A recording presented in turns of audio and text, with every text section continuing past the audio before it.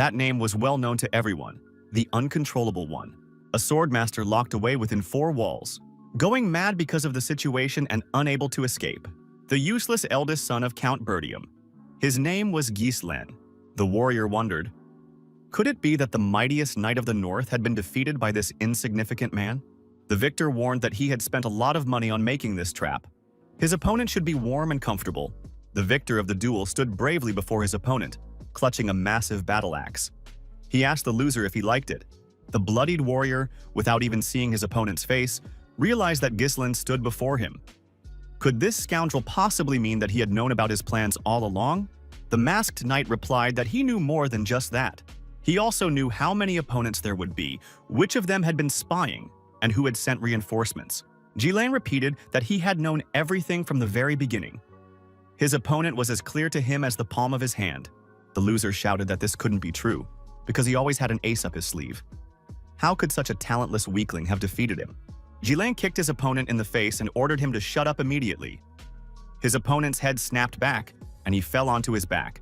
The victor told his opponent that he could try to launch as many raids as he wanted. However, victory in this war would still be his. He would always win, both now and in the future. After these words, Gislen threw his mask to the ground. Bertium said that he knew all his enemies' plans in advance. And it was precisely this key point that would always be decisive. Events that took place a year before this battle. The kingdom of Ludania, the vicinity of Bertium's mansion. The young man opened his eyes, looked at himself and asked in surprise, could he really be alive? The boy thought that couldn't be possible, since he had just died. On the battlefield, 2 warriors were fighting fiercely with swords. Bertium had received a penetrating wound to the chest. Blood spurted in all directions. His opponent landed a few more blows, and the bleeding body ceased to resist. The victor declared the battle over. Gislen Bertium, king of the mercenaries and one of the continent's 7 strongest swordsmen, had lost this fight. The victor turned out to be one of the continent's 7 strongest swordsmen, the noble swordsman, Idun. Idun asked if Gislen had any final words. Bertium replied that he had only one regret. He had never managed to take his revenge. Bleeding to death, Gislen, the king of mercenaries, cursed his enemy. Idun noted that this fellow turned out to be quite arrogant. But who would have thought that standing before him was the very eldest son of the fallen Bertium family? After all, it was he who had left his family following his sister's death. Gislen wondered how a stranger from another kingdom knew about this. Idun replied that, of course he knew, for he had gone to great lengths to trace this young man's past. It was he who had acted in concert with the Delphine family, all for the sake of overthrowing the Bertium family. Gislen realized that there were other people behind that incident besides Duke Delphin. Idun remarked that he shouldn't waste his breath on someone who was going to die soon anyway. Gislen simply had to accept his fate. Bertium cursed viciously and said he would never forgive the scoundrel for this. Idun replied that it no longer mattered, then swung his sword. Blood gushed out in a fountain. Gislen Bertium, looking at his reflection in the water, remembered that it had all ended with his beheading. However, he was still alive, and his head was still in place. Gislen touched his face and said that, on top of that, he had even grown younger. Perhaps his mages had been conducting an experiment on him, and this was just part of the result? Ricardo entered the tent and said it was time to leave. He knew that the master had already woken up. Gislen approached the man from behind, pressed his sword to his throat, and ordered him to be silent. He was willing to spare his life if he received answers to all his questions. Ricardo remarked that this had gone too far. Didn't the young master think so? Gislen was surprised. What was wrong with this guy? After all, he was being threatened right now. Bertium pushed Gislen away and declared that the young master had worn him out with his hysterics, after which he collapsed into bed. The assistant asked, could the young master really have forgotten everything after all that? After all, he threw a tantrum because he wanted to lead the squad to wipe out the orcs. Gislen was surprised. Had he really thrown a tantrum? Ricardo told the master to pull himself together, since people had been waiting for a long time. Bertium asked where they were headed. Ricardo replied that they were heading to Bertium's mansion. Where else? Gislen grabbed his companion by the shoulder and shook him, demanding that he repeat what he had said immediately. Could it really be that very same ruined Bertium mansion? Gislen ran out of the tent and looked ahead. The mansion was indeed located across the valley. It was intact and undamaged. The protagonist thought that this was indeed the Bertium family mansion. But he himself had witnessed the devastation that reigned there. Ricardo wondered, had the gentleman finally been driven mad by nightmares? How could one call one's own home ruined? If the Count found out about this, then he would surely be in trouble. Ghislain pinched his face. Was he still asleep? Feeling the pain, the young man realized this was no dream. Ghislain Bertium still couldn't understand what was happening. A face that looked younger. Before his eyes stood the Bertium mansion, intact and unharmed. The only thing that could come to our hero's mind was that he had gone back in time. But how was that possible? Ghislain remembered that in his youth, literally everything annoyed him. Because of a sense of inferiority caused by his own immaturity, he was constantly causing trouble. Over time, more and more residents of the mansion began to turn away from him. After that, the young man couldn't take the criticism and ran away from home. A few years later, Ghislain Bertium became a mercenary. He survived many battles, grew stronger, and made a name for himself. Then the young man returned to the lands of Bertium to atone for the mistakes of his past. However, he found only the ruins of the mansion, which had been razed to the ground. It was then that Ghislain realized he had lost everything. In this reality, our hero realized that he was still here. The young man decided that the people he cherished must be here too. The protagonist couldn't believe what was happening. He was ready to dance for joy. Ghislain could barely contain himself. Ricardo looked at the young man in surprise. However, it was too early to celebrate. Ricardo said that he wanted to go on a mission to wipe out the orcs. Ghislain would never be able to forget that day. Most of the expedition members had perished. In his past life, the young man had tagged along with the mopping up squad, hoping to make a name for himself.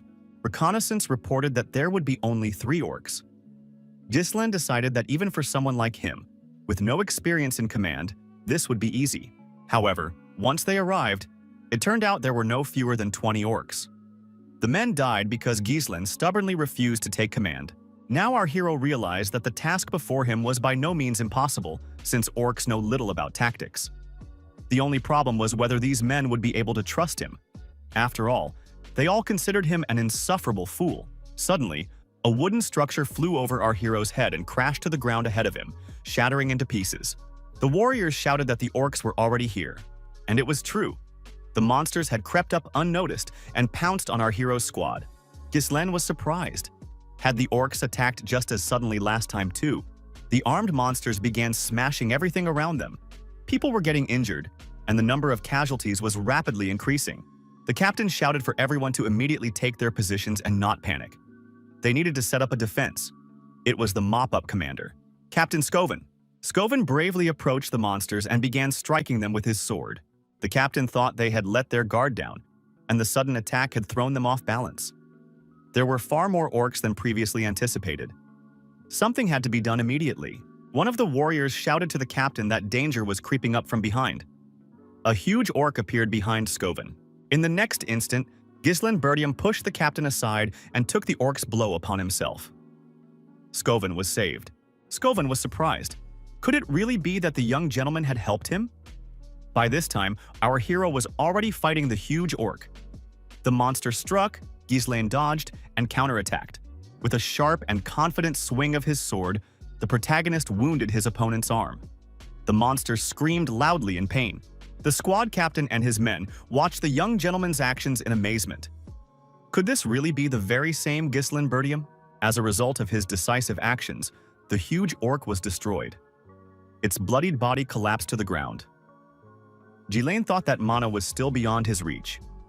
He had returned at the wrong time. The space-time continuum had malfunctioned. The protagonist approached the captain and asked if he was the commander of this unit. Scoven was extremely surprised.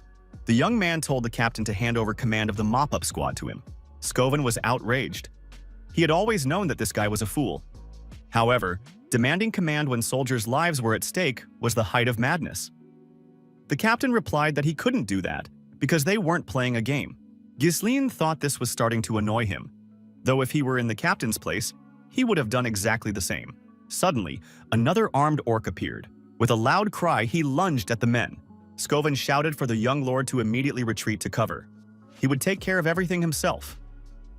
In any case, the young man lacked the experience to lead the knights. Ghislain decided he had no choice, nor time to think. The boy threw his blade forward with tremendous force. Scoven managed to dodge at the last moment, and the blade flew past him.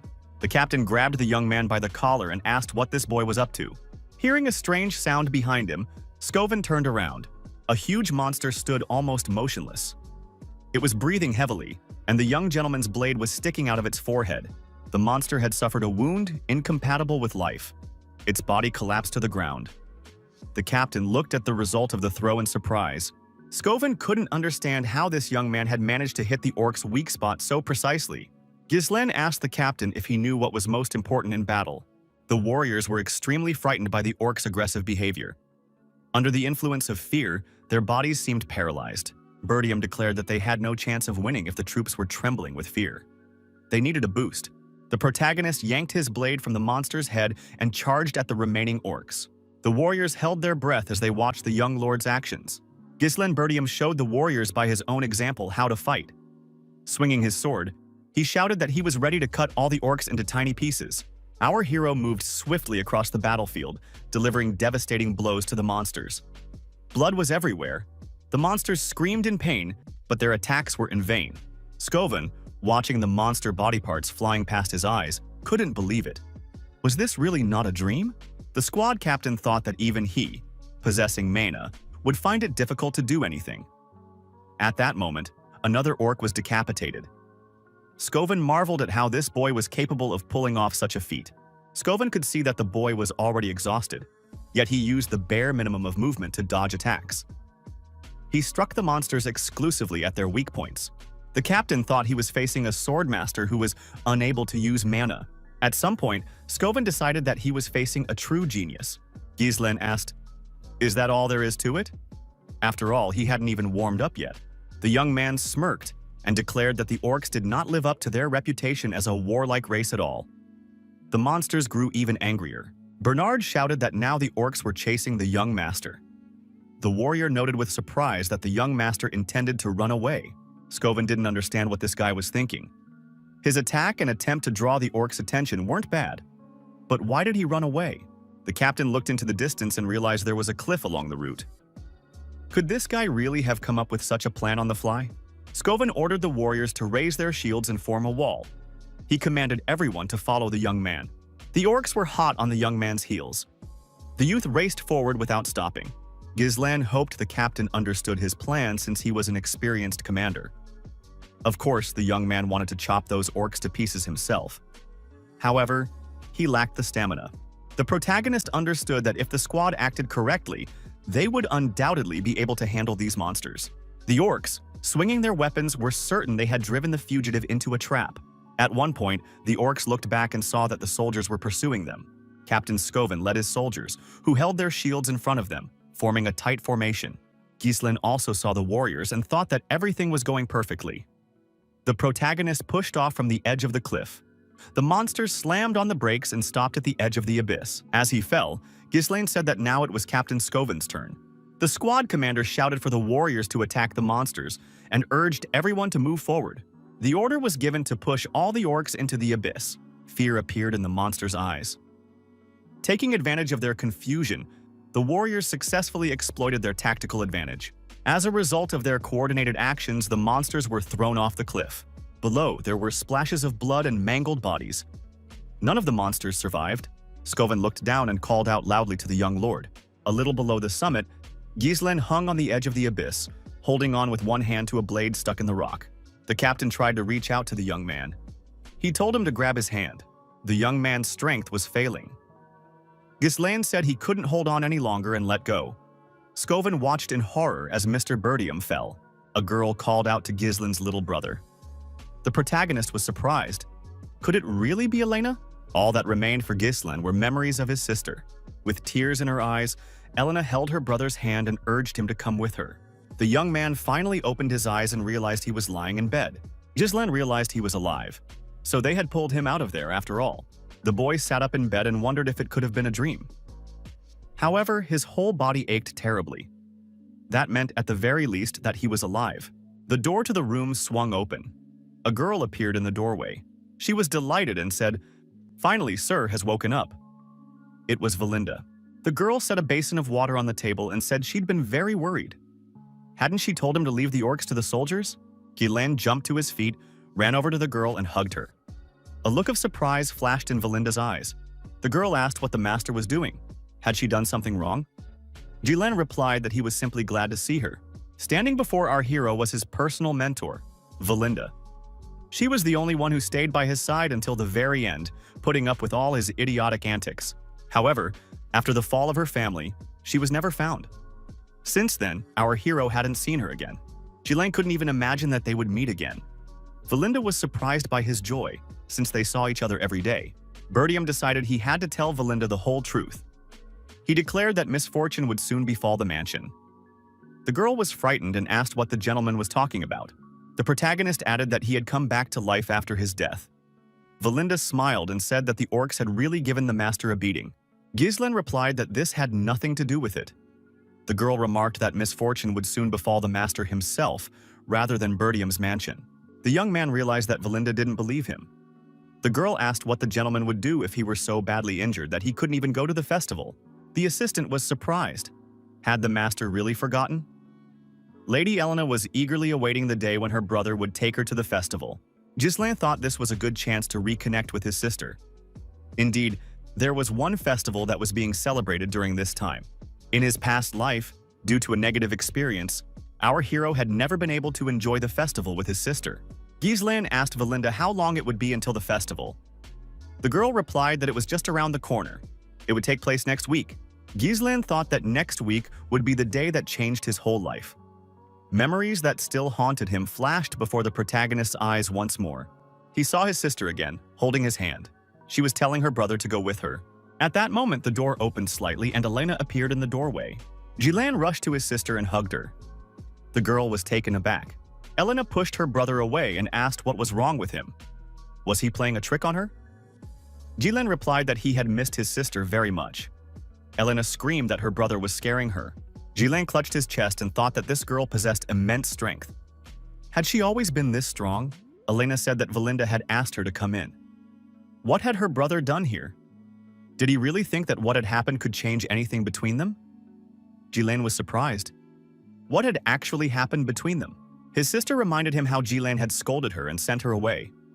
He had forbidden her even to breathe near him, claiming that it disgusted him. The young man felt ashamed. He couldn't believe he had said such things to his own sister. The protagonist remembered that in their past life, they hadn't been very close. What a scoundrel he had been after all. The young man sincerely apologized to Elena. Valinda was surprised. Had he really apologized first? His sister said she'd heard about the orc attack. Had her brother really taken such a beating? Ghislain was indignant and declared that it wasn't true. After all, he was the one who had beaten the orcs senseless. Why was everyone looking at him with such suspicion? Suddenly, the protagonist felt a sharp pain in his chest and dropped to his knees. Elena realized that this was exactly why they had brought him here unconscious. Our hero raised his head and looked at the girls. They were just as he remembered them. It was wonderful. Ghislain Bertium couldn't understand why he used to get so worked up over every little thing.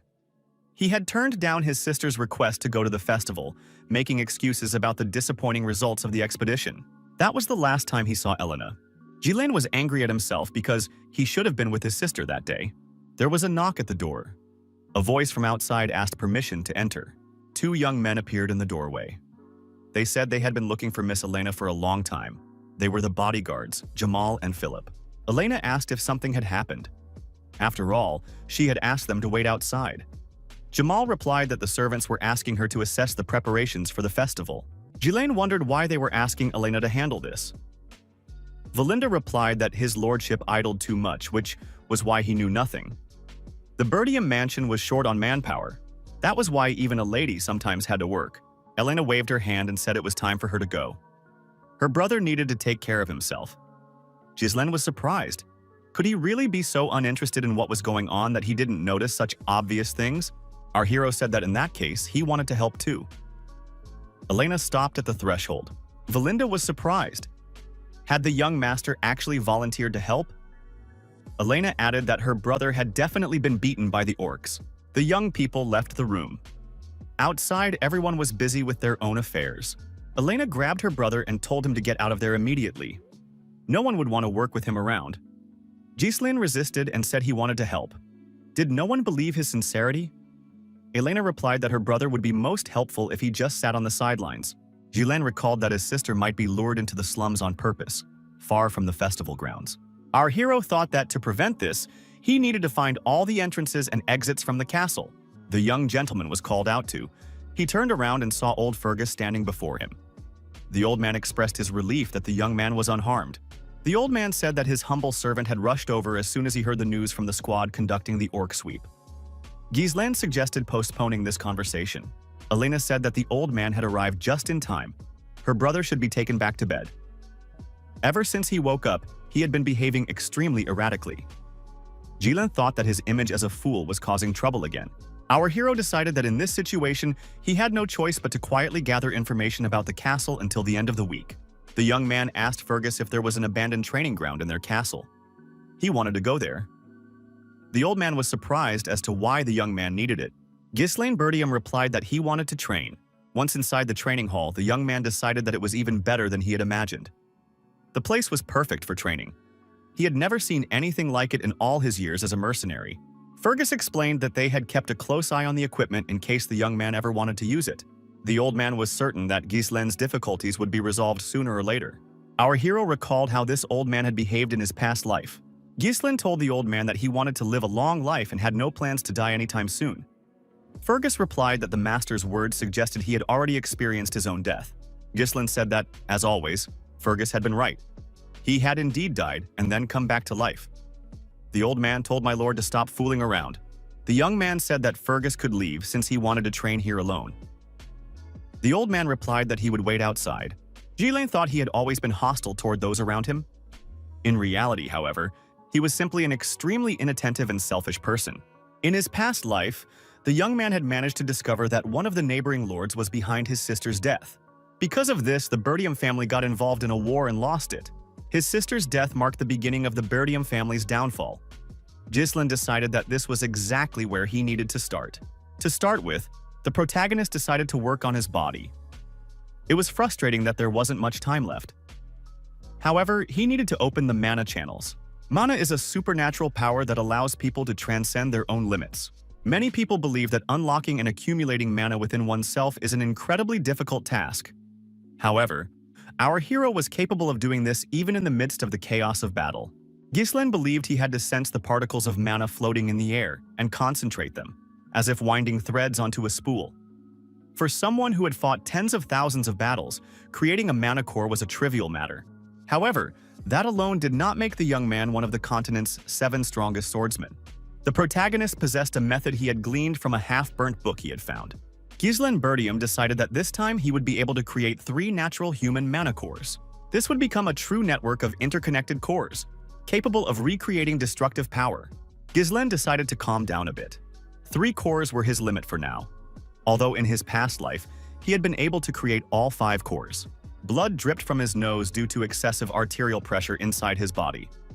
Ghislaine knew that the method he was using allowed him to gain destructive power in a short time. But in return, it required a huge amount of mana. This was the main reason for his defeat in his past life. Eden had attacked him alongside his order of knights at the very moment his mana had run out. In a fair fight, Ghislaine would not have lost. Ghislaine Bertium thought that this technique wasn't very reliable. However, for now, it would have to suffice. He now had a young body and there was time to perfect it. The protagonist decided that he would definitely take Eden's head, and no one would stop him. The young man also decided to deal with the scoundrels of the Delphin clan and their minions, who had contributed to the downfall of his own clan. They would all be destroyed in a week on the day of the festival. Ghislaine gathered himself and set off with a determined stride along the planned route. He was firmly resolved to attend the festival. Elena was surprised. Had her brother really come? But what was going on with him? After all, he never went to such events. Ghislaine admitted that he was obliged to attend such celebrations from time to time. After all, he was a representative of the Bertium clan. The girl noticed that Ghislaine had been making rapid progress.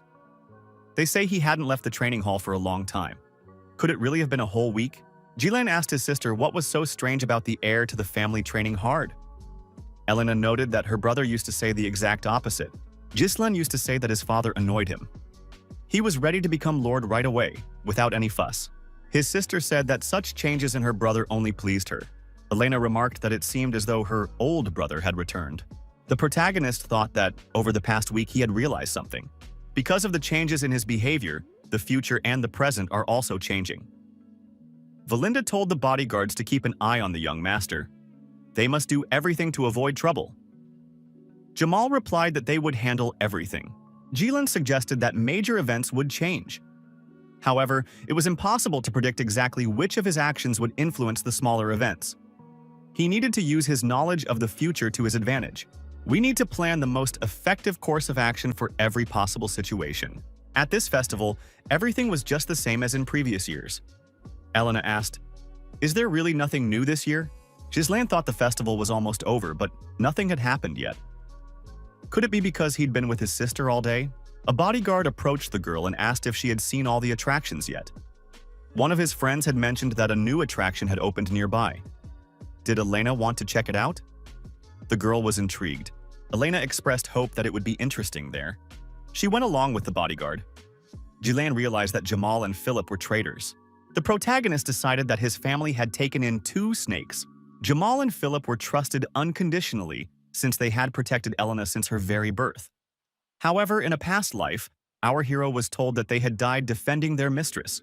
After a while, Jamal said that they had finally arrived at their destination. The young people found themselves in an empty square. This was not the festival grounds. Elena looked around and said there was nothing here. How could anyone have fun in such a shabby place? Jamal suggested that not everything was ready yet. The bodyguard said everyone would be here soon. He was sure of it. Elena declared that no one would put on a show in a place like this. Ghislaine looked around. He'd thought so. At first glance, it was just an ordinary back alley. However, looking at the various crates, it became clear that they were blocking the escape route. Everything here had been prepared in advance. Jamal asked Elena to wait a little longer. After all, they hadn't come here for nothing. The girl replied that she didn't want to wait for anything in a place like this. Ghislaine asked his sister why she was so strong. Was she doing something special? Philip appeared before the young people. He blocked their path. The bodyguard gave them an ultimatum to stay and wait. Elena looked at the young people and said they seemed strange. What had happened to them today? Jamal smiled and replied that they didn't mean to scare them. However, they had a job to do. Suddenly, a stranger appeared in the square. He was accompanied by 2 burly men. The stranger's name was Frank. He said it was a clean job, just as expected. Jamal said they had brought the young lady, so they were ready to close the deal as agreed. Frank looked at the protagonist and asked, "Is this really the eldest son of the Birdium family?" However, he hadn't ordered him. Jamal noted that this guy was a bonus. The fool had tagged along on his own. Ghislaine asked, "Is Jamal really selling them out?" Why did he think he could get away with this? The bodyguard smiled and told his lordship to worry about himself instead. After that, they would calmly make their escape far away from here. Jamal added that they had long since grown tired of these impoverished lands. The barbarian raids weren't bringing any joy either. The trader remarked that people had been fleeing the lands of Birdium for a long time. Ghislaine drew his blade and struck the trader. The blow was so swift that Jamal didn't realize what was happening at first. Only blood appeared on his body. Elena and Philip were startled by this sudden attack. Jamal's body was split in 2. Ghislaine said that at least the others didn't trade in other people's lives. Philip was startled and grabbed Elena by the waist. He couldn't understand how Jamal could have been killed by such a weakling. The next moment, the blade plunged into Philip's forehead. He cried out and let go of Elena. Blood flowed from the wound. The girl ran up to her brother and wrapped her arms around him. Philip's body, with a sword sticking out of his head, lay on the ground. One of the escorts asked Frank if he was sure that the man before them was the eldest son of the Birdium family. It was said that not only did he not know how to fight, but he had never even trained. Frank replied that, judging by his appearance, it was indeed Ghislaine. He himself was surprised that the 2 knights had died so quickly.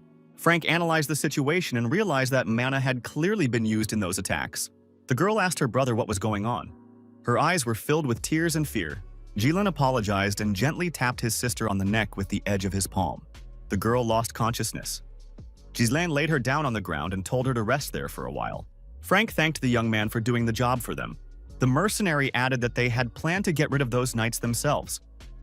However, this guy was very different from the rumors circulating about him. Frank asked curiously, "Is this guy really hiding his skills?" The protagonist pulled the blade from the trader's body and asked, "Could anyone really be interested in his skills?" The protagonist assessed the situation. There were 3 people against him.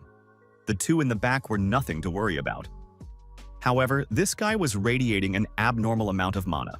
Our hero decided it would be best to deal with this quickly. Strands of mana appeared on the young man's hand.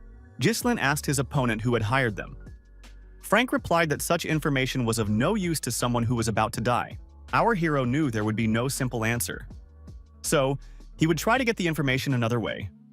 Ghislain gripped his blade tighter and added that he would make this guy talk now. The henchman asked Frank if they should kill this guy. Frank replied that he needed him alive. However, they could break his bones so he'd go mad with helplessness. The villain remarked that to create a masterpiece, one must go through a lesson in pain.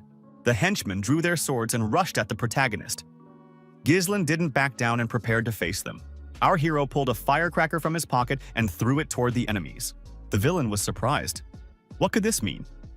The firecracker was flying straight toward him. The attacker was distracted for a moment and missed the blow to the head with his blade. He waved his arms and fell to the ground. The other attacker was surprised. What kind of tricks were these? Ghislain immediately turned his attention to this guy. Our hero managed to block his opponent's strike aimed at his back. The next moment, Ghislain clamped his hand around his opponent's sword, disarming him. This was followed by a swing of the blade, and the villain's head was severed from his body. Ghislain didn't even have time to break a sweat. Frank didn't stand idly by. He attacked our hero. Ghislain turned just in time, and the attacker's blow was blocked. The villain was surprised. How could this guy block his attack while in such a disadvantageous position? After all, he had come in from a blind spot. The confrontation continued. Ghislain felt confident, effectively fending off the attacker's strikes. During a successful counterattack, our hero wounded the mercenary. Blood appeared on Frank's neck. The villain continued to attack, while Ghislain, wielding two blades, effectively parried attack after attack. Frank said he was impressed. If he hadn't had mana, he would definitely have lost his head. The cut on his neck turned out to be significant. Ghislain wondered how this guy managed to survive a direct hit to the neck. Could he have concentrated his mana around the wound to reduce the damage?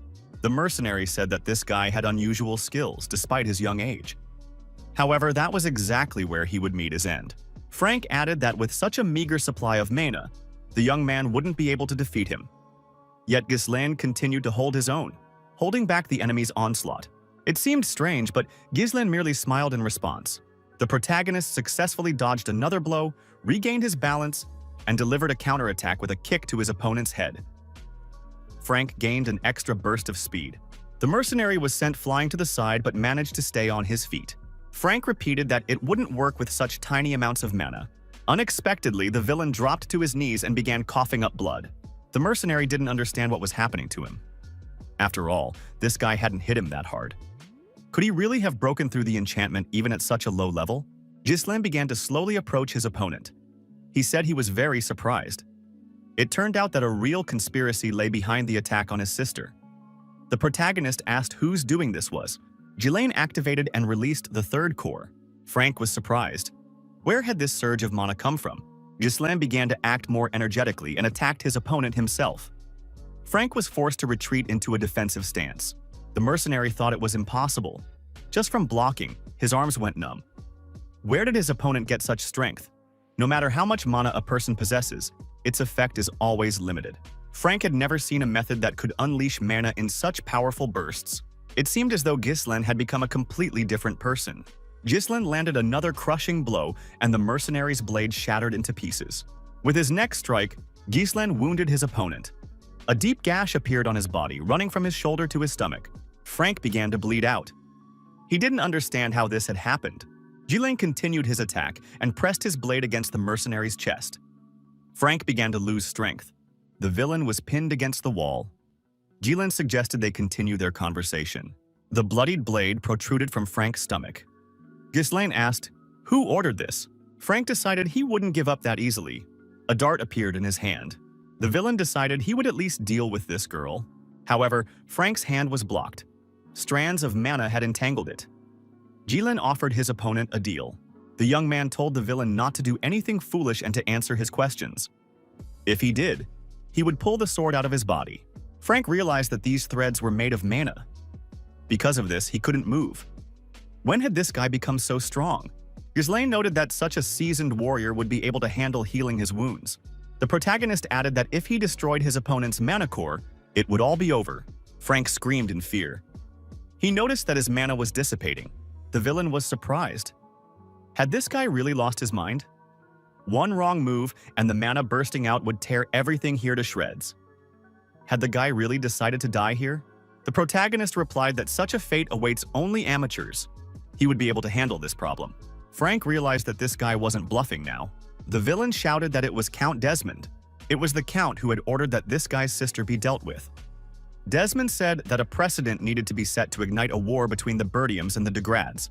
Gilan remembered that in his past life, all the dirty work had been dumped on the families allied with the Duke. Duke Delphine had dared to orchestrate this whole affair from behind the scenes. Gislin said he understood everything now. It became clear why they needed his sister. Birdium pressed down even harder, and the blade pierced the mercenary's body right through. Frank asked what he was doing. After all, the guy had promised something completely different. Gislin was surprised. What had happened? Had the villain really wet his pants out of fear? Frank said that his death wouldn't change a thing. The issue with the Degrads had already been successfully resolved. Or did the young man hope that people would believe the stories of such a loser? The villain added that soon the Birdiums would be drawn into this war as well. Gislin told his opponent that he wanted to explain something to him. The guy noticed that he had been reborn after his death. This time, everything would be different. The villain's mana core was destroyed. Before dying, he screamed loudly. The criminal's body was torn to pieces. Traces of blood were visible everywhere. The protagonist was unharmed. Gilan heard Elena sob and take a deep breath. The girl was coming to her senses. Birdium dropped to his knees and vomited.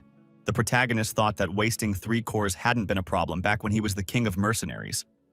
However, he wasn't going to give up that easily. The young man flung open the door and ran into the neighboring building. Inside, chaos reigned, and someone's bloodied bodies lay on the floor. Our hero remembered that in his past life, another body had been found here. Judging by what the mercenary had said, this must be Degrad's son. Gislin surmised that this man had been killed, along with all the knights in his escort. That was exactly how they had been silenced, by being framed as the perpetrators of the crime. Our hero thought that as soon as all this came to light, war would be inevitable. The protagonist took a firecracker out of his bag and decided he needed to get rid of the evidence. Gislin hoisted his sister onto his shoulders and left the scene of the crime. He said he would not let the enemy's plans come to fruition. Behind our hero, flames blazed, destroying all the evidence. However, he was unable to leave the scene unnoticed. Perched on a branch of a tall tree was a stranger who had been watching the young man's every move. The next moment, the secret observer simply vanished. The man said it was a failure. After all, not only Frank had been sent, but also the best knights available. They had been unable to handle even a single girl. The hooded man, making excuses, said that Gislin Birdium had been there. It was he who had ruined all the plans. Those present were outraged. Could it really be that useless fool? The chairman was even more outraged. After all, everyone knows that Gilan is a completely worthless man. Could the speaker really have decided to bring him up as an argument? The man in the hood replied that Gislin was nothing like the rumors described him. It seemed as if a completely different person was inside his body. However, he and his team had successfully completed the mission in Degram. So starting a territorial war would be no trouble at all. The man in the hood said he just needed one more chance. Those present ordered the speaker to be silent. He is incapable of obtaining even reliable information about a child. He has no idea how much trouble this will cause in the future. We must get rid of such operatives. The chairman said the room was too noisy. Then he asked the man in the hood what kind of chance he needed. The operative replied that he would get rid of Gislin Birdium. He would fight him personally. The mercenary said he had one ace up his sleeve. His name is Kane Lodges.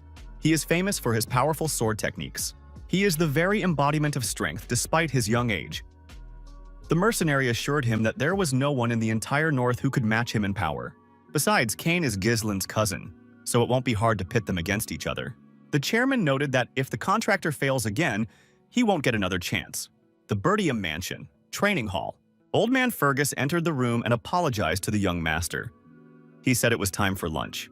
The old man saw a glowing thread wrap around the hilt of a nearby sword. The next moment, the young man pulled on the thread, and the sword was in his hand. Gislin told the old man he would be right there. Fergus apologized once more for the disturbance. Since the young gentleman was so engrossed in his training, the old man asked how Gislin had managed to do that. The young man showed him the blade hanging on the thread. The boy explained that these were mana threads. They allow one to use mana as a source of power. The protagonist thought that he had used them often in his past life. However, with his current skill level, he had to squeeze out monocores to use something like this. Ghislain thought that if he used only one thread to conserve mana, he might be able to get close to his former level. Fergus thought he was already well-versed in mana training, but he had never seen anything like this. The old man thought that just a short while ago, this young man hadn't used mana at all. When had he managed to come up with such incredible ways to use it? Ghislain asked what Fergus wanted from him. The old man replied that he had a message. Fergus thanked the young man for saving the young lady. Ghislain replied that he had only done what he was supposed to do. There was no need to thank him. A few days passed. The festival was suspended. This was necessary to ensure the young lady's safety. Elena noticed that no one believed her when she said her brother had saved her. The girl asked Ghislain to tell the story himself. Her brother replied that no one would believe him either, so he wasn't going to bother. Valinda was outraged. Did Jamal and Philip really intend to kidnap the young lady? She had always suspected they were unscrupulous scoundrels. Elena was keeping a lot to herself. Ghislain was pleased that he had managed to prevent a war for the time being. However, the enemies wouldn't give up that easily. The protagonist realized that he couldn't stop them on his own. To do so, he would need an entire army. A maid entered the room with food. It was time to eat. Ghislain continued to ponder. To get an army, he needed to wield greater power. A plate with a single piece of bread appeared before our hero. The young man was surprised. Were they really starting with dessert right away? Valinda replied that it wasn't dessert. After all, the young master was well aware of the situation. At that moment, shouts were heard from outside. People were demanding compensation. One of the citizens demanded compensation for the losses incurred due to the cancellation of the festival. Everyone nearby was shouting that they wanted compensation. One of the citizens shouted for the owners to come out. The security guard urged everyone to remain calm. Ghislain looked out the window and asked what was going on. Valinda replied that she knew this would happen.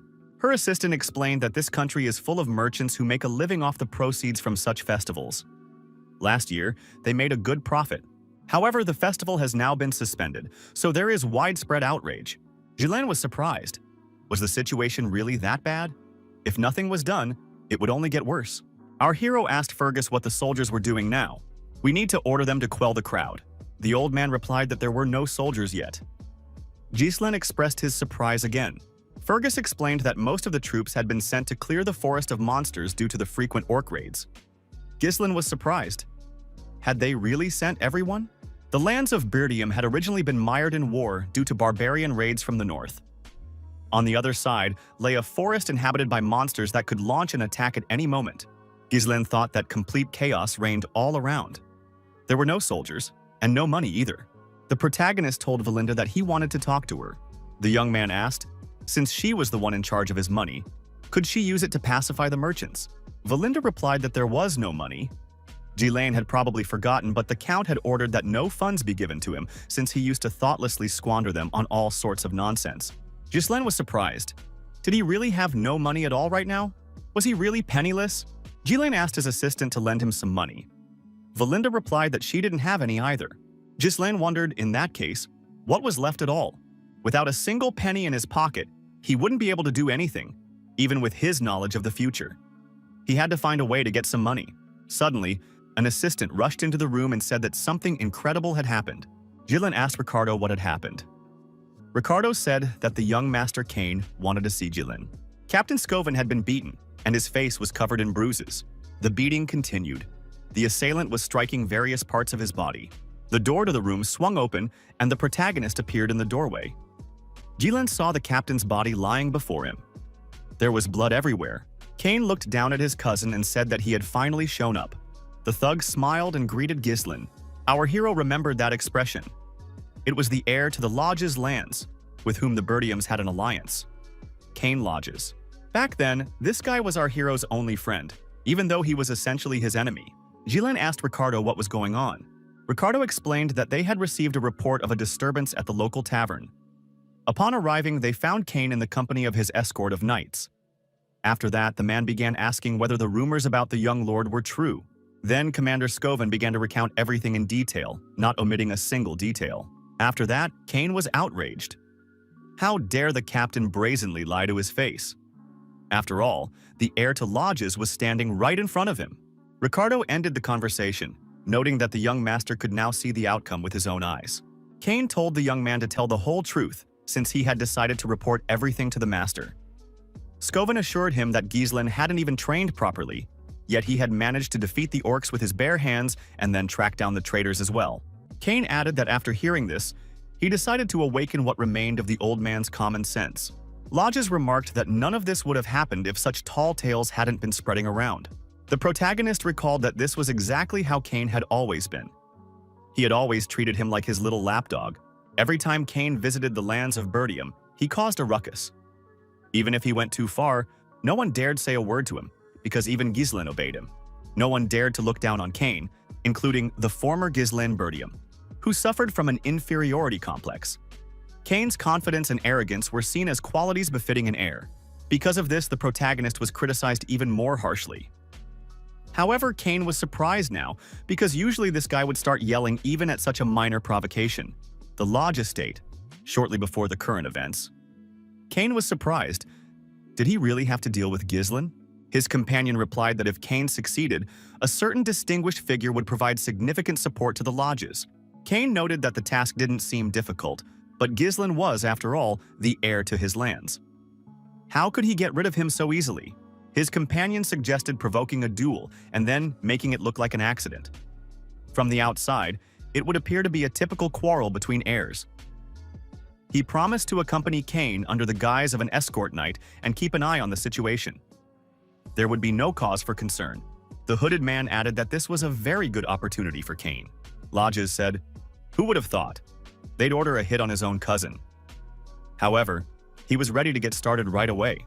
Kane thought that these people wanted to get rid of Gislen because they had noticed some changes in him. Kane asked Gislen what he was doing and why he was standing there. Since they had met here, it was time to take everything that was rightfully his. Gislen was surprised and asked what exactly Kane was talking about. Lodges noted that the Birdiums had interrupted the festival. However, he still wanted to liven things up and have a good time. After all, they both had the same thing in mind when it came to having fun. Gislen remembered that Kane always demanded women and booze whenever he showed up here. Our hero thought that he used to fulfill all this guy's whims only because he didn't want to get beaten up. However, things were different now. The protagonist no longer intended to spend his money on this man. Gislen recalled Valinda's words that the Count had ordered her to stop giving him money because the young man thoughtlessly squandered it on all sorts of nonsense. Our hero stared intently at his cousin and realized that the source of income had been right in front of him all along. Kane said that if Gislen understood everything, he should get everything here as soon as possible. He was tired of waiting. Gislen replied that he would take care of everything right away, but Kane had to settle his bills first. The bruiser was surprised. What other bills was this guy talking about? Our hero reminded him that all this time, Kane had been living it up on his dime. Now it was time to pay up. With interest, the total came to 1,000 gold coins. Kane was outraged, since it hadn't even cost Gislen 100 coins. The bruiser pointed out that Gislen had been treating his friend, so all of this could be considered a debt of friendship. Gislen replied that this was no friendship at all.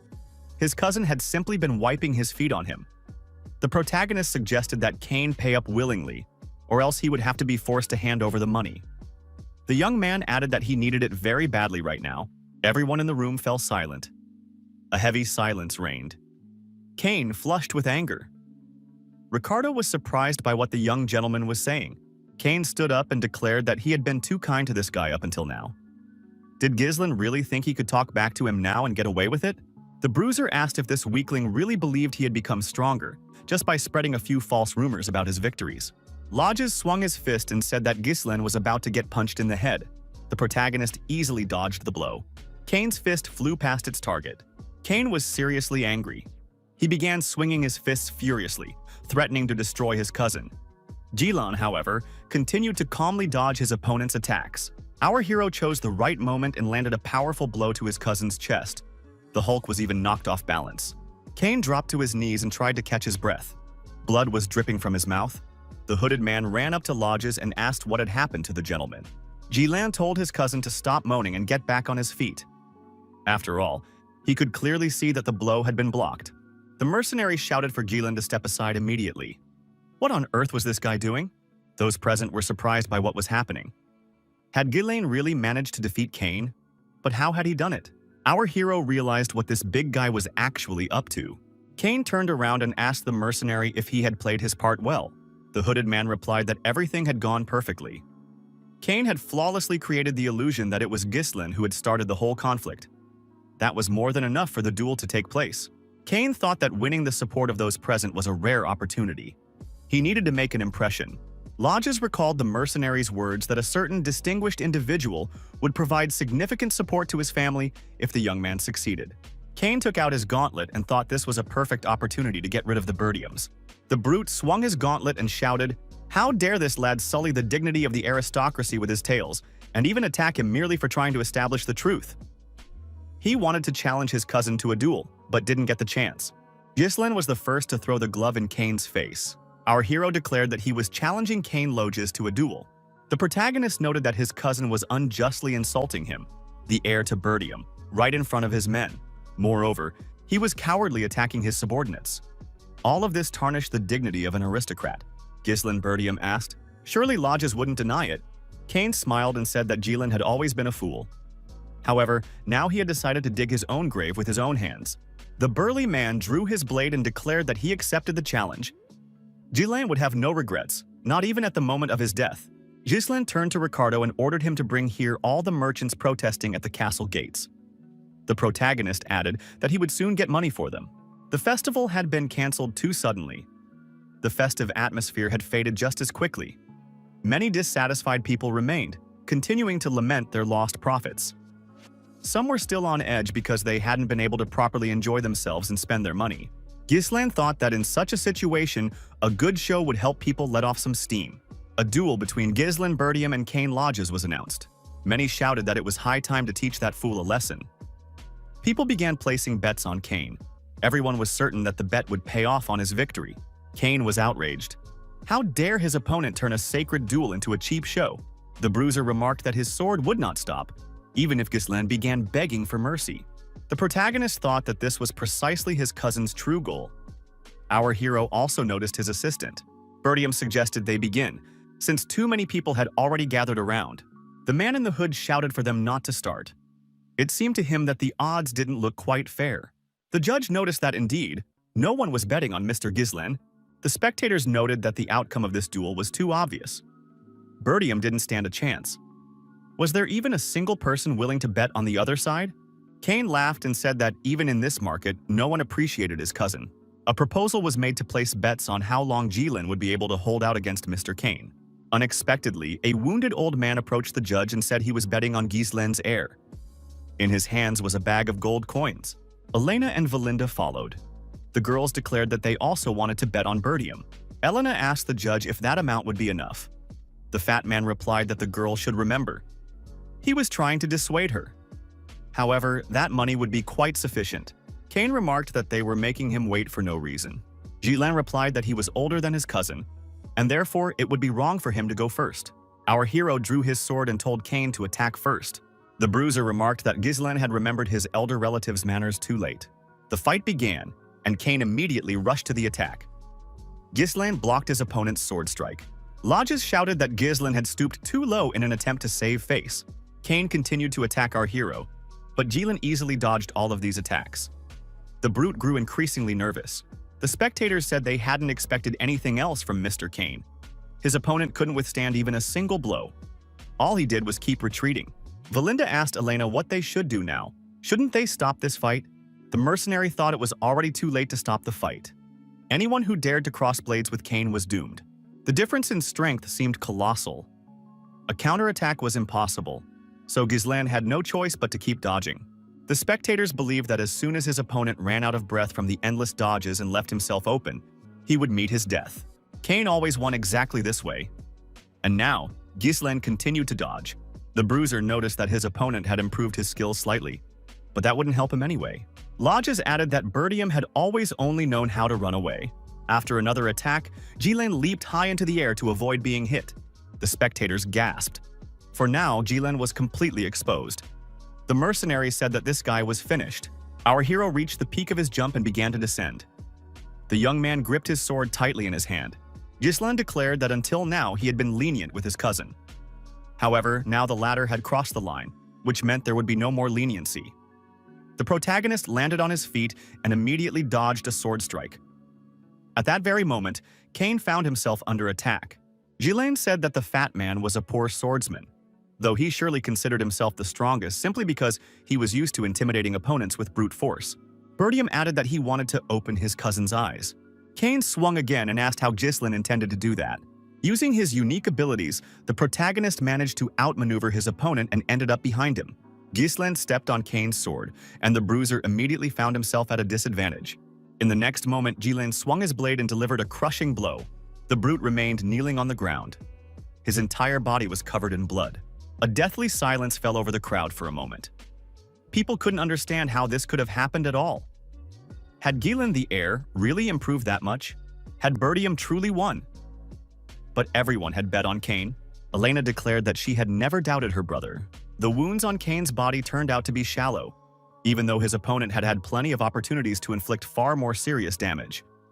The bruiser wondered, had Ghislaine done this on purpose? Lodges couldn't understand when this weakling had managed to master the sword so well. Ghislaine tossed his blade aside and noted that such a huge disparity in strength didn't make for a very entertaining spectacle. The protagonist declared that he would now fight with his bare hands. Our hero said he had to take this opportunity to teach the insolent man a proper lesson. Ghislaine added that his own fists would be enough for that. Bertium remarked that the brute was no match for him in fencing, so he was willing to give him a head start. Would Kane agree to a fist fight? After all, he had the advantage there. Our hero also declared that he would bet another 2,000 gold pieces on his own victory. The mercenary thought that this guy dared to challenge Kane to a fist fight. Could Ghislaine really be that stupid? The referee shouted loudly that he was ready to accept additional bets. Now the fight would continue with fists. The spectators began betting on Kane again, since it was foolish to try to outmatch him in raw physical strength. Lodges said that Ghislaine had really managed to make him laugh. Did he really want to continue the fight with his bare hands? The bruiser declared that he agreed, but would stick with his sword. After these words, Kane rushed to attack his opponent again. Valinda shouted that it wasn't fair. Ghislaine must raise his sword immediately. Lodges swung his sword once more and declared that now Ghislaine would truly be destroyed. Our hero said it was time to knock some sense into his cousin's empty head. The bruiser landed blow after blow, but none of them hit their mark. Ghislaine moved swiftly around the arena and easily dodged his opponent's attacks. Seizing the right moment, the protagonist counterattacked his opponent, landing a powerful punch to the jaw. There was an unpleasant grinding of teeth. Blood gushed from Kane's mouth. The big man dropped to his knees and tried to catch his breath. He couldn't figure out where Ghislaine had learned such moves. The spectators noted that the tension was mounting. Young Master Ghislaine really was capable of winning. Our hero told his cousin to get up, since he hadn't even really warmed up yet. Kane leapt to his feet again and rushed into the attack, swinging his sword furiously. Ghislaine dodged to the side once more and immediately counterattacked. Kane declared that Ghislaine had not dared even to look at him before. He had always bowed his head of his own accord in his presence. Ghislaine blocked his opponent's arms and forced him into an extremely unstable position. Kane believed he had a duty to destroy this guy for the sake of the Lodge's future. However, the beating of the Hulk continued. After a while, Lodges could no longer even move. His body had turned into a huge, shapeless mass of bruises and bloodstains. Ghislaine grabbed his opponent by the hair and said that he sincerely felt sorry for this scoundrel's father. Count Lodges had helped the Bertium family back when they were on the brink of despair. Our hero noted that their fathers had been true friends. The protagonist added that Kane was completely alien to his own father's ideals. A few years before these events, Kane asked his father if they were really going to support the Bertiums again. Even if they were friends, they had enough problems of their own. Why invest in these fading lands? The young man noted that not even a week had passed since his father's return, and already he was preparing to rush to the Bertium's aid. Kane repeated once more that his father shouldn't do this, since everyone was already trying to stop him.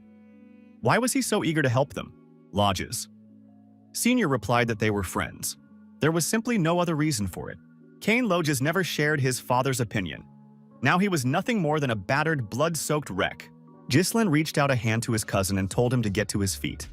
The protagonist expressed the hope that this guy had finally learned his lesson. Kane lowered his head and admitted defeat. The referee announced that the young Lord Ghislaine had won. Many spectators immediately shouted that their money was gone. Elena joyfully declared that her older brother had won. Captain Scoven also came out ahead. The mercenary yelled at Cain, asking how he dared to give up so easily. After all, he had been entrusted with an important mission. What on earth was he doing? Cain told the man to get out of there and stop bothering him. The hooded man cursed rudely and called Cain a pathetic weakling. The protagonist turned to the hooded man and remarked that it was time to collect what was owed to him. Our hero caught the attention of everyone in the room and announced that this man had volunteered to pay for food and drinks for everyone who had come here today. The mercenary got angry and shouted that he hadn't agreed to anything like that. Ghislain must take his words back immediately. Ghislain replied that this was the price of defeat. However, this wouldn't even count toward paying the wager. Ghislain reminded him that this guy had to pay him 2,000 gold pieces on top of the 1,000 he'd bet. The mercenary knew full well that bargaining was completely out of the question here. Bertium gripped the hooded man's shoulder tightly and stared him straight in the eyes. The young man realized it was pointless to even try to run away, for this guy must understand how it would all end in that case. The mercenary replied that he understood everything. Ghislain, meanwhile, left the arena as the victor. The next day, a chest filled to the brim with gold coins appeared in the protagonist's room. Ghislain decided that with that much money, he could already hire a small squad of mercenaries. However, this approach didn't suit the young man. After all, it would take the mercenaries too long to earn back that money. To carry out his plan, he needed to finish his preparations as quickly as possible. Valinda and Elena stood nearby, watching the young man intently.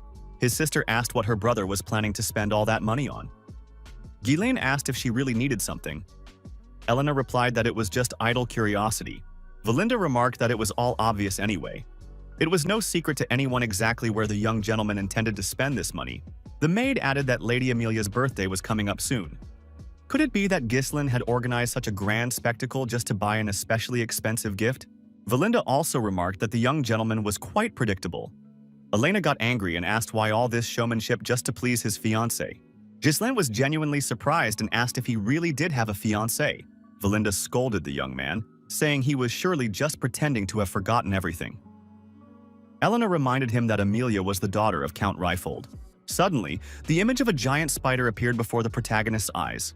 It was indeed that very woman, Amelia Ryfold, the noblest of the aristocrats, beloved by the people for her kind nature and deeds that went far beyond what was customary for her social class. However, in the future, she would lead a rebellion and become known as the Witch of the North. Moreover, this woman had aided the Duke of Delphine in his plan to overthrow the Bertium family. She turned out to be a traitor. Ghislain asked Valinda when his father was returning. The assistant replied that it would be in about a week. The protagonist thought that should be enough time for him. The young man headed for the exit and announced that he had to go see the Ryfolds. Valinda was surprised, since Lady Amelia's birthday hadn't even arrived yet. Ghislain replied that he simply wanted to collect some debts. The girl knelt down and placed a pair of shoes in front of him. She said she was asking him to accept this gift. The girl looked strange and even frightening. A huge spider was sitting on her chin. In front of the girl on her knees stood a little girl. The child was dressed in rags and went barefoot. The girl said she was grateful to Lady Amelia. Miss Ryfold remarked that if anyone should be walking barefoot on her lands, it was she herself. Amelia ordered that these people be provided with shelter and food immediately. At that very moment, the soldiers began unloading the wagons with provisions and building materials. The common people could not believe their eyes. The townspeople sincerely thanked Lady Amelia. The girl left the place barefoot, accompanied by her soldiers. Ryfold County, Amelia's garden. The girl was sitting on a sofa, and a young man, bowing before her, was washing her feet and giving her a massage. It was Bernard, Amelia's bodyguard. The young man said that Milady had worked hard today. Amelia noted that her father always demanded absolute obedience from people.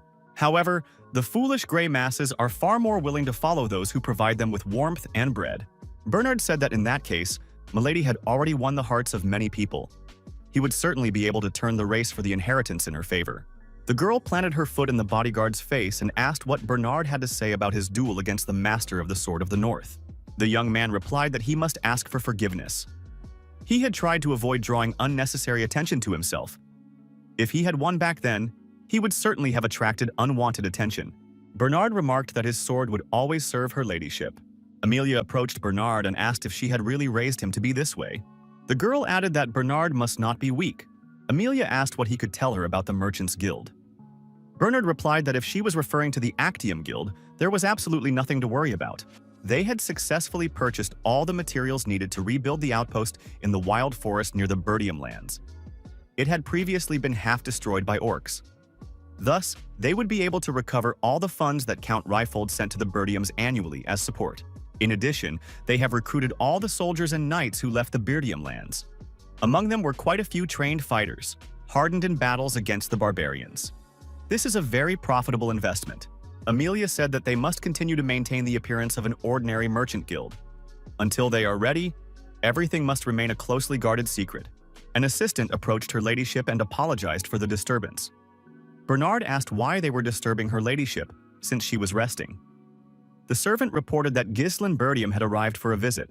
Amelia was surprised that walking problem had even found his way here. The servant replied that Birdium wanted to discuss something regarding the Merchants Guild. That was exactly what he had said. Amelia Ryfold met our hero in the parlor. Ghislain smiled and greeted the young woman. My lady remarked that showing up unannounced was bad form. Had this guy really squandered even the last remnants of his manners? Ghislain reminded her that Amelia's birthday was coming up soon. That was why he'd decided to give her a present a little early. The young man placed a wildflower on the table and said he had found it near the entrance of a certain guild. These flowers smell wonderful. He even thought that from now on he would buy flowers only there. Amelia asked what the name of this guild was. The protagonist replied that it was the Actium Guild. The girl said she didn't understand what exactly Ghislain was trying to imply. Amelia stood up and announced that his gift was accepted, which meant the guy could get out of there. The audience was over. Ghislain told Amelia Ryfold to sit down again. Their conversation wasn't over yet. The girl was surprised by this pressure. Could it really be that the very same guy who used to only whisper in her presence was standing right in front of her? Our hero declared that he would be brief.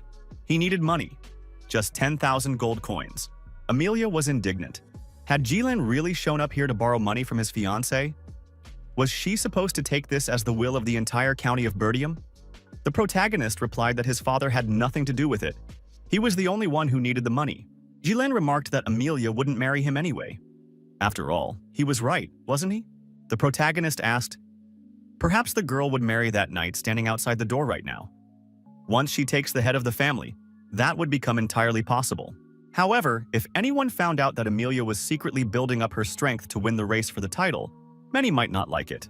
Amelia pointed out that such words shouldn't be spoken aloud, even as a joke. Ghislain told the girl not to worry. He would keep her secret as long as she didn't leave him empty-handed. Amelia replied that that wouldn't happen. The door to the room opened, and Bernard walked in. The bodyguard said that he and his lordship hadn't seen each other in a long time. Ghislain thought that Bernard was a powerful pillar of support for Amelia at all times. Even at this stage, he possessed strength comparable to the sword masters of the north. The protagonist remarked, if he were to die here, a land war would break out. Would they be able to handle it? Amelia gave an affirmative answer. The walking nuisance had been destroyed by the bodyguard for unexpectedly barging into the ladies' chambers. That would be the headlines. Amelia told the bodyguard to get rid of this guy. Bernard grabbed his sword and said he would carry out the order. Ghislain thought, if they were going to go this far, it was time for him to get serious too. Our hero also drew his sword from its sheath. 3 knights stood behind the young man. Suddenly, a masked man lunged at the protagonist from behind. The attacker lunged forward and pierced the back of the chair right through. Ghislain was unharmed as he managed to dodge and jump off the chair. Taking advantage of his position, our hero kicked the attacker in the stomach. The opponent lost his balance and flew to the side. The blow was so powerful that the attacker was thrown out of the room, smashing through the window with his body. Bernard and Amelia looked at the young man in surprise. Could this really be Ghislain? The protagonist asked. Had they really gone so far as to use an assassin against him? A sudden attack disguised as politeness. The young man assumed a fighting stance and prepared to face Bernard. He remarked that this was a rather terrible form of hospitality. Bernard was an unrivaled master of fencing, so he attacked the guest with ease and nonchalance. However, our hero parried this attack just as effortlessly. Ghislain remarked that they clearly didn't teach good manners at the Ryfold estate. Bernard apologized and pointed out that it was Lord Ghislain who had been the first to be rude. He had burst in here without warning and upset his mistress. The bodyguard added that such behavior did not warrant a warm welcome. Did the guest really disagree with that? Ghislain spun effectively, took a step to the side, and dodged Bernard's attack. The young man dodged and attacked his opponent with a kick. The bodyguard didn't expect this and missed the blow. Bernard was sent flying to the side but managed to stay on his feet. The fight continued. Bernard was surprised. After all, Ghislain was known as an arrogant weakling with no skills whatsoever. Looking at this guy and his behavior, one could now conclude that he was clearly no amateur. Amelia asked what Bernard was doing. Couldn't he take this more seriously? The bodyguard replied that he was trying. The girl told Bernard to get a move on and bring her the scoundrel's head. She hoped the bodyguard's sword was still at her service. Bernard said he wouldn't let her down, thrust his sword forward, and added that he was ready to begin a real duel. Ghislain could attack. The protagonist was outraged. Did an ordinary knight really dare to give him orders? His opponent replied that it was not an order, but an invitation to fight. Without waiting for an attack, Bernard stepped forward himself and lunged with his sword. Ghislain dodged again and remained unharmed. The fight continued with increased intensity. Each of the opponents attacked in turn.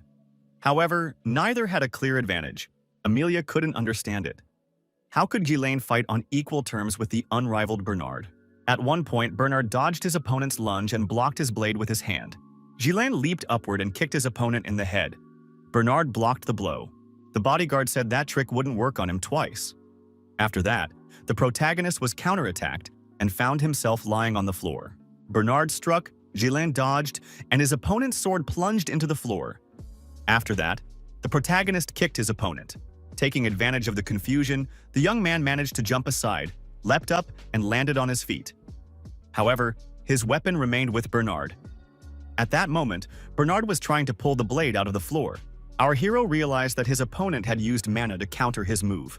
Bernard freed the sword, walked toward his opponent, and said that Ghislain was quite different from the rumors spread about him. You can only truly know a person through action. The bodyguard noted that Ghislain was hardened by real battles, not systematic training. Was this due to frequent skirmishes with barbarians? Bernard knocked his opponent's blade aside. He said that in the chaos of the battlefield, such techniques work well, but not against him. The opponent told our hero that it was all over for this guy. Our hero thought that was going too far. The opponent was taking on too much. It was time to put him in his place. Bernard lands precise strikes. He has minimal openings and dangerous lunges aimed squarely at the head. He possesses perfect timing and a sense of distance. In close combat, it's hard to overcome the physical disparity with technique alone. It seems like this guy wasn't worth provoking in the first place. However, Ghislain said he didn't have much time either. Our hero used mana threads. Bernard noticed this immediately, but he didn't have time to do anything about it. A thread of mana caught on a blade lying nearby, and the young man pulled the blade toward him. Using his opponent's leg as a springboard, our hero pushed off and leaped upward to grab his weapon. Closing in, Ghislain also struck his opponent in the face with his knee. Along with the pain, Bernard felt surprise. How did that boy manage that? Amelia couldn't help herself and shouted the bodyguard's name loudly. How could Bernard have let this happen? Our hero found himself on top of his opponent, and the blade was already in his hand. Bernard was at a disadvantage. Ghislain swung his blade at his opponent, but the bodyguard managed to block the blow. Bernard jumped to his feet, and Ghislain took a step back, dodging another attack. The bodyguard said that Amelia should leave for her own safety. From this point on, he could not guarantee her protection. Bernard added that he would have to lay all his cards on the table in this fight. Ghislain remarked that this was exactly how an opponent should fight him. The young man added that it had been a long time since he'd come across a worthy opponent. Amelia ran out of the room and tried to hide. The girl was outraged. How dare this Ghislain humiliate her? But who could have told him about the Merchants Guild? After all, he now knows many details. Amelia thought that the rumors about Ghislain dealing with orcs, saving his sister from assassins, and even defeating Lodge's heir in fair combat turned out to be true. Could all of this really be real? The girl wondered indignantly what on earth the guards she had stationed in her building were doing. Amelia rushed into the guards' room and saw a horrific scene. All the guards had been killed. An unknown person stood in the middle of the room. The stranger turned out to be a girl wearing a hood. She heard a noise behind her and turned around. It was Valinda. She said that she and Amelia hadn't seen each other in a long time. Amelia was surprised. Could this really be Bertium's maid? Who was she really? Valinda held a knife to Amelia's throat and told her to keep quiet. Valinda removed the spider from the captive's face and asked, "Are you still wearing that creature?" Ghislain's assistant remarked that she had thought it was because of the engagement. She recalled an overheard conversation between Count Ryfold and her lord. Amelia's brothers constantly teased her about the creepy spiders crawling all over her. So she went and personally raised a brood of tame spiders to get her revenge. Valinda added that she didn't even understand whether it was due to trauma or a desire for self-affirmation. Valinda threw the spider on the floor and said it was completely inappropriate. After that, the girl crushed the spider with her foot and asked the captive to cooperate. The duel between the protagonist and the bodyguard continued. Ghislaine felt that even the air in the room had grown heavy. Now a large amount of mana had gathered around Bernard. Bernard asked how Ghislaine dared to call himself an aristocrat, since he looked like a pathetic mercenary. Our hero pointed out that he was indeed an aristocrat and didn't understand such claims coming from the mouth of a mere bodyguard. Bernard lunged forward again, striking at the same time. Ghislaine parried the attacker's blow just as effectively as before. After that, the bodyguard unleashed a flurry of blows on his opponent. Ghislaine parried absolutely every strike, without sustaining even a scratch. At one point, our hero counterattacked, and his sword came close enough to his opponent's face. Bernard hadn't expected such a lunge. Ghislaine began to gain an advantage thanks to his speed. Now the young man was fending off his opponent's attacks with greater vigor. The bodyguard declared that this would be young Master Ghislaine's final attack. He made another lunge with his blade. Our hero parried his opponent's attack by putting his shoulder out. The protagonist was wounded and began to bleed. Bernard thought that the boy was willing to get hurt and had deliberately used his shoulder to deflect the blade. The fight continued with unflagging intensity. The bodyguard realized that with an opponent like this, he couldn't let his guard down until the very end. However, he was ready to show the difference between himself and someone who merely brandished a sword for show. Ghislaine took a kick from his opponent and was forced to stumble backward but managed to stay on his feet. Bertium thought that this fight had indeed dragged on too long. His opponent's overwhelming speed, reach, and sequence of attacks allowed him to control the flow of the fight. Any attempt to close the distance or launch a close-range counterattack was immediately neutralized. In a direct clash, he created the illusion that their blades had locked together, trying to make it seem as though they could no longer be separated. Our hero thought that with his current mana, he couldn't overpower his opponent, but that only applied to the mana he possessed at that moment. Ghislaine realized he was overlooking one thing: his unique mana cultivation technique, the third core. Ghislaine Bertium unleashed the third mana core, and his behavior in battle changed radically. The protagonist rushed at his opponent with lightning speed. Bernard didn't have time to react. With a confident swing of his blade, our hero knocked the sword out of his opponent's hands. Bernard found himself disarmed. The bodyguard was surprised. Where had young Lord Ghislaine acquired such destructive mana right in the middle of battle? Ghislaine pressed his blade against the forehead of his opponent, who was kneeling before him. Amelia, who had reappeared in the room, screamed for Bertium to stop. The lady of the house said that the young man could take 10,000 gold coins with him and leave. Ghislaine remarked that his fiancée had caused him trouble. Couldn't she have just handed them over right away when he politely asked? Valinda remarked that this couldn't even be called a quarrel between young lovers. Ghislaine replied that they simply agreed on the matter. Ghislaine said he had some unpleasant news for Amelia. Now he would only settle for 20,000 gold coins, no less. When it was all over, Amelia and Bernard were left alone in the room. The bodyguard apologized to the lady. This guy turned out to be stronger than people said. In an instant, he released more mana than a high knight. Amelia noticed that Ghislaine Bertium had changed a great deal. Bernard asked if they should report this to the Duke of Delphine. Amelia immediately slapped her companion and told him to watch his tongue. Wasn't it obvious just how dangerous he was? If word of today's incident got out, they would be the first to suffer. The girl explained. The reason she had secretly formed an alliance with the Duke of Delphine behind her father's back was that they had agreed to support her rebellion in exchange for help in destroying Bertium. If everything came to light, her brothers and sisters would never forgive her. Amelia noted, if Ghislaine knows the guild's secret, he might also know about this agreement. We must deal with Ghislaine at any cost. Bernard replied that he understood everything, and added that Ghislaine had been injured in the battle. He had numerous cuts and a serious wound in his shoulder. After such a massive mana drain, he'll be weakened for a while. The bodyguard added that they couldn't use their knights in this matter if they didn't want to leave any traces. Amelia agreed. She added that they had specially trained people for such cases. Those people were the lynxes, war orphans, outcasts, the dregs of society, natural-born specialists. The Lynx Gang. Famia said they needed to be sent there, to gather about 15 people with good mana control. The valley was the only route from Ryfold's lands to Bertium. The narrow, desolate place was ideal for a quiet elimination. Bernard told the lady that he would do his very best. Amelia thought that Ghislaine would pay dearly for such humiliation. After visiting Amelia Ryfold's estate, our hero headed back. He treated and bandaged his wounds. Fergus asked if the young gentleman was truly all right. Ghislaine replied to the old man that nothing serious had happened to him. The young man thought that the wounds weren't that deep. For such a risky undertaking, everything had gone quite well. 20,000 gold pieces from Amelia, enough to begin restoring the family's fortunes. It could save them several years. Ghislaine thought it would be nice to destroy her, but that would lead to war between the families. You can't take such risks because of momentary emotions. Bertium is already barely managing to hold off the barbarians. It's better to retreat now. Our hero thought that the mere fact that he knew the secret of the Actium Guild would greatly complicate Amelia's life. The protagonist decided that this time he would take full advantage of it. Valinda asked if everything had gone as planned. The girl reminded him that the master had ordered her to neutralize the guards when she heard noise inside and then take Amelia hostage. Ghislaine said that was exactly right, but he had told that to old Fergus. Suddenly, Ghislaine clutched his face. Blood was flowing from his nose. Fergus and Valinda were startled and asked how the young master was feeling. Our hero thought this might be a side effect of activating the third core. Although the symptoms were milder than last time, it would be dangerous if this happened after every use of his power. He needed to find a way to increase his mana. The assistant took Ghislaine by the hand. The boy was surprised. What was Valinda planning to do? The girl replied that his mana flow was in complete disarray. At the same time, a sharp object resembling an awl appeared in her hand. Valinda began quickly pricking the young man's palm with this awl.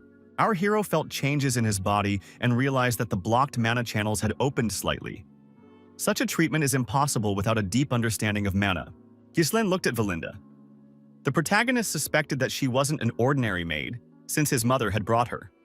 Who was she really? Why was such a master languishing in the backwoods as a headmaid? However, the more powerful people he had around him, the better, without a doubt. Those he had encountered so far were only the beginning. Valinda said she believed the young master and would support him in any endeavor. However, she wondered why Ghislaine had swindled such a large sum from Lady Amelia. The protagonist replied that he needed the money. He hadn't come up with any other option at the moment. Valinda was surprised. Could it really be that Ghislaine had caused all this commotion and even broken off the engagement just for this? It would be trouble if Count Ryfold found out about it. The young man replied that Amelia would never tell her father about it. Valinda said she believed him and asked what the money would be used for, since she too was taking a risk. The protagonist replied that he intended to master the forest of demonic beasts. Fergus was frightened and said that this was out of the question. Ever since the time of his great-grandfather Ghislaine, many had tried to do so. The protagonist asked the old man about the request he had made before entering the palace. The old man replied that the man the young master had asked him to find was there, but he was in a strange state. Ghislaine said they were going there. The main thing was that the man was alive. Valinda insisted that they must return to the estate. In his current condition, the young master couldn't be wandering around.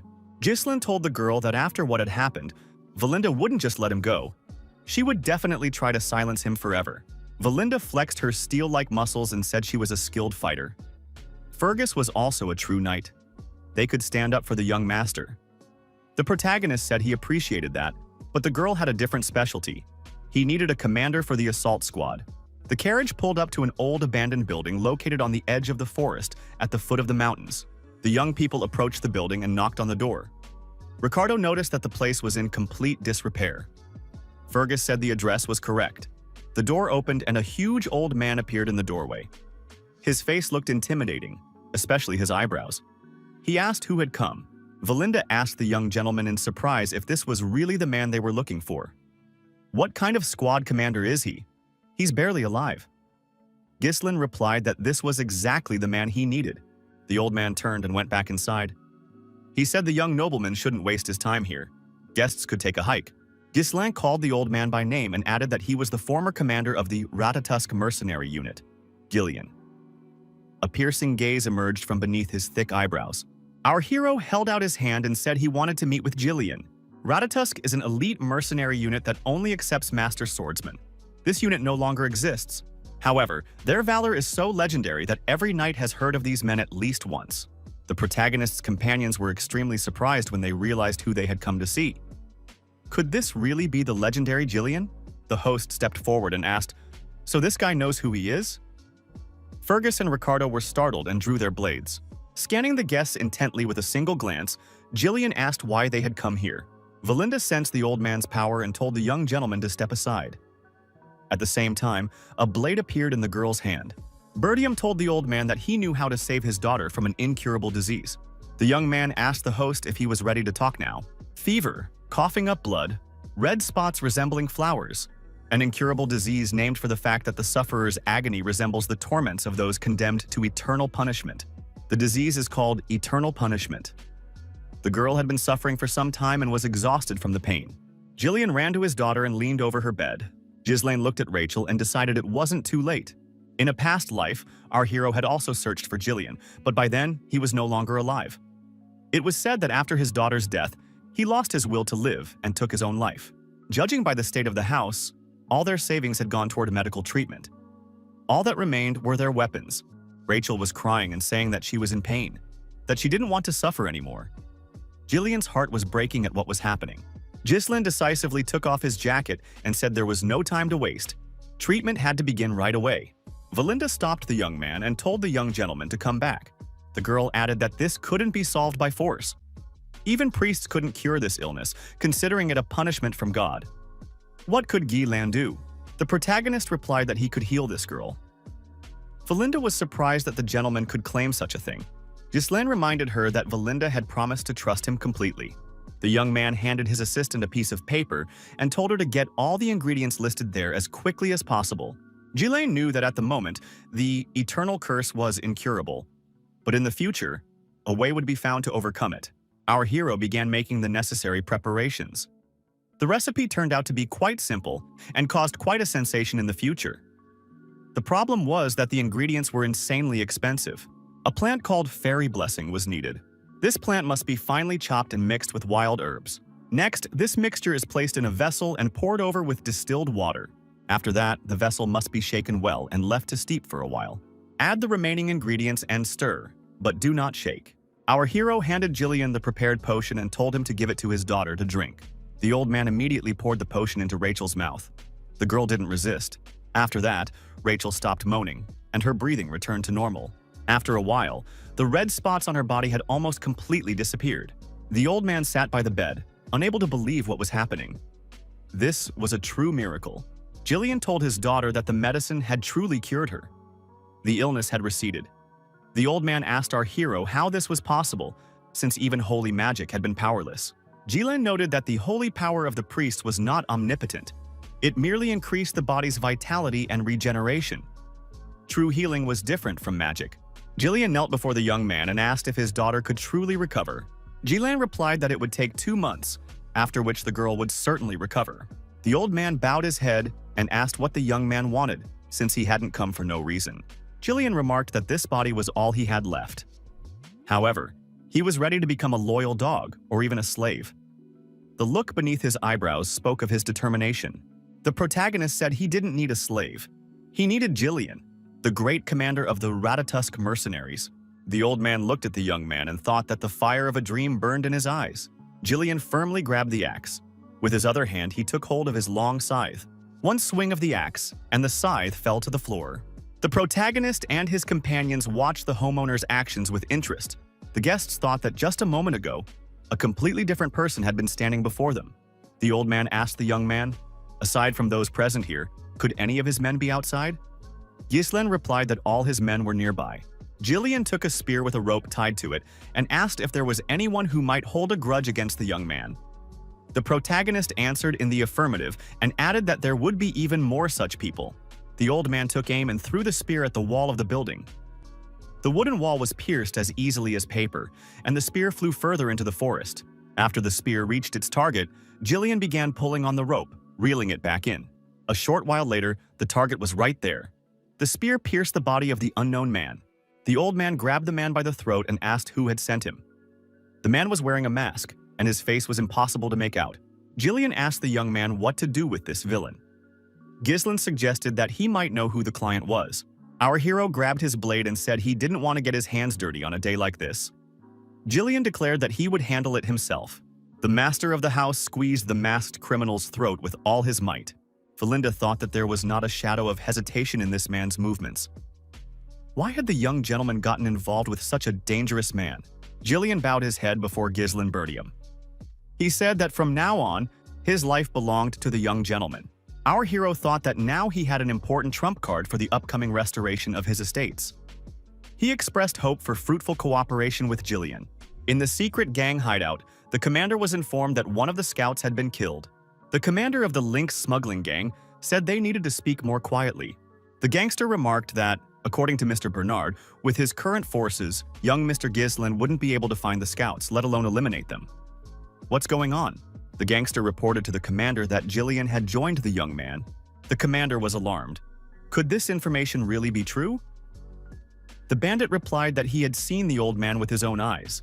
The smuggler's commander thought that Jillian had finally shown up. He was his former commander. The old man was driving a cart moving along a set route. Valinda noticed that the wagon was quite cramped. But this old man wasn't a weaponsmith. Why did he need so many weapons? A few axes and swords would have been enough. They had to buy another wagon just for this. Ghislain noted that they would have needed another vehicle anyway to transport Rachel in comfort. The rear guard. Fergus and Ricardo. This carriage turned out to be quite comfortable. Ghislain noted that their main priority now was to get out of this gorge. Valinda asked the gentleman, surely he also believed that Lady Amelia had sent that spy? Ghislain expressed his certainty on the matter. The assistant noted that this could create additional problems. The mask worn by the spy is the symbol of the Lynx Smugglers Guild, an influential organization in Ryfold. Smuggling, sabotage, drug trafficking, slave trading, these thugs take on any dirty job. There are many experienced mercenaries among them. It is a dangerous underground guild with significant combat power. Ghislain was surprised at how much Valinda knew. The girl replied that before ending up at Bertium Castle, she had been involved in other activities. In any case, the Lynx gangsters are persistent, so caution is necessary. Ghislain noted that everything would be fine, since Jillian was with them now. Suddenly, someone began to overtake the carriage from both sides. The pursuer's speed was extremely high. The attackers did not escape Jillian's keen gaze. The attack came from both sides at once. Jillian immediately drew his weapon and counterattacked the assailants. The criminals were wounded and incapacitated. The wagon drove on, leaving the attackers' bodies lying on the road. The attack continued. The villains cut the ropes holding the tree trunk in place. Jillian saw the falling tree and realized they had fallen into a trap. Valinda noticed that the tree could crush them. The old man yanked the reins sharply and the horses stopped. A huge tree fell in front of the wagon, blocking the road. The travelers were unharmed. Ghislain noted that he hadn't expected anything else. Of course, the enemies had set up an ambush. Bandits emerged from the forest and surrounded the stopped wagon. They were wearing masks. It was the Lynx gang of smugglers. The gang leader stepped forward and said he recognized the former mercenary commander Ratatosk. He was a coward who had broken up the unit over some girl. Jillian jumped down from the wagon and said he didn't understand what this criminal was talking about. The gang leader remarked that because of this old man, he wasn't living the life he wanted. Had Jillian completely lost his mind if he didn't even remember his former subordinate? The bandit asked again, "Does Jillian really not remember me?" In that case, they would have to make him remember. The squad leader ordered his men to kill the old man. The bandits rushed to attack. Ghislain, peeking out from the cart, asked if he needed help. The old man replied that there was no need. It seemed these guys had some business with him. The young gentleman could rest. Jillian pulled an axe from behind his back and added that he could handle them on his own. After the first swing of the axe, the attackers' bodies were split into equal parts. The first attack was repelled. The bandits were outraged. How dare the old man treat them this way? After that, several more attackers were killed. Every one of Jillian's strikes hit its mark, and the bandits no longer posed any threat. Their numbers were rapidly dwindling. The bandit leader realized that Gillian's skills from his days as a mercenary hadn't faded. The commander ordered them to spread out. They needed to attack the old man from both sides. Jillian leapt onto his horse, gaining a tactical advantage. Swinging his axe, the old man charged at the group of smugglers. The bandits didn't immediately realize that danger was approaching. Jillian wedged himself into the column of bandits and began to mow them down, swinging his axe. The bandits realized that this man wasn't going to be easy to get close to. The commander ordered them to aim for the horse. Jillian tied the axe to a rope and began hurling it over long distances. His range of attack increased significantly. Ghislain and Valinda watched the battle with undisguised curiosity. Every now and then, the bodies of defeated bandits fell around the wagon. A bandit suddenly appeared behind the rider. he decided to attack from a blind spot. This attack did not go unnoticed. Jillian managed to turn around and raise his shield. The bandit missed his target. The smuggler leader told the old man that, having ruined someone's life, he could at least stay out of the way. 3 sharp darts were fired by the bandit and pierced the horse's body. The horse fell onto its side, the old man tumbled to the ground, and his axe flew off to the side. Jillian thrust his shield forward and once again parried the attacker's strike. The old man said that he was no longer the commander of Ratatosk's mercenaries. With that blow of his shield, he disoriented his opponent. The bandit leader stood up and asked who his former commander was now. The old man replied that he had left the past behind. Now he was merely a loyal servant of the young Lord Ghislain. The bandit gathered his strength again and shouted that he would destroy the traitor. A new attack began. Jillian thrust his shield forward. The dagger strike hit the shield and missed its mark.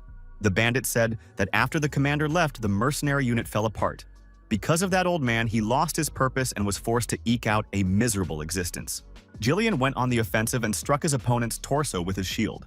The next moment, the old man swung his axe, but the bandit managed to dodge it. The masked man delivered a kick to the body. Jillian stopped his attack. The bandit declared that he was ready to devote his life to making Ratatosk's squad the best in the world. Why did Jillian leave his squad? Was it really just to become the lackey of some noble thug? The smuggler said he could never forgive the old man. Jillian parried another volley of javelins by thrusting his axe forward. The old man jumped aside as his opponent's hand, clutching a dagger, flashed past him. The bandit said that even if Jillian was the strongest, too much time had passed since he was a commander. The old man wasn't the same anymore. The bandit added that while Jillian had been fussing over his daughter, he had grown stronger in endless battles. The smuggler leader thought that now Jillian was definitely no match for him. The villain approached the spot where the darts were sticking out of the ground. The spears flew at Jillian again, but he managed to defend himself with his armor, thrusting his shoulder forward. The bandit grew angry once more, swung his dagger, and declared that this time, Jillian would surely meet his end. However, the old man grabbed the dagger by the blade with his bare hand. He couldn't have done it without using mana. Jillian calmly asked why his former comrade had decided to take revenge on him. The bandit was surprised. Could the old man really have blocked the blow with mana? It turned out he had simply been holding back all this time. Jillian shoved his opponent aside, and the bandit flew far backward. A lone tree stopped his flight. The thug slammed into the trunk and fell to the ground. Jillian walked over to his opponent and said he didn't understand this guy. If he wanted revenge so badly, why hadn't he come sooner? The thug replied that he had already visited the old man once, but hadn't been able to find his former commander. He was just a worthless old man who didn't deserve to die. The smuggler hadn't understood back then where Jillian, whom he had so admired, had gone. Jillian told the guy to listen to him carefully. He might serve another now, but he would do his former comrade the highest honor as Commander Ratatosk. The old man suggested they start a truly serious fight and reminisce about the old days. The masked bandit laughed and said that this was exactly what he had been waiting for. The fight resumed with renewed vigor. The opponents spun in a whirlwind of furious attacks. However, Jillian now had a clear advantage, as he was no longer holding back. His opponent was defeated. Jillian said he would never forget the commander of the 5th unit of the Ratatosk detachment, Viego Villanos. Ghislain approached the old man and said it had been excellent work. They would make a decent profit from selling the trophies. The old man apologized and said they had stayed here longer than they should have. The young man replied that everything was fine. Our hero thought that Jillian had exceeded all his expectations. When Bertium was just starting his career as a mercenary, the stories his senior comrades told about Jillian helped lay the foundation for him to become a king. It was good that he had been quick on his feet and found a reliable comrade in arms. Jillian asked the old man if he remembered this guy. Jillian replied that he was an old comrade of his. The protagonist wondered what his former comrades were up to. Before meeting him, each of them had their own life. Someday he would gather them together again. Ghislain said that Valinda had a good idea, to look for something valuable. The girl told the old man to lead them on. Jillian replied that he was not her subordinate. 2 days passed, and the wagon pulled up to the Bertium estate. Valinda looked into the distance and said they were almost there. Jillian asked, "Is this Bertium?" Ghislain looked at the castle and thought it was nice to have a place to return to. The protagonist asked the old man what he thought of the Bertium estate. The young man noticed that all the houses here were old, and no one was tilling the fields. Everyone who could have done so had been drafted into the army, so the land lay fallow. Jillian replied that he'd heard Bertium was constantly at war with the northern barbarians. However, the situation turned out to be worse than previously thought. Jilan said he would solve all the problems, but to do so, he needed the strength of his comrades. Our hero understood that this would be a long battle, a struggle to destroy everything connected to Duke Delphine and to secure what is taken for granted. Finally, the carriage entered the city. The head of the Birdium family greeted the travelers. Jilan was surprised. Could this really be his father? Birdium Castle. Jilan was home. The head of the estate said they would have to reduce their troops. His companion protested. If they cut back on numbers, it would be difficult to hold the front line. Perhaps they should ask the Riefold family for help? The advisor noted that they had already reduced their support. They were gathering soldiers and stockpiling provisions. It is also necessary to restore the outpost in the Forest of Monsters, which was partially destroyed during the last Orc Purge. Only by reducing the Night Corps can we hold out at all. Jilan thought that everything here was as usual. The commander of the Knights of Birdium is Randolph. The treasurer of Birdium is Albert. The administrator of Birdium is Homern. Our hero thought that it had been a long time since they'd seen each other. Several months as heir, several decades as king of the mercenaries. Ghislain asked his father if the campaign had been difficult. Count Zwalter Birdium nodded in response. As a child, the protagonist had hated his father for his strictness and indifference. However, now he saw the endless weariness weighing on his shoulders. The count asked his son where he had been for a whole week. Ghislain replied that he had traveled to Riefold's estates. His father assumed the young man hadn't gotten into any trouble. Jilan confirmed this. Albert said he found that hard to believe. However, rumors were circulating that the young gentleman had won a small sum of money in a duel with Cain. The treasurer expressed the hope that the young man had not been there for the sake of gambling. Ghislain confirmed this and added that he had business with Amelia. Homern reminded the young gentleman that before doing anything, he must remember, he is the heir to Birdium. The young man replied that he lives with that thought every morning and every evening. The count asked them to stop this pointless conversation. His father asked if Ghislain had really caused a bit of a stir during his absence. Such rumors were circulating. They said the young man had personally dealt with Jamal and Philip, who had tried to betray Eleni. Was this true? Randolph was surprised. Did anyone really think the young man had personally taken them out? Probably the bodyguards had fought among themselves, and the young master had simply finished the job. Yulain thought the knight commander must be upset. His men had been killed. Our hero decided to play along and said that Randolph was not far from the truth. The commander of the knights sighed with relief, adding that he had thought so. His father said the young man had done the right thing. It didn't matter exactly how it had happened. The main thing was that Elena was unharmed. Ghislain heard praise from his father for the first time and said he had a request. Homer noted that if the young gentleman wanted to ask for his allowance to be restored, that was impossible. Randolph added, especially after everything that had happened. The commander of the knights reminded him that the young man had sold military supplies, gambled away his money, set fire to the castle gates on a whim, slaughtered a warhorse for meat, and melted down his knightly armor for some legendary sword. Ghislain thought, had he really done all that? Ghislain noted that he hadn't asked for permission, but out of politeness. It had to be done anyway. The protagonist added that he simply wanted to get permission. Ghislain explained that he would like to be the first to explore the monster forest. Our hero told his companions that his father had refused. The young man added that his father had panicked and started yelling at him. Valinda stated that the forest was full of monsters, and there was no point in getting involved with them. Ghislain asked the old man if he had heard about his plan from Valinda. The old man confirmed it. The gentleman wanted to explore the monster forest using funds received from the Riefold's daughter. The monster forest is a place from which no one has ever returned. That is why there is almost no information about it, yet its reputation is known in other regions. Ghislain noted that Gillian was well aware of this.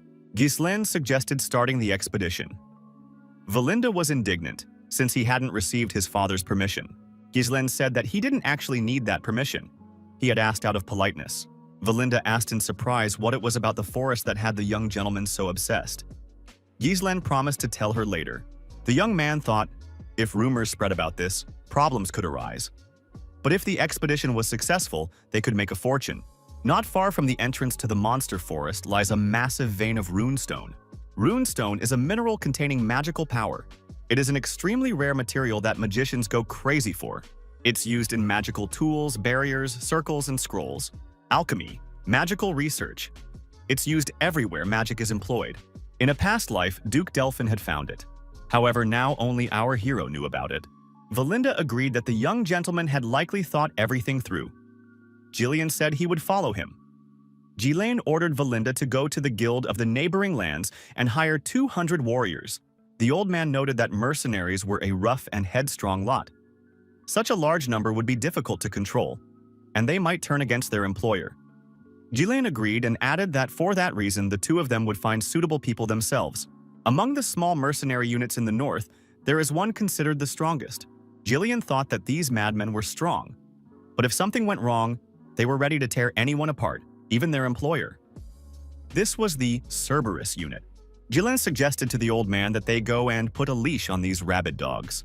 The outskirts of the Zimbar's lands, the Cerberus mercenary unit, the lookout spotted two people traveling along the road through his night vision goggles. One of them was on horseback. The sentry reported that someone was approaching them. What on earth had brought these poor souls here? The sentry reported that, judging by his appearance, a young aristocrat was approaching them. If they were lucky, they might be able to shake him down. Everyone in the Cerberus unit turned around. A piercing scream came from the side. A huge old man approached the squad, holding the sentry by the head. The scream had come from him. The poor man was screaming in pain but trying to threaten the old man. He clearly wasn't in control of the situation. Jillian flung the sentry aside, and he flew toward his comrades, startling them considerably.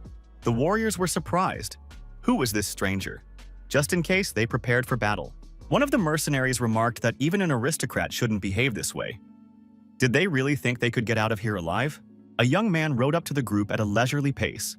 His demeanor spoke of absolute calm. The young man asked who was in charge. The mercenary replied that this aristocrat had completely lost his fear. He would have to teach him a lesson. At that very moment, a spiked metal ball, attached by a chain to the mercenary's hand, flew toward the hero. Jillian didn't even blink. The projectile didn't reach its target. It was effectively deflected. Jillian hooked the chain onto his sword. The attack was stopped. The mercenary was surprised. Had this old man really caught the chain with his sword? Jillian realized that words alone wouldn't suffice here, and warned the old man not to kill anyone. Jillian replied that he understood and yanked the chain sharply. The mercenary was thrown into the air. The old man kept pulling on the chain. His opponent could do nothing. The mercenaries rushed to attack, insisting that their titles wouldn't save them. Their comrade was already lying on the ground. Jillian knocked them all down with a single punch. Fear appeared in the mercenaries' eyes. The attack faltered before it even began. Ghislaine asked how much longer he would have to wait for an answer. He declared that he hadn't come to fight weaklings, but to speak with their leader. Unexpectedly, the mercenaries lined up at attention. A voice asked why they wouldn't let him rest. The man who appeared introduced himself as Kaor, commander of Cerberus, and asked why they were looking for him. Ghislaine replied that he had come to place an order. Kaor was surprised. Who comes here like this and maims his men in the process? The leader remarked that it wouldn't hurt for an aristocrat to know the rules of decorum. Ghislaine replied that this was his way of greeting people and that it made it easier to tame them. Kaor remarked that one more greeting like that, and war would be inevitable. But he agreed to hear the request. Ghislaine stated that he was interested in the forest of monsters. He wanted to hire them to explore it. The mercenaries were surprised. That very forest teeming with monsters on the border with Birdium? Kaor asked who he was since he had decided to do this. Ghislaine replied, the heir to the Duchy of Birdium, Ghislaine Birdium. The mercenaries were surprised. Was this the very same troublemaking prince? No wonder he was acting like a madman. Kaor said that this greenhouse aristocrat didn't understand what a forest of monsters was. It wasn't a place for weaklings. He didn't want to listen anymore. Kaor told his comrades that the negotiations were over. Ghislaine didn't budge. He wondered, could it be that the Cerberus mercenaries had gotten cold feet? He'd been told they were the strongest unit around, but apparently those were just rumors. Kaor told the guy not to get ahead of himself. After all, he knew they were mercenaries. They wouldn't take on a job that wasn't profitable. Ghislaine remarked that weaklings are always looking for excuses. The commander said that this guy had ruined his mood. He'd meant well, but his conversation partner was provoking him. He didn't even want to beat up such a fool. The guy had to pay for his fighter's medical treatment and get the hell out of here. Ghislaine declared that this wouldn't do. Kaor, commander of the Cerberus unit, wanted to summon this man to the Moriana confession. Everyone present was extremely surprised. Kaor asked, does this kid even understand what he's talking about? The answer was yes. The traditional method of resolving disputes among mercenaries is the Moriyana's judgment. Two people fight without magic using only daggers. Their hands are bound. Stepping outside the circle means defeat. Under such harsh conditions with movement restricted, the fight is extremely dangerous. Often, not only the loser but also the winner perishes. Jillian noticed that the loser unconditionally acknowledges defeat and submits to the victor. He also becomes an obedient dog. Jillian was surprised. Could the noble duke really stoop to the mercenaries' dirty methods? In their world, refusing a challenge means admitting one's weakness. It cannot be rejected. Kaur told his comrades that the noble lord wanted to earn recognition, as was customary among mercenaries. They had to help him with that. The rivals stood inside the circle. Their left hands were bound. In their right hands, they each held a dagger. Kaur assumed that this guy had sniffed something, which is why he charged in without fear. However, there was no turning back now. The mercenary leader noted that he had already participated in this 5 times. Gislan pulled his opponent's arm toward him and said he'd done this over 100 times. The fight began. The opponents started moving in a circle, threatening each other with their daggers. You could call it a test of their abilities. Each of the opponents dodged the other's dagger. They moved almost in sync. Kicks came into play. Neither had a clear advantage. Kaoru noticed that his opponent was holding his own quite well. Had he really received Moriyana's recognition more than 100 times? Some people can't achieve it even once in their entire lives. If the guy was going to brag, he should at least make it believable. He'd never heard such a blatant lie before.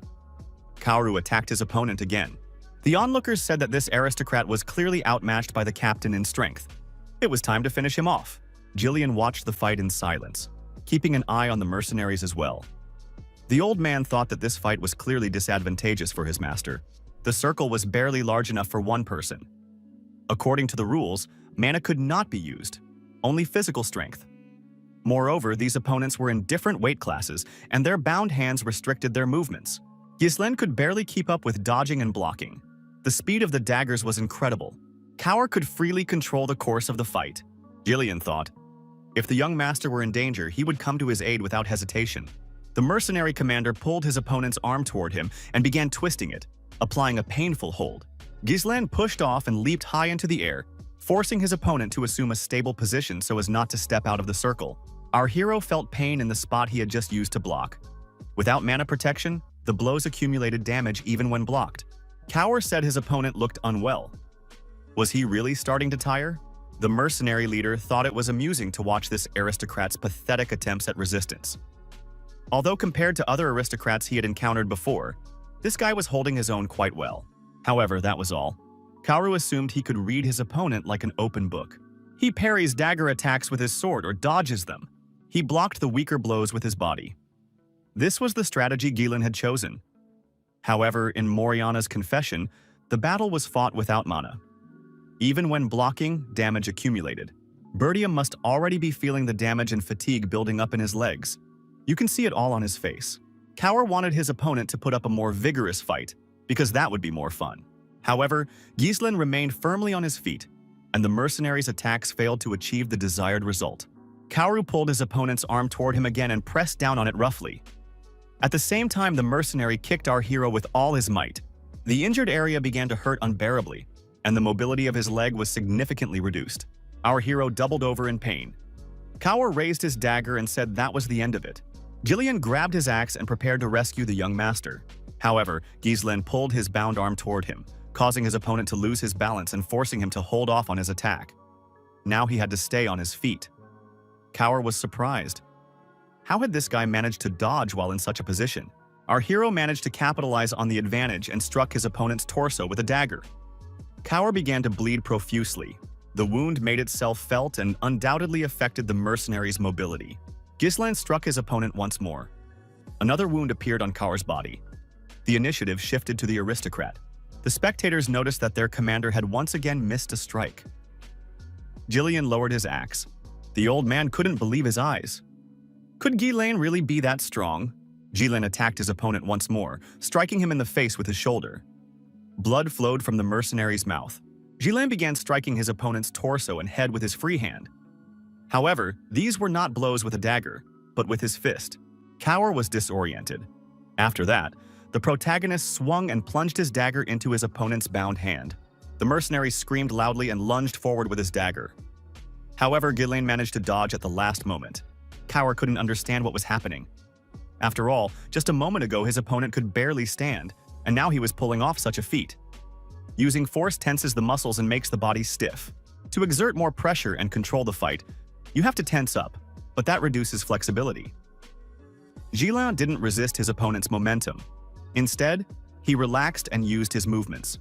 The old man secured the axe behind his back. Who would have thought that this was how Ghislaine would overcome the weight difference? The mercenaries were baffled. What was happening to their commander? After all, this was no longer interesting.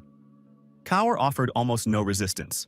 The protagonist noticed that this guy had a very strong character. Many, in a desperate situation, would break the rules and use mana. Kaur said he now believed this guy could really have done this over 100 times. However, he had earned the position of mercenary commander through Moriana's recognition.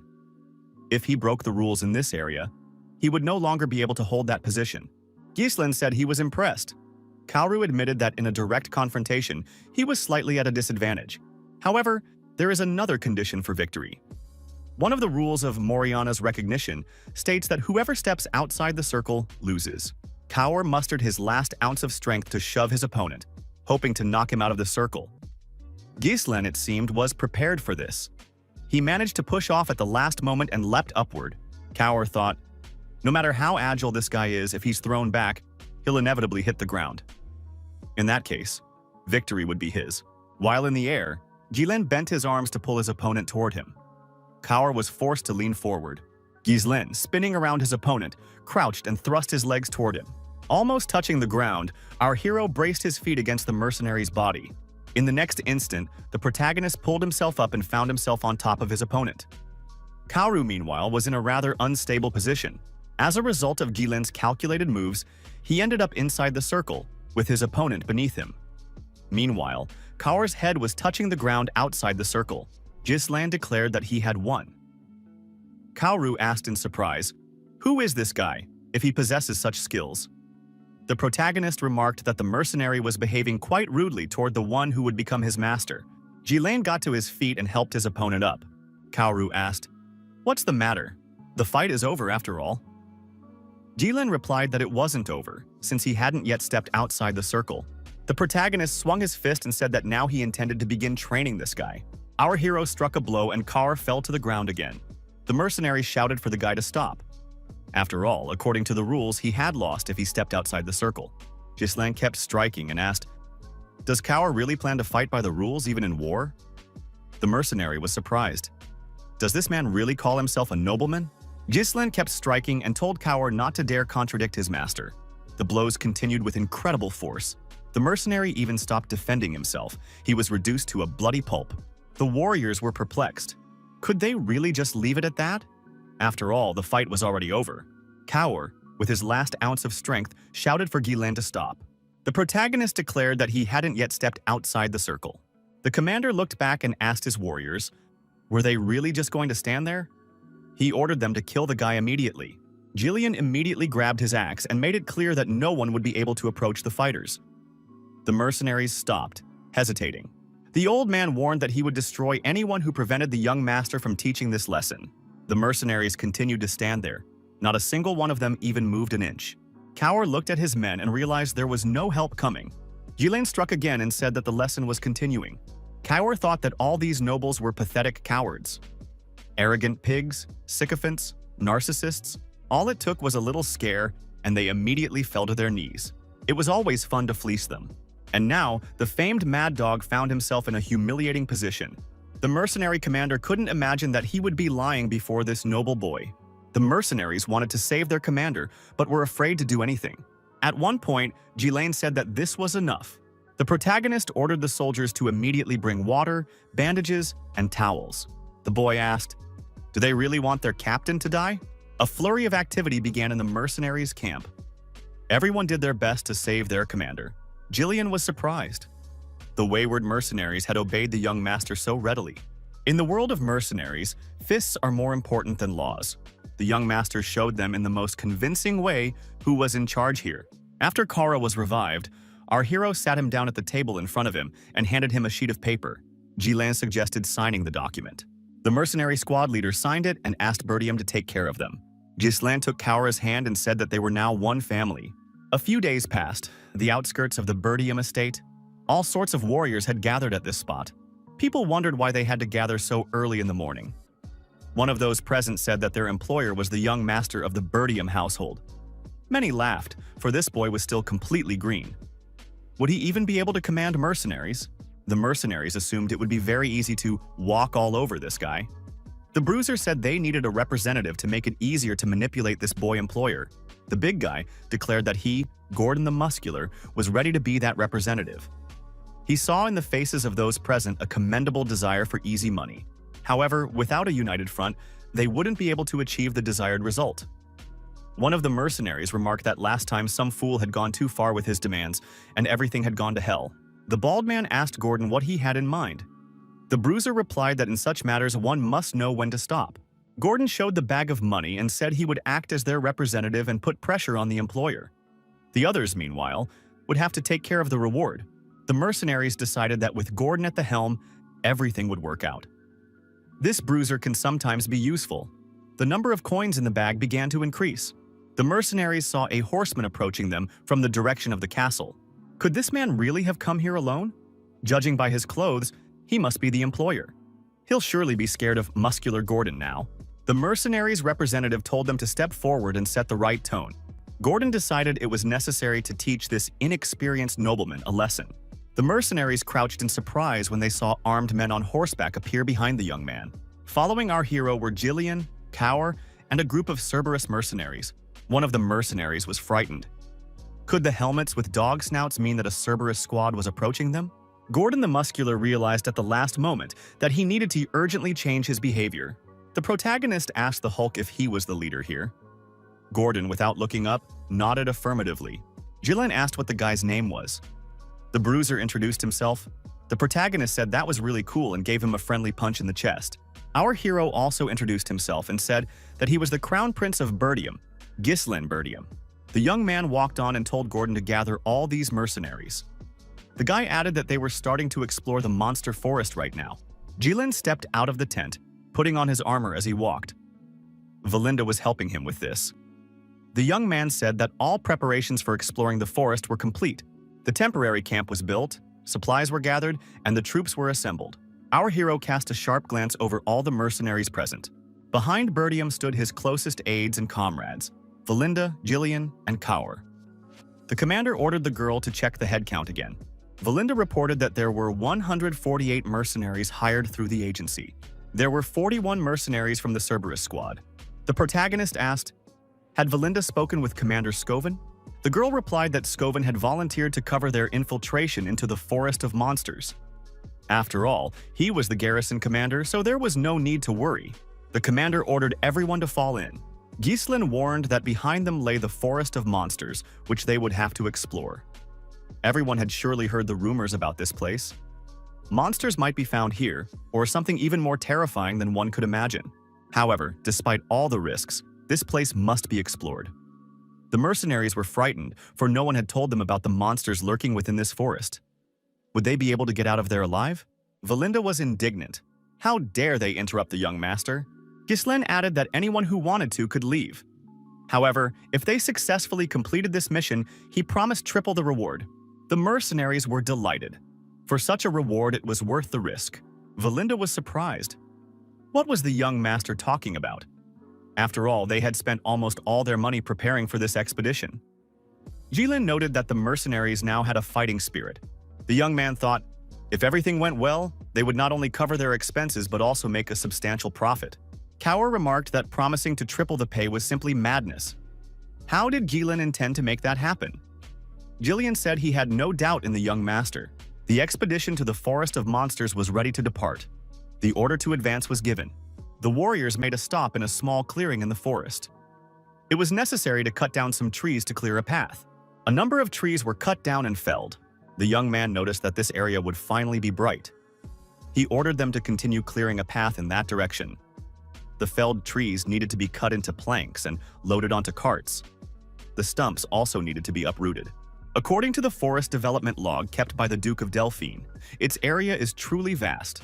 Someday, they would have to drive out all the monsters and utilize the forest resources. But for now, all they needed was money. They had to ignore everything else and clear the shortest path to the runestone veins. The riches they will gain from this expedition will help them counter the conspiracy against the House of Birdium. Kaur was surprised. Could it be that the employer was working alongside everyone else? The mercenary noticed that the aristocrat was setting an example of dignity through his own actions. However, he would surely run out of steam very soon. Valinda shouted for the mercenaries to be quiet and not waste their energy on idle chatter. The assistant asked why the young master was working. After all, they had hired people for this. The mercenaries would treat the master without due respect. Jilin remarked that this wasn't a problem. However, the more hands there were, the faster they would finish. They shouldn't linger here for long. Valinda noted that the young master spoke as if he already knew everything. Kaoru remarked that the employer was lucky, since even the girl was looking out for him. He, on the other hand, always had to go into the thick of things himself. The old man jabbed Kaur in the side with a log to shut him up. The mercenary asked Jillian, "Does the old man really want to fight?" The protagonist thought that so far, everything was going according to plan. When Duke Delphine conquered the kingdom and founded a dynasty, he began a large-scale exploration of the monster forest.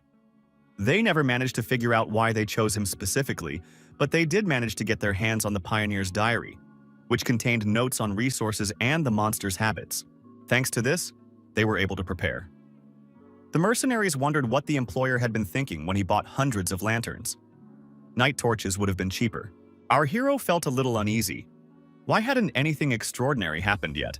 The young man had read about it in the diaries but had never seen it with his own eyes. He said they couldn't let their guard down. The forest was getting denser and denser. Ahead lay impenetrable darkness. One of the mercenaries wondered, was it already night? For some reason, it had gotten very dark. Another mercenary asked why they hadn't seen a single monster yet. There weren't even any ants here. The mercenaries decided that all the rumors about monsters were made up. Gordon was lucky he didn't even have to exert himself. It felt a bit awkward to get triple pay just for clearing the path. The bald one shoved Gordon and told him to give his money back. Gordon the Muscular looked around and said they'd already cut down a lot of trees on the way here. The mercenary asked his colleagues where, then, was the road behind them. The commander shouted for everyone to get ready for battle immediately. The woodcutters' work was stopped right away. The mercenaries drew their weapons. The frightened warriors were surprised. Why had such a tense atmosphere developed around them? The protagonist told Gordon the Muscular that if he stayed there, he would certainly die. Ghislaine told the big guy to walk back slowly, step by step. The huge guy with a bandana on his head said he understood everything and began to turn around slowly, still holding the log on his shoulder. Gordon bumped the log against a nearby tree. He got scared, dropped the log, and fell onto the grass. The bruiser looked up and saw that the neighboring tree was starting to move toward him. The mercenaries were surprised. What on earth was that? Something was clearly wrong here. The bald man smirked and said that they definitely had a cowardly employer. The mercenary walked over to Gordon and noted that there was nothing there. The road wasn't visible because the landscape looked the same everywhere. Gordon had simply made a mistake. The bald man added that Forest of Monsters was too dramatic a name for an ordinary dense forest. Ghislaine told the bald man to take his time on the way back as well. Otherwise, he'd die. The mercenary said there was no need to make such a big deal out of it, since he understood that the employer was just trying to keep everyone in line that way. Suddenly, a vine appeared from behind him. The bald man found himself trapped by the plant. The vine tightened, and the mercenary immediately found himself hanging upside down above the ground. He screamed in fear. The monster still hadn't made a sound. The tree monster opened its toothy maw, and the bald man flew inside with a scream. None of those present could even imagine that these monsters were capable of movement. These were creatures from which there was no escape unless one knew of their existence. This creature was called the Terror of Etna. The mercenaries were terrified and shouted that a monster had appeared. Gordon the Muscular shouted the loudest, since he was closest to the monster. The monster immediately spread its vine-like branches in all directions, and many mercenaries fell into its trap. The mercenaries who fell into the trap were immediately devoured by these monsters. Gordon the Muscular grabbed hold of a tree trunk and held on with all his might. He flatly refused to be eaten. His comrades ran up to the Hulk and tried to free him. To do this, they had to cut the vines.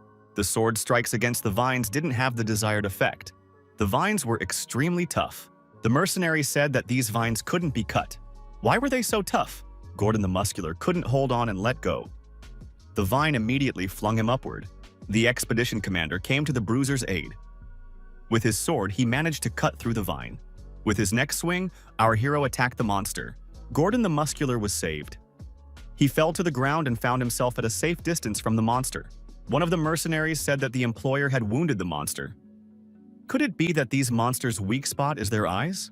Ghislain shouted at the mercenaries to snap out of it immediately. They must not give in to panic. The protagonist noted, if they were scattered throughout the forest, they would become easy targets. Everyone needed to raise their shields and form a tight formation so that the vines wouldn't grab anyone. Everyone must focus on defense and await further orders. The mercenaries reformed into a battle formation, holding their shields in front of them. Ghislain ran up to the wagons and told Kaur to fetch the oil lamps. The young man replied that he was already ready.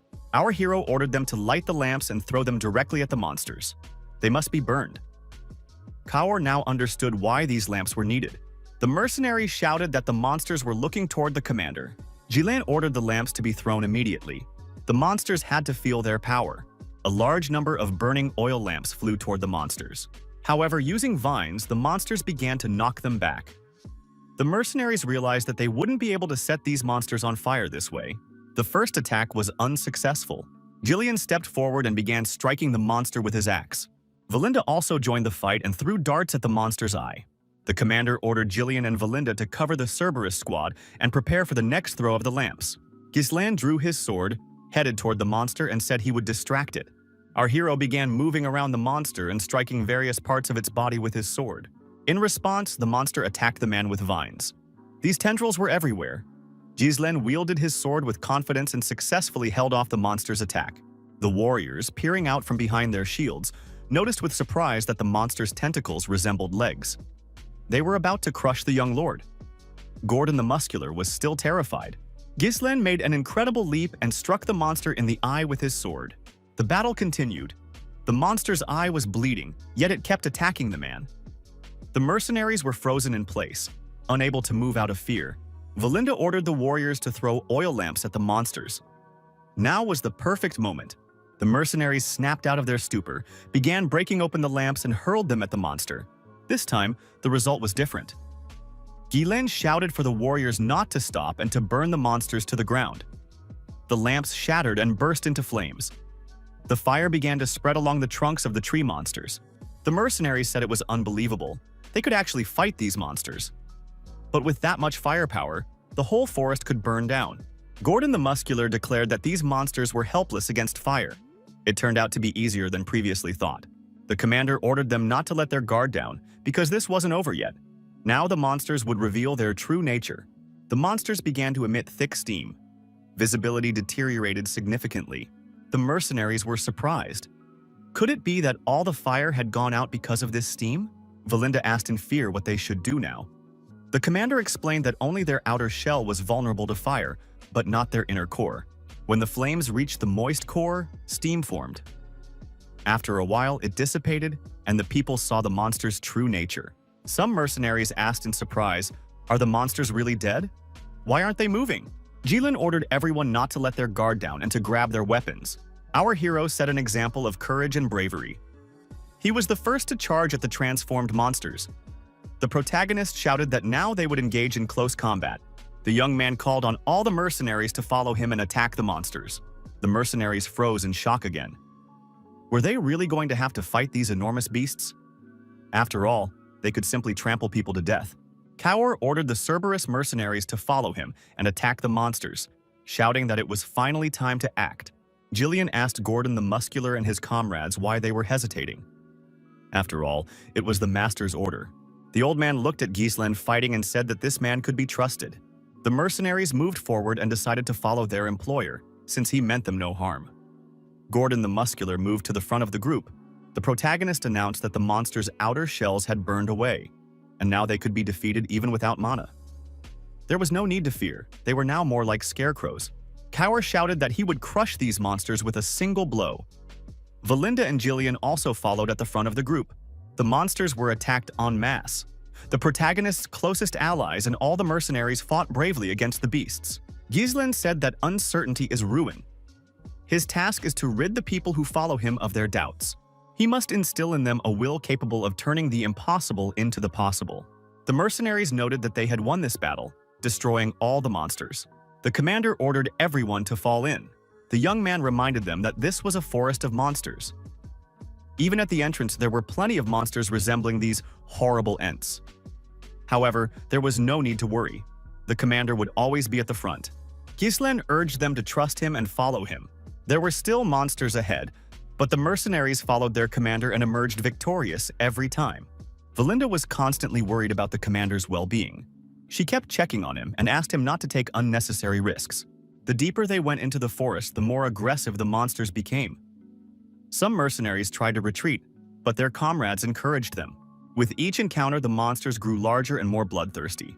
The mercenaries were exhausted and eagerly awaited the end of this journey.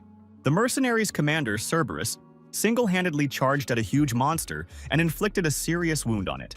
Jillian came to his comrade's aid and, using his shield, took the monster's blow upon himself. In the end, even this huge and aggressive monster was destroyed.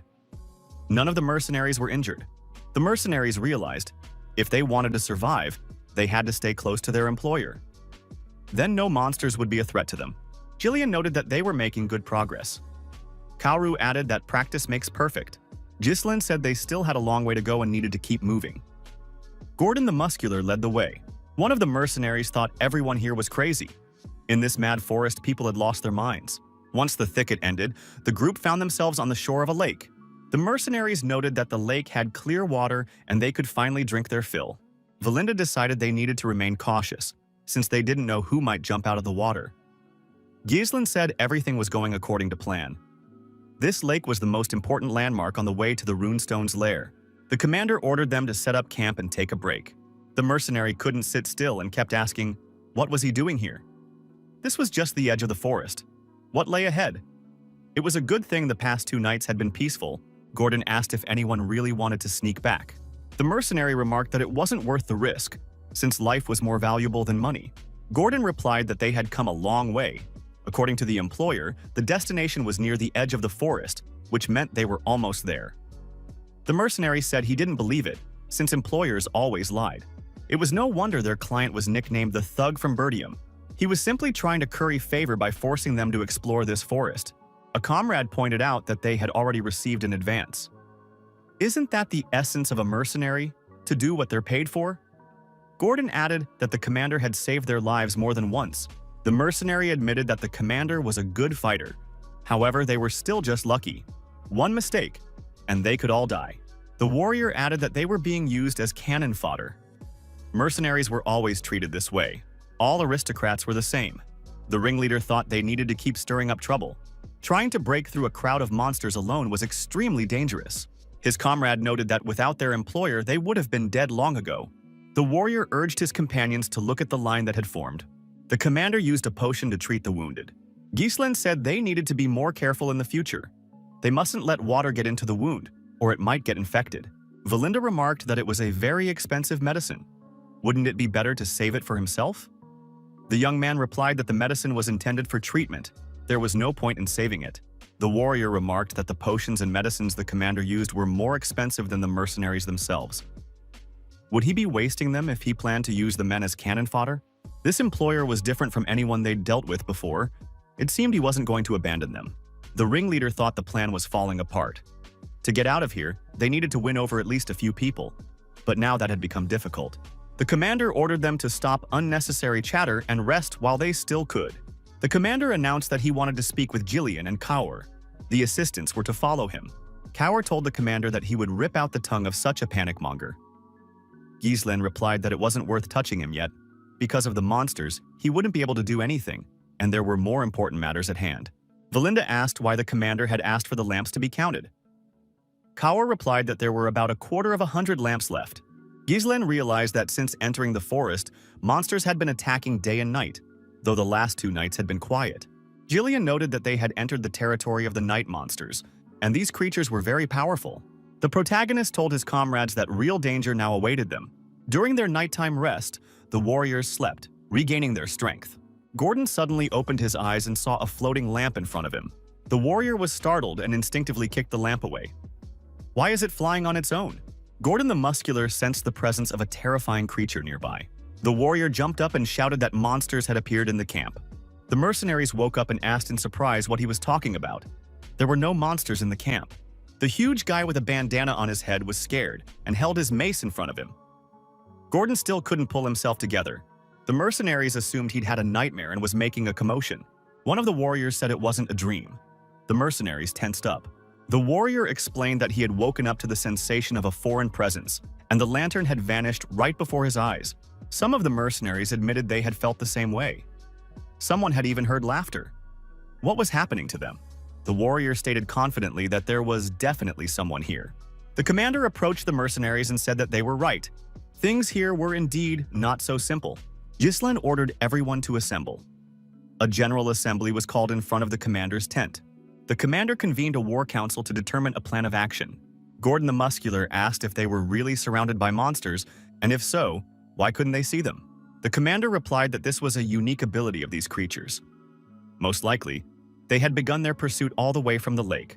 This was a new species of monsters that ruled the night forest. The Fowler, hunters of the darkness.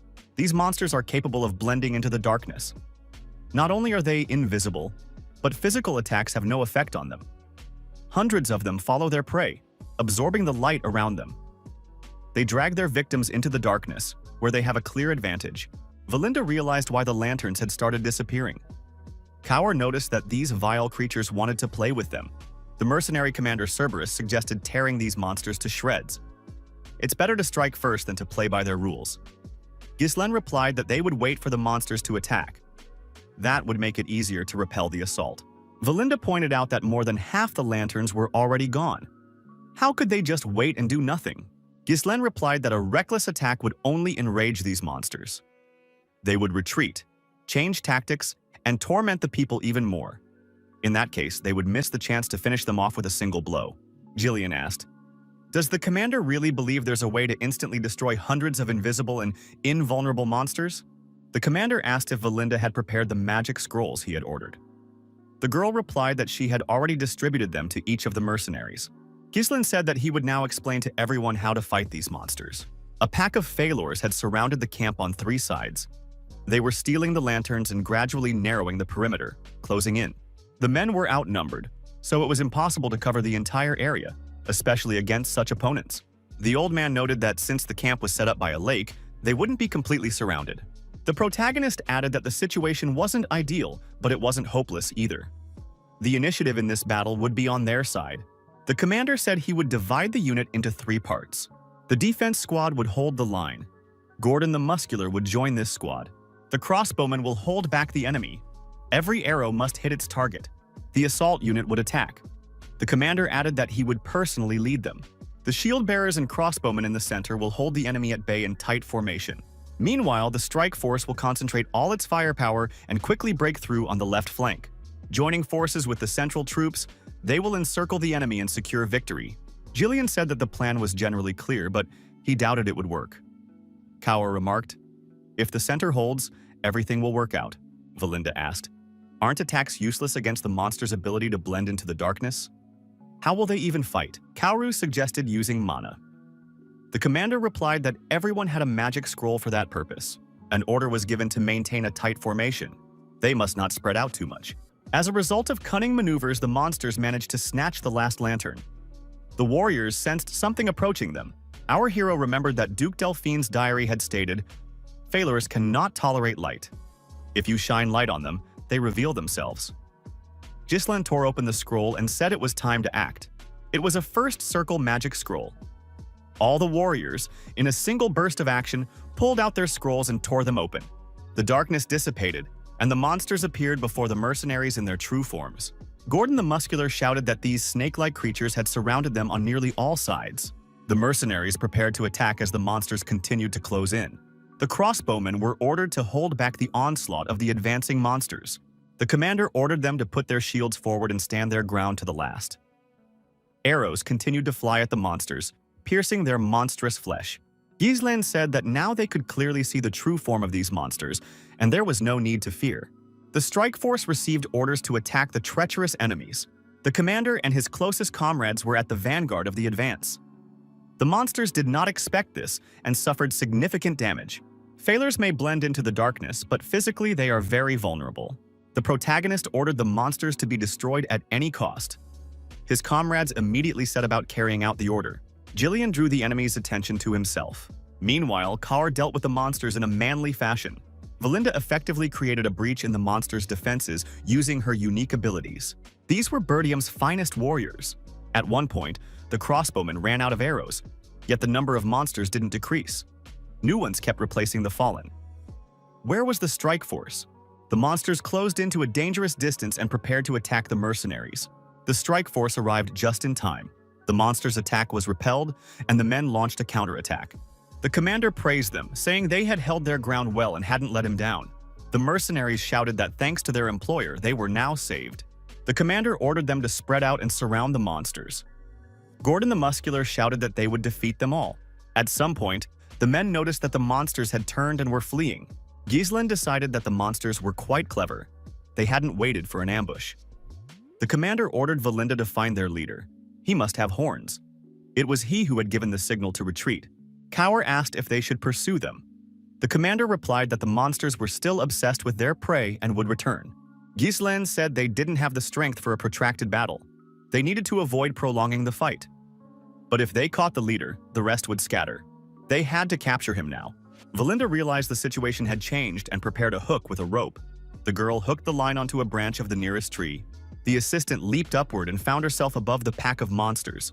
Valinda saw the horned monster and realized it was the leader. At that very moment, the hook and rope pierced his body. The girl shouted that she had spotted the target. Gislen thrust his sword forward and rushed in the indicated direction. The monster was attacked. The protagonist struck it, causing profuse bleeding.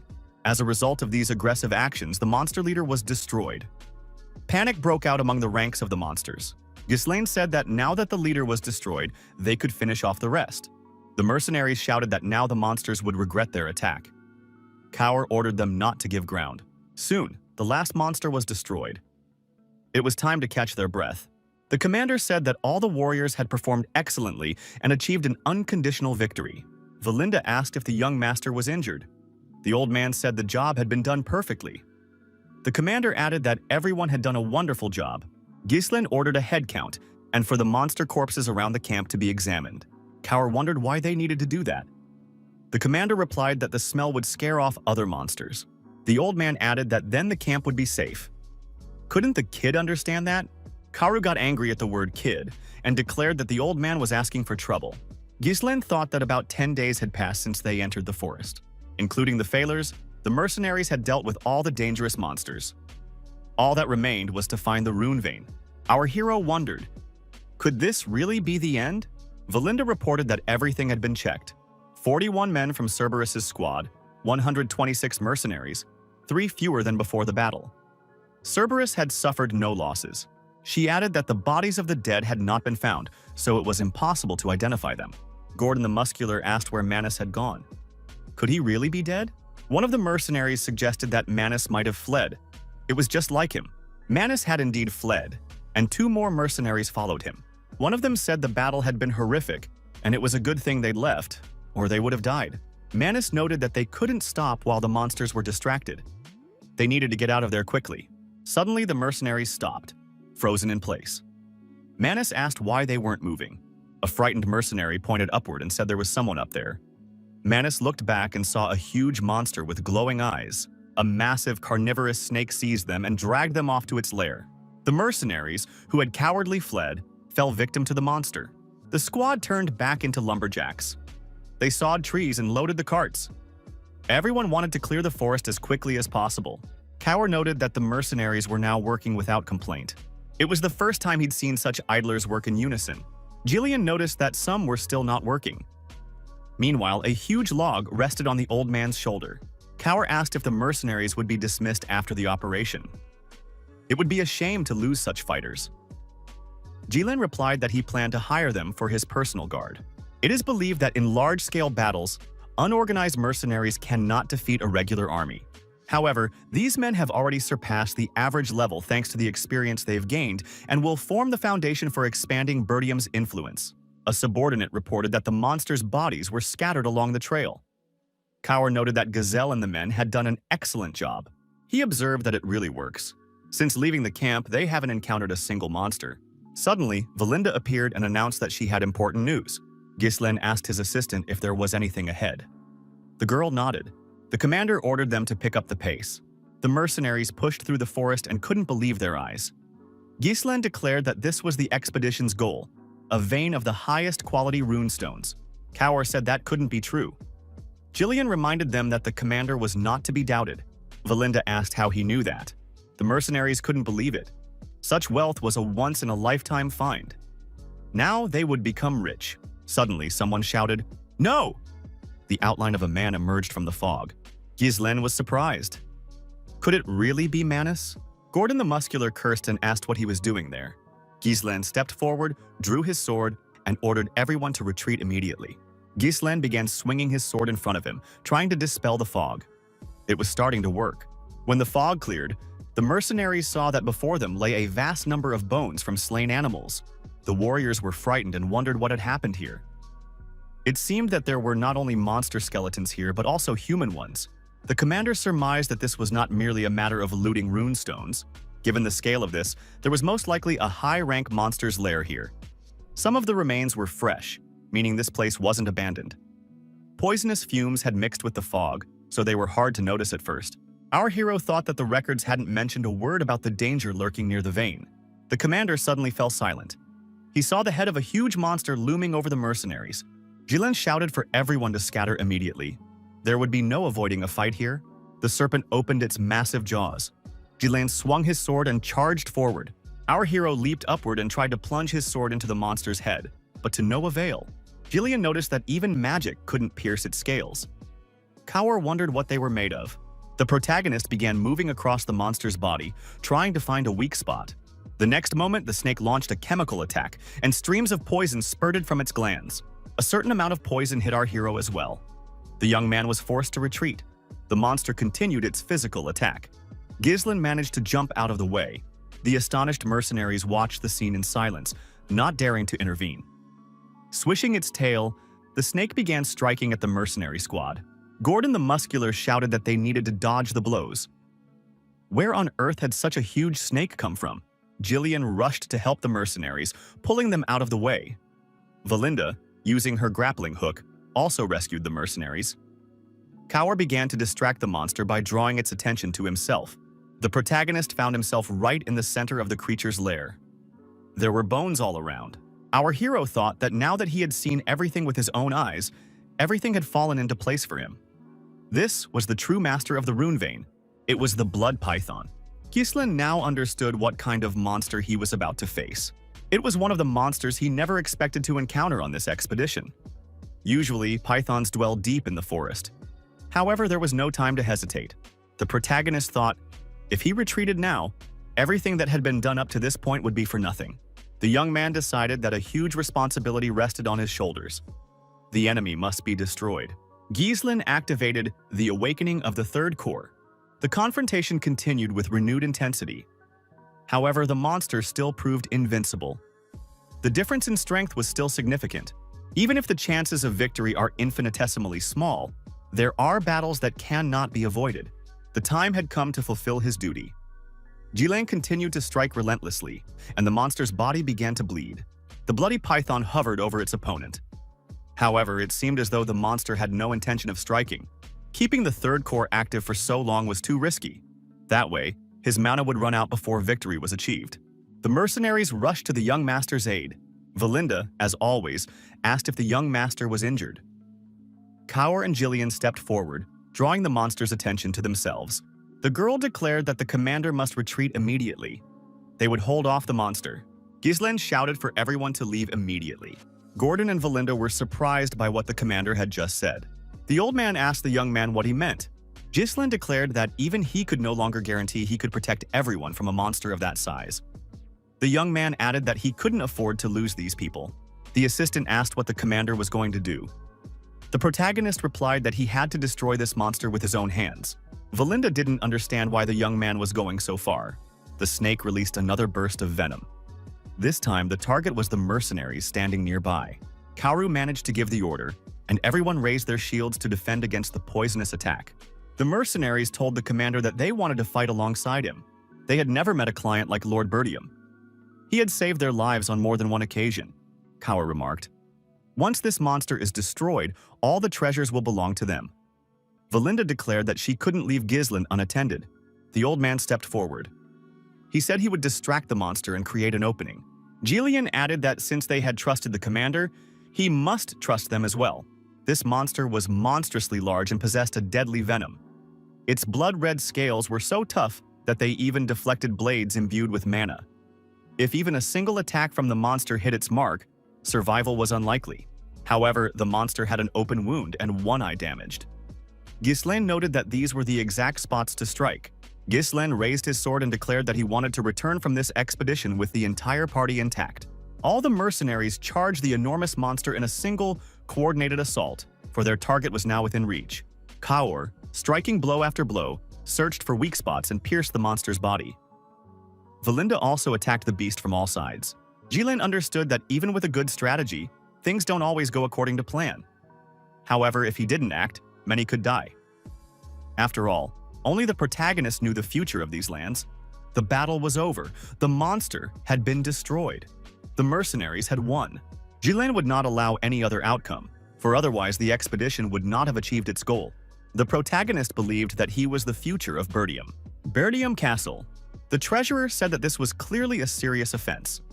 The boy had ignored the steward's prohibition and entered the forest of monsters.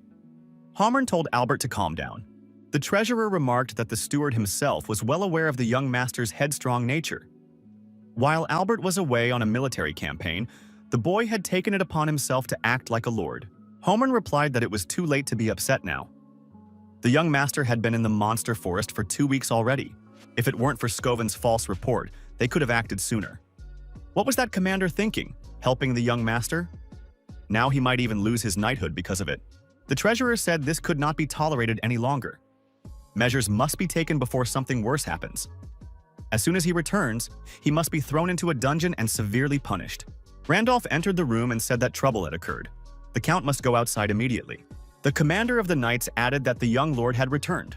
Gilles entered the room and took a seat opposite his father.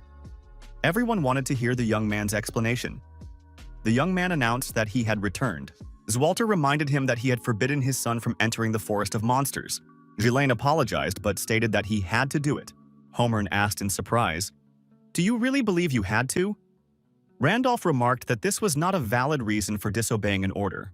The commander of the knights added that entering the monster forest was a serious crime. It wasn't just a matter of life and death. What if those monsters had come out of the forest and attacked the mansion? Ghislain pointed out that he was still alive, and the monsters were still not on the estate's grounds. Randolph was outraged. How dare this boy be so insolent? The treasurer asked, "Does this situation really amuse the young gentleman?" Albert agreed. If everything went smoothly this time, they could turn a blind eye to it. However, in this case, there was no room for excuses. Our hero received a note with a message from the treasurer. It was a letter from the county of Ryfold. The treasurer noted that he immediately had a bad feeling as soon as he learned of the young man's unexpected visit. However, extorting 20,000 gold coins from Lady Amelia, who already regularly sends money to maintain the Bertium mansion, is simply too much. Because of Ghislain, the Earl of Ryfold is furious. He is cutting off all support for the Bertium estate and also breaking off his engagement to Amelia. The young man's mistake could affect the entire estate's finances. Ghislain realized that the letter was written personally by Count Ryfold, for whom Amelia is not a favorite. However, it does not appear to have been forged. The emotions stirred up by the manipulations of people obsessed with money are perfectly understandable. This means that Amelia has gone so far as to ally herself with her enemy, just to destroy Ghislain. One can assume that those mercenaries were not a last resort. In that case, all means of influence over Amelia are now useless. Any secret deals or bargaining will be seen as attempts to cover up this situation. The protagonist thought, if he had been even a little late, he would have found himself trapped inside the estate. Time is truly working against him. Albert asked if the young heir had anything to say in his defense. Homern demanded that Ghislain immediately return the 20,000 gold pieces. Randolph remarked that this sum would be enough to keep him from worrying about the expenses of the knightly order for some time. Ghislain claimed that he had already spent all the money. The boy explained that the money had gone toward an expedition into the forest of monsters. He had no excuses regarding the situation with the county of Ryfold. The commander of the knights grabbed the young man by the chest and cursed at him harshly. What kind of heir is he if he's selling the county's future with his own hands? Homer declared that from this moment on, Ghislaine Bertium was no longer a count, but a criminal. He must be immediately imprisoned. The protagonist said he would pay for everything. From now on, he would personally allocate funds for the mansion's needs, including 20,000 gold pieces. Svalter asked what that meant. Ghislaine invited Valinda into the room. The girl entered with a box in her hands. The young man explained, if he had simply wanted to go into the forest and come back, he wouldn't have started this in the first place. Our hero opened the box and said that inside were high-quality gemstones. Those present jumped to their feet. They clearly hadn't expected this. Homer asked where such a valuable item had come from. Could the young gentleman have bought it with those gold coins? Ghislaine replied that he had found a vein in the monster forest. Albert remarked, if this is a real runestone, then its price would be enormous, but even in that case, that amount wouldn't be enough to fully maintain the mansion. Ghislaine replied that there were enough stones because that wasn't all. The young man invited everyone to go outside. The Count and the others saw that the loading of crystals onto the carts was in full swing. Homer was surprised. Could the young gentleman really have obtained all this in 15 days? Randolph said that he must be imagining things. Svalter asked Valinda if all of this had truly been discovered during the expedition. The girl answered in the affirmative. The young gentleman had personally prepared everything necessary and led the people himself. The horrors of the Ents, a huge number of the bloody python's remains, and much more. The runestones were only a small fraction of what they had obtained. Ghislaine stated that all his actions were aimed at benefiting the county. All of this would go toward maintaining the mansion. The treasurer told the Count that, based on a rough estimate, with this sum they could stop struggling to keep the county afloat. Randolph declared that the young Count was simply incredible. He must be tired from this long expedition. Homer remarked, if the young man needed anything, he could say so right away. Ghislaine stated that he had several conditions. Scoven and Ricardo must be released. They were merely following his orders. Access to the monster forest would remain closed to outsiders. Unnecessary rumors could only harm the county. Homer noted that all of this was quite reasonable. Ghislaine added that he would personally be responsible for security and the recruitment of mercenaries for it.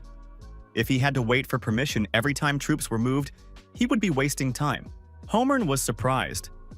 Did the young lord really mean to say that he would have his own private army? Randolph added that this was unacceptable, since no one knew what goals Ghislaine had set for himself. The treasurer said that the young count was mistaken and was ready to set the record straight. Right now, the young man should be begging for forgiveness. Yet instead, he demands complete freedom of action and no outside interference. Ghislaine replied to the treasurer that this was a misunderstanding. He was merely creating conditions under which he would no longer have to rely on Count Ryfold's support. The protagonist asked, if minor issues, such as those mentioned by the treasurer, were to negatively impact Bertium's finances, was he sure that anyone would be satisfied with that? Albert told Zwalter to intervene. His son is literally trading away the county's future. Ghislaine heard a noise behind him and turned around. His closest allies from the mercenary contingent approached him. Jillian reported that the loading of the runestones was nearly complete. They were only waiting for the Lord's order to move on. Cower noted that the Lord had been right. The hull of the Ent's Terror could be stored without further processing. What was the commander planning to do with the python's blood? Ghislaine noted that the python's carcass would soon be completely butchered. The venom, blood, flesh, and hide must be separated from one another to prevent decay. Randolph told his brother that he didn't understand how the young master had managed to get such strong personalities to work together. Zwalter thought that all these people looked like an elite unit. The father asked his son, must it have been difficult to get uncontrollable mercenaries to willingly follow orders? Ghislaine replied that it wasn't. Without their help, this expedition would have been extremely difficult. The Count said they were returning. This time, he would turn a blind eye to everything. Zwalter added, if his son disobeyed him even once more, he should be prepared for the consequences. The father said that the young man would one day inherit this mansion. It truly embodies the spirit of the Northern Wolf. Northern Wolf is the title bestowed upon Count Bertium, who defends the northern border of the Kingdom of Luthania. There was no one beside his father. Due to the kingdom's dire straits, its military might was not great, but he continued these endless battles on the northern border, devoting his entire life to defending the mansion. In the end, his reward was a pitiful death that almost no one remembered. Kaur said that he would finally be able to rest. Valinda asked if the young lord was heading straight to the manor. The answer was no. The young man noted that they needed to prepare so they could set out at any moment. The girl was surprised. Surely the young master wasn't going to rest. Jillian remarked that the commander was putting too much pressure on himself. His body still hadn't fully recovered. Valinda reminded him that it had taken a great deal of effort to remove the python's venom from the young gentleman's body. Ghislaine looked his assistant in the eyes and said he was counting on her. News that runestones had been found in the county of Burdium quickly spread throughout the region. This would not escape the notice of those who wished to seize these lands. It was necessary to consolidate his power as soon as possible. Jillian wanted to become so strong that no one would even dare to think of attacking his family. Ghislaine took a few steps forward and fell face first into the grass. Our hero had run out of strength. The young man needed rest. A carrier pigeon circled above the man sitting on the throne, carrying a message. The carrier pigeon landed on the man's arm. The message had been delivered. The message confirmed the partial subjugation of the monster forest. It was necessary to wage a territorial war against the House of Degrad and destroy the Burdium clan. After that, the duchy would intervene. One of those present asked if there was truly a desire to make the lands of Burdium no man's land. Did that mean the duchy itself would appoint a new owner of the Burdium territory? The chairman asked how many of their people remained on those lands. One of those present replied, 2 vassals and 1 knight. An order was issued to send the 2 vassals to the lands of Degradov. The fact that their heir, who had been presumed missing, had perished on the lands of Burdium was sufficient cause for a territorial war. Victor was appointed to lead this operation. Someone in the room remarked that if Frank had done everything right, Burdium would have destroyed itself. A participant in the meeting asked the Count, even though Victor would surely succeed, wasn't it too early to play such a trump card? They had been so cautious up until now, and now this decision seemed too hasty. Why did the duchy, which had acted with the utmost secrecy, now want to intervene directly in the affairs of the House of Burdium? The Count said it was all because of the Forest of Monsters. Those present were surprised. Duke Delphine decides everything. There is no need to question his orders. Count Gerald Desmond rose from his seat and said that now they must prepare for war. The Count asked if anyone else was aware of the current situation. Amelia was distraught and threw herself into her bodyguard's arms. She screamed her enemy's name, Ghislaine Burdium. Bernard tried to calm the girl down. Amelia said that this scoundrel had gotten his hands on the vein of runestones, thanks to the 20,000 he'd swindled from her. The girl noted that even the hitmen she had sent out hadn't been able to finish him off. She herself had to humble herself before her father to cut off support for Burdium. Amelia realized she had let her emotions get the better of her. She needed to pull herself together. The girl added that they had to build on what they had now. Bernard replied that he was ready to carry out any order from his mistress. Amelia remarked that if they had found a vein of runestones, Burdium would soon emerge from its financial crisis. Bernard noted that in that case they would have a celebration. The girl said that at the moment they hadn't yet managed to sell the runestones. There was clearly not enough time to establish distribution channels. They needed to exploit this weakness. It was obvious to everyone who they would try to sell these stones to. Bernard assumed that the lady wanted to act before the stones were sold. But who was she talking about? Amelia replied that there was only one place in the north where the runes could be sold. The greatest magical tower in the north, ruled by the 7th Circle mage Delmid. The Crimson Tower. Runestones are essential for magical research. Magical towers always take the issue of securing their supply very seriously. We need to set up an ambush with hitmen on the main approach routes to the tower. The targets will not be the Ghislins, but the workers transporting the runes. We must use hit-and-run tactics to disrupt the transport and isolate them. Bernard noted that there is also the Scarlet Flame Tower in the lands of Brivant to the north. Is the lady certain it is worth concentrating all forces solely on the Crimson Tower? Amelia said that things are different now. There is information that things have been going poorly at the Tower of the Scarlet Flame ever since it lost its grandeur. Gila, obsessed with money, won't deal with them when there's the Crimson Tower, ready to pay more. Amelia declared resolutely that this time she would take absolutely everything from Gilin. The protagonist was lying on the bed in his room at the ancestral castle, and he needed rest and to regain his lost strength. The predator prepares to swallow its prey. Before closing his epiglottis and letting her pass into his esophagus, he secretes poison from his inner lining to soften the victim for better digestion. Mana from the 3rd core burns the poison on contact.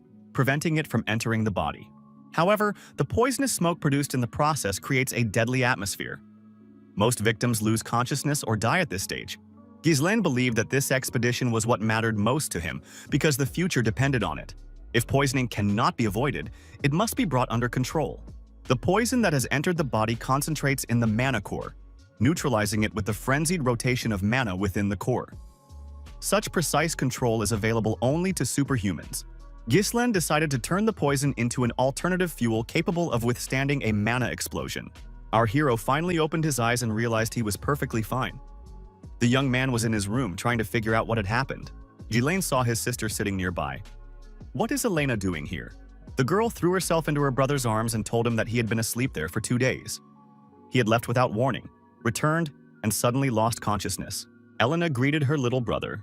The girl suddenly pushed her brother away and ran out of the room, telling Valinda that Ghislaine had already woken up. The protagonist thought. After he'd been inside the python, he'd received minimal medical care from Valinda and worked for another 5 days, trying to hold on until the runestones were sold, but his body couldn't take it. Even despite the overexertion, his condition was now quite good. Such injuries couldn't heal in just 2 days. His regeneration had also noticeably improved. His total mana pool had increased. Had its nature really changed?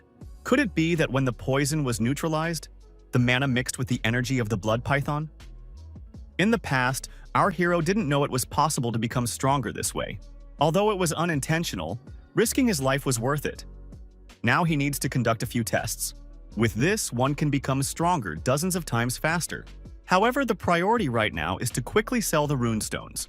In 2 days, everyone who needs to know has surely already heard about these stones. We need to gather mercenaries immediately. Ghislaine told Valinda to come in quietly. There's no need to knock on this door. Her father appeared at the doorway alongside Valinda. Her sister had also returned. Svalter reported that Valinda had told him everything about the fight with the python and how it had been poisoned. How is the son feeling now? Ghislaine replied that he was fine. Valinda said that everyone was frightened when the young master lost consciousness. Is he really all right now? The father told his son that he would like to talk to him. He had a request. Ghislaine followed his father to the training hall. The protagonist thought that this would be the first time he would train with his father. In his past life, all he did was avoid him, fearing a scolding. Ghislaine asked what request his father was talking about. The boy wondered. Could this be what his mother had mentioned when he was a child? His mother had told him that his father didn't know how to openly show his feelings. He believes he must be an unwavering pillar of support for the people of the estate. He always puts others before himself and never reveals his true feelings. The only exception was his confession of love to his mother. His father told his son to raise his sword and get ready. Zwalter rushed into the attack. Ghislaine parried the blow, thrusting his sword forward. From the very first seconds, our hero held his own against his father's attacks. Zwalter was pleasantly surprised. The opponents moved energetically around the arena, taking turns attacking each other. Ghislaine felt that his father's sword was very heavy. It held enough power to subdue the wild barbarians from the north, and at the same time, it possessed a gentleness capable of protecting everything. His father noticed that the young man's skills had improved significantly. His father added that when his son crossed swords, he should try to ease the pressure on the blade a little. The boy had the strength and reflexes to handle the huge monsters in the forest. However, a real opponent could easily figure out his intentions. Ghislaine usually intuitively sensed in battle what his opponent would do. Come to think of it, this is the first time anyone has taught him. Fencing is based on practice and experience, so it can be called instinctive. Due to a lack of proper training, the young man might have missed some important points. His father pinpointed his shortcomings and helped him realize them. Our hero had always thought he could rely only on himself and struggled alone. However, it turned out that learning from others wasn't so bad after all.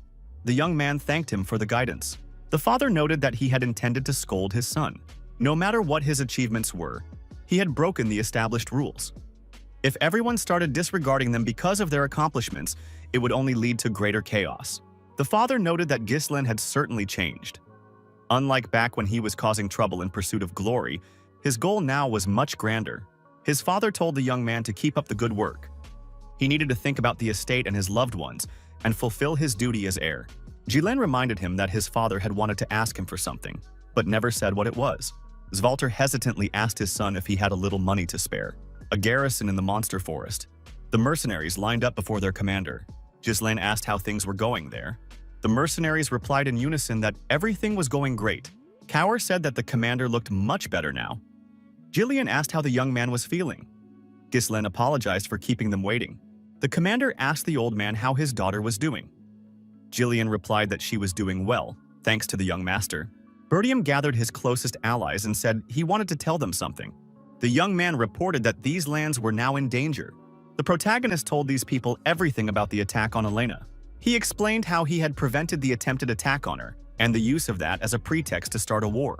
Ghislaine also spoke of the discovery of Prince Degrad's body, and about the forces threatening the house of Bertium. The young man added that they were being constantly watched. The enemies had likely been operating within these lands for a very long time. However, there was currently neither the time nor the resources to prepare for an attack. Valinda said that now she understood why the young lord was in such a hurry. She had thought that after finding the runestones, they would be able to take a breather. Kaur was surprised. Could it be that after that eerie forest, war awaited them? You certainly wouldn't get bored in these lands. Jillian agreed that Bertium was now the perfect target. Weak military power, poor lands. On top of that, they had found a valuable vein of runestone. The commander noted that this was precisely why they wouldn't be left alone. Valinda pointed out that they should have discussed such a serious matter right away. Now they must urgently inform the vassals and the lord. Ghislaine replied that the time for that had not yet come. There were traitors even among Elena's knights. There might also be spies among the vassals. Right now, it's unclear who is a friend and who is an enemy. Ghislaine noted that because Elena had survived, their plans had been thwarted. But now that the rune stones had been found, the enemies would no longer delay. A difficult battle. Kaur said that in that case, they would await orders from the commander. It's always interesting to be around the young master. The old man remarked that he had already dedicated his life to the young master and would remain with him until the end. Valinda added that she, more than anyone else, would protect the young gentleman. Bertium's main enemies are the Duchy of Delphin, as well as Count Desmond and Amelia, who carry out his orders. The protagonist decided he wouldn't let them do as they pleased. He announced that they were heading to the Tower of the Scarlet Flame. Kaur was delighted. Finally, they would sell these stones and be able to live happily ever after. Valinda wondered, why the Tower of the Scarlet Flame? The Crimson Tower is closer, and the prices there are higher. Ghislaine noted that there would be fewer unnecessary problems at the Tower of the Red Flame. When transporting valuable cargo, uninvited guests often show up, especially when it comes to runestones. It's necessary to prepare in advance. Just like last time, an ambush might be waiting. After the head of the Crimson Tower became a 7th Circle Archmage, the Tower of the Scarlet Flame fell into decline. Since then, it has been considered more profitable to sell runestones to the Crimson Tower, which is the best in the north. The Tower of the Scarlet Flame is trying to restore its former glory, but it's not easy. Tower of the Scarlet Flame. The young mage is in the library. She called for her teacher, Ronato. The girl asked when the light the teacher had spoken of would finally appear. Our hero, accompanied by his mercenaries, rode up to the Red Tower of Mages. Gordon the Muscular said that this tower is very tall. Many of the mercenaries never even thought they would see it. Even from its appearance, it's clear that this is on a completely different level compared to the lands of Bertium. Now it's clear where magic scrolls are created. The mercenaries were seeing magic not from scrolls for the first time. What on earth were these mages doing? The magic began to fade as it transformed, and it seemed unbelievable. After a while, the mages completely vanished from the roadway. Ghislaine explained that it was invisibility magic. It seems the local citizens aren't very happy to see guests. Kaur told the mercenaries to put on a more serious expression and not look like country bumpkins. Valinda remarked that even if the tower had lost its former grandeur, it still looked quite impressive. The lands of Brivant are considered among the richest in the kingdom. Who would have thought that this mighty tower would fall into disrepair? Ghislaine announced that they had arrived at their destination. Kaur remarked that his neck was already aching from looking up for so long. Valinda noted that the grounds were so vast that it would be a long walk to the main gate. However, there were no guards at the gate, only armor and weapons lying around. Someone shouted from the fortress wall for the travelers to stop. At that moment, the armor and weapons began to move and took up specific positions. After a while, the armor and weapons took up combat positions, as if they were being worn by an invisible warrior. The mages standing atop the fortress wall shouted that entry into the tower was forbidden without permission. The man ordered the travelers to state their names and the purpose of their visit. In his hands were magical threads with which he controlled the armor. Valinda wondered why the armor here moved as if it were puppets. Kaur also wondered why the tower's real guards weren't coming down to them. Jillian announced that the heir to the Count, Gislen Berdium, had arrived. The old man added that they wished to see the person in charge of trade. The heir to the Count had brought excellent goods here. The man in the tower said they weren't interested.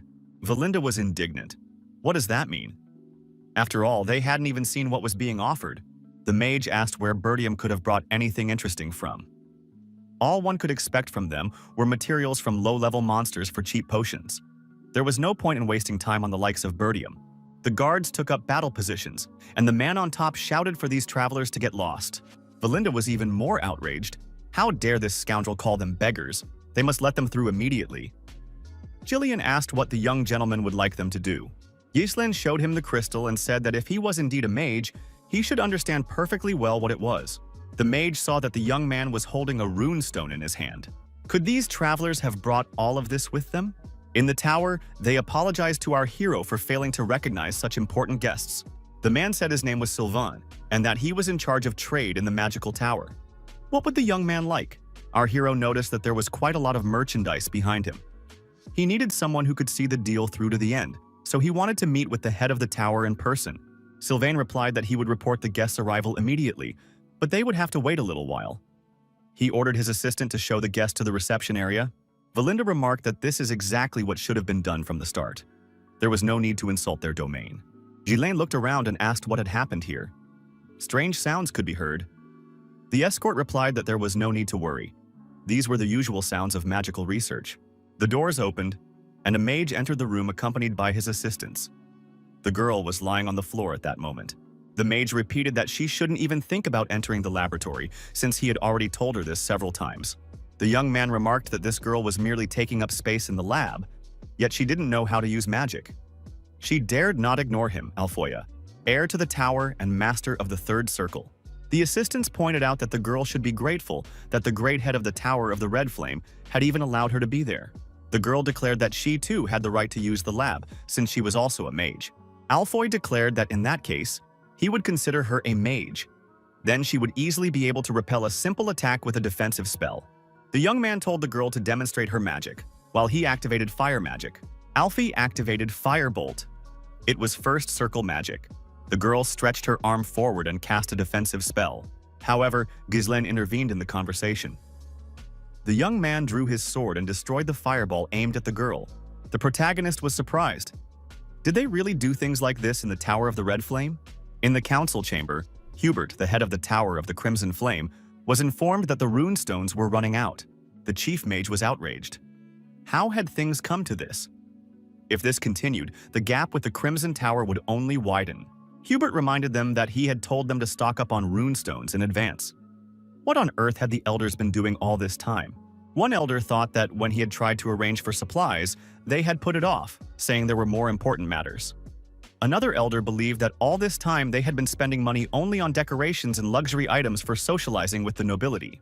The old man noted that it wasn't just about the stones. The head of the Crimson Tower had already reached the 7th circle. Lord Hubert was still only at the 6th circle. The chief mage shouted that he didn't want to hear about it. He shouldn't even be reminded of that charlatan. If there were more runestones here, he would have reached the 7th circle in an instant. Hubert remarked that that upstart Delmude had surely bought up all the runestones, which was why he had reached the 7th circle. Sylvain entered the room and said he had an urgent message for the gentleman. Sylvain added that there was a huge number of runestones downstairs, and that Master Hubert needed to go down immediately. Meanwhile, the protagonist continued his conversation with the young man, who was attempting to use first circle fire magic. Our hero was a skilled swordsman, so not a single fireball hit its target. The girl was safe. Alfoy was outraged. Had this guy really cut all his fireballs in half? But how dare he? Valinda used her unique abilities, and the young mage found himself completely wrapped in a thin, yet strong thread. She was outraged. How dare this scoundrel attack the young gentleman? The head of the tower entered the room and asked indignantly what was going on here. The girl asked in surprise why the archmage had appeared here. Gislan told his assistant to let the boy go. Alfoy immediately rushed over to his teacher. Hubert asked what was going on. The young man replied that an intruder had appeared. He had tried to stop Vanessa from entering the laboratory, but the girl had suddenly attacked him. Alfoy added that he just wanted to protect Vanessa, since she had no magic. Valinda remarked that the guy was crying like a girl. Alfo was indignant, insisting that he wasn't a girl. Vanessa said she just wanted to go into the lab. Jilin thought his eyes weren't deceiving him. Vanessa, the red nightmare. The young man noted that even someone who had become a real nightmare had once had such times. Hubert was outraged. Not only had she barged into the tower, but she was also trying to insult his student. The head of the tower threatened the girl that he would burn her to ashes right then and there, leaving not even a trace of her behind. Valinda asked the young gentleman what they were going to do. The situation looked dangerous. Jilin apologized for the commotion and addressed the tower's head. The young man declared that he was the heir to the county of Bertium and had come here to discuss a deal involving runestones. The protagonist added that the workers were waiting by the castle. Would the master like to take a look right now? Hubert went outside and approached the wagons loaded with crystals. He and his entourage could not believe their eyes. The elders wondered where this guy had gotten so many runestones. There were at least 10 carts here. What should they do about this? Hubert laughed and said it was a sign from above. With these runestones, he would finally be able to surpass the accursed Crimson Tower. The head of the tower pulled himself together and said that there were far fewer stones than he had expected, and their quality wasn't exactly ideal either. Cower was outraged. How dare he treat something that had been obtained with such difficulty this way? Vanessa asked, wasn't this a huge amount? Even a single cartload would last for several weeks. The master shouted and ordered the girl to shut up and get out of there immediately. Hubert added that this Renato had left them with a major headache in the form of this girl. If she had no abilities, she could at least use her head better. The head of the tower looked at the elders and asked if they really thought so too. The old man noted that the quality was indeed poor, just as the tower master had said. Perhaps these stones were fake altogether. How could they have ended up in the poor domain of Bertium? Valinda got angry. Her young master had gone to great lengths to obtain these runestones. They couldn't be called fakes. The elder added that it wasn't their concern. There were too many swindlers these days. One couldn't trust just the seller's word. Ghislain asked, did that mean the tower refused to buy these stones? Our hero told his companions that the Tower of the Red Flame had announced its refusal to proceed with the deal. That meant it was time for them to head elsewhere. Hubert shouted for them to stop. The head of the tower told the elders that they could buy these stones after all, considering the long journey these people had made. Hubert announced that, in his great mercy, he had decided to buy all these runestones. The head of the tower added that they were willing to pay, but at a price slightly below market value. Ghislain replied that there had been a misunderstanding. The commander told Kaoru to leave one cart and remove the rest. The young man reminded them that they had agreed to sell only one cart. Kaoru agreed that such an agreement had indeed been made. Kaoru ordered his soldiers to move the carts away. Hubert was surprised. What was going on here? Ghislain apologized and noted that his subordinates had miscalculated the quantity of goods. The protagonist added that they were heading to the Crimson Tower, so they needed money for the journey. Hubert couldn't accept this and told the young man not to rush. He was just joking. The head of the tower suggested going upstairs to continue the conversation. The negotiations continued at a round table. Ghislain and Hubert sat across from each other. Hubert introduced the young man to the elders of the Tower of the Red Flame. They were all Fifth Circle mages. Ghislain replied that he was impressed. This was staggering power, just as one would expect from the second strongest tower in the north. Hubert remarked that the young man had apparently heard rumors that did not correspond to reality. The Tower of the Red Flame still held the lead in the north. Valinda remarked that the young gentleman was needlessly offending his interlocutors. Jillian stated that the gentleman had his own opinion and was conducting negotiations as he saw fit. Hubert said he was tired of pointless talk. How much was the young man willing to sell all this for? He wouldn't get half that much anywhere else. Ghislain replied that he was willing to accept twice the market price. The elders declared that the young man had absolutely no idea how the world worked. That's not how things are done. Hubert remarked that whoever taught the young man to bargain had clearly done so incorrectly. One must negotiate, not unilaterally set conditions. Ghislain said that for the Tower of the Red Flame, double the price seemed fair. The elders were outraged. Did he even realize where he was? Hubert ordered the young man to watch his tongue. Did he really intend to mock the Red Flame? The head of the tower added that the boy was young and had a right to make mistakes. He could be forgiven this once, but he must take the matter seriously. The elders said they were willing to add a little extra on top of the market price if the young man sold everything. Ghislain rose from his seat and said that his interlocutors were not in the mood for a serious conversation. He had already offered a favorable double price. In that case, he was off to the Crimson Tower. Hubert shouted for the young man to stop immediately. He asked why the guy was in such a hurry. No one was backing out of the deal, so there was no need to get worked up. The protagonist looked at his companions standing behind him. These were good arguments for continuing the negotiations. The head of the tower acknowledged that this guy had some spunk. If he had come to them first, they would buy everything at double the price, just as he wanted.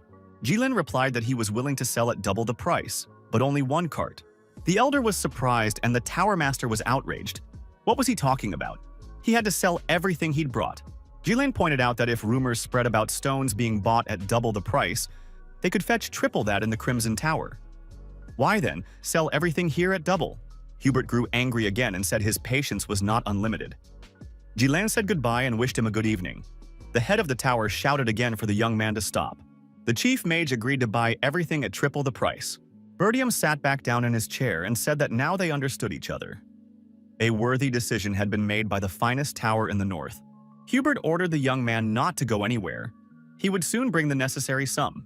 He was dejected. A six-circle master had allowed some country bumpkin to treat him this way. This time he would have to give in due to a shortage of runestones. Bertium said he had one more condition. The archmage was furious and asked what else this boy wanted. The young man replied that he was interested in Vanessa. He wanted her to become his personal mage. Our hero recalled a time long past. One evening he had been sitting by the fire with another knight, and they were grilling meat. The young men were discussing how well done their steak should be and their preferences. The knight asked if Captain Ghislain knew about the Red Nightmare, a girl named Vanessa, a sorceress who had burned the entire north of Ludania and reached the Seventh Circle. Ghislain remarked that the Seventh Circle and the Red Nightmare sounded quite dramatic. What had happened to Vanessa? The knight replied that the girl had gone mad and was studying mana development techniques instead of the circles. She burned and destroyed everything in her path. The lords were ruined, and orders began to come in to eliminate her. Jilin remarked that a mage who had reached the Seventh Circle through mana techniques was interesting. He suggested to Claude that they take her into their squad. The protagonist thought that in his past life, he hadn't been able to do this. Vanessa couldn't control her magic and died. However, she had the talent to reach the Seventh Circle even without magic training. If guided correctly, she would be able to reach her full potential. Our hero decided that this time, he would definitely take Vanessa into his squad. Jillian asked if this was really the girl in question. Kaur noted that she seemed special. Valinda told him to let her know in advance whenever he planned to take someone on. The tower elders decided that everything was working out well. The girl was useless anyway, so she could be given away. Hubert said that Vanessa was indeed a valuable mage. Ghislain added that he would need combat mages of the Third Circle and higher in Bertium. They would be needed for territorial wars. Ghislain reminded them, triple the market price, a one-year placement for Third Circle mages, and the transfer of Vanessa as a personal mage. Those were the terms of the deal. Hubert was ready to explode with indignation. The head of the tower declared that the tower's mages could not participate in territorial wars. He added that he would leave not even a speck of dust of this guy right now. Jillian grabbed his sword, sensing the pressure of magic. Kaur also prepared for battle. Ghislain said he had found a huge deposit of runestones in Bertium. He added that the news was already spreading throughout the north. Many would want to get their hands on it. Ghislain said he didn't want war. He needed the tower's help until Bertium had grown stronger. In return, he promised to supply the stones exclusively to them. He added that the Tower of the Red Flame would eventually surpass the Crimson Tower. After hearing this, Hubert agreed to the deal. The tower's leader ordered Alpha to go with him. Alfoy wondered why him specifically, but Hubert replied that he was the tower's greatest talent. Alfoy was delighted and decided he would hold out for just 1 year. He was confident that within a year, the tower would become the strongest. Ghislain welcomed the mages to Bertium. The mages noted that the mansion was old and practical, though not luxurious. Alfoy was unhappy. This was a backwater village where he'd been sent at his teacher's request. He declared that he would lead the mages, but there was a lot of work to be done here. Alfoy was indignant that he was being treated like a servant. Ghislain asked where Vanessa was. Alfo replied that she was in the back with the luggage. The young men looked back and saw a frail girl carrying heavy suitcases.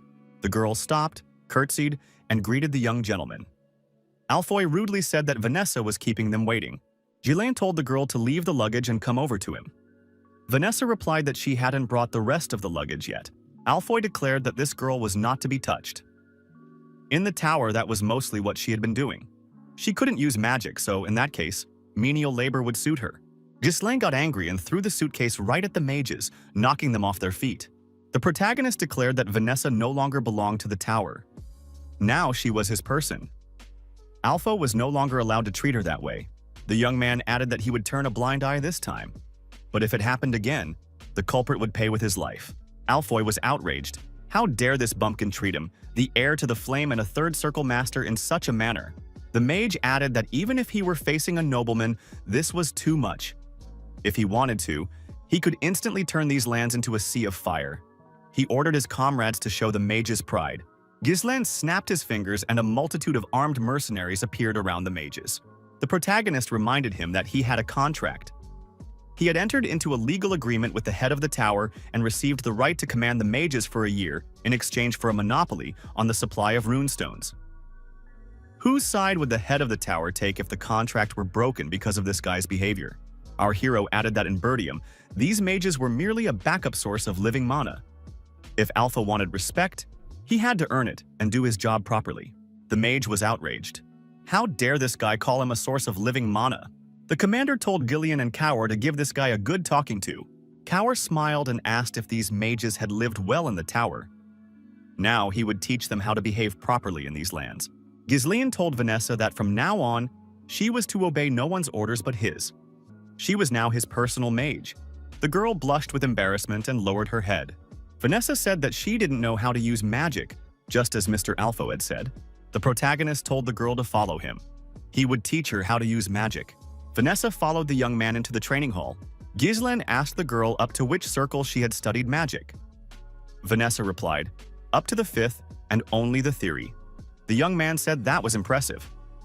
Vanessa remarked that it was all useless, since she couldn't use magic. The girl explained that she hadn't felt any magical power since childhood. She believed that someday she would be able to cast spells, but the more she studied magic, the more she realized she would never be able to use it. Vanessa added that her teacher was no longer alive. That was probably why she had been expelled. Ghislaine thought that the 5th circle was comparable in power to the level of the elders of the magic tower. Magic cannot be mastered simply by memorization. It requires an understanding of its principles, a flash of insight, and the ability to infuse it with one's own will and interpretation. Vanessa understands everything intellectually now, but her body can't keep up. She must have gone through countless trials trying to solve this problem. The young man said that her efforts were not in vain, but that she had chosen the wrong path. Ghislaine recalled the words of his comrade, who had told him about a sorceress who had reached the 7th circle and burned the entire north of Ludania to the ground. Although she was a mage, she had mastered the techniques of working with mana. Ghislaine declared that he would teach Vanessa the techniques of working with mana. The girl wondered why a mage would need that. The protagonist explained that magic circles and mana techniques are based on working with mana. Vanessa said that was madness, using magic through mana techniques. If something went wrong, she could be crippled for life. Ghislaine told the girl to give it a try. Vanessa wondered, could she really use magic? She decided to give it a try because more than anything else in the world, she wanted to learn how to use magic. The boy thought that in her past life, she had had the same look in her eyes as he did. Regret, anger, hatred, an endless thirst for magic drove the girl into a bottomless abyss. Having mastered an unknown mana technique, Vanessa turned into a disaster driven solely by instinct and burned everything to the ground. Ghislaine thought that now he was here to prevent her from falling into that abyss.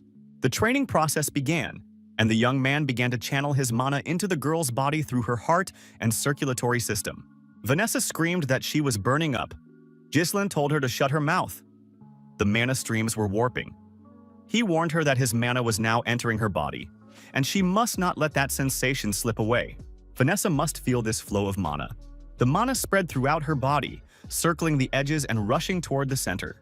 Earlier, the girl's teacher had told the tower's head that Vanessa had talent. They couldn't stop supporting her. Without her, they wouldn't be able to prove the regularity of mana's conversion into magical energy. Hubert said he acknowledged this, but couldn't Renato see the obvious? No matter how intelligent she is completely unable to use magic. Can such a person be called a mage? Renato was outraged by the tower head's words. Hubert added that no matter how hard they tried, there would be no result. Vanessa was standing outside the office door and heard this conversation. The girl recalled parting ways with her teacher when she was still a child. Vanessa noted that if she had more talent, her teacher wouldn't have had to leave the magic tower. Ronaldo replied that he wasn't leaving the tower, but setting out on a journey to find a way to help the girl use magic. Ronaldo told Vanessa to lift her head and look at the sky. In this world, darkness cannot last forever. He promised that one day, light would surely come to Vanessa as well. Ghislaine became that light for her. The girl thought that her teacher was right. Light had indeed come to her. The old house at the edge of the forest was lit from within in the evening. Inside the house, the fight continued. The knights were surprised. What kind of monster was this? This madman had already taken down 4 of them. The young man urged the cowards not to be afraid and to come closer. Did they really think they could defeat him with those pieces of metal? The young man defeated another knight, dodging his attack and executing an arm lock with a throw. The guy shoved the knight standing next to him, and the knight flew to the side, knocking his colleague off his feet. The bruiser declared that he hadn't even warmed up yet, and these weaklings were already all lying on the floor. The knights said they hadn't expected anything else from this man. After all, he is the greatest warrior of our time. Those nobodies shouldn't have interrupted their feast. In these parts, this strong man has no equal. The big man decided to rest on the shore of the pond with his fishing rod at his feet. A stranger approached him and asked how his training was going. He added that an order had come from Count Desmond regarding Victor's performance. The bruiser put on his knight's helmet and said that in that case it was time to set off. Victor added that he had been bored out of his mind for quite some time. Walter Bertium read the message he had just received. It reported that Gilmore Degred had been killed by Ghislaine Bertium. Revenge was inevitable. The Count ordered the soldiers to be summoned immediately. This message was a declaration of war. Randolph declared that the Degrads had completely lost their minds. How could they claim that Crown Prince Ghislaine had killed Gilmore? They want to start a war under false pretenses. They need to be taught a lesson. They had lived together for many years as a northern family, and suddenly such an unexpected betrayal. What benefit do they hope to gain from this war? Ghislaine said it was all because of the rune stones. Didn't Father say that 2 vassals went with the embassy to Degram while he was in the magic tower? They must have let slip some information about the internal affairs of the domains. The advisors were outraged. Could their vassals really have betrayed them? On what grounds was the young man making such bold claims? The Count reflected that actions taken for the good of the domain often lead to crisis. It seemed his son had known all along that this was the inevitable outcome. The captain of the knights asked if they needed to think long and hard. In any case, their troops outnumbered Degradov's. They had far more combat experience. Degradov must be made to pay dearly for the attack. An officer entered the room and reported that trouble had struck. Degrad's troops were already there. An enemy army had indeed gathered at the county's fortress walls. Zwalter and his entourage went out onto the fortress wall and saw the scale of the disaster. Albert declared that they had barely declared war when the enemy immediately appeared. When had they had time to prepare? The Count was informed that about 6,000 armed soldiers had arrived, along with another 1,000 in the supply train. Numerous siege engines had also been spotted. It was clear they had been preparing for a long time. Homern asked the captain of the knights what was happening. Why was the difference in strength so great? How had the Degrades managed to assemble such an army? Randolph reminded him that he had been against reducing the troops. Zwalter shouted for them both to pull themselves together. Enough of this idle talk and wasting time. An order was given for all soldiers to take up positions on the walls. The inhabitants must be let into the fortress immediately, and all gates must be closed. The soldiers must hold their positions. Count Bertium shouted that the battle was beginning. Count de Grad stood watching Bertium Castle from a distance. He said that although his son Gilmore was a useless idler, it was thanks to him that the opportunity to attack Bertium had arisen. This castle is simply magnificent. De Grad ordered Victor to follow him. He wanted to speak with his older brother, Bertium. Bertium asked de Grad, "What madness is going on here?" Tamos replied that his beloved son Gilmore had died on this land. He had been killed by the hand of Ghislaine Bertium. Any parent would be enraged by such a thing. De Grad remarked that if Zwalter surrendered now, bloodshed could be avoided. Randolph was outraged. How dare this scoundrel lie constantly? Albert shouted that further conversation was pointless. Ghislaine thought that even though his sister had been saved after Gilmore's death, this was bound to happen. The fact that siege weapons had been brought in meant they intended to completely destroy Bertium. Zwalter declared that his son had nothing to do with Gilmore's death. That was his only answer. If Tamos valued his life, he had to leave. Victor thought that Zwalter Bertium was truly a worthy commander who had defended the north for many years. Tamos agreed that he was indeed a northern wolf. How much blood would be spilled because of his brother's foolish choice? De Gard warned Zwalter not to regret his decision. Randolph told the Count to entrust the troops to him. All they faced was a rabble with a numerical advantage. He would crush them all. Homer objected that the difference in numbers was too great. One defeat, and Bertium would be doomed. The captain of the Knights noted that they couldn't just stand by and watch. A proposal was made to ask for help from other domains. Could they hold out until reinforcements arrived? They could abandon the castle and retreat to the northern fortress. Chaos reigned in the Count's mind. His thoughts were jumbled. War had been declared suddenly, and the enemies were prepared. On top of that, they had a huge number of troops. Who was backing them? Ghislain suggested preparing for a defense. The young man noted that Degrad's army of nearly 7,000 soldiers stood against Bertium's hastily assembled force of 2,000. The numerical difference was more than 3 to 1. The enemy was fully prepared, and their morale was very high.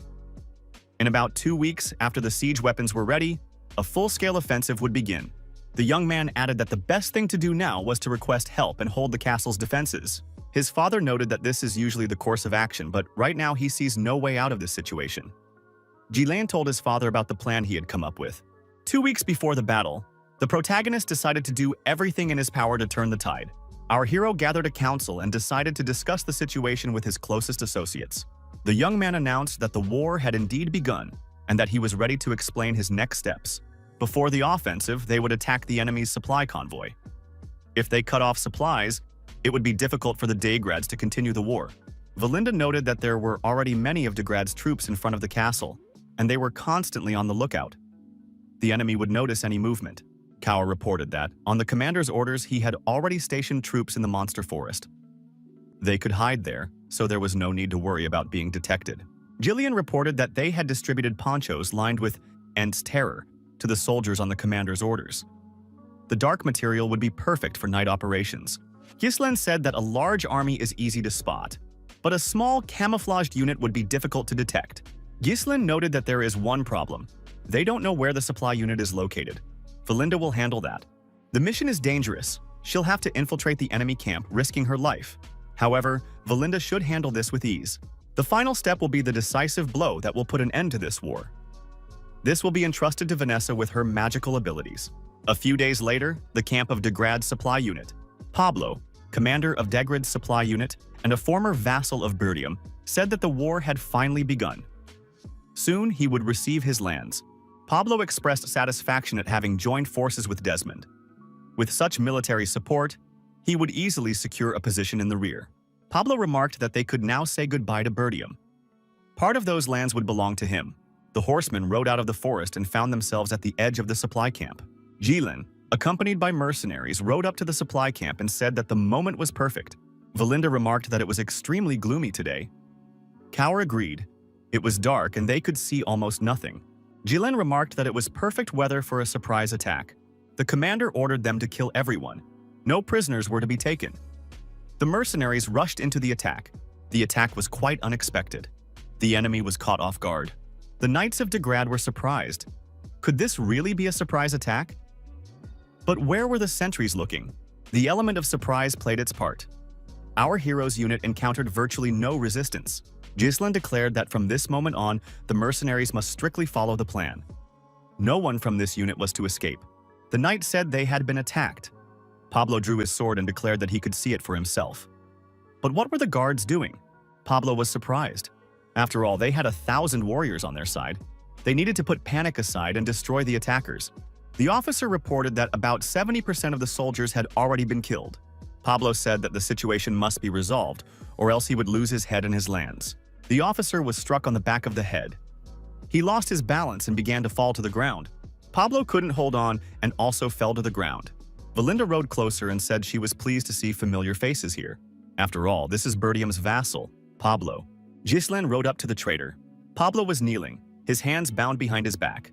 Valinda reported that this man's name was Pablo. He was one of the vassals sent as envoys to the Degrads. Not only had he defected to the enemy and sold information, but he had also served as the head of the Degrad's supply unit. Pablo begged for mercy and said he was surrendering of his own free will. Ghislain asked who was behind it. Pablo replied that Desmond had organized it. He had threatened violence, so there was no choice. Ghislain thought that Desmond had indeed supplied Degrad's troops. Pablo reminded him that he had served Bertium faithfully for many years. There was still value to be gained from him. Count de Grad was willing to pay a ransom. Ghislain ordered Pablo to raise his head. The traitor thanked him for giving him a chance. Now he would devote his life to serving the Bertiums. The protagonist swung his sword and the traitor's head flew off to the side. He said he had no business with traitors. The fate of those who betrayed Bertium is sealed. Death. The supply camp burned to the ground. No one survived. The commander said that now they were heading for the castle. The enemies should have already begun their attack. They had focused all their attention on the castle. The protagonist added that he would strike the enemies from behind and sow chaos in their ranks.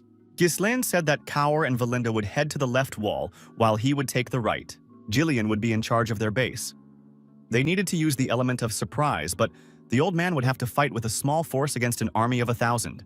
Jillian replied that he could handle it and was ready to carry out any order from the commander. Kaur remarked that this old man was quite amusing.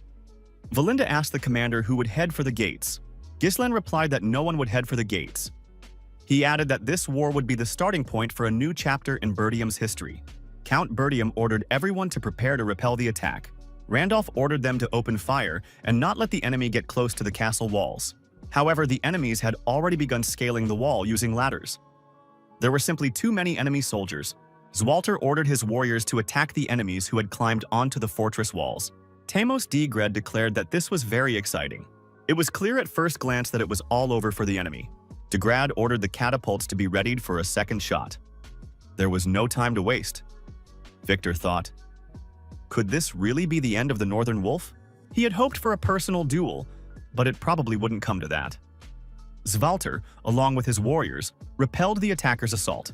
The Northern Wolf was fearless, even in the face of a numerically superior opponent. The Count and the Captain of the Knights were setting a personal example of what courage and bravery meant. Randolph noticed that the gates wouldn't hold out much longer.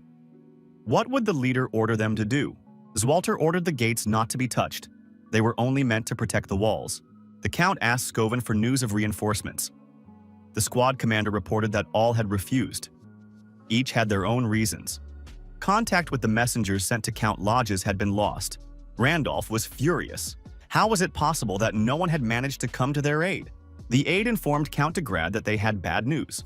The supply detachment had been attacked. The soldiers sent for supplies never returned. Something must have happened.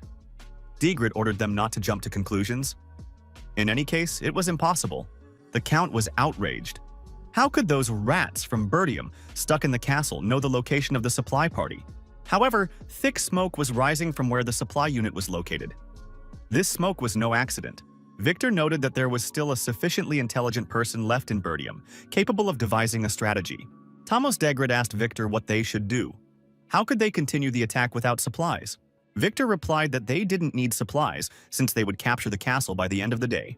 The siege of the right and left walls had been going on for a long time, but they were holding out for now. Bertium's elite unit, including the Northern Wolf, was most likely holding the line. However, in comparison, the main gate was a vulnerable spot. Victor announced to everyone that today they would enter through the central gate. Victor told Aiden that he would break through the gate himself. Aiden, meanwhile, would stay here and hold the line if necessary. Enemy troops continued to storm the fortress walls, with fresh soldiers arriving constantly. Zwalter and Randolph, tireless, continued to lead by example, showing the soldiers how to fight the enemy. Scoven told the commander that new siege ladders had appeared. The Count wondered how they could have determined the height of the walls at this spot. Randolph noted that their chances of holding the defense had now diminished. Zwalter ordered the catapults to be prepared. The catapults fired, and the projectiles flew forward to stop the advancing enemy. At one point, the soldiers of Bertium noticed that their projectiles were being intercepted. The Count was surprised. How could this be? Who could have done this? Zwalter wondered. Could Victor really have appeared here? Victor was approaching the fortress and said that all of Bertium's efforts were in vain. No matter how much they resisted, their doom was sealed. The attackers prepared a battering ram to assault the gates. Zwalter watched these preparations from the fortress wall. Count Bertium thought that now their only hope lay with Ghislain. The knights inside the castle heard the battering ram striking the gates from outside. Alfoy and the other mages were bound and placed around the perimeter of the magic circle. Alfoy shouted to be released immediately. Mages must not be dragged into these pathetic territorial wars. Commander Scoven reported that he was carrying out the young lord's orders. The mage must obey. Alfoy surmised, if the Bertiums had allowed siege weapons to get this close, It meant they had already lost the war. Vanessa told Alpho not to worry. The young master Jilin would surely set everything right. Alfoy shouted that they shouldn't even utter that name in his presence. Because of him, all he does is suffer. The young mage was surprised. Could Vanessa really be ready to follow the orders of that madman? The girl declared that Ghislain was not a madman. A few days earlier, Vanessa had tried to use her magic, practicing intensively. The girl explained that she was only learning to use magic, and so for now, that was all she was capable of. Ghislain replied that it was fine. It was enough that she could use magic at all. The missing magical power would accumulate over time. The protagonist led the girl away and said he wanted to show her something.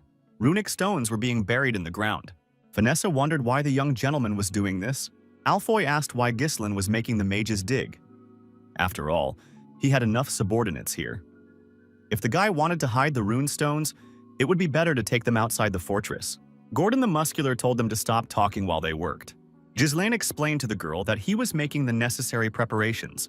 The simplest and most powerful tactic in war is to overwhelm the enemy with superior numbers.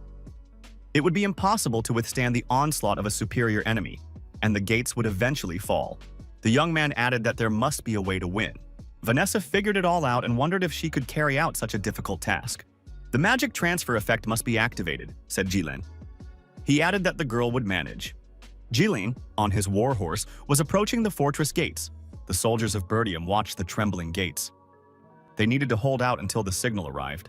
Randolph looked into the distance and asked the Count who was riding over there. Zwalter stated that it was Gislin's unit. Victor rode up to the officer and said he wanted a report on the current situation. The officer reported that an unknown cavalry unit had attacked them from the rear. The soldiers were surprised when they saw this sudden attack. After all, they had been told that Bertium would receive no reinforcements. The crossbowmen opened fire to kill. However, the warrior riding at the forefront easily dodged the arrows. Degrad's soldiers were terrified when they saw that this horseman was literally flying through the air. The attacker took advantage of the element of surprise. He sowed fear and chaos among Degrad's soldiers. In a matter of seconds, this knight single-handedly destroyed a multitude of enemy soldiers. The people were terrified. What kind of monster is this? Ghislain shouted for the soldiers of Bertium to rise. It was their turn to attack. Degrad's warriors rallied and counterattacked their opponents. Meanwhile, things were also turbulent at Degrad's headquarters. Jillian and his men attacked the headquarters, also using the element of surprise. The old man ordered Gordon the Muscular to use the battering ram. They needed to spread out and take out the enemy's key targets. Gordon declared that he could see the confusion on his opponents' faces. Just a little more, and their headquarters would be destroyed. Tamos Degrad was surprised. What was going on here? Why had they been caught off guard? The knight said that the Count needed to take cover in a safe place. Jillian, swinging his axe, approached the enemy soldiers. The old man declared that the enemy commander, Count Tamos Degrad, had been arrested and taken prisoner. Aiden leaped forward and attacked the old man, but Jillian parried the blow. Aiden declared that he would defend Degrad, fulfilling his duty. Jillian said nothing, but prepared for battle. The old man remarked that this knight was very strong. The knight introduced himself and said his name was Aiden Prasso. He demanded that his opponent also state his name. The old man replied that he had no name, only Lord Bertium's weapon. On the left fortress wall, the sudden attack continued. Kaur and Valinda were effectively destroying Degrad's knights. Every blow from the mercenary hit its mark, and the dismembered bodies of the enemies flew in all directions.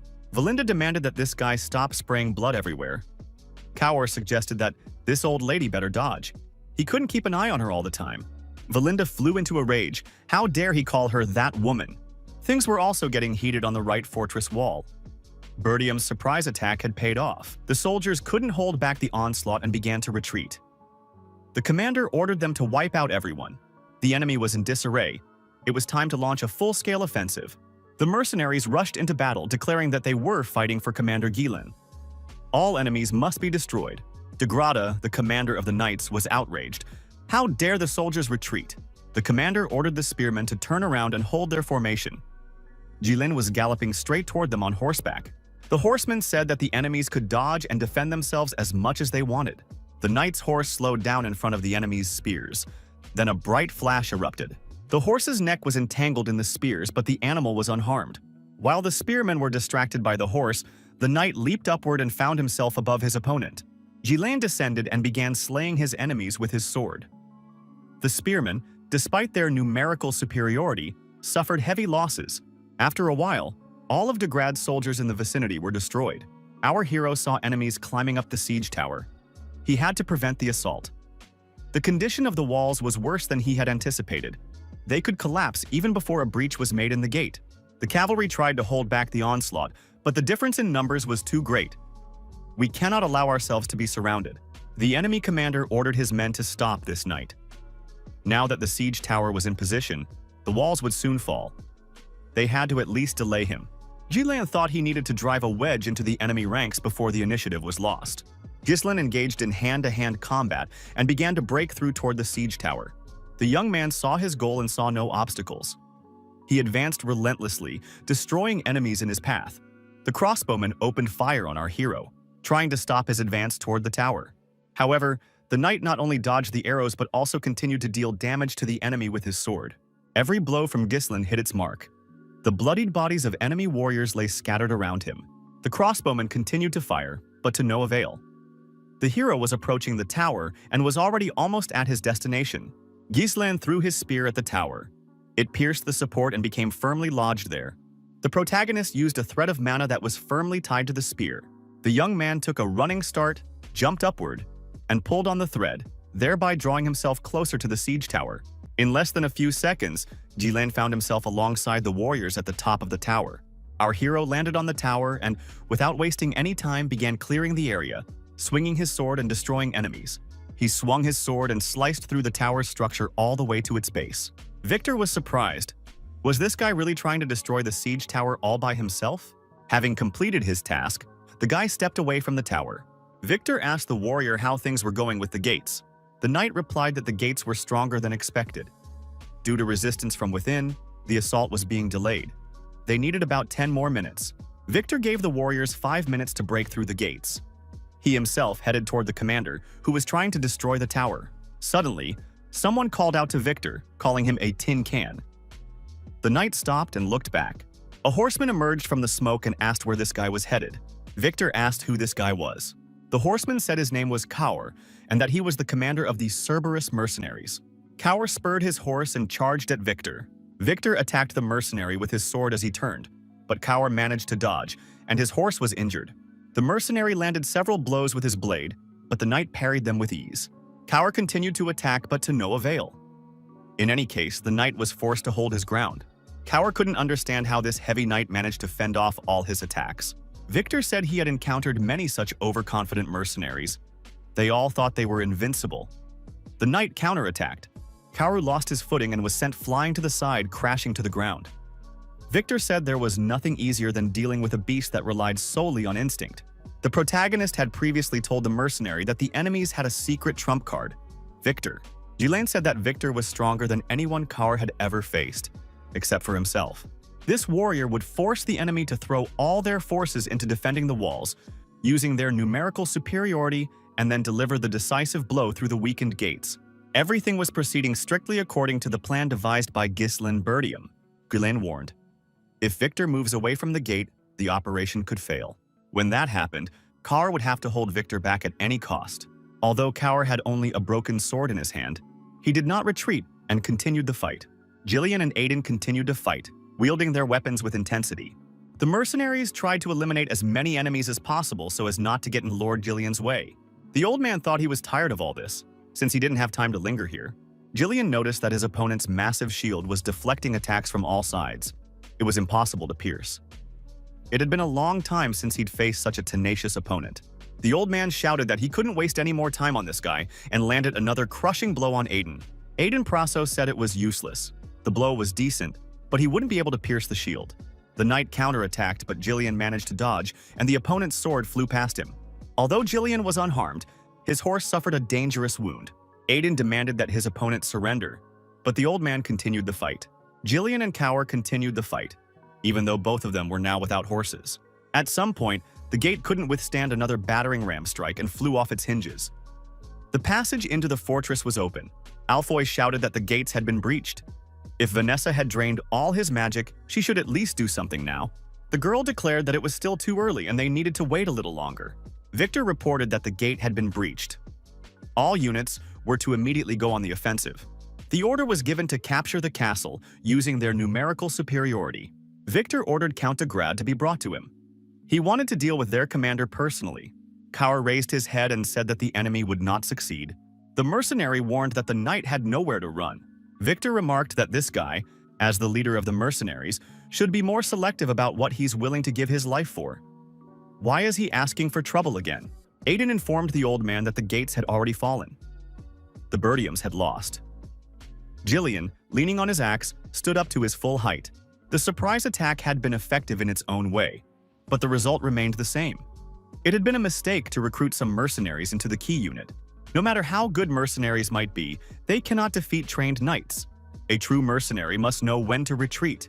Victor noted that the mercenaries had nothing to give their lives for in this war. Kaoru laughed and replied that it didn't matter whether they were mercenaries or knights.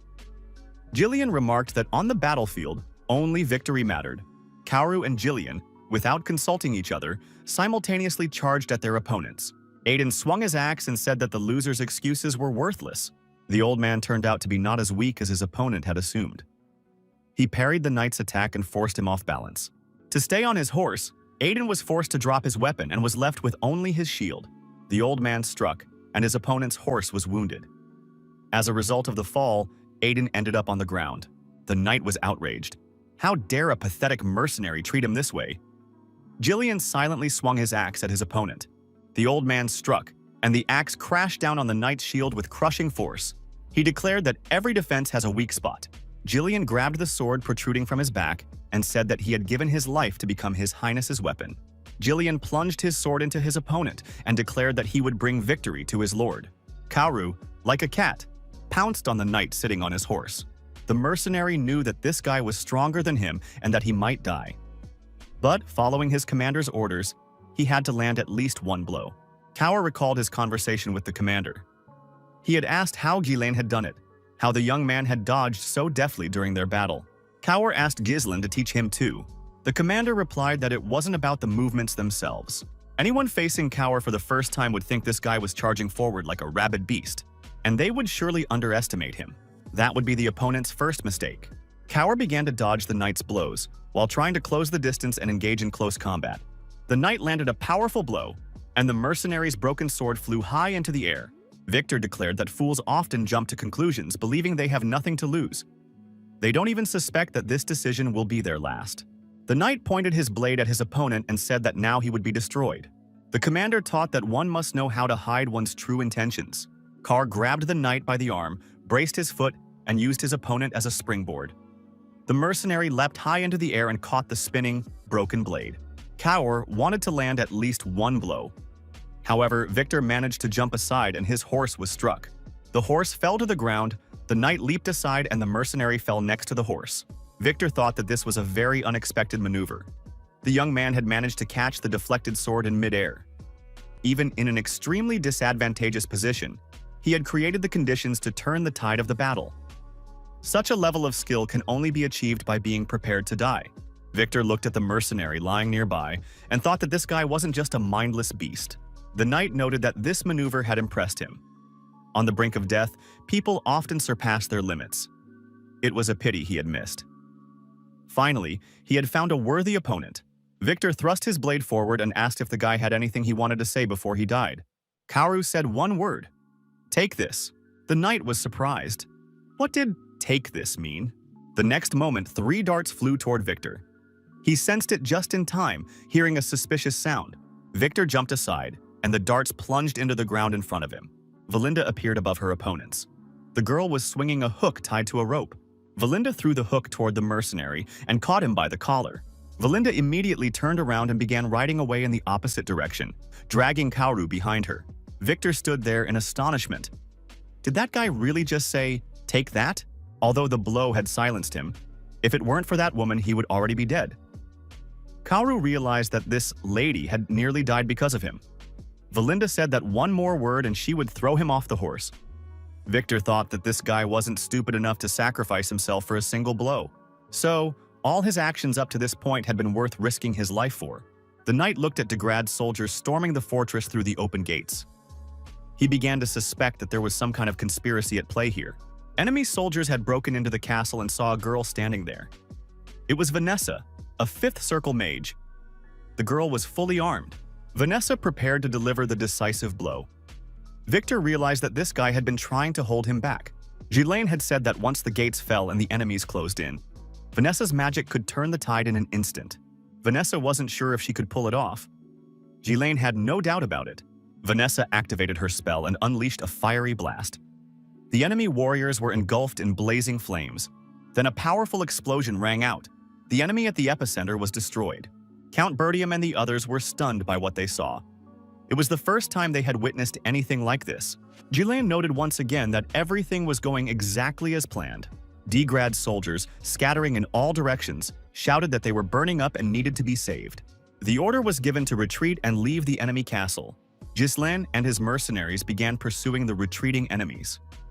The young man shouted that they must surround the gates and leave no one alive. The magical attack continued and the fire raged, destroying the enemy troops. The knight watched silently as the tide of battle turned abruptly. Now victory was out of the question. The warrior reported to Victor that most of the soldiers had perished in the flames. An order to retreat must be given. Victor said that this annoyed him. The attack had been carefully planned and preparations had been underway for a long time. All escape routes for Bertium had been cut off. However, their unit consisted of a rabid dog and an elder-level mage capable of incinerating thousands of soldiers in an instant. All these factors were too conveniently hindering victory to be a mere coincidence. Victor surmised that they had trapped themselves.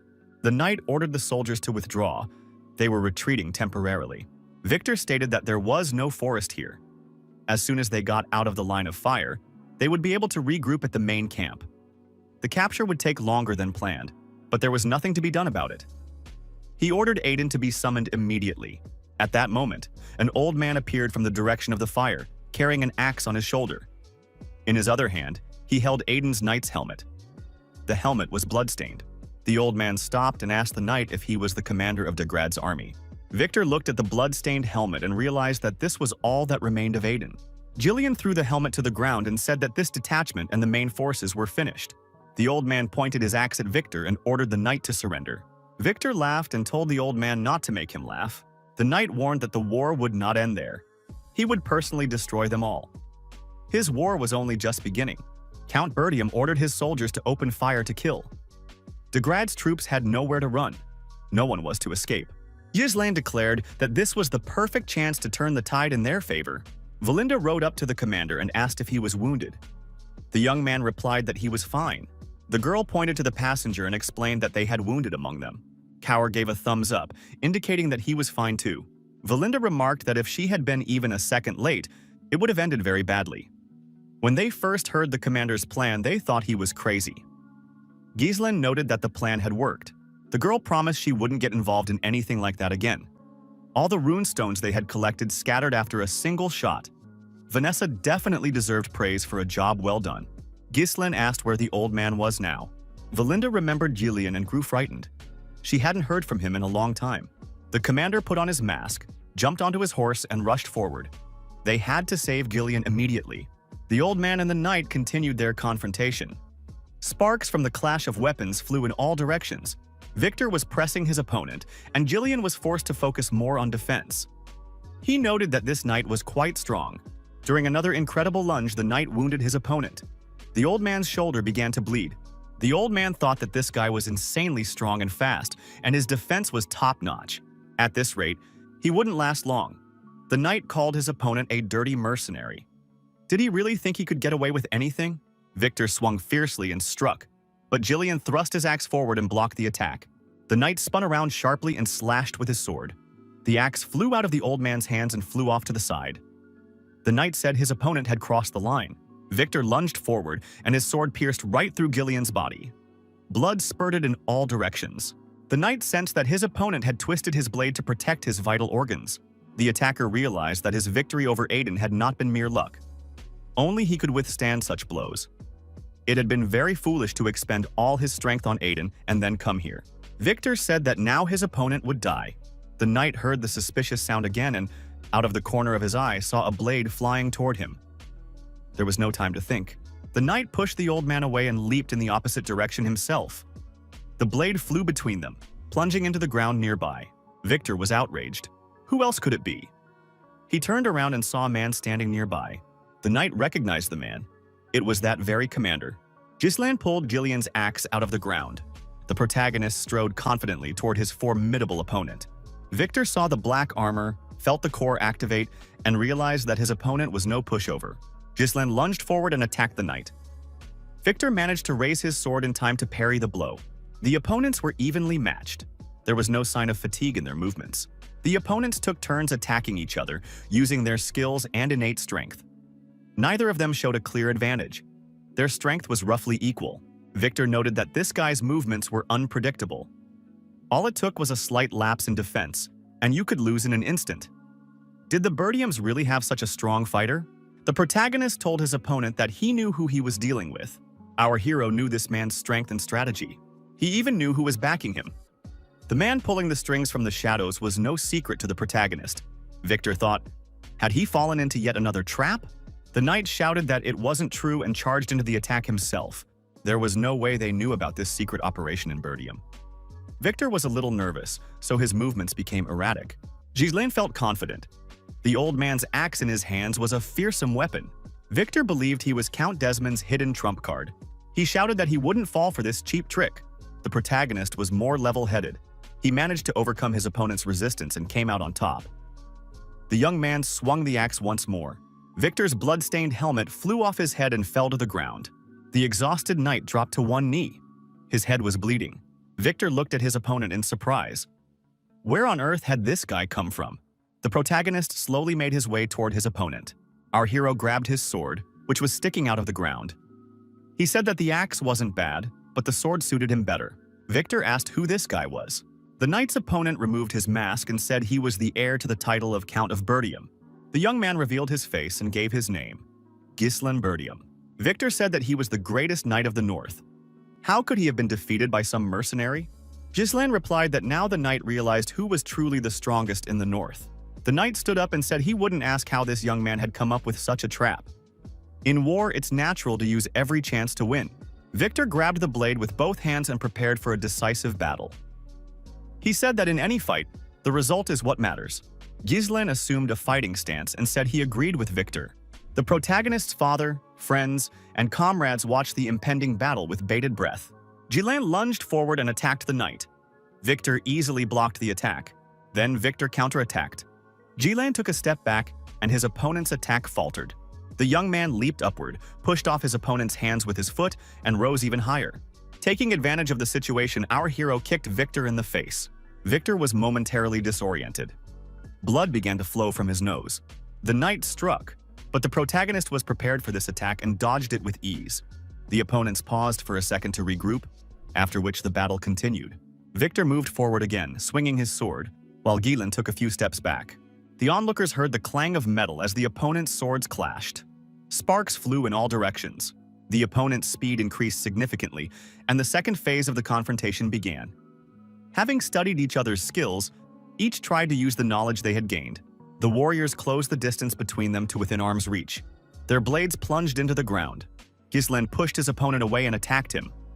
Victor, lying on the ground, managed to roll over and dodge the attack. Our hero noticed that his opponent was indeed extremely strong. The young man thought that the difference between him, with his enhanced third core, and his opponent wasn't all that great. Gislan thought that when he started the war by attacking the Desmond estate, Victor had also stood in his way.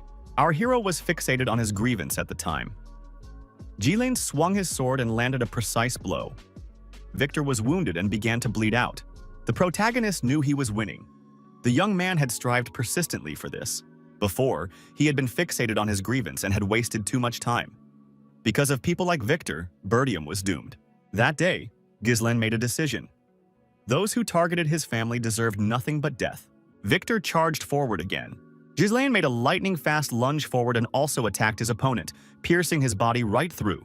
The opponents closed in on each other. Our hero managed to dodge, and his opponent's sword passed between the young man's arm and body. Gislan took a few steps to the side. Victor fell to the ground and lay motionless. The dying knight said he had only one question. Who was this guy really? Victor added that the Gislan he knew was a complete failure. However, that no longer mattered.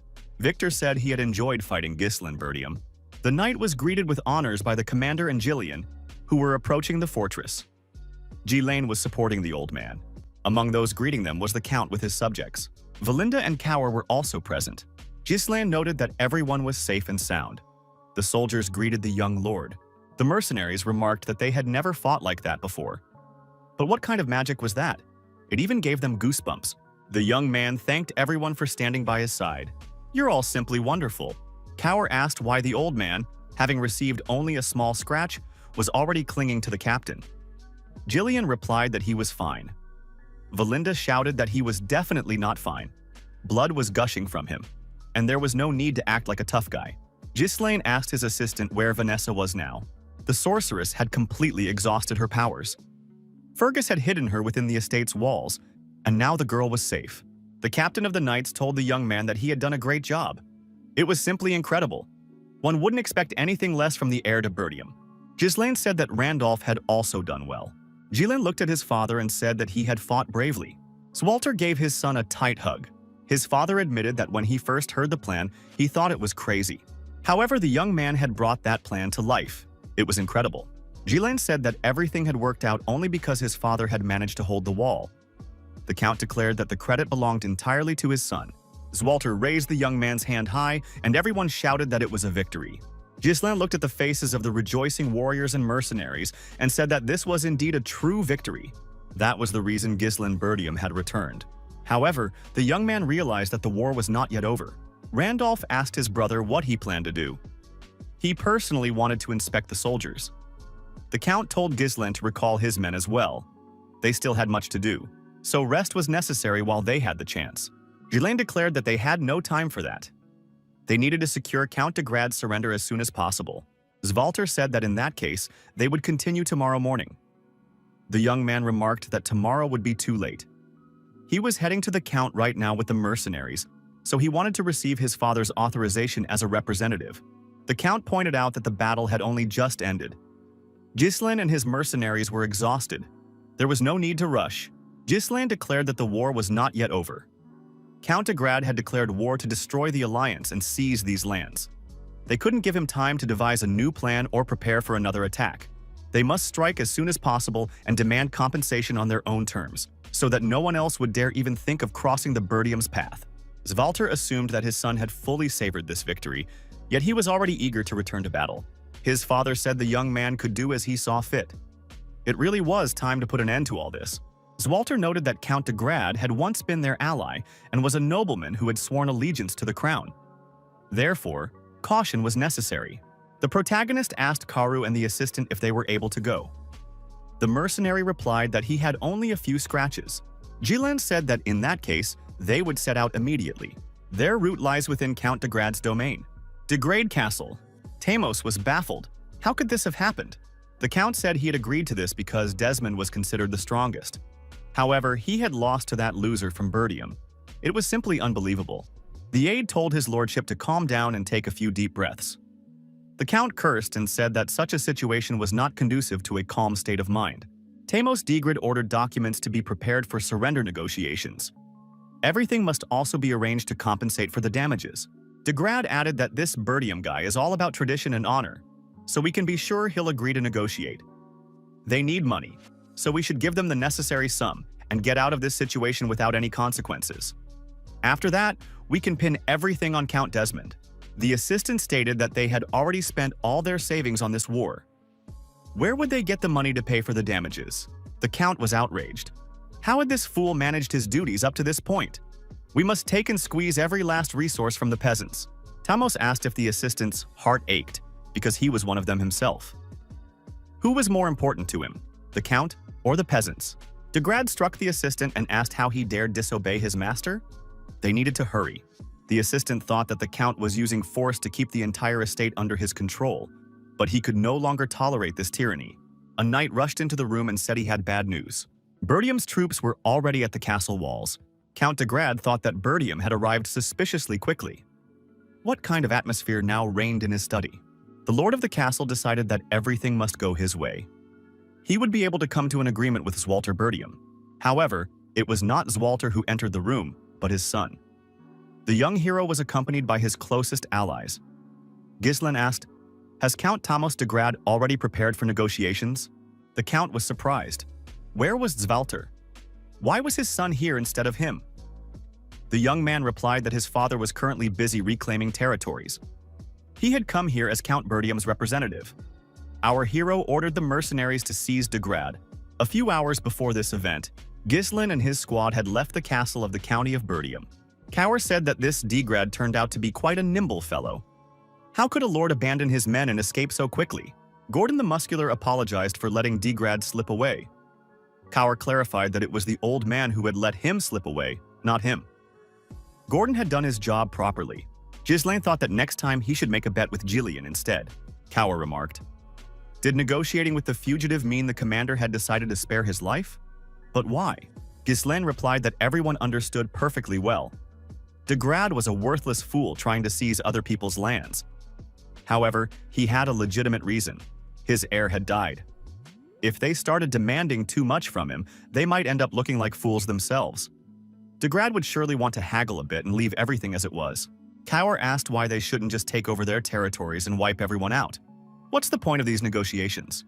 Valinda asked if Cower really thought that wars between aristocrats were some kind of street brawl.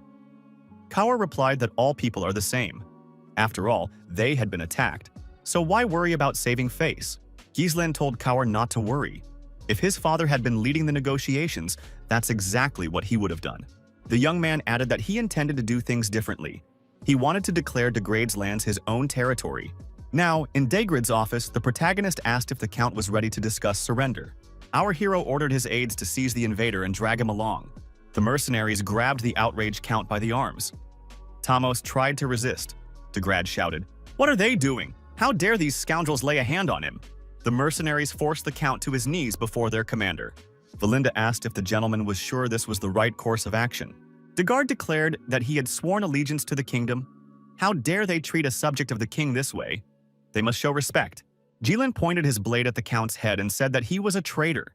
He had violated the alliance agreement and attempted to seize the lands of Bertium, having been swayed by the enemy's sweet talk.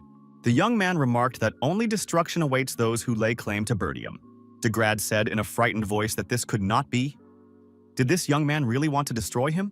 Ghislain remarked, if De Grad was so quick to throw away lives for the sake of a senseless war, then he must be prepared to stake his own life as well. Or else he must pay the appropriate price. The Count thought he was facing a mad boy. The young man raised his sword and made it clear that he intended to carry out the sentence. The Count realized that this guy wasn't joking. De Grad shouted for Ghislain to stop.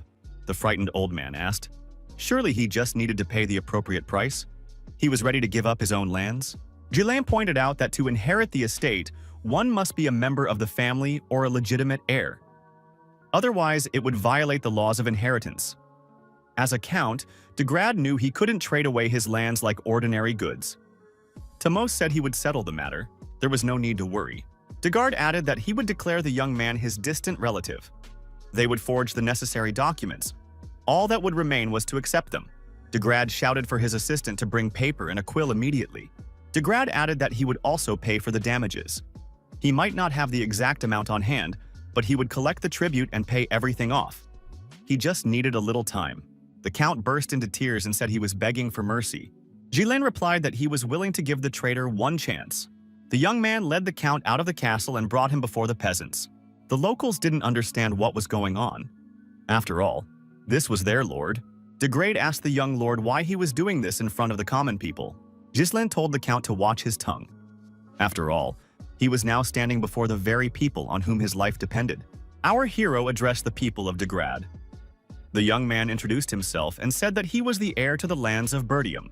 Ghislain said that Count de Grad had started a war for the sake of revenge and had lost. Now he was declaring that he intended to pay reparations at the expense of his own people. Is anyone willing to go along with this voluntarily? The people began to protest, and with good reason. The residents said they had already been stripped bare for the sake of this war. Could it really be happening again? They did not want to pay for this. The Count himself must deal with it. Ghislain declared that, as Bertium's authorized representative, he was showing mercy and offering a choice. The locals could pay a hefty compensation and save their lord's life. Or they could destroy him and come under Bertium's rule. In that case, they would not have to bear responsibility for the defeat in the war. De Grad was outraged. How dare this Ghislain humiliate him like that? Stones flew at the Count. The first one hit him in the head. The peasants began pelting Degrad with stones and hurling insults at him. This scoundrel had taken everything from them, even the last of their money meant for their children. Does this traitor realize how many people have suffered because of him? The villagers continued to pelt the Count with stones and beat him with sticks, declaring him a notorious scoundrel. The traitor's body swelled up and turned into a bloody mess. Ghislain turned and left the scene of the massacre. The young man approached his comrades and announced that they were returning. The war was over. Ghislain told Valinda that he would like to talk about his father. Valinda replied that she wasn't worried about it at all. At Bertium Castle, the Count and his closest allies were stunned when they heard the young man's account. The young man added that everything had happened exactly as he had said. Degrid was destroyed. Svalter was upset. Had his son really forgotten what he had asked of him? He should have shown restraint. Ghislain replied that he hadn't forgotten anything. He had simply decided that this was the right course of action, based on what he had seen. Ghislain added, if they had allowed Degrad to buy his way out, he would not have given up trying to attack these lands. Randolph was indignant. Did the young man really think that Degrad intended to come here again? Homern said that was simply impossible. However, Degrad had attacked these lands with an army of 7,000. It must be understood that he could not have mustered such a force on his own. Desmond provided that army. Ryfold surely helped in secret as well. Those present were outraged. Could it be that several major families had set their sights on them at once? But the Desmonds had always maintained neutrality. Surely Ryfold couldn't have started all this because of the recent incident. The protagonist realized that the reason they hadn't sent reinforcements surely lay with Amelia. Eliminating the messengers to block the flow of information, that was her favorite tactic, isolating the target. However, now that the Degrit lands have been seized, everything changes. Given that their territories border each other, they won't be able to launch a surprise attack on Bertium. And if they do try, they'll be met with immediate retaliation. Zwalter now understood why it was necessary to eliminate Count Degrad. Zwalter noted that even if the Lord had perished, that didn't mean the land would immediately pass to them. After all, Ghislain knew that the land could only be inherited by a direct relative or a recognized heir. Ghislain took out a scroll and handed it to his father. This document confirmed that Ghislain was a distant relative and first in line for the inheritance. The young man declared that he had received it personally from the Count. With this, most of the claims and lawsuits regarding the inheritance would be dismissed. His father said that ruling the land was no simple matter. Did his son have people capable of handling it? Ghislain replied that there was no need to worry. He had an excellent candidate for the role. The Kingdom of Siren, the territory of Lulstin. A large crowd had gathered in the tavern. People come here for food and drink, as well as to gamble. A bald, burly man in dark sunglasses watches the scene at the gambling tables closely. He warned the player of the consequences if he were caught cheating. Cloud replied that there was no need to frown. It would be fun. For outstanding service, His Majesty Count Bertium bestowed upon his son the title of Baron Fenris. The young man knelt before his father during the award ceremony. Those present greeted Baron Ghislain Fenris. After the war, our hero became a feudal lord. Earlier, while poring over a map, Ghislain had explained that the territory of Degrad, excluding areas under direct administration, consisted of 5 baronies. The young man noted that he planned to settle in the central barony of Fenris. Ghislain said he was ready to hear any questions the attendees might have. Randolph thought there were no questions here. Homern understood that this was simply a notification. His father said that Ghislain could do as he saw fit. In any case, someone had to handle it.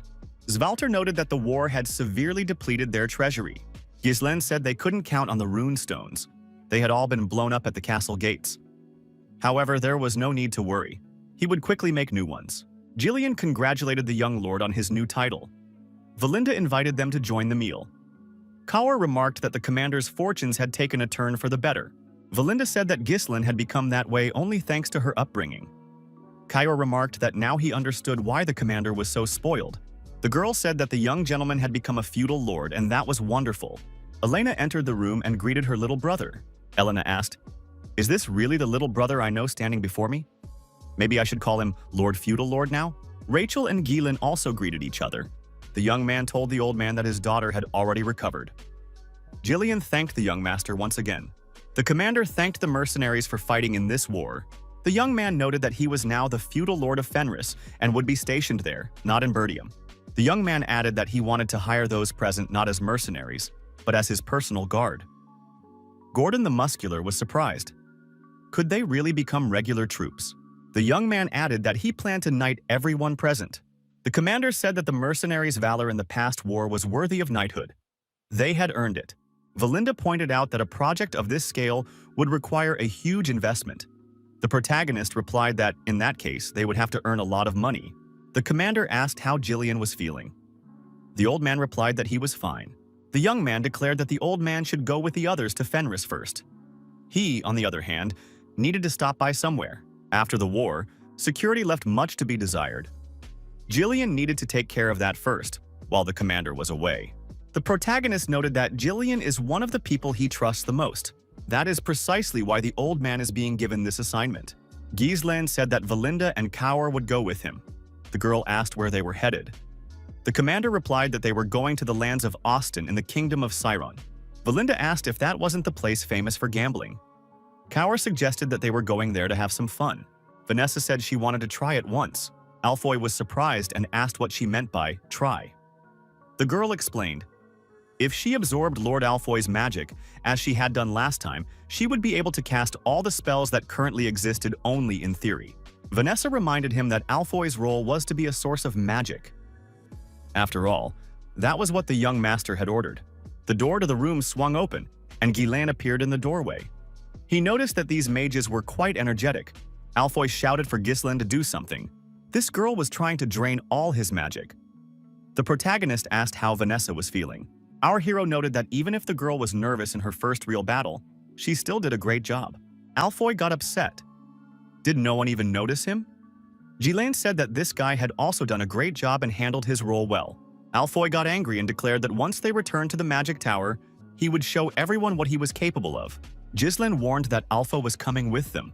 The kingdom of Siron, the lands of Austin, the Kraken gambling house. The whole crowd is having fun and cheering.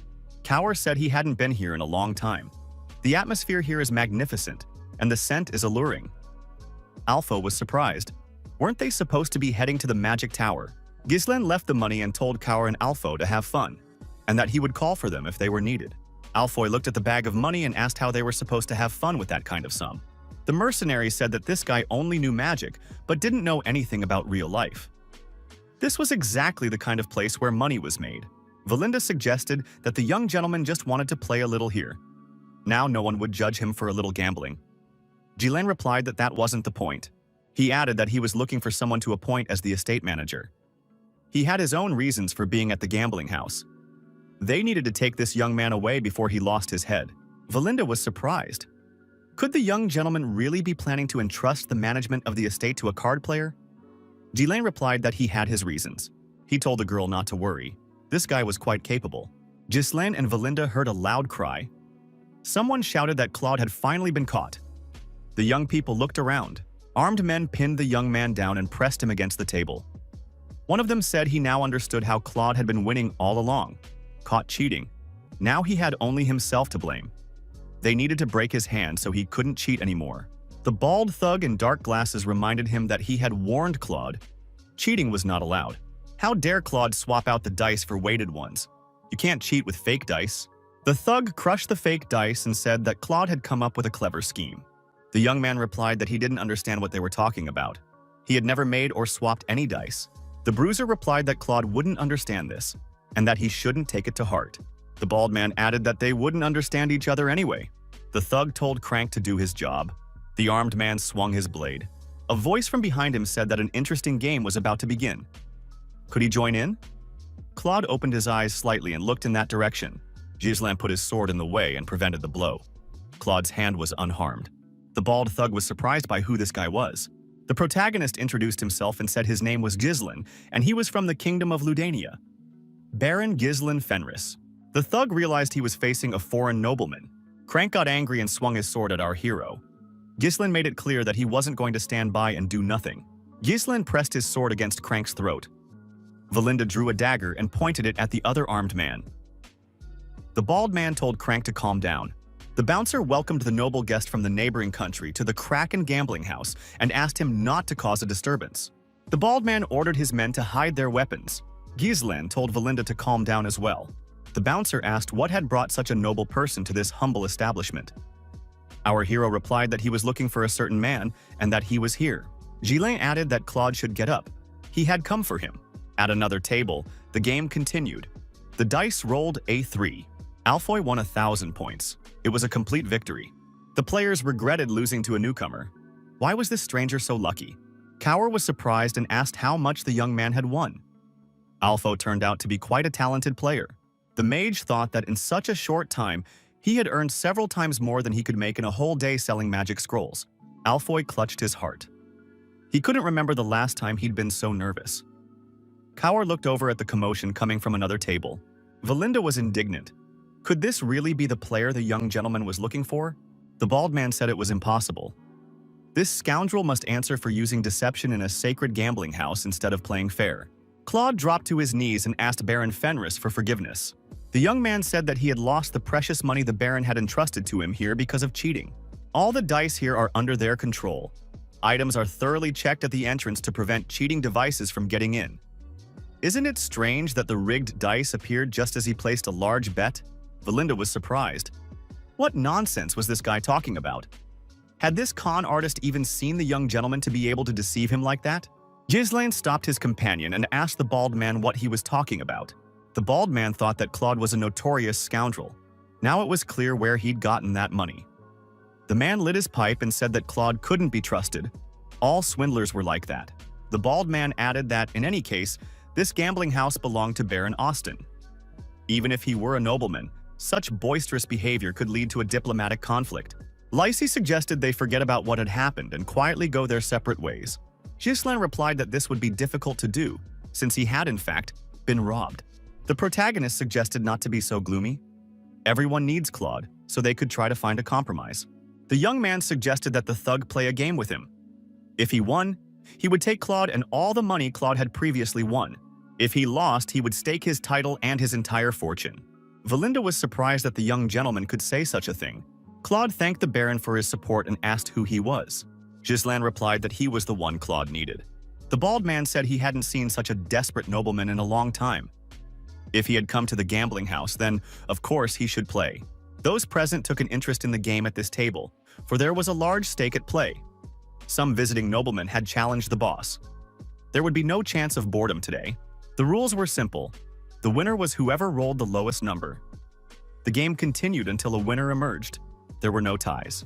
The bald man noticed that today's nobles had a hard time understanding complex rules. Ghislain said he understood everything. It was time to begin. The croupier tossed the coin. The bald man said that the nobleman was more impatient than expected. Ghislain chose heads. His opponent chose tails. The coin landed on the table with tails facing up. Crank got the right to go first. The bruiser put the die in the cup and said that in that case he would roll first. Valinda wondered why there was so much fuss over a single roll. Crank shook the glass and tossed the die onto the table. It landed on 1. The bald man announced that he had 1 point. The onlookers were surprised. The game hadn't even started yet, and it was already over. Why had this nobleman gotten involved with the boss? The bald man apologized. They had only just begun, but the game might end too quickly. Ghislain replied that one shouldn't jump to conclusions. Our hero picked up the die and said that his opponent's tongue was longer than the convolutions of his brain. Crank thought this guy was showing off. No matter how hard he tried to hide his nervousness, it was obvious just by looking at him. However, in any case, all his actions were useless. The bald man had a special glass with a bottom that opened.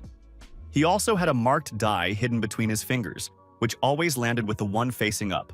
The switch of the die took place while the glass was being shaken. The bald man had never been caught using this trick. No matter how hard his opponent tried, defeat was inevitable. Ghislain took the glass with both hands and, unnoticed by those around him, poured his mana into it. Our hero, as expected, shook the glass several times. Those present watched his actions closely. Ghislain set the glass down on the table and reminded everyone that the winner was the one who rolled the lowest number. The young man lifted the glass, and on the table, instead of a die, there was powder. The bald man couldn't believe his eyes. How was that possible? Those present saw that the die had crumbled into dust. How could one get 0 points? Had Crank really lost? The bald man said that this couldn't be. It was outright cheating. Even if he was facing a nobleman, such a thing was unacceptable. Ghislain grabbed his opponent's hand and pried his fingers open. Our hero asked what on earth this was. A die fell from the bald man's hand onto the table. Those present were astonished. Could the boss have had another die in his hand all along? Had they been cheated the whole time? Jilin reminded them that there was no place for cheating in the sacred gambling house. Wasn't that what Crank had said? The bald man thought that this nobleman had known everything from the very beginning. Crank grabbed his dagger and decided to take a different approach. The boss of the establishment lunged forward. Jilin dodged his opponent's blow. The young man said he should have warned him earlier. There was no point in a thug pretending to be noble. The bald man declared that he didn't quite understand what the nobleman was talking about. However, now they couldn't just let this man go so easily. Crank ordered his henchmen to seize the visitor. Our hero drew his sword and prepared to parry the attack. Ghislaine leaped upward and flew over the thugs approaching him. The protagonist's target was the bald man. Crank stretched his sword-wielding arm upward, trying to reach his opponent. However, the young man outmaneuvered him and ended up behind his rival. In the next instant, Ghislaine already had his blade pressed against Crank's neck. Cower and Valinda did the same to the bald man's henchmen. The physical confrontation ended there. The mercenary realized that if these guys had decided to attack, he should have acted more decisively. Valinda asked the young gentleman what to do with these thugs. Ghislaine repeated that he was taking Claude and the money with him. Crank was outraged again. How could this be possible? Crank was the manager of the gambling house, which was Baron Austin's main source of income. He had been caught red-handed trying to cheat a foreign citizen. When someone loses trust in a casino, the consequences are obvious. Crank dropped his hands and said he understood everything. Our hero told Claude that they were leaving. However, when he turned around, he saw that Claude was already gone. The guy had run off. Valinda noticed that Claude had taken the money the gentleman had won with him. Why are people so ungrateful? Cower suggested that they might find this guy at some other casino. Valinda agreed and suggested they follow him quickly. Ghislaine replied that there was no need to rush. He knew where to look for the guy. Claude, with a sack of money on his back, galloped away on horseback, glad to be alive. But why did that aristocrat feel the need to help him? The swindler was pleased that he'd managed to take everything he needed and achieve his goal. The aristocrat shouldn't be angry with him. After all, he really needs this money. A dilapidated hut on the edge of the forest. About a year before these events, gold coins were poured out in front of the girl. Anna had to watch this. The guy remarked that this was really great. Gambling isn't just a matter of chance. There's a formula for winning here. If he keeps making money this way, they won't have to hide anymore. Claude added that he would be able to live a normal life again. Anna told him to shut up. The girl added that it was time for Claude to stop. After all, Claude knows that the death of her father, his mentor, isn't his fault. Claude objected and remarked that he was to blame for everything. The young man had a bruise under his eye and a swollen cheek. The young man added that because he had been foolish and naive, his mentor had become a traitor. The portly man announced that this was the daughter of the former Royal Academy scientist Siron, the traitor Boethius Accius, Anna Accius. The bound girl was being held by two men, one of whom was Crank. The portly man ordered that the girl be taken away. Claude lay on the floor at the man's feet. Claude groaned and uttered a name. Anna. The man said he was giving Claude exactly 1 year. The boy must bring 2,000 gold pieces. The man admitted that she deserved to die. But if a ransom were paid for her, she would be set free. The swindler with money behind his back said that he would finally save Anna. Austin Castle. The man jots down notes on a sheet of paper and says that the prisoner of war camp is already overcrowded. Those pathetic commoners are just wasting supplies. Baron Austin added that they aren't even worth the ransom. Why keep them alive? The Baron ordered his assistant, Rosiel, to get rid of everyone for whom a ransom cannot be demanded. Rosiel reminded him that a year has almost passed. The Baron realized he was talking about the traitor's daughter. However, there was still no word from Claude. They say he's gambling away all his money at the casino. Crank is doing well. Austin wanted to make that girl his maid, but with the stigma of being a traitor's daughter, not the best option. She must be executed too, just so Claude doesn't find out. Rosiel asked what would happen if Claude actually showed up with the money. Austin replied that in that case, they'd have to take the money and get rid of the guy. No one cares if one of hundreds of gamblers dies. That is, if he manages to raise the ransom money at all. An assistant entered the office and apologized for coming so late. He said that a certain Claude asked him to convey that he had brought the ransom. The young man placed a bag of money on the table and said there were 2,000 coins, just as the Baron had requested. Claude added that Baron Austin must release Anna. The man checked the coins and confirmed that they were genuine. He asked where Claude had gotten them. The young man replied that he had won them. Austin ordered the young man to be thrown into the dungeon. The knights grabbed the young man by the arms. Claude began to resist. "What's going on here?" Claude protested. Hadn't he brought the money, just as the Baron had wanted? Austin replied that the origin of this money was highly questionable. He needed to speak with Crank. The Baron said that if the young man didn't want to be executed, he had to agree to prison. The man declared that he wouldn't believe Claude could have actually obtained such a sum. Claude continued to protest. At that moment, the knights staggered. Someone had struck them from behind. The knights fell to the floor with groans. They fell at the feet of the man who had appeared. The Baron was surprised. What kind of insolence was this? Who dared to act this way? Claude turned around and saw Jilin. Our hero said that the young man could count on him. The young man approached the host and said he was pleased to meet Baron Austin. The Baron asked who he was. Following the protagonist, Crank entered the room, though the bald man's hands were bound. He was accompanied by Valinda and Kaur. Crank looked unwell. The girl pushed him, and he fell to his knees. Jilin demonstratively pulled a chair up to the Baron and sat down across from him. The young man put his feet up on the table and asked if he would offer him some tea. Austin was outraged. No one had ever behaved that way in this office. What kind of antics were these? Rosiel drew his sword and pointed it at our hero. He said that this boor must observe proper manners in the Baron's presence. Kaur immediately drew his sword, pointed it at the knight, and said that it was not for him to judge. Baron Austin asked indignantly how these people dared to behave this way in his presence. He ordered the knights to throw them out immediately. Jilin remarked that he had no intention of appearing rude. He had come here to seek compensation. Austin asked in surprise what kind of compensation he was talking about. Valinda grabbed the bald man by the face, drawing the Baron's attention. Jilin pointed out that he had caught this casino manager cheating. Because of this, he and Claude had nearly lost all the money they had bet. The bald man shouted that it wasn't true. It was the other way around. These people had set him up. Valinda kicked the bald man in the back of the head and said that was a brazen lie. Austin had previously never even imagined that anyone could handle that insufferable Crank. The Baron asked what these people wanted from him. Jilin noted that trust plays a key role in a gambling house, and therefore cheating cannot be tolerated. He and Claude have the right to demand compensation from the Baron. The Baron noted that, according to Crank, he had been treated badly. Who was he to believe? This matter must be settled in court. In any case, it had nothing to do with him, Jilin objected, saying that it did directly concern the Baron. After all, more than half of the Baron's income comes from this gambling house. Aristocrats from many countries flock here. If unnecessary rumors spread, the reputation of someone who cheats the nobility might take hold. The young man added that he would be curious to see where this might lead. Austin was outraged. How dare this man ask him for a ransom in exchange for his silence? Jilin declared that he demanded double the compensation. The young man added that he also demanded that the Baron release Anna Akias. The protagonist added, if Austin did everything he said, he would pretend that today had never happened. The Baron shouted that he understood everything. This Claude was an ungrateful scoundrel. Austin added that he had given this young man a chance to save a girl who should have been executed long ago. But the scoundrel had gotten involved with some foreign nobles and decided to rob him. Kaur noted that they had run into a minor snag, and that Claude would be better off stepping aside for now. Jilin asked Valinda to lend him a dagger. The Baron shouted that if he killed all the guests right there and then, it would look as if nothing had happened. Austin ordered his assistant to seize these men. Rosiel drew his sword from its sheath again.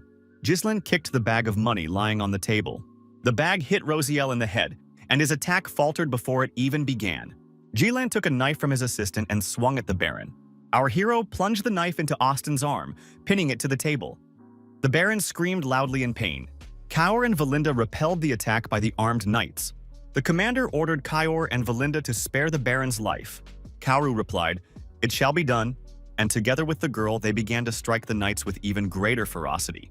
Kaur fought with ease, for such opponents posed no threat to him. Valinda, using her unique abilities, delivered a kick to the jaw, instantly knocking the knight out of action. Jilin also joined the fight. He leapt onto a table and counterattacked the advancing knights. With a single swing of his sword, the young man sent the knights scattering in all directions. Claude stood to the side, bewildered, watching what was happening. He still didn't understand why all this was happening. The con man looked at the strangers who, for reasons he couldn't fathom, had come to his defense. Could someone really go this far for him? Did these people really need him? All this time, Claude had been convinced that people didn't show kindness to one another just like that. Austin continued to groan in pain. How dare these people treat him this way? After all, he was a hereditary nobleman. Ghislain repeated his demand. He needed money and Anna. Claude approached Ghislain and stopped him. The swindler thought, if this guy is capable of something like that, then he can do it too. Claude declared that if Baron Austin didn't like something, he could find Baron Fenris later in the Kingdom of Ludania. They take care of their client's comfort so that later they won't have any regrets. After completing the task, Ghislain and his men returned to the estate. Ghislain asked Claude if he really wasn't going to continue living with Anna.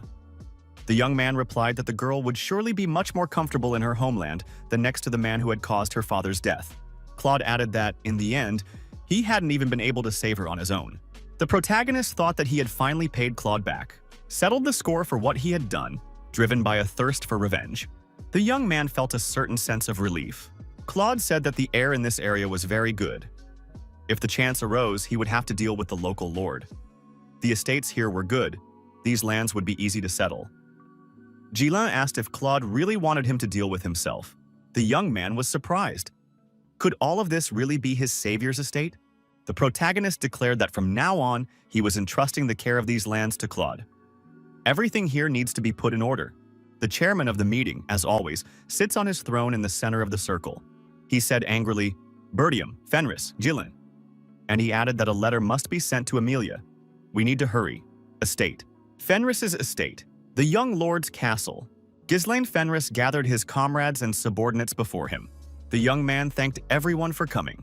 The state of the estates, freed from the Degrad family's oppression, was appalling. Now that Claude had been appointed local administrator, it was time to put these lands in order. Our hero decided to start by surveying the population. It was important not to miss anyone. A message had to be sent throughout the entire village, without exception. Ghislain said that after the survey, it would be necessary to purchase food for the local residents for at least 6 months. The food issue is the most pressing problem. The master said that in the future we'll need to focus on agriculture, so the farms will need oxen and plows to till the fields. We also need to assess whether it's possible to clear the nearby forests for farmland. Ghislain ordered the bones of the blood python to be ground up and turned into fertilizer. Old, useless equipment must be replaced. A warehouse also needs to be built and a drainage system installed.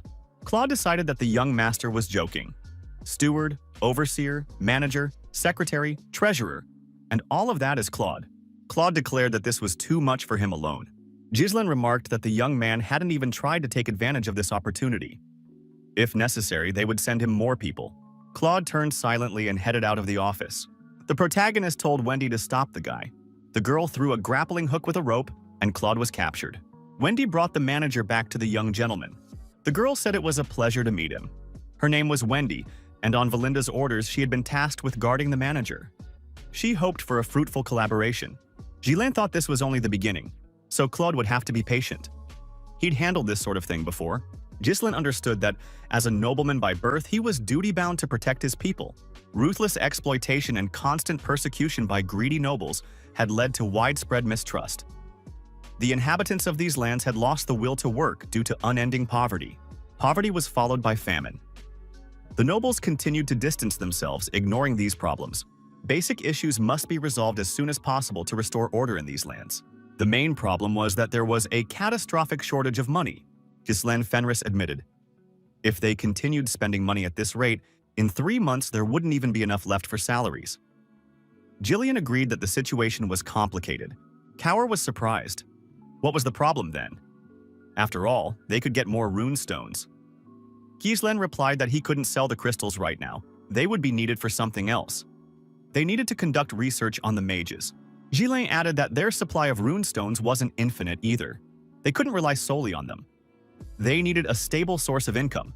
The door to the room swung open, and Claude appeared in the doorway. Ghislain said that the manager had arrived just in time. He had a task for him. Claude replied that it could wait. He knew a better way to save these lands. The manager suggested opening a gambling house here. The next moment, the people outside could see Claude fly out the window and crash to the ground. Valinda told Wendy to hit Claude next time before he starts spouting such nonsense. Claude declared that agriculture was impossible here. They couldn't even use the runestones freely. Weren't they trying to turn these abandoned lands into a real city of pleasures? Alpho supported this endeavor. Ghislain promised to consider the proposal when he had some free time. Until then, Claude must carry out the tasks assigned to him. The commander added, If a gambling house is built without the necessary infrastructure, profits can be made quickly, but it will be impossible to prevent the formation of gray areas. In the long run, they didn't want to fall out with other influential families. Claude added that they were short on food and had to buy it. But what then? They needed to act right now, before their funds ran out. Alpho noted that other landowners weren't developing agriculture either. So they should build a luxurious gambling house here. Gislan declared that he would solve the food problem. Our hero promised to make sure this land starts producing crops. For now, though, they must follow orders and not complain. Claude repeated that this land is unsuitable for farming. Gislan asked Claude if he could guarantee that. The manager reiterated that nothing would grow here. 3 months later, our hero showed off the planted field, which was ready to be harvested any day now. Everything worked out for the protagonist. The locals couldn't remember how many years had passed since they last harvested crops from this land. The manager asked how the gentleman had managed to do it. Rye grows well even in harsh conditions. Before planting the seeds, all that remained was to fertilize the plowed soil with crushed blood python bones. They are rich in nutrients. Then it was necessary to sow rye enhanced with manna. With this method, the crops grow very quickly, allowing for more frequent harvests. Alfoy understood why Gislan had ordered the mages to gather mana. Vanessa asked how the master had come up with the idea of using concentrated mana on the seeds. Usually, it only works on people. Gislan didn't come up with this on his own. Accelerated Mana Gathering is a magical spell that, using the power of a rune stone, allows for the accelerated accumulation of mana. Many doubted that this method could be used on wheat, but the results speak for themselves. After all, this technology had already been tested by mages and scientists of the future. The protagonist didn't want to delve into the details of how and why it worked. What mattered to him was the result. The peasants said that from now on they would follow their master without question, since now they wouldn't have to go hungry. The people welcomed Baron Fenris. Ghislaine asked where Claude and Alpha were headed. One must answer for one's words. The young men looked back and asked what he was talking about. Ghislaine pointed out that if they had won, he would have had to pay them 5,000 gold coins. But since he had won, the two of them would have to work for him for free for 10 years. The protagonist showed them the relevant contract and asked, "Wasn't that the bet?" The young men smiled in response, though they were far from feeling like laughing. Thus, the first harvest was gathered. Now there were stable food supplies. These people no longer depended solely on the sale of rune stones. Hubert, the tower's leader, was surprised. Did the young man really want to build a magical tower on his lands? Hubert noted that he had come here to check on his younger brother. Why on earth had the young man brought this up? Our hero noted that during the battle with the Degreds, they had nearly lost, having blown up a rune stone, and also thanks to the help of the magical tower. Hubert hadn't expected to hear that. Could this guy really have blown up the precious rune stone? He hadn't even heard about the victory over the Degrads. The young man remarked, if the settled lands of Fenris were to face danger, he would have no choice but to blow up the rune stone, just like last time. The tower's leader was surprised. Why resort to such drastic measures right away? Gislan asked for more mages to be sent to him.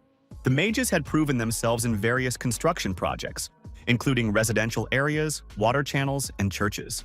The Tower of the Scarlet Flame in Fenris. Thanks to the mages' help, the tower was able to quickly complete the large-scale construction project. The mages cried out that this heartless man was being unfair to them. There were some minor difficulties with the new allies, who couldn't immediately adapt to these lands, but an agreement was soon reached. He told Alpho to bring a sample contract. The young mage was delighted. Finally, he wouldn't be the only slave. The lands continued to recover rapidly. The lush vegetation was a delight to the eye. One fine day, Claude entered the commander's office and said that trouble had struck. A bloody coup had taken place in Rayfold. Countess Amelia Rayfold had come to power. Ghislaine thought that this had happened earlier than in the past. Could it really be because of his actions? Desmond and Amelia were puppets acting at the behest of the Duke of Delphine. Since he had failed to overthrow Bertium with the Degras' help, he had no choice but to take matters into his own hands. Our hero understood that his struggle was not yet over. Gillian asked the gentleman what he intended to do. Valinda remarked that if Amelia made it here, there would be trouble.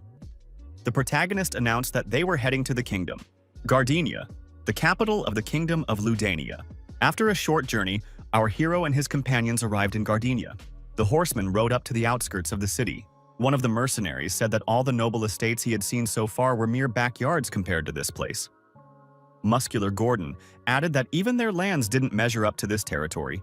Vanessa told Alpha that they even sell things here that have never been seen in magical bathhouses. Or perhaps their tower isn't trying hard enough to get its hands on something like that. Ghislain said he wanted to wipe this place off the face of the earth, since everything here was so blatantly on display. Claude asked Wendy what was going on with the young master. The girl replied that only he knew. The manager was surprised. Could it be that someone had crossed the young master here? Perhaps our hero harbors some grudge from a past life? An impregnable, invincible fortress. Gardenia is the capital city, protected by the goddess. Once, the protagonist had already tried to conquer this city. It was here that he perished. Ghislain attacked the capital to destroy Duke Delphine, who had seized the throne. But he wasn't there. The protagonist's eyes were clouded by a thirst for revenge, and he made a mistake, making enemies for himself. Alone, our hero was unable to achieve anything at that time. Shortly before that, at Birdium Castle, his father asked if Ghislain was planning to go to the capital. The young man confirmed this and added that he had business there. Zvalter asked, "What about the Fenris estates?" The young man replied that he would provide the Birdium estates with the necessary provisions for the coming year. Therefore, during his absence, he wanted the steward Homern and the commander Randolph to oversee the Fenris lands. The commander of the knights and the steward were surprised. Would they really have enough food supplies to last a whole year? Count Birdium said that this was not the most important thing. Hadn't his son said that the Riefolds were watching his every move? The young man must understand what his absence could lead to, especially now that a rebellion had broken out there. Ghislain noted that his father was absolutely right. If the Desmonds and Riefolds attacked while he was away, they would not be able to withstand the onslaught. The protagonist fired an arrow and hit a flying bird. The young man remarked, "As long as Riefold's affairs are under Amelia's control, they still have time to properly organize everything. During this time, they must manage to build up their strength." His father asked what "build up our strength" meant. Does his son really think it's necessary to win the kingdom over to their side?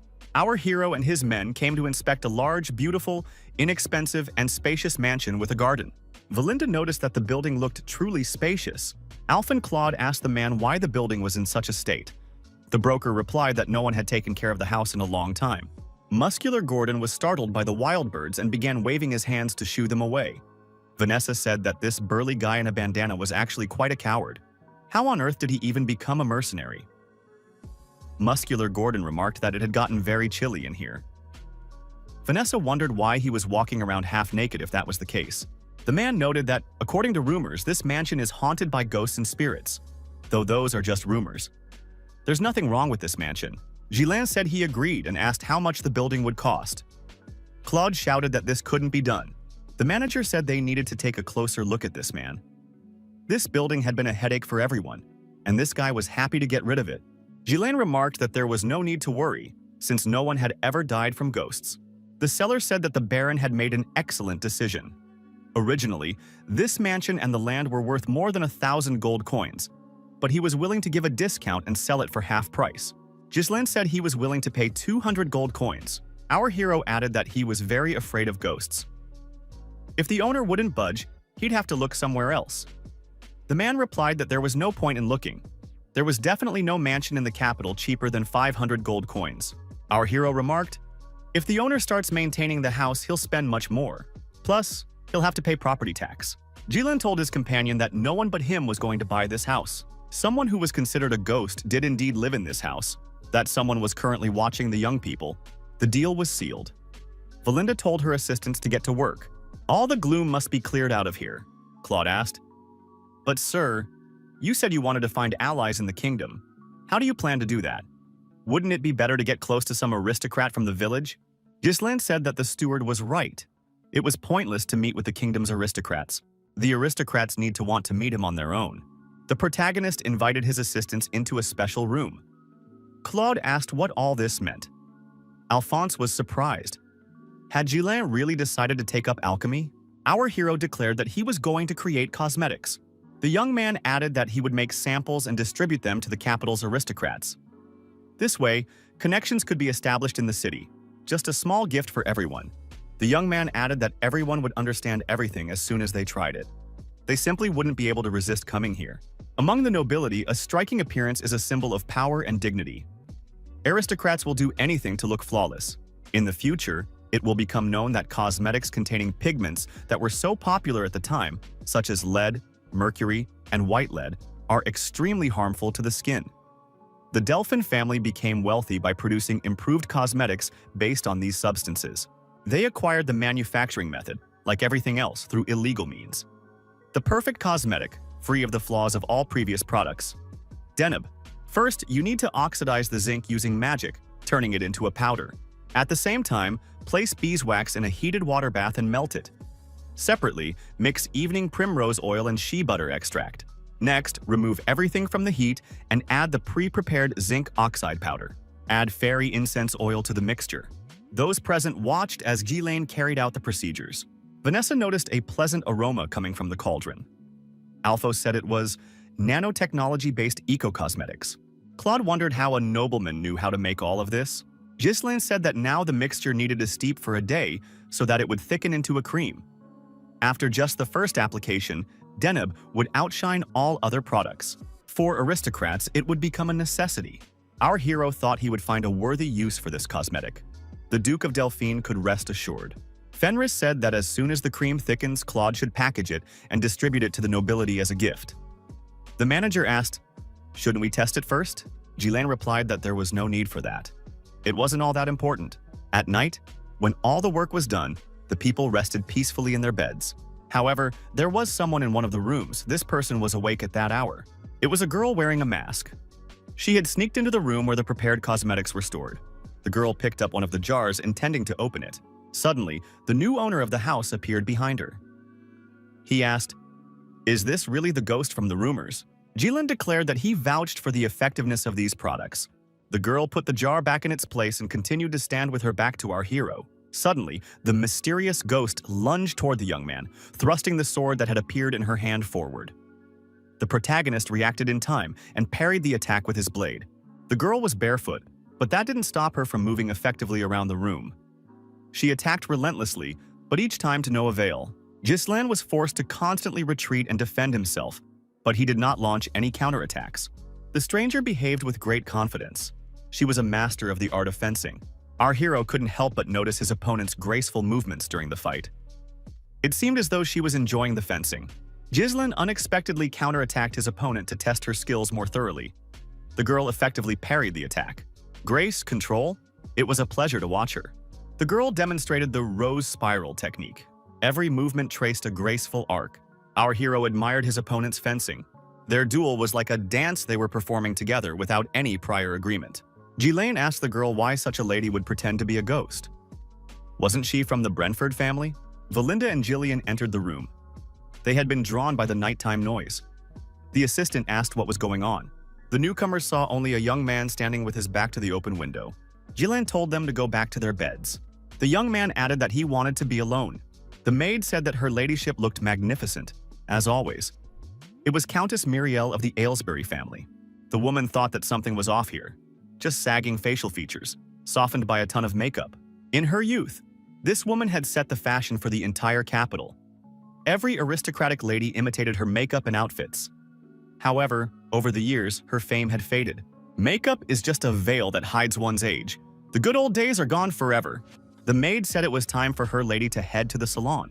Muriel looked in the mirror again and was dissatisfied with her reflection. The lady looked closely at the maid and her youthful skin. The countess cupped the girl's cheeks and held them for a moment. The woman remarked that her skin was soft and supple. She asked curiously how the maid cared for her face. She had to confess immediately. The girl replied that the Earl of Aylesbury had given her a certain remedy. He had no use for it, so he was giving it away to the maids. The Earl said he had received the remedy as a gift from some representative of the new aristocracy as a welcome to the restored building. A carriage accompanied by knights pulled up beside him. Alfoy and Claude looked on in surprise at the procession. The burly man wearing a child's cap on his head was also surprised. Claude asked in surprise, "Could it be that the Queen herself has graced us with her presence?" The manager thought that this must definitely be some extremely important person. Claude realized that the plan to showcase the cosmetics was indeed working. Wendy nudged the manager forward and told him to greet the guest immediately. The manager invited her ladyship to come inside and speak there. Claude reported that Countess Muriel Aylesbury had arrived. She wished to meet with his lordship. Ghislain was feeding the bird perched on his shoulder at that moment. The Countess asked the young man, "Is his name Baron Fenris?" The young man stood up and approached the guest. He kissed her hand and said it was a great honor to meet the Countess. The young man introduced himself. He was Ghislain Fenris, Lord of the Northern Lands. Fenris added that he was flattered, for the Countess had traveled such a long way to this remote refuge. Muriel said she hadn't received a separate welcome gift. Fenris had given it only to her husband. Perhaps rumors of her greatness didn't reach this remote haven. Fenris replied that this was not the case at all. He simply felt that it would be offensive for a lady who set the trends in the capital to receive inferior cosmetics as a gift. Myriad declared that this young man did, after all, understand a thing or two. As the conversation continued, the woman said she wanted Fenris to give her the product. The protagonist asked if the Countess had tried this cosmetic. Muriel replied that it was flawless. So much so that she no longer needed tons of makeup like she used to. The Countess added that she wanted exclusive rights to its supply. The Lord would only have to supply her with this product and perfect the formula. Jilin noted that it was a good deal and added that he agreed. The Countess remarked that doing business in the capital without patronage was extremely difficult. Even the best product isn't so easy to push onto a market where everything is already divided up. Besides, the very fact that the young man had settled in such a dilapidated estate spoke to his strained financial situation. Valinda was indignant. How dare this woman belittle their master? Claude said that their master was too stubborn. Fenris warned that the cost of the supplies would be quite high. The Countess replied that the Aylesbury family was one of the wealthiest in the capital. Ghislain said he wanted 100 gold pieces for a single jar. The woman assumed Fenris was joking. The protagonist replied that it was no joke. The young man noted that she was the queen of high society. If Countess Aylesbury herself was interested in the product, then it must be worth it. Muriel thought she was dealing with quite a cunning fox. However, such a price was absurd. If she wanted a profit, she had to set the price higher than the cost of goods. Was this really the price of exclusivity? Ghislain said he could also offer another option. The young man added that he wouldn't grant the Countess exclusivity, but he could honor her with it. At that moment, Valinda approached with a chest. The Countess was surprised. What kind of honor was he talking about? Valinda opened the chest. Inside were jars of cosmetics. The protagonist said that this was his recent personal creation, called Deneb. Fenris added that it was a gift as a sign of respect for their bond. The young man added that there were too many nobles who were unaware of its effectiveness. However, this product would change the market. Fenris remarked that, in that case, the Countess would be at the forefront of this process. Muriel asked how the young man managed to choose his words so skillfully. The woman agreed. The Countess said that his lordship would take charge of production and distribution, while she would set the trend. Muriel Aylesbury walked to the river and said it was time for her to return. If Fenris needed anything, he could let her know right away. Ghislain asked her to tell the Marquis of Branford that Baron Fenris had resolved his daughter's problem. The Marquis of Branford's estate. The Marquis received the message, relayed through the Countess. Claude, counting the money, said it was simply amazing. This Countess's reputation was truly impressive. The cosmetics were flying off the shelves. Alfoy remarked that if there were enough ingredients, he could gamble at the casino indefinitely. The steward suggested that the gentleman leave the Fenris lands and conduct business here. Wendy slapped the steward to put him in his place. Valinda asked in surprise why Claude was so excited. After all, it wasn't even his money. Jillian asked how the gentleman had managed to create such an amazing power, capable of uniting the entire kingdom. Ghislain replied that this was not the end. Our hero wanted much more. That evening in the garden, the protagonist met a stranger in a knight's costume. The knight asked if Baron Fenris was standing before him. He said that the Marquis of Branford wished to meet with him. Of course, Ghislain went to this meeting, for he himself had desired it. The knight led Fenris straight to the Marquis's study. The protagonist arrived at the meeting accompanied by his aides. The lord of the manor looked closely at his guest from under his eyebrows. Who exactly was this Ghislain Fenris? The young man said it was a great honor for him to meet Marquis Branford. He introduced himself and added that he was the son of Count Bertium. Branford said that standing before him was a haughty scoundrel who had won the war against de Grad, dealt with the Count, and taken his place. Ghislain Bertium. The Marquis added that this young man bore no resemblance to his father. Ghislain surmised that Branford had, after all, been watching what was happening at the border. Marquis Branford, head of the royal court, the most influential man in the kingdom. He is the one who leads the faction supporting the prince and opposing the Duke of Delphine. All the kingdom's affairs, big and small, pass through the Marquis's hands. If Lady Muriel, a representative of the same royal line, hadn't supported the protagonist, this meeting wouldn't have taken place so soon. The Marquis's assistant invited the young man to sit down. Ghislain handed him a jar of cosmetics produced by his family's company. Without further ado, the Marquis asked if the young man was truly capable of solving the problem of his daughter, Rosalind. Fenris gave an affirmative answer and added that he was capable of curing the young lady's illness. Branford expressed his dissatisfaction. After all, the young man hadn't even seen her, yet he claimed to be familiar with her symptoms and able to cure her. Although no one had been able to do so for several years now, Ghislain replied that he had heard all about it through the grapevine while gathering information around the capital. Besides, he already had experience treating such illnesses. The Marquis remarked that the young man's self-confidence was simply astonishing. Ghislain replied that this was an exaggeration. Branford told Fenris to leave. He wasn't the first to attempt to cure Rosalind's illness, but so far, no one had succeeded. Those who couldn't back up their words had to pay with their lives. The Marquis added that he hoped promising young people would no longer waste their lives. Ghislain thought this was a rather indifferent concern. Judging by the Marquis's words, every possible method of treating his daughter's illness had already been tried. Fenris asked if the Marquis really didn't believe he could cure the lady. Branford replied that it wasn't all that important. Rosalind merely had skin problems. It wasn't that dangerous. Ghislain suggested that the lady herself did not share that opinion. The Marquis said he had summoned this young man solely to see his face with his own eyes and verify it. Was Fenris really that confident? Ghislain replied that he wasn't like everyone else. The Marquis declared that if the young man didn't value his life, he could give it a try. Branford told his assistant to convey the order to the young man. If everything went well, he would generously reward everyone. Ghislain declared that a simple reward would not be enough. The young man asked the Marquis to listen to his most cherished wish. The protagonist remarked that the Marquis was the pillar of this kingdom.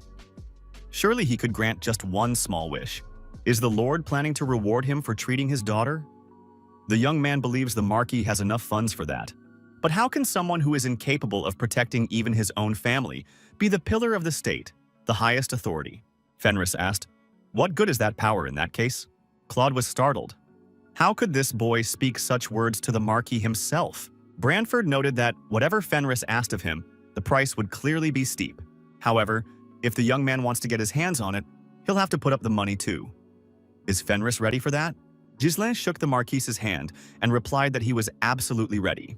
Branford ordered a servant to tell the royal treasurer to be ready to suspend support for Bertium. The commander-in-chief was to surround Baron Fenris's mansion, located in the capital. From that moment on, entry was forbidden to all outsiders. The Marquis told the young man that he was giving him 1 week. During that time, Fenris must return Rosalind to him without a single blemish. Ghislain replied that he would do so. Claude was terrified. That was the last thing they needed. This problem was added to his worries about money. Valinda thought that if the Marquis so much as waved his hand, the end of Bertium and Fenris would be only a matter of time. The Marquis would not tolerate anyone who dared to challenge his authority. Moreover, the matter concerned the illness of his daughter, Rosalind. Even Branford, the representative of the most powerful force in the kingdom, had long since resigned himself to defeat, unable to handle this task. Ghislain believed he was simply obligated to succeed in this matter. Branford realized that there was no turning back for this young man now. Rosalind was in that very dungeon where there were many different books.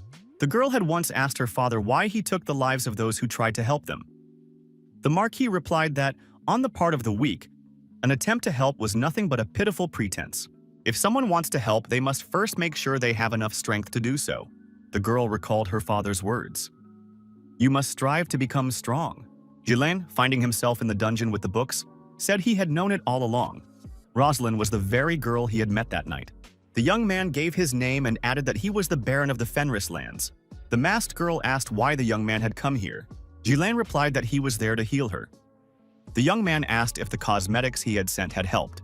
At that very moment, the jar of cosmetics flew toward the protagonist's head. The young man dodged, and the jar shattered against the wall behind him.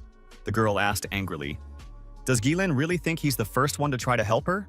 Rosalind added that no matter what medicine she took or what treatment she tried, it was all useless. It would be better to just leave her alone. Fenris confidently declared that he was different from the others, for he was willing to risk his life for her healing. Rosalind remarked that everyone who comes for their own gain says the same thing. They're not like everyone else and willing to risk their lives. Does this guy really think he's special just because his cosmetics helped a little? Jilin replied that he knew everything the girl had been through. The heiress to the blood of her father, the head of the royal faction, and her mother, the daughter of the royal chancellor, Rosalind Brandford. After her mother's death, the girl became the hope of the Marquis family, a true talent. She was skilled with both the sword and magic. Rosalind became the chief patron of various sectors in Gardenia. However, a mysterious skin disease completely turned her life upside down. When the Marquise's every possible remedy failed to cure Rosalind, her father attempted to resolve her problem through a political marriage. Even if she could no longer live as before, the Brandford name would protect her. The cause of her illness was an irreversible, spontaneous skin rash resulting from improper mana manipulation. It was a rejection reaction caused by an imbalance between yin and yang, one of the principles of mana. In other words, the problem lay in her mana channels. The more mana she released, the harder it would be to cure her. Rosalind grabbed her sword and told the guy to get out of there before she destroyed him. Ghislaine apologized and replied that it was impossible. The young man rushed toward the girl, declaring that he would heal her by force. Rosalind thrust her blade forward, and the young people began fencing again. This time, the protagonist didn't waste any time. He overpowered the girl and knocked her to the floor. Ghislaine told Valinda and Wendy to help him immediately. The assistants tied Rosalind up and laid her on the bed. The girl demanded to be released immediately, or else she would complain. Ghislaine stated that first, they would have to remove her mask. Rosalind objected again. Our hero grabbed the mask and said that before beginning treatment, it was necessary to assess her initial condition. Rosalind screamed that they shouldn't do this, but the mask was removed against her will. Almost everyone present looked at the girl's face with undisguised fear. Only the protagonist remained calm. Our hero declared that, in any case, the girl would have to endure a week. If she had the willpower, she should be able to handle it. Rosalind was surprised. Had this guy really grown tired of living? Did he really think he could cure her? Ghislaine replied that if he couldn't cure her, he would die, and Rosalind would soon follow him. Our hero began to concentrate mana in the fingers of his hand. He thought that the girl shouldn't worry, because he was sure to succeed. The young man used a healing method that had been developed in the future. This method was invented by Rosalind. The girl screamed that it hurt, that she demanded it stop because it was inhumane and immoral.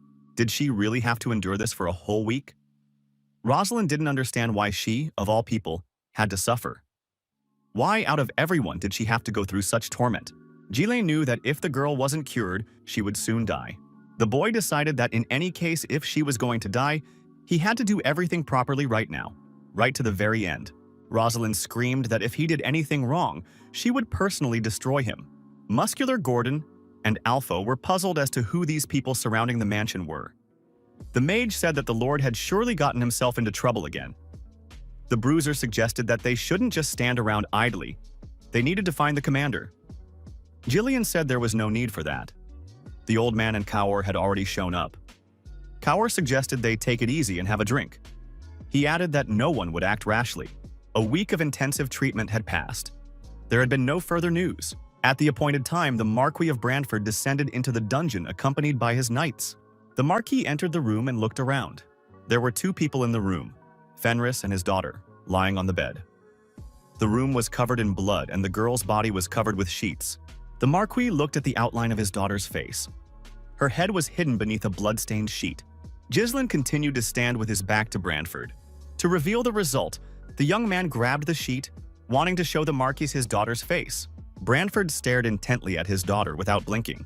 Rumors spread throughout the city.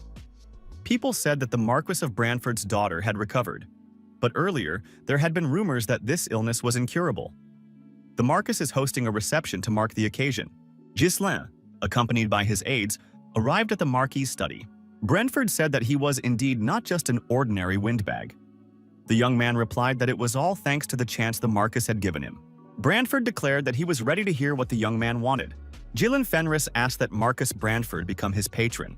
Valinda thought that she hadn't expected anything else from the young man. Claude understood. If the Marquis became his patron, he would share responsibility for all the young man's actions. There was no better way to build influence in the kingdom. Brandford reminded him that this young man had spoken of some small wish. So it turned out he hadn't come here for nothing? The Marquis added that he already had someone in mind up north. Ghislain asked, "Are you referring to Count Bravante?" The Marquis noted that there were also the great lords of Ryfold and Desmond in the north. Why was the young man so certain? Although Desmond appears neutral, his true intentions are unclear. Ryfold is currently in turmoil due to internal family conflicts. The rest are either too greedy or incompetent rulers.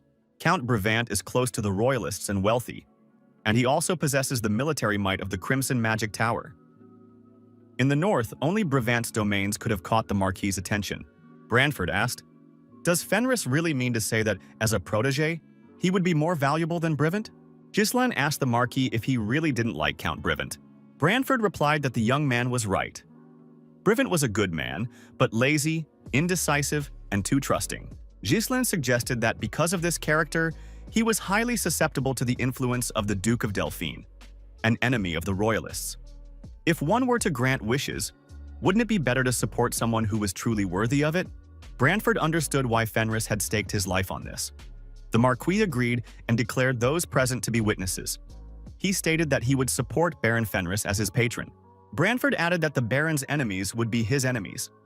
Now everyone must remember that the Marquis of Branford stands behind Baron Fenris. The Marquis said that the young man must also swear to uphold his honor in all his dealings. Fenris knelt and swore the oath.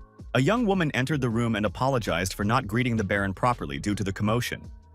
Although her father had paid, she was the one who was indebted to the Baron. Rosalind Branford expressed her desire to support Baron Fenris. Rumors began to circulate in high society that one of the new aristocrats had cured Lady Rosalind's ailment with the help of cosmetics. It was that very Deneb that Lady Muriel had been raving about. Some were surprised. Could cosmetics really cure what the best doctors had failed to do? However, the Marquis of Branford wouldn't have thrown a banquet without a reason. Rumor has it that the banquet was organized in honor of his new ward. It must be him. Those present at the banquet noticed that Baron Fenris had entered the hall. Valinda, who was accompanying our hero, told the young gentleman to take his hands out of his pockets and smile.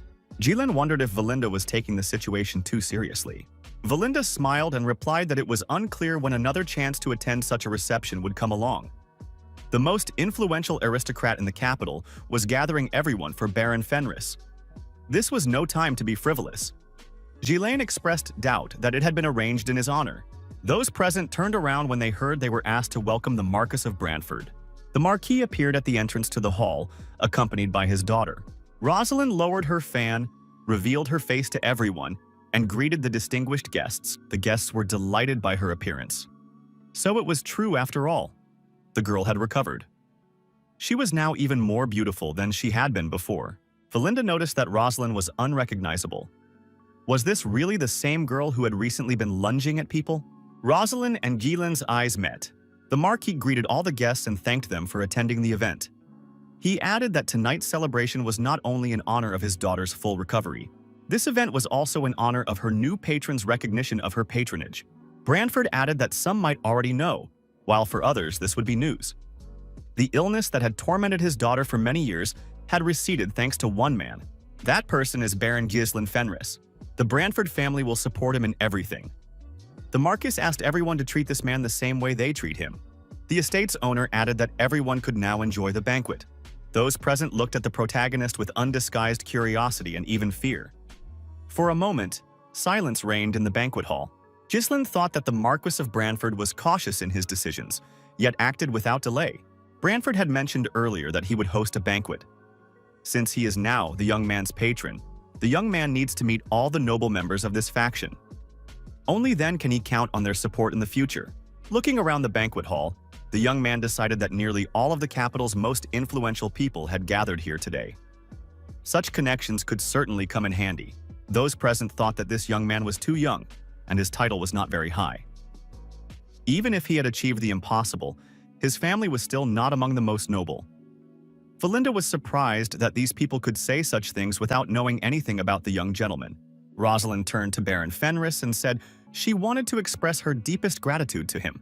The girl told Fenris not to listen to petty gossip. It always follows in the wake of popularity. Ghislain remarked that such popularity was nothing but a burden. Those stares pierced right through him. Rosalind noted that today was a special day. It confirmed that she had officially returned to high society. The fact that the Marquis now patronized the Baron clearly troubled many. Rosalind extended her hand to Fenris and suggested they greet everyone. They were clearly already waiting for this. The royal faction is broadly divided into three major groups. The first is Countess Muriel and the Aylesbury family, who are responsible for the capital's culture and social affairs. The second is Sir Byler Norton, the Chancellor's eldest son and Chief Justice. He oversees the laws and palace affairs. The third is Marcus Maris McCory, Commander-in-Chief of the Kingdom's army. These are the respected nobles who manage the finances, the army, and Ludania itself. As a representative of the North, Fenris will have to greet them. The one to whom the young man turns first will hold greater prestige. The Marquis told the young man not to forget. The world he had stepped into was different from the one he had left behind. The Baron understood that he must choose wisely.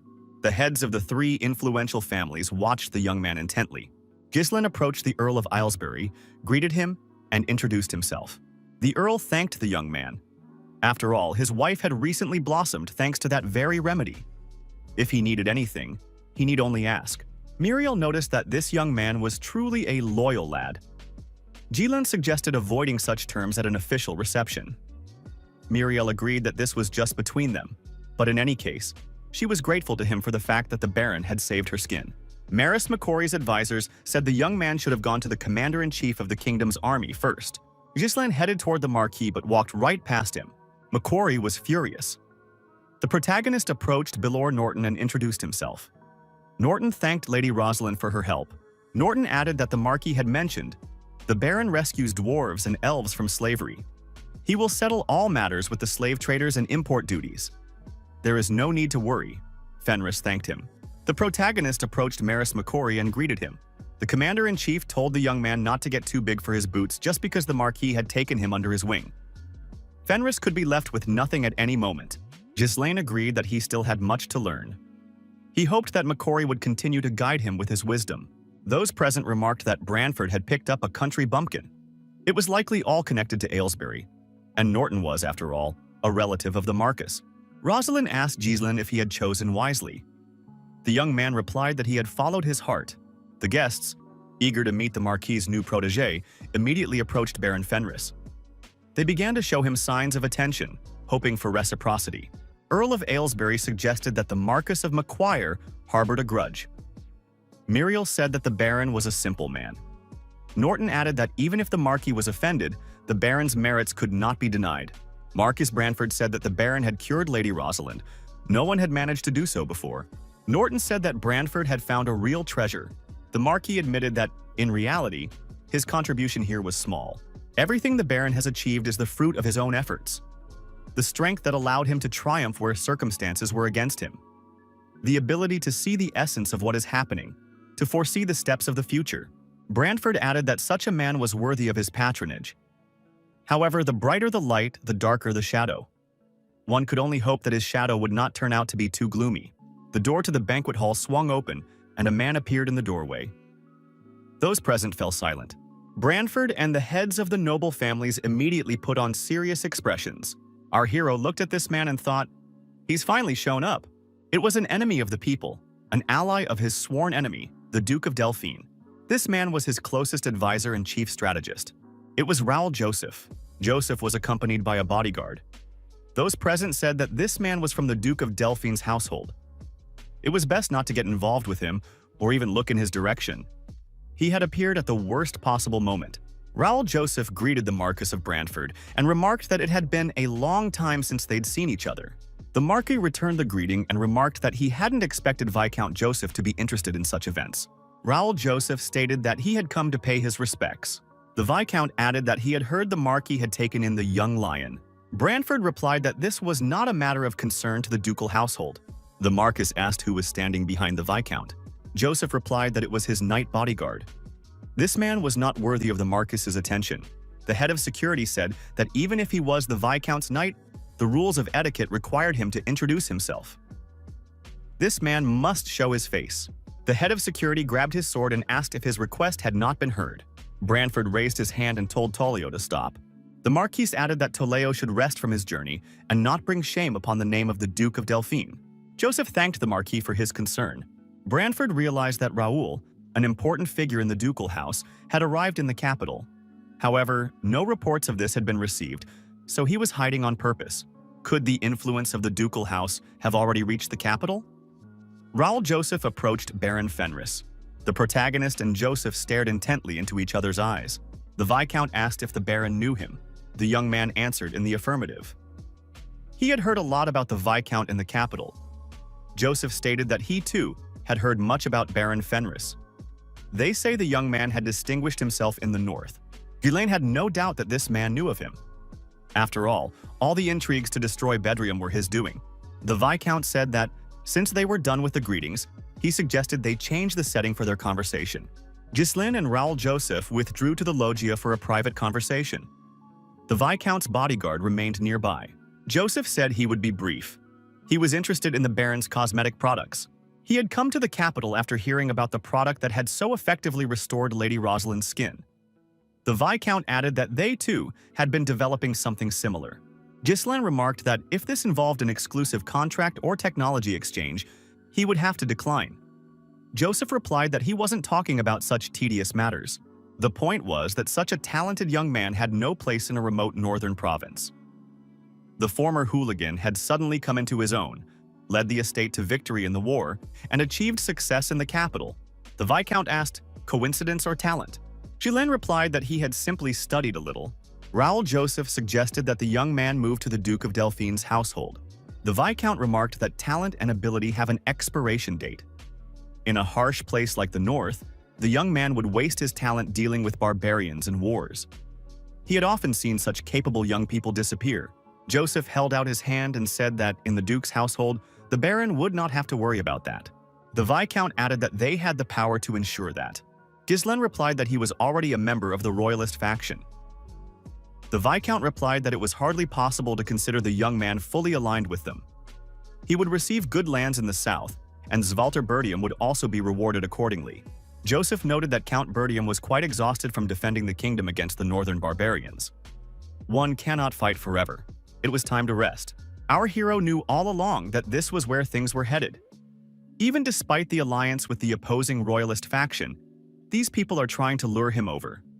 With sweet talk, they try to convince him that the ducal house will provide for all his needs. However, they only want to keep an uncontrollable variable close at hand. Our hero replied that the North is much better than the Viscount imagines. Raoul Joseph stated that he does not require an immediate answer. The Baron will still be in the capital, so he can think it all over carefully. Ghislaine said he wanted to make a proposal. Would Raoul Joseph care to join their side? At the end of this conversation, the Viscount left the castle of the Marquis of Branford.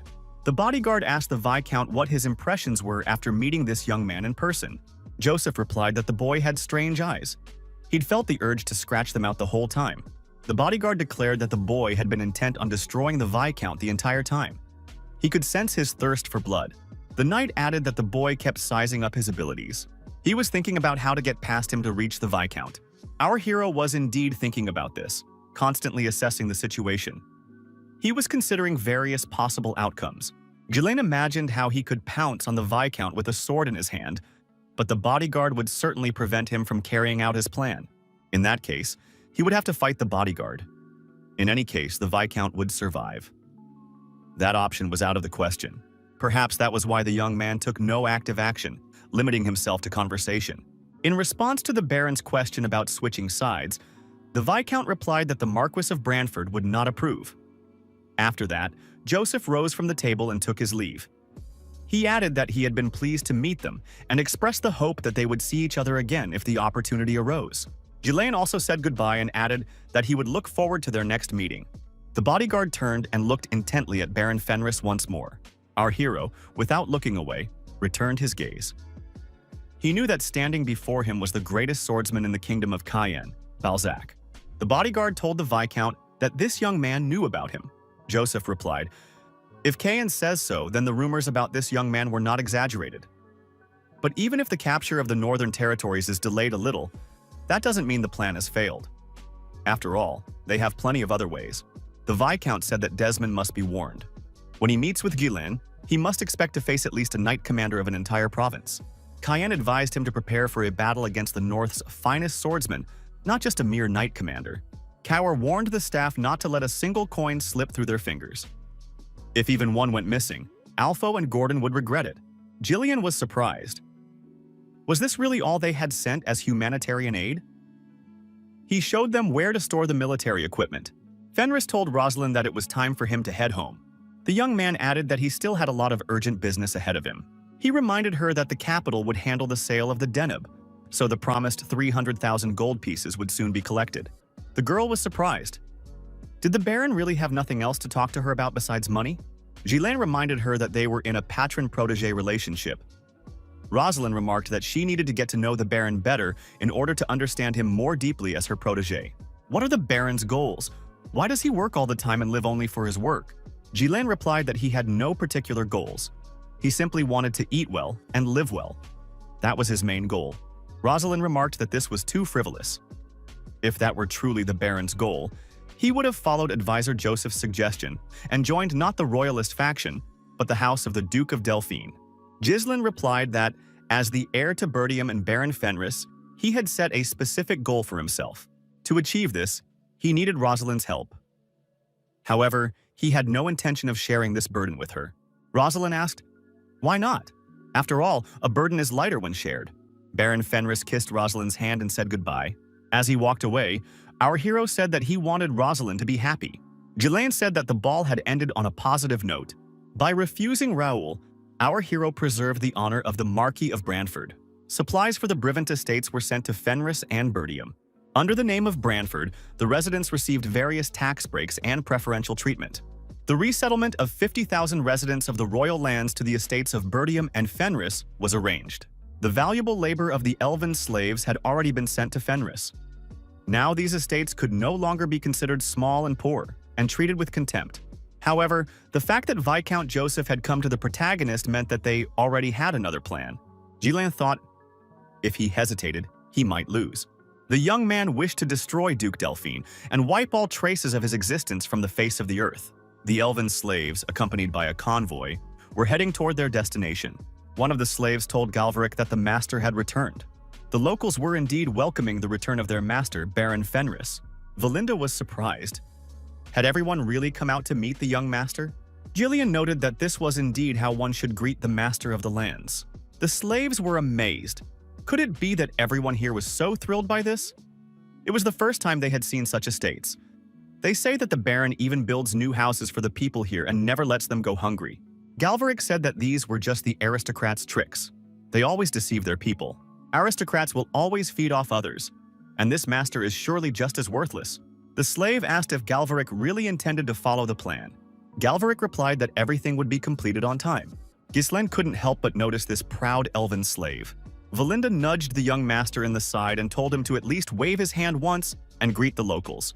Claude said that it was pure joy. After all, they were returning home. Now money would flow like a river and they could relax a little. Ghislaine said that Claude must ensure the previously ordered materials were collected and delivered to the office. The manager was surprised. After all, they had just returned. Why more assignments? Ghislaine remarked that Claude had already rested enough in the capital. An order was issued to convene a meeting immediately. All interested parties arrived at Fenris's office. Ghislaine asked Raoul if everything was in order with manager Homern.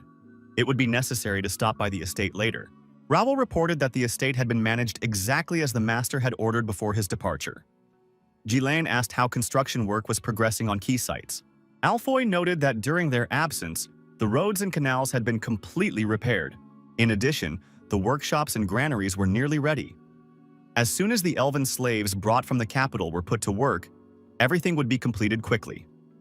The harvest was so bountiful that they would no longer need to purchase grain from the merchant guilds. Valinda asked just how large it was. Claude noted that in terms of total volume, it could be compared to Rhineford. However, in terms of yield per unit of area, they were the best in the kingdom.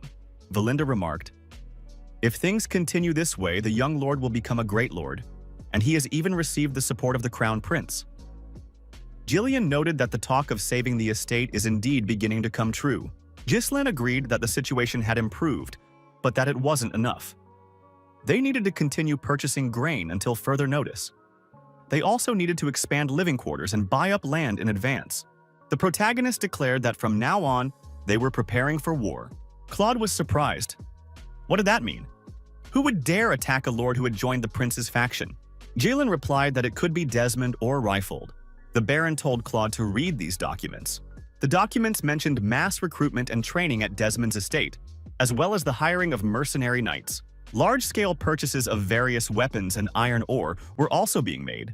Jilin explained that this was a report on the activities of Count Desmond's household, prepared before their departure for the capital.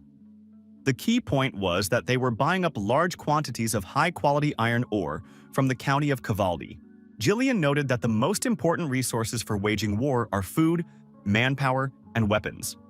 Iron ore is necessary for the manufacture and repair of weapons. However, such volumes should not exist in peacetime. Kaur realized that war was indeed a possibility. Alfoy was upset. Could it really be war again? Claude noted that if Desmond continued to monopolize the markets like this, they would be in trouble. Iron ore was essential for the development of their estates. It was unlikely that Cavaldi would sell it in such quantities. Jilin suggested that at this stage, Count Cavaldi was indeed on the side of the House of the Dauphin. They might already have completed their preparations for an attack. Jilin suggested that everyone present might feel uneasy upon hearing this. The protagonist added that he wanted to outline the next course of action. They must strike first, against Count Cavaldi's estates. Everyone present was even more surprised. How could the young gentleman suggest such a thing? Count Cavaldi's territory, the ancestral castle. The conversation between the young men took place in a very tense atmosphere. His companion was alarmed. Count Cavaldi asked again, "Could this really be about the greatest sword of the north?" His companion replied that the Duke's household had sent a report on the Fenris territory. The man repeated, "The lord of the Fenris lands is Ghislain Fenris. They said that this man should be regarded as the strongest swordsman in the north. This is indeed extremely unpredictable, so it would be wise for Count Cavaldi to prepare for war in advance as well." Cavaldi was surprised. Why was Desmond telling him this? Wasn't he the one who would end up going into battle? Gerald said that this was an order from the Duke's household. Cavaldi laughed loudly in response. He asked, had they really taken a single blow and lost all their fighting spirit? Who said they needed to prepare for war over such a trifle? The castle is surrounded by a moat and a wall twice as thick and strong as usual. The best equipment made of northern metal is deployed for its defense. How could Desmond speak of the need for intensive training when he had seen the iron fortress of Cavaldi? This castle had always been impregnable. The Count added that these walls had never once been breached. Cavaldi added, instead of worrying about him, Gerald would do better to keep an eye on Desmond. After all, he had already lost one precious secret weapon, hadn't he? Kaur and Jillian listened obediently and carried out all the young lord's orders. Valinda was also present. Fenris gathered all the knights and mercenaries at his disposal before him. The commander said he liked the look on their faces. The young man added that, setting financial interests aside, it was very difficult to trust someone and follow them. However, the warriors had trusted him and traveled such a long way with him. Fenris reminded them that he had promised to knight each of these 200 warriors. He also intended to become the founder of the Fenris Order of Knights. Watching the commander's speech, Claude said he was crazy. After all, it was completely impossible. A short while earlier, the protagonist had said that they should be the first to strike at Count Cavaldi's territory. At the time, his announcement had left everyone speechless. How could the commander have made such a decision? Claude asked why they would do that. Desmond and Count Cavaldi pretended to take a neutral stance, but in reality supported the Duke's house. The Duke calmly manipulates them like obedient chess pieces. Ghislain pointed out that Cavaldi was also their enemy. The commander added, if they won this battle, then the iron mine would belong to them. It was a perfect opportunity to slow the enemy's growth and strengthen their own power. Claude asked how they should attack. Jillian noted that Cavaldi had the strongest warriors. Kaur asked if their numbers and strength would be enough. Ghislain promised that he would turn each of his warriors into knights capable of wielding mana.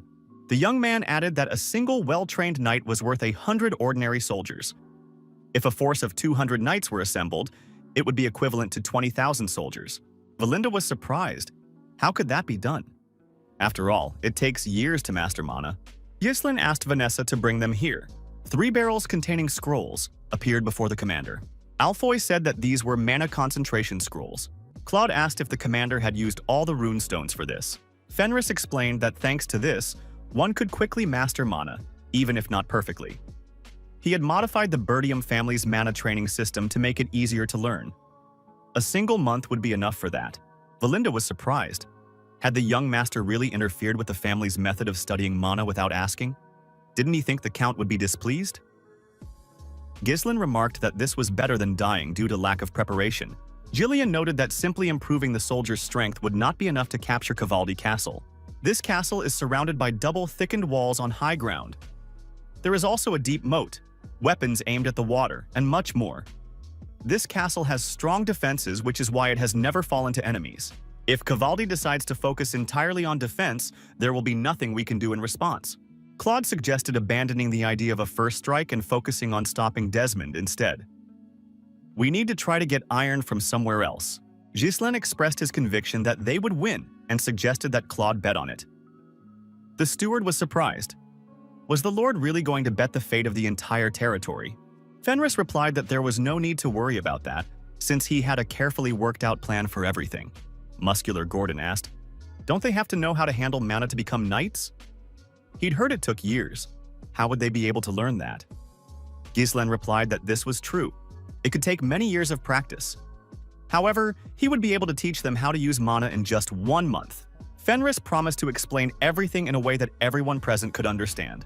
Muscular Gordon was chosen as the test subject for the demonstration. The commander began channeling mana into him. The Hulk, sitting in the lotus position, began to scream in unbearable pain. Ghislain ordered Gordon to endure it, since grasping in a single month what normally takes years is quite difficult.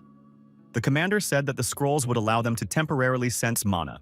It is necessary to gather mana particles from the air beneath one's dantian to form a mana core.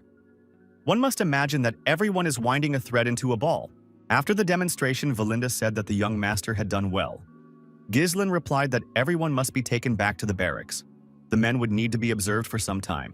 The commander told Raoul that weapons would need to be made for the future knights. How are the elven slaves doing? The assistant replied that the elves had not yet arrived. The gnomes were waiting in the barracks. Ghislain looked up at the sky and said that the moon would not rise tonight. This would be the right time for them. An area on the edge of the forest, located not far from the castle. A hand emerged from the ground in a small clearing. Following the hand, Galvaric and his companions emerged from the hole that had formed in the ground. It was a carefully organized escape. His comrades asked if Galvaric was certain of his plan. If they made it out of the kingdom, would they be free? They say that in another kingdom there is a secret autonomous region where non-human slaves live together. Could this be true? The leader replied that the border was right in front of them. Galvaric added that they needed to get moving. Did anyone still have doubts about the slaves' lives? Those who were afraid could turn back and remain the nobles' playthings forever. The old man said that the matter at hand was something else, and pointed in the opposite direction. Galvaric turned around. Behind the leader of the fugitives stood the unflappable master of these lands. Galvaric was surprised. Did the leader really know about the escape plan? But how had the young man figured it out? Galvaric was surprised. Had this guy really come here alone? Ghislain confirmed it. The gnomes decided to consult on how to proceed. Galvaric said to the young man, if they got rid of him, they would all be free. Ghislain replied that they could try if they thought they could pull it off. After a while, the fugitives were neutralized. Only Galvaric was still holding on. Ghislain approached the leader of the fugitives and said that the gnomes were indeed strong. The young man added, if anyone found out they had escaped, slave traders from other races would hunt them down like madmen. Wouldn't it be better to just work hard for him? Galvaric replied that he'd rather die than become a plaything for the nobles. They wouldn't work meekly. The master could forget that idea. Ghislain replied that he liked that spirit. The protagonist had a feeling that this guy might become a legendary blacksmith in the future. Ghislain said, 10 years. If this guy worked faithfully for him for 10 years, he would grant the gnomes an autonomous region within his territory and free them from slavery. The dwarves immediately perked up and asked in surprise, is the master really going to grant them freedom? Galvaric said that was impossible. After all, they were slaves under the laws of this state. Could an ordinary landowner really just go ahead and free them? Ghislain remarked that laws are written by people. If necessary, they can be changed. The old man reminded his leader that this nobleman was supported by the royal family. Therefore, such a thing was entirely possible. Ghislain said he wasn't interested in expensive goods. The young man added that he wanted to create something more ambitious and fun. Our hero remarked that he aspired to soar to the heavens. 1 month passed. Cavaldi Castle. The Count received a letter from Baron Fenris. The Baron reported that the Count had violated the fairness of the northern iron market by selling iron ore to a single specific house. If the market is not open to other territories, the Count will regret it. The courtier said that Baron Fenris had completely lost his mind, for this was sheer audacity. Cavaldi thought that such a move would only work if one had the power to back it up. What was wrong with this Fenris, if he had the audacity to send such letters? An aide noted that Fenris had been buying a lot of grain from other territories, even paying extra to them, so he could sell it later. It seems they're short on provisions because they took in migrants. However, Baron Fenris continues to make moves that are obviously unprofitable. In any case, harvest season will soon arrive and prices will fall. Most likely, these young men are driven by simple-minded maximalism. Cavaldi burned the letter and remarked that the territory, which had been weak until now, is trying to grow. This creates problems. The Count expressed regret that he had been unable to meet with Baron Fenris in person. The Branford family castle. The Marquis entered his study, lost in thought. The man looked up and saw that the study window was open and a scroll lay on the table. What kind of message was this? Branford picked up the scroll and decided to read its contents. It even bore a seal. The Marquis opened the letter and realized it was from Baron Fenris. Ghislain asked the Marquis to advise the nobles of royal blood to stockpile grain in advance, enough to last 10 years. The letter stated that very soon a terrible famine would shake the entire kingdom. In the morning, Rosalind entered the study and noticed that her father had not gone to bed the night before. The Marquis told his daughter to inform the servants and nobles that a meeting must be convened immediately. Sometime after the letter was sent to the Marquis of Brantford, a crop failure spread throughout the kingdom, followed by famine. The climate became incredibly dry. Rivers dried up, and the crops in the fields perished. The number of starving people grew, and chaos broke out in the struggle for food. This natural disaster went down in history. Ghislain declared that the time had finally come. In many places, famine caused by the drought was already raging. Food prices skyrocketed. Desmond wondered how such a sudden change in weather conditions could have happened without warning. Could it be that the nobles of royal blood had stockpiled provisions in advance? But even so, rumors were circulating that a harvest had been gathered in Fenris. Cavaldi was baffled. What on earth was Desmond thinking? They should have attacked Fenris and taken their food and land. The advisors surmised that the Desmonds had also missed their chance while trying to sort out all their problems.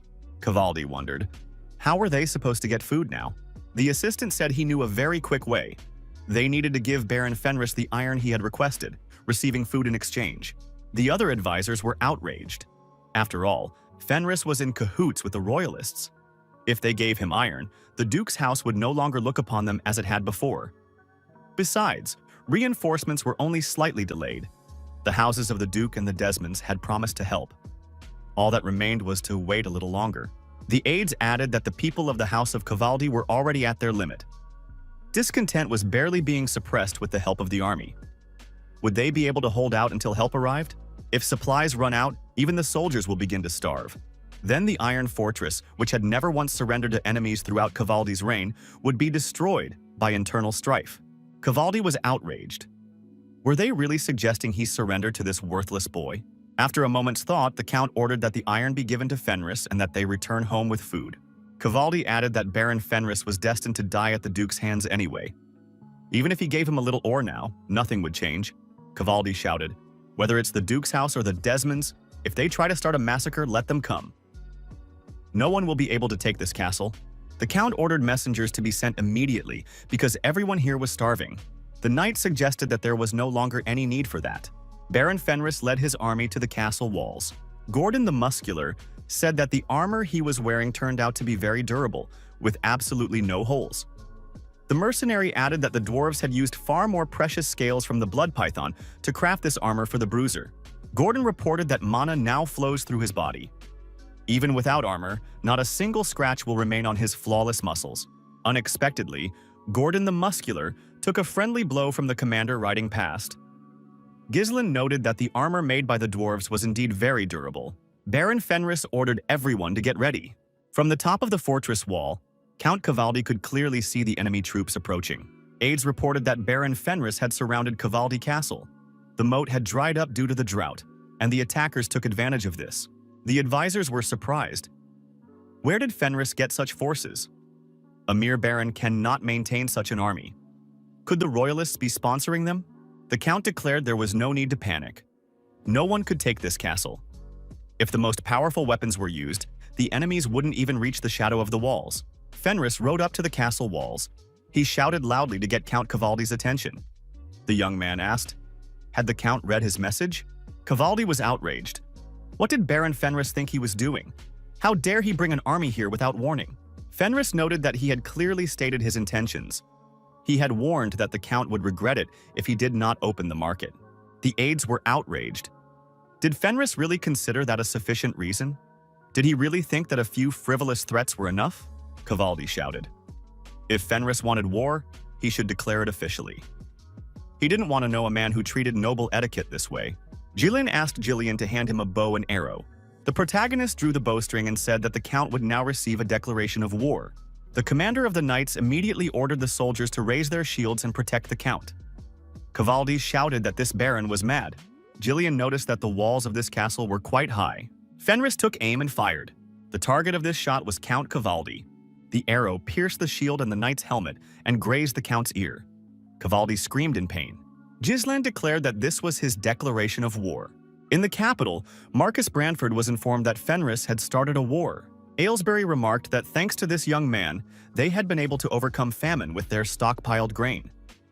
Bylor Norton added that even so, it wasn't worth starting a war at a time like this. The Marquis asked what his motives were. Rosalind replied that the Earl had not opened the market to Fenris and the surrounding territories. Thanks to this, it became clear that Cavaldi had almost completely monopolized trade with Desmond's territory. Aylesbury remarked that pretexts could always be fabricated.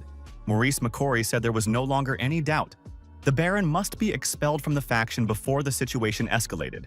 The army commander's advisors said this was a logical course of action. It was necessary to focus on recovery from the drought, not on war. Norton remarked that McCory was saying this out of resentment toward the Baron. Rosalind told the disputants to calm down. Now is the time to resolve the situation. War has begun, so arguing is pointless. McCory declared that he was completely calm.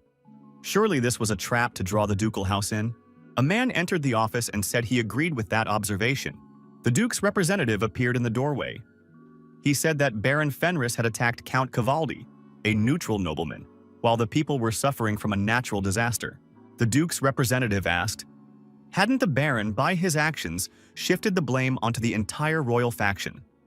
What did the Marquis of Branford think about this? The Marquis's advisors thought that the Duke's household was indeed filled with intelligent people. This man had started with a strong argument. Were they really that confident? Rosalind thought that this situation might turn neutral nobles against the Branfords. It was a perfect opportunity for the Duke's house to gain the upper hand. The girl understood that her father's decision would determine the fate of the entire faction. But if Baron Fenris lost, they would lose their influence in the north, and the outcome would be the same. However, if Fenris won and managed to secure the largest iron mine in the Cavaldi territory, the Branford family could receive a reward worthy of such a risk. The Marquis stated that there were sufficient reasons for this war. The war stemmed from a personal conflict between Baron Fenris and Count Cavaldi, not from the will of the faction. Therefore, it makes no sense for the Duke's house to intervene. The Duke's representative noted that now is absolutely not the time for war. The Duke's ambassador added that mere inaction could be equated with them as royal nobles, renouncing their duty to maintain order in the kingdom. Branford expressed surprise. Why was the Duke's house so agitated by this situation? As if Count Cavaldi were their puppet. Gislan said that Jillian had perfectly assessed the situation and the distance to the target. Cower added that the Count would now never be able to wear an earring in his left ear. The Count shouted that he needed a doctor and that the bleeding must be stopped immediately. Cavaldi ordered all troops to be mobilized immediately and to show their fighting spirit. The Count ordered that the grandeur of Cavaldi Castle, which had never fallen to the enemy, be displayed. The command came, prepare to fire. Jillian noted that the enemy was about to attack. Ghislaine remarked that Cavaldi was a master of defense. He reacted quickly. The soldiers reported that the ballistic weapons had been loaded. The Count ordered to open fire on the enemy. At that very moment, arrows flew from the castle toward the advancing troops. The soldiers took cover behind wooden shields. Ghislaine and his closest comrades reacted differently. The protagonist drew his sword from behind his back and began swinging it at tremendous speed. All the arrows flying toward him were destroyed. Jillian and Cower did the same. After the attack ended, Fenris and his army continued their advance. Our hero wondered, was this really all Count Cavaldi was capable of? The protagonist turned around and ordered everyone to return to the main formation. Ghislain added that they would now prepare for the next operation. Claude said that the master had chosen the most opportune time for battle. The enemy hadn't stocked up on food, so Fenris's victory was assured. The steward added that the mages had used all their energy setting up the garrison. Now they deserved a rest too. They could relax and recover their strength in the rear. Claude suggested they play a game, since they had some free time. Alpha asked what they would be playing. Suddenly, the commander peeked into the tent and told Claude to come outside. The steward was surprised. Had the commander really returned already? Ghislain told Alpha to quickly gather all the mages. Fenris ordered them to dig tunnels toward the castle. Claude was puzzled. Why do that? After all, they were already winning. Ghislain pointed out that they couldn't just stand around and wait if they wanted to be ready before reinforcements arrived from the Duke's estate. Ghislain decided that this war would end sooner than many might have thought. Count Cavaldi cursed viciously at our hero. That Fenris first pierced his ear, and then simply took off and ran away. The advisors noted that the enemy wouldn't have been able to do anything against their firepower anyway. Cavaldi surmised that they intended to besiege them, hoping that their food supplies would run out and they would surrender. However, the Duke's estate stood behind him. After all, the Duke wouldn't abandon the largest iron mine and would certainly send help. They must hold out until then. A guard reported to the Duke that a tunnel was being dug under the castle. The onlookers were surprised. Were they really doing this so openly? Fenris was unable to withstand a direct attack and decided to approach from the underground side. Given the castle's foundation, the only accessible spot was at the southern gate. The Count ordered the commander to send troops to the southern gate. As soon as the enemies emerge from their burrow, open fire and attack them all. Then open the gates and prepare the cavalry to finish off Fenris's stunned men. Cavaldi added that there was no need to worry about the walls. Most of the enemy consisted of infantry and cavalry. Minimal defenses would suffice for the walls, Cavaldi thought. Even though Baron Fenris had caught him off guard, victory was out of the question for him. Outside the castle, under cover of night, carts carrying concealed cargo were being secretly moved. The elves had been ordered to drag these carts and pile them up in one place. However, in the darkness, without a fire, nothing could be seen. The old man asked Galvaric if this could really be put to use somehow. They did everything as the leader had asked. Galvaric declared that what he had done was bound to work. Earlier, Galvaric had asked if the commander could find the legendary blueprint of the lost technology of the ancient empire. Ghislain asked what that was all about. The young man added that, in any case, the gnomes would now understand what he wanted to build. The young man unfurled a large canvas over the fire. The dome-shaped canvas trapped warm air inside and began to rise. Galvaric was puzzled. What was there to look at? Ghislain told the gnome to pay attention to how the fabric behaved. The air, heated by the fire, rose and filled the fabric bag from the inside. One of the workers suggested that it might be the wind. Galvaric disagreed. If the wind were blowing, the fabric would flutter from side to side, not curve like that. Ghislain noted that he wanted to create a fabric bag many times larger than this one. Galvaric said that a basket capable of holding people, as well as a source of hot air, needed to be attached to the bottom. The gnome was surprised that the gentleman had come up with the idea of using this effect. Galvaric asked the commander to take him to the workshop. He was ready to start building this contraption immediately and test it. Now the gnomes were pulling their carts to the designated spot. Our hero was already waiting for them. Ghislain said it was just perfect. Galvaric reported that for the gnomes, this was child's play. Valinda reported to the young lord that the mages and knights were already ready. Ghislain said that the assistant should get ready too. Alfoy was indignant. If it all ended like this, why did they even dig the tunnels in the first place? Ghislain was preparing to carry out the next part of the plan, which only he knew about so far. The commander announced that as a result of this operation, they would find themselves in the very heart of the enemy camp. They must infiltrate the inner gates and take control of everything from within. Then they must open the outer gates, through which Jillian's cavalry will enter. That is the main objective. However, Cavaldi's army is equipped with the best gear in the north. Therefore, even if they are unfamiliar with mana, they will be formidable opponents. Moreover, the enemies they will face in the future will be even stronger. The commander added, "If they cannot win this war, they will have no future." The mercenaries shouted that they had broken through the forest of beasts. No one had ever managed that before. They also turned a seemingly hopeless war into a victory. The commander said he wanted to ask the warriors one question. Were they sufficiently prepared? The warriors shouted that they were ready. The commander asked if they were afraid. The answer was no. Our hero declared that his knights had grown up faster than anyone could have imagined. The hot air balloon was ready for flight. Fenris said that in that case, it was time to take off. The sentries on the castle wall watched the enemy camp located not far from the castle. One sentry wondered, why isn't the enemy doing anything? After all, they had been digging so hard all day. His colleague replied that they were most likely sleeping at night. Soldiers approached the guards to relieve them of their post. The sentry was delighted and said that he would finally be able to get a good night's sleep.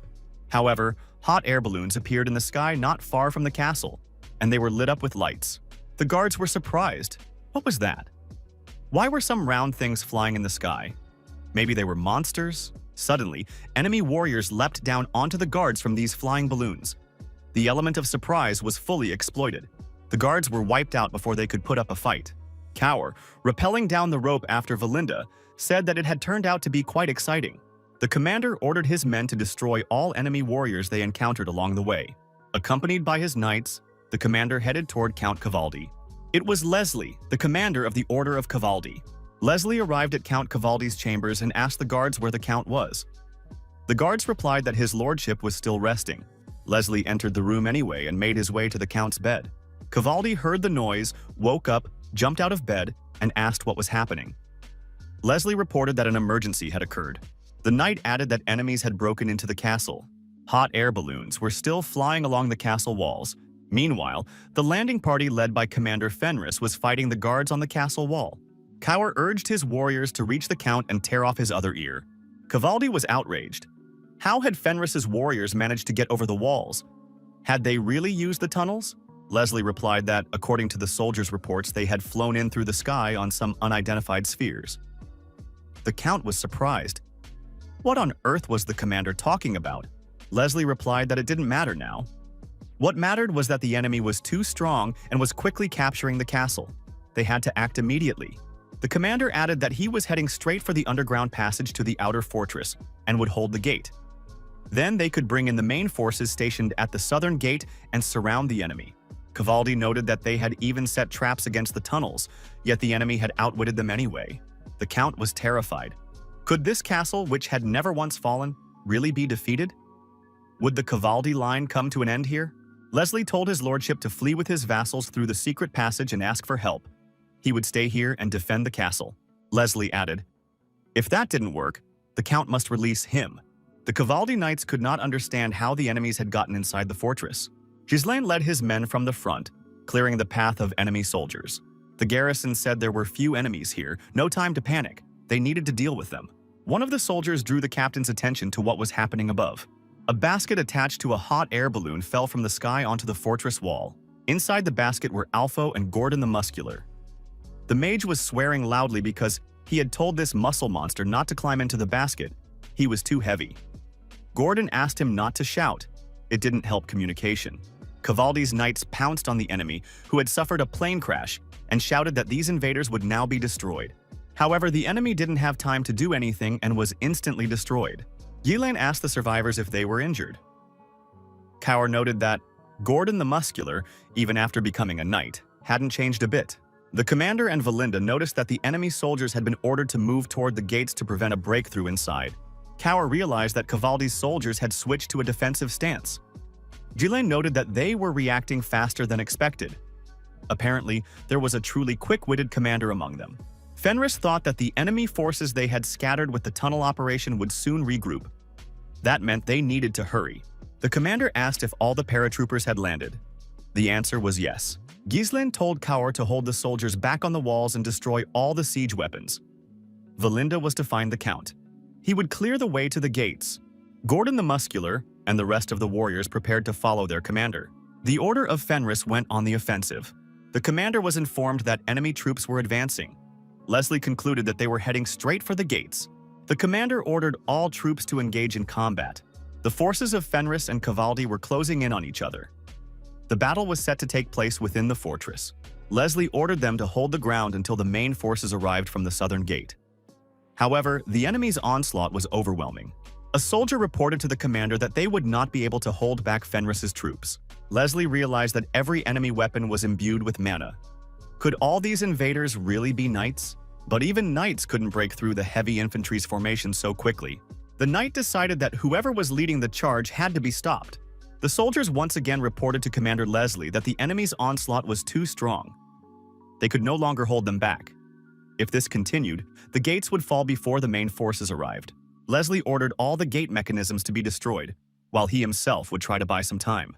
Commander Cavaldi charged at the enemy knight leading the vanguard. It was the protagonist. Leslie introduced himself and said he was the commander of the Cavaldi order. The knight added that the enemies would not get any further. The count approached a room enclosed by a sturdy grate. Behind the bars sat a man, his hands and feet bound in chains. Cavaldi said that Lucas would have to detain them. The prisoner suggested that the count first remove his chains. Cower urged his soldiers to press forward, leaving no enemy in their path. Valinda fought with determination. Every strike of her blade hit its mark. At that moment, Baron Fenris was engaged in a fierce battle with Commander Leslie. The Knight of the Order of Cavaldi proved to be an exceptionally formidable opponent. Leslie felt his opponent's incredible strength. As he parried his attacks, he realized he wouldn't hold out for long. However, at this stage, his opponent didn't have enough strength to break through his defense. The knight knew that his opponent understood everything anyway. If he stalled for time, he would be surrounded by the main forces. Instead of a direct block, he had to deflect the attacks at an angle, keeping his distance. Aim in the gaps between strikes and seize the initiative. The moment impatience led to a hasty attack, that would be the end of him. Fenris asked his opponent, "Is this really all a knight is capable of?" Our hero once again delivered a crushing blow to the commander. Parrying this attack proved more difficult due to fatigue. Leslie felt a tremor in his hands and legs. His movements became less confident. The protagonist attacked his opponent again and injured his arm. The hero noticed that Leslie was putting up a worthy fight. The commander took another blow, and his body began to bleed. He recalled that Count Desmond had been quite right. This opponent must be considered the equal of the best swordsman in the north. Ghislain Fenris had defeated the commander of the Cavaldi army. The opposing sides dispersed to the edges of the field. Everyone could see that Commander Leslie had been defeated. Cavaldi's knights decided they had lost and that there was no point in continuing the resistance. Fenris's knights said they had expected nothing less from their commander. The protagonist ordered his troops to continue their offensive operations. The invaders ordered the defeated to open the gates immediately.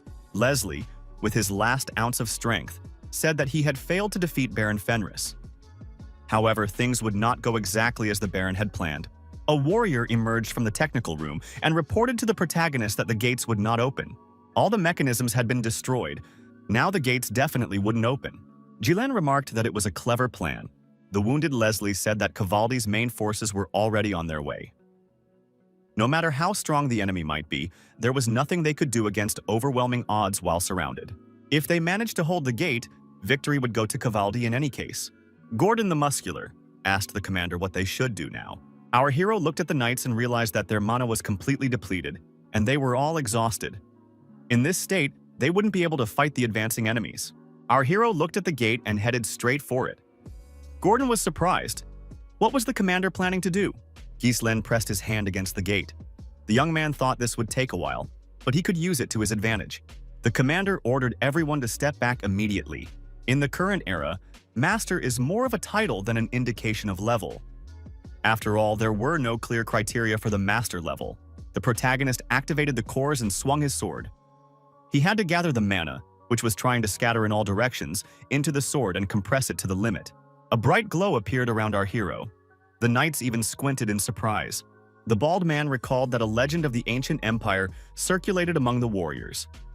Even among those who had perfected their mana, there was a mandatory condition for being recognized as a master. Ghislain executed an unprecedented strike.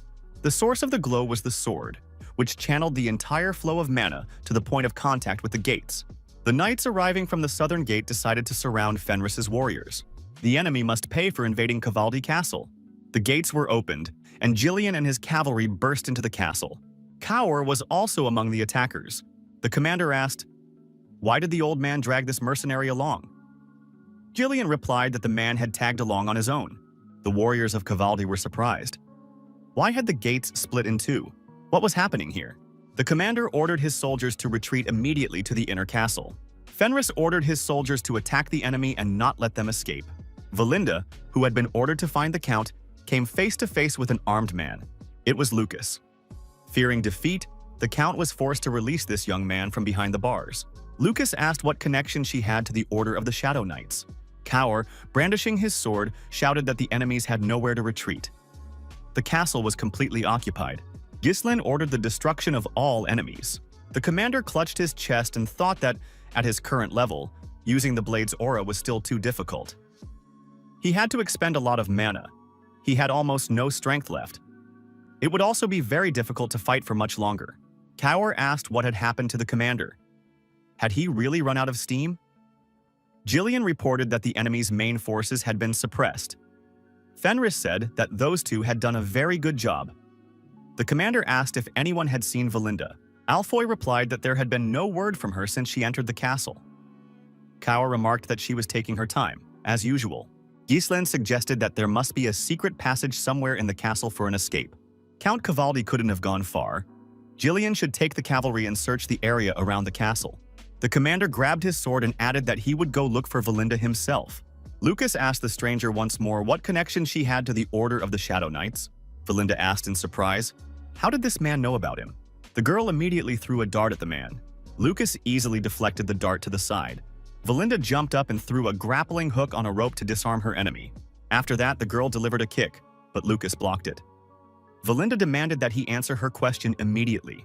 Lucas counterattacked, and Valinda was forced to jump aside. The fight between them continued. Valinda attacked more often, but to no avail. Lucas held his ground quite confidently and was even physically stronger. The girl was aggressive, while the guy was cool-headed but ruthless.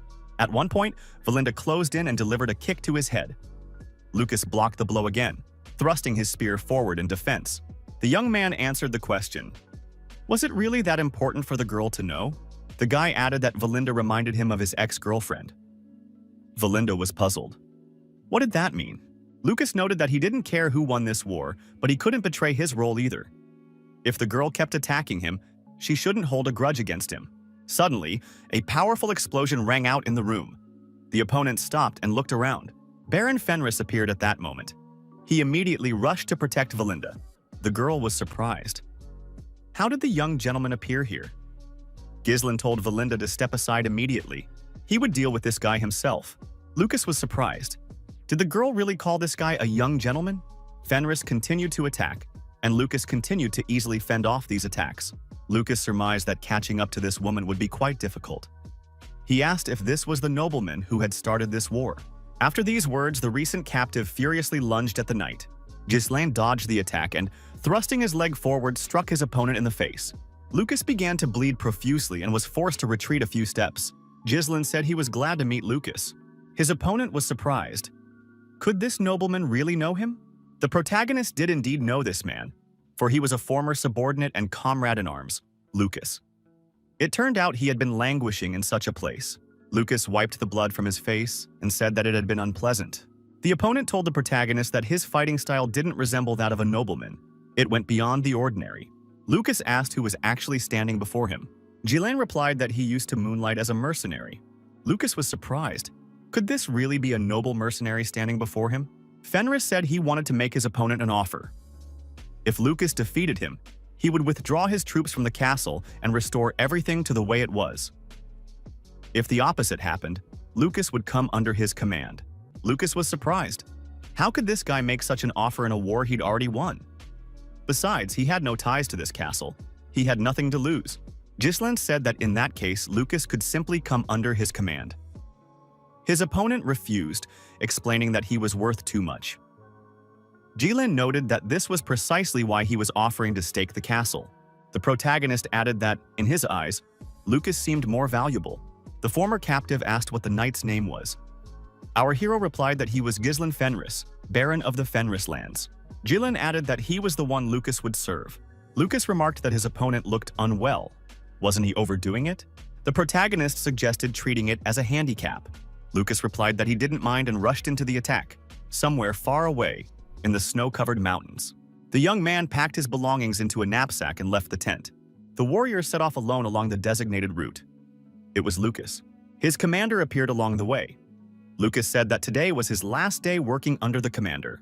The warrior added that 10 years had passed since Moriana's confession, and the contract had ended. Ghislain Berdium was surprised. Had so much time really passed?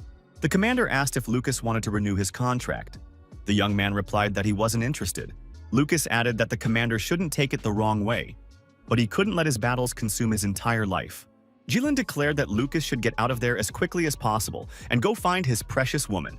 The commander added that just like his own quest for vengeance, Lucas had a mission of his own. The assistant promised that if the commander were in danger, he would definitely come to his aid. Now, in the dungeon of Cavaldi Castle, the former commander and subordinate met again. The warriors took turns attacking each other, but our hero had a clear goal. Lucas noticed that Fenris looked impressive, even though he had initially appeared completely exhausted. The protagonist realized he couldn't lose a bet he'd made himself.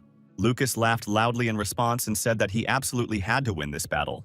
He assumed that Fenris would be nothing but trouble. At one point, Lucas began to concentrate mana into his weapon. Our hero couldn't help but notice this.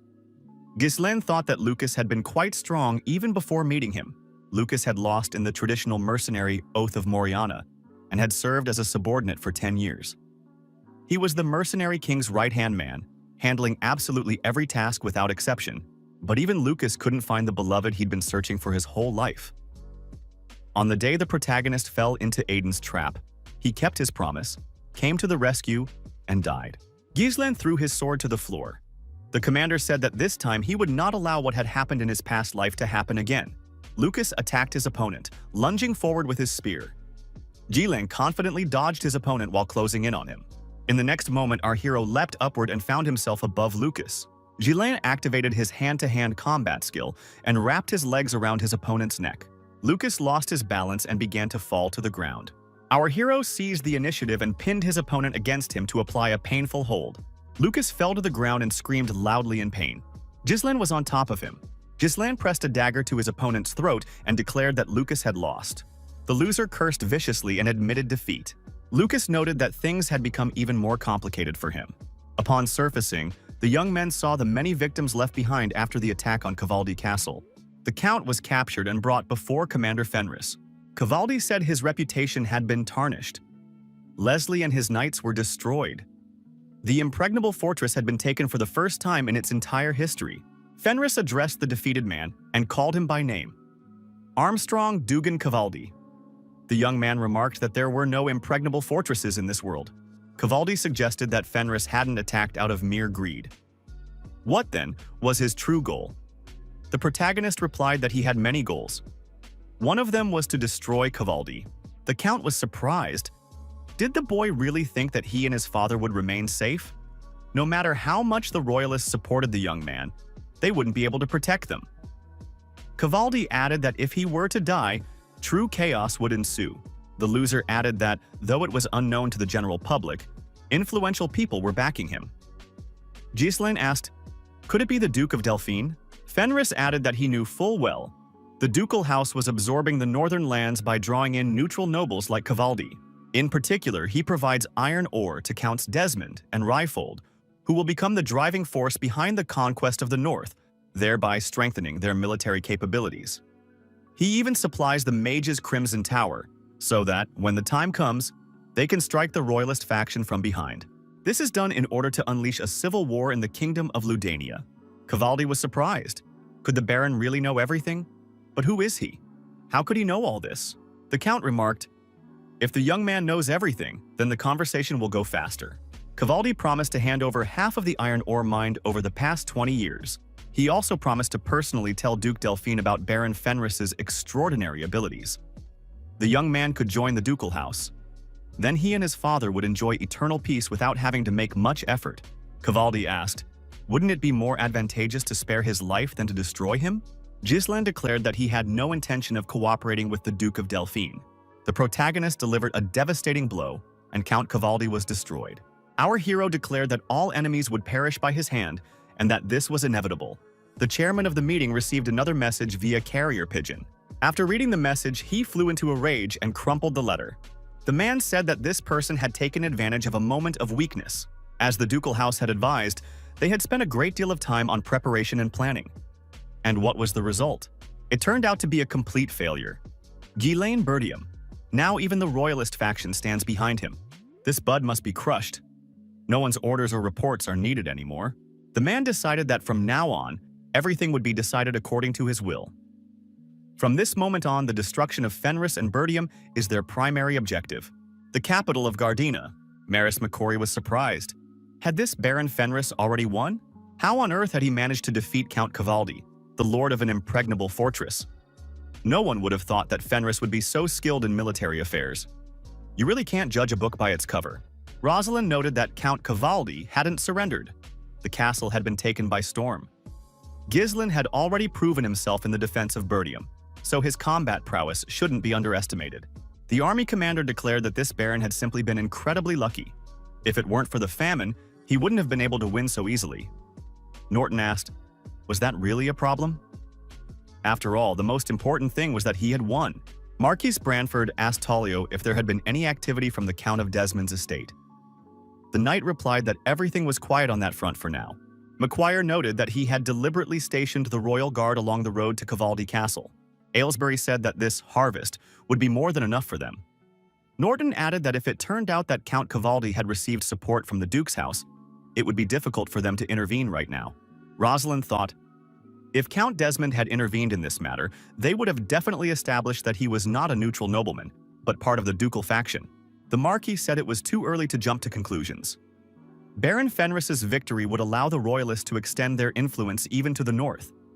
They had indeed received a powerful reinforcement, but the ducal house was not the sort to sit idly by. They must not let their guard down. Aylesbury remarked that the Marquis, as always, was unchanged. He hadn't even smiled once at this victory. Norton added that it was precisely thanks to this composure that he had led the faction this far. Meanwhile, the area around Cavaldi Castle in the north of the Kingdom of Ludania. 3 knights are traveling along a set route. One of them has a passenger on his back.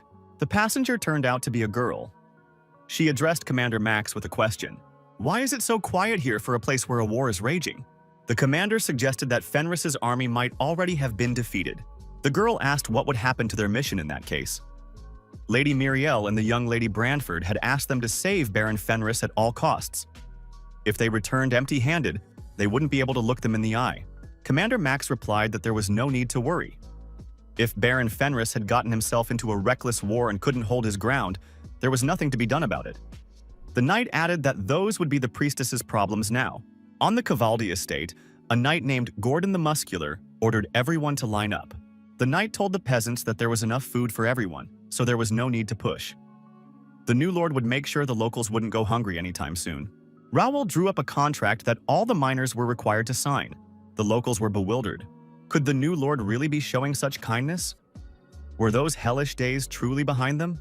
Would there really be no more unpaid labor? Galverick asked Alpho if a guy with such a frail build could even lift a single crate. Alpho replied to the gnome that he wasn't a porter, but a mage. The knights, led by Commander Max and accompanied by the priestess, arrived at Cavaldi Castle.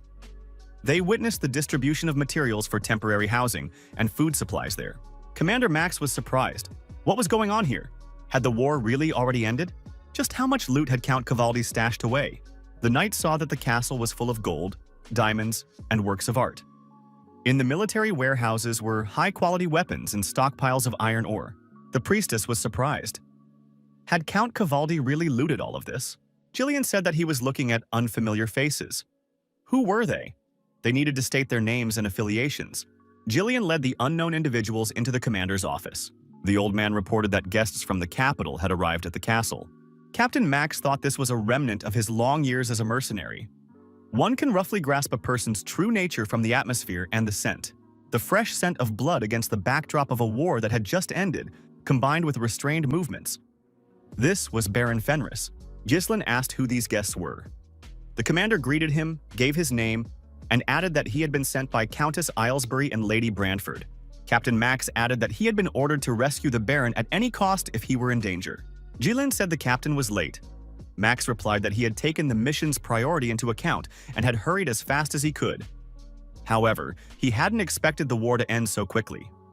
Fenris is truly a hero of the Royalist faction. The knight added that in that case he would return and report everything to his clients. Ghislain was surprised. Where was Captain Max going? Our hero stated that the war was over, there weren't enough hands to go around, so the knights would have to work before leaving.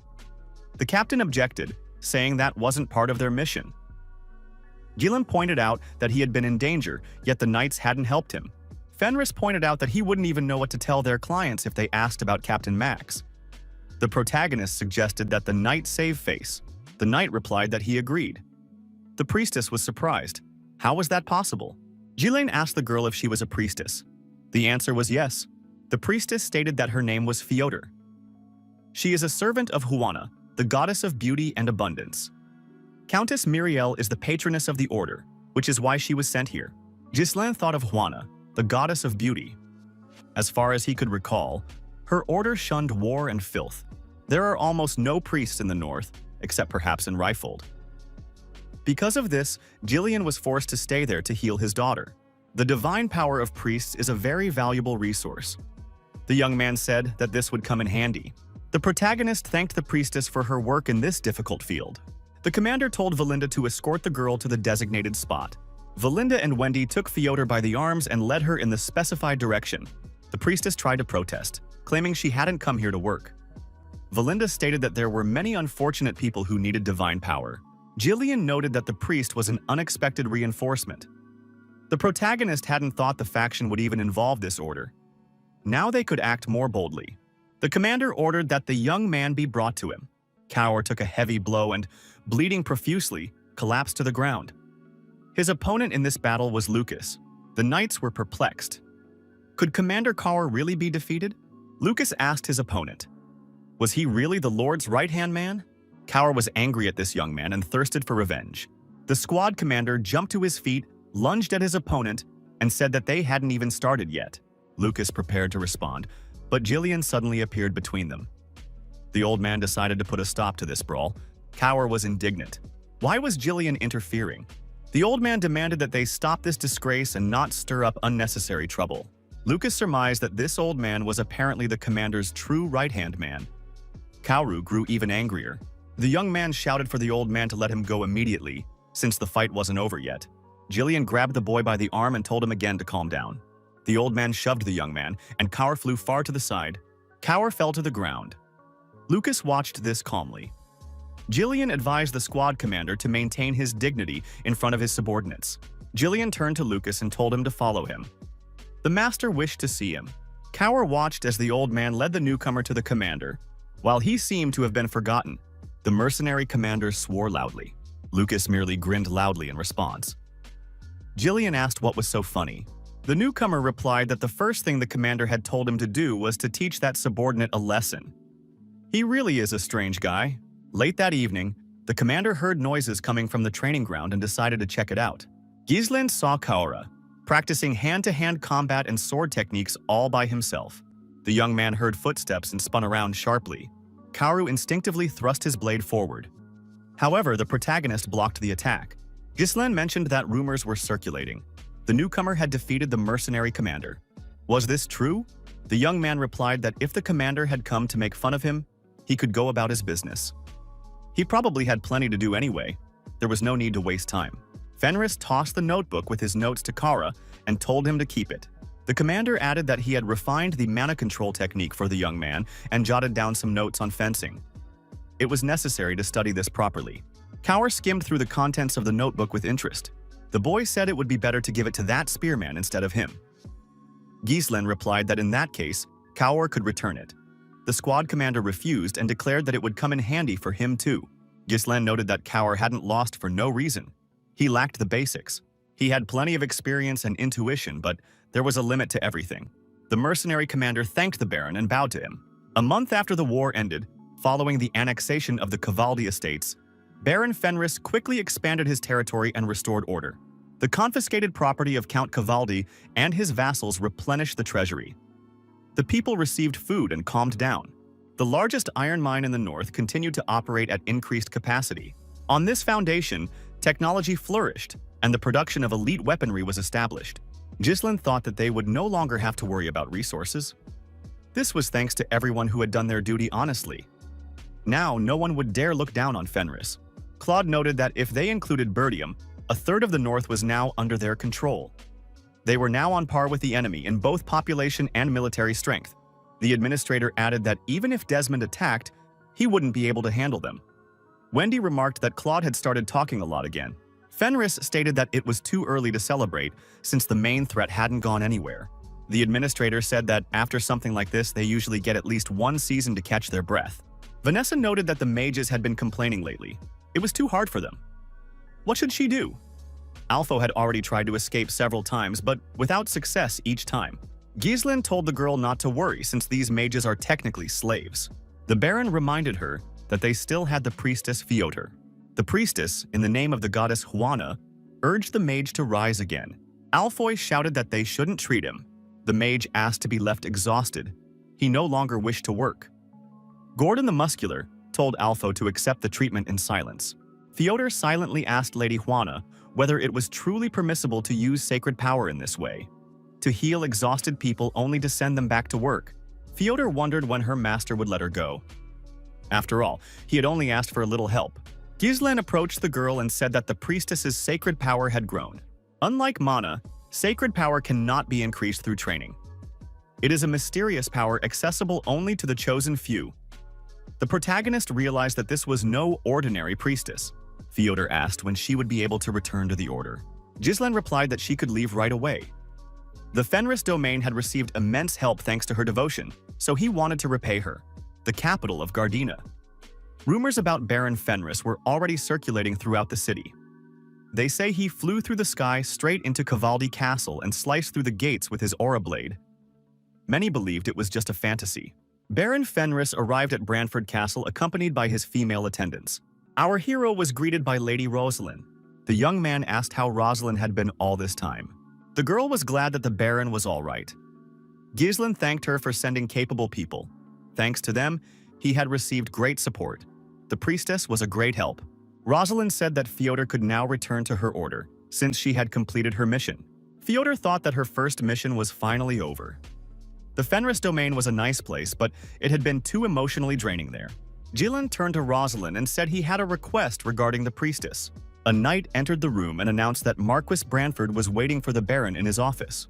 The protagonist asked Rosalind to spare him a few moments later.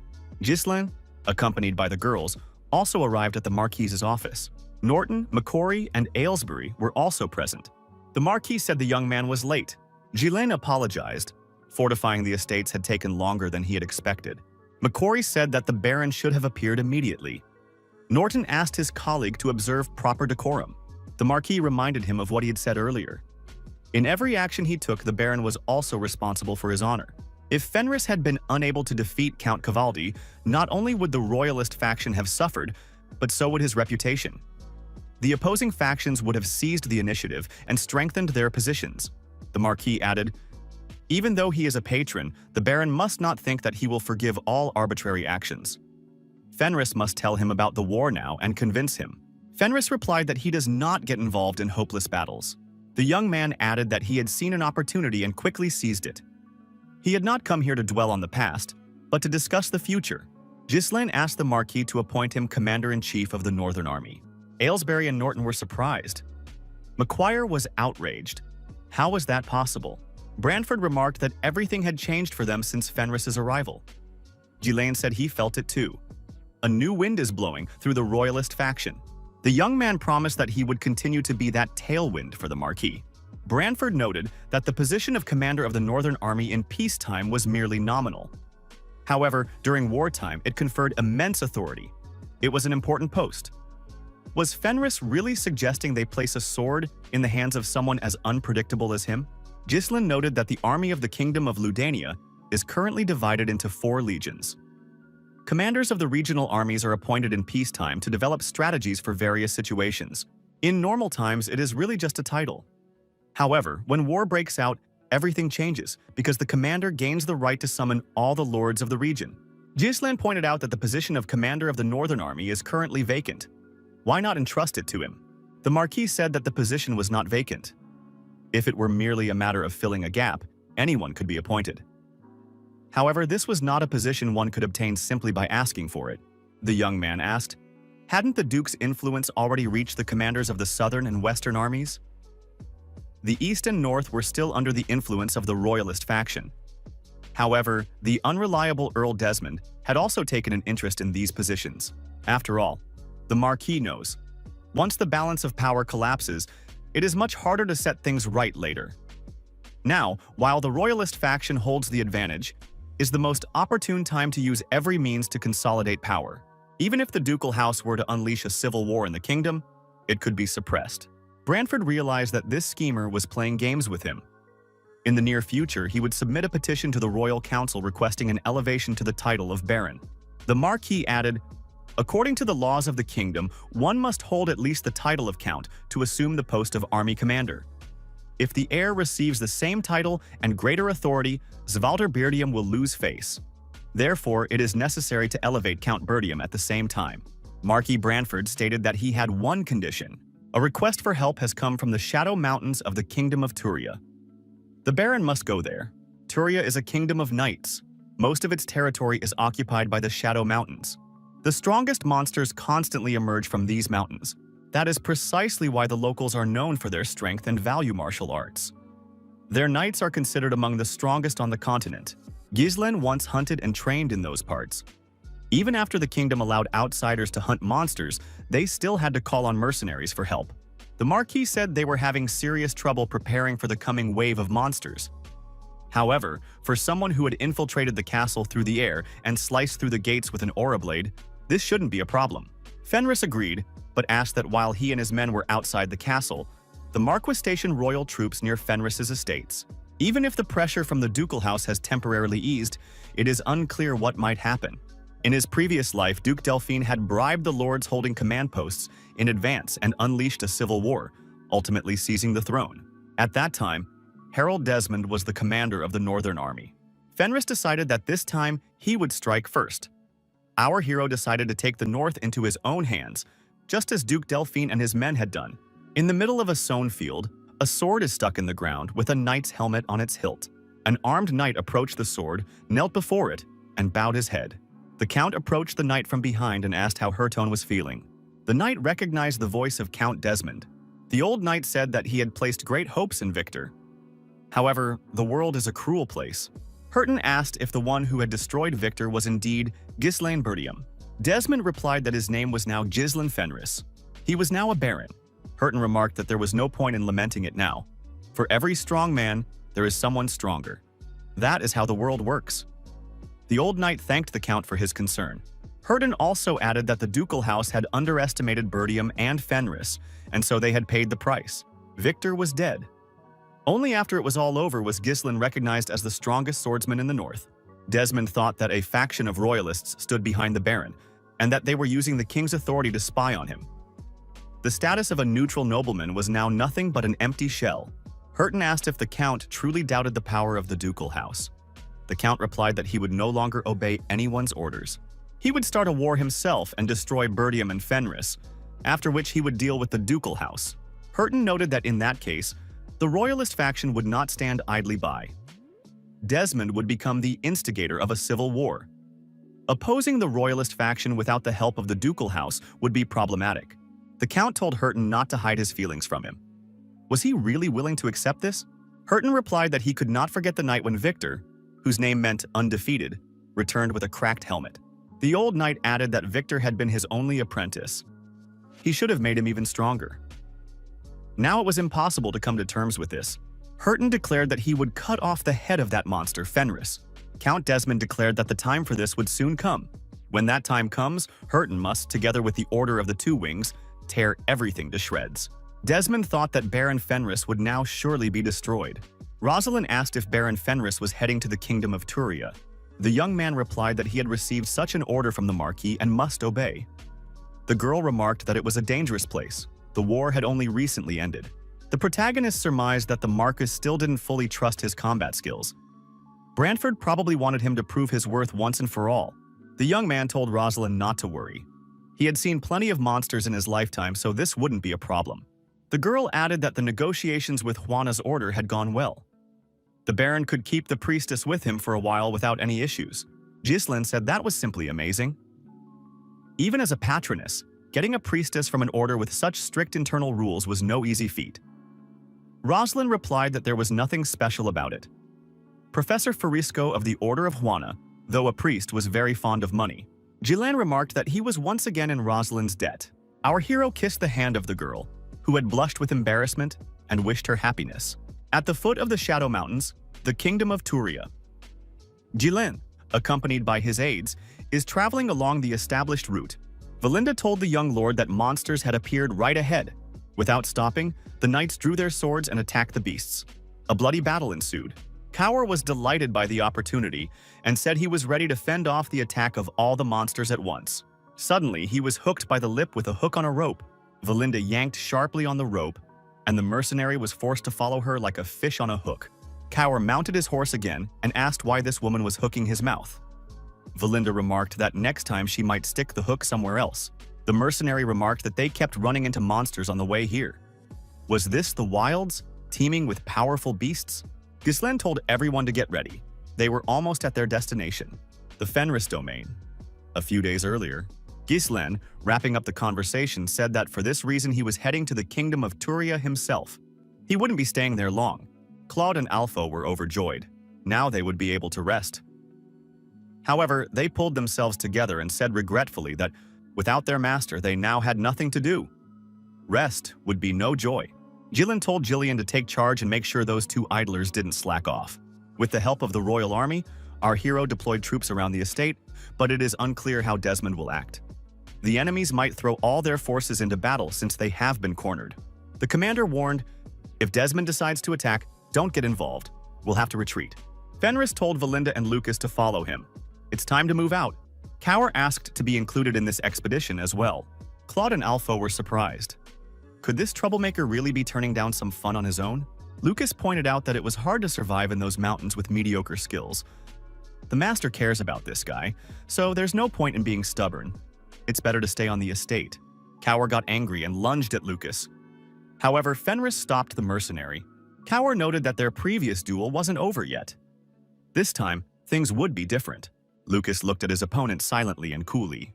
Jillian told the commander that he would definitely handle it on his own. Ghislaine said that in that case, Kaur could follow them.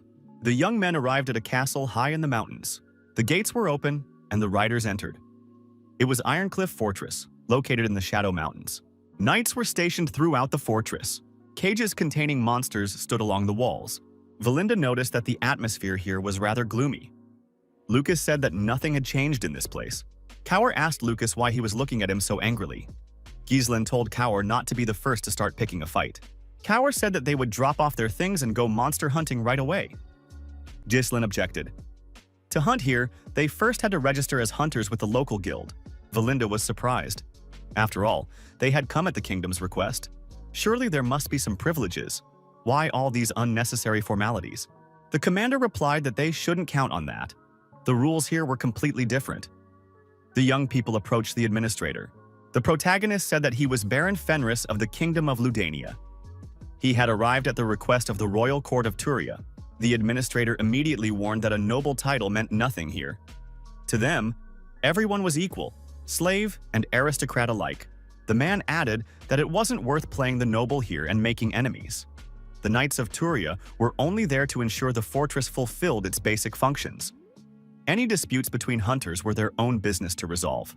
The administrator warned that they had gathered here to hunt monsters, not to settle scores with one another. Kaur said that was quite amusing.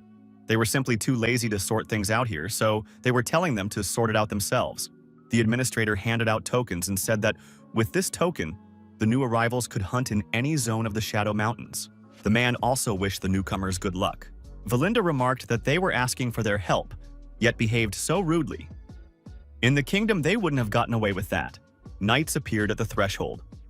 One of them greeted the new arrivals in Ironcliff. Had they registered as hunters? Kaur told the knights to get lost. There was no need to distract busy people. The man pulled his hood back and said that Donkard was the king of Ironcliff here. He represented a cooperative established under his patronage to protect the rights of hunters. Kaur replied that there's always some fool somewhere who thinks he's king. The man explained that the royal knights wouldn't lift a finger, so the hunters themselves maintained law and order. That's why they help new hunters settle in faster. However, a small membership fee must be paid. In that case, newcomers will be able to focus exclusively on hunting monsters without unnecessary conflicts. Valinda was surprised. Were these people really trying to extort money from them? Ghislaine told Kaur to listen to him carefully. The commander decided to explain what one should do first when arriving in a new place, especially in cities where lawlessness reigns. The extortionist assumed the newcomers had already made up their minds. They turned out to be smarter than he'd expected. He warned that they'd be running into each other from time to time, so it was best to avoid arguments. After that, the commander demonstrated how one should behave in such situations. A left hook followed, and the extortionist took a punch to the nose. Ghislain remarked that words mean nothing here. Only fists matter. Might makes right. After that blow, the racketeer flew far backward and landed on the reception desk. The other two racketeers grabbed their hammers and said that they had given these people the opportunity to work under Lord Doncard's protection. These newbies had ruined everything themselves. The local knights pounced on the protagonist. At that very moment, two darts flew at the attackers, piercing their necks. Valinda and Kaur also joined in, throwing the attackers far back. The administrator told the guests to stop immediately because they would have to pay for this destruction. Valinda was surprised, since the administrator had warned that he wasn't going to intervene. Kaur said that now he fully understood the commander's words. Here, you have to switch off your brain and just show what you're capable of. Lucas suggested that the commander knew this place well. Had he actually been here before? Ghislain confirmed it. Our hero remembered that one of the 7 strongest people in the kingdom had been here. That was exactly why he had been here. The victim got to his feet and shouted, "Do they even realize what they've done? We're talking about the king of this place after all." Kaur knocked the guy down again with a punch to the face. He asked the commander what they were going to do now. Ghislain replied that they shouldn't waste any more time on them. As soon as these people realized who was stronger, they would calm down on their own and crawl back on their knees. The protagonist told them to tell their king. If he had any questions, he should come find him personally. The men scattered in all directions, shouting that the barbarians had come here again. The leader of the attackers, brandishing an axe, declared that the harvest had begun. The northern border of Ludania, the camp of the Singing Wind tribe. The invaders sat around the fire, reveling in their victory. One of the comrades brought the commander a message, a scroll with a letter. The chief of this tribe was Kustu. He was surprised. Where did this letter come from?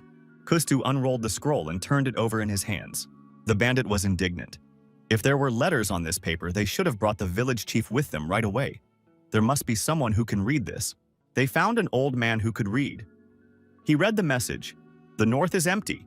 Therefore, the Singing Wind tribe may take Birdium. The bandit rejoiced. Finally, they had a chance to claim this rich territory. Now they would be able to get what they had long desired. Kustu was surprised. Were they really offering him Birdium now? The leader laughed. What kind of scheme had the kingdom of Ludania concocted this time? He had indeed wanted to seize this territory for a long time. Kustu ordered the other chiefs to be warned so that everyone could gather their warriors. They were going to capture Birdium. Kaur was surprised when he heard that number. 100,000. The commander reminded him. After all, Kaur wanted to become stronger. In that case, they would have to destroy at least that many monsters. The young man was surprised. How would destroying monsters help him become stronger? There were far more people here who were more dangerous than monsters. The squad approached the monsters. Valinda was surprised. Were there really monsters like this here? 2 enormous birds were tearing apart the beast's carcass. One of the birds looked back and saw the people approaching. The commander said that these were the most fearsome predators of the Shadow Mountains, bear owls. Kaur grabbed his sword and declared them vile monsters, promising to deal with them himself. At that very moment, Ghislain knocked Kaur off his horse with a punch. Immediately after that, a predatory bear owl pounced on the young man's horse. Ghislain said that they must not take their eyes off them. They moved completely silently. Ghislain jumped to his feet and said he should have been warned about this sooner. The bear owl grabbed the mercenary's horse and flew off with it. Kaur couldn't stop it. The bear owl dropped the horse to the ground. Kaur was forced to jump aside to avoid getting hurt. Kaur began darting from side to side to avoid becoming this monster's prey. It was quite difficult. The mercenary, standing beneath the monster, asked if the commander was really just going to stand there and watch.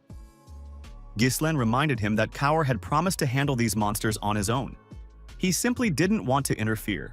Lucas reminded him that he had warned him. With such pathetic skills, it was impossible to survive here. The commander's assistant added that no one could help this guy now, since he couldn't even handle such little birds. The second bear owl also pounced on the mercenary.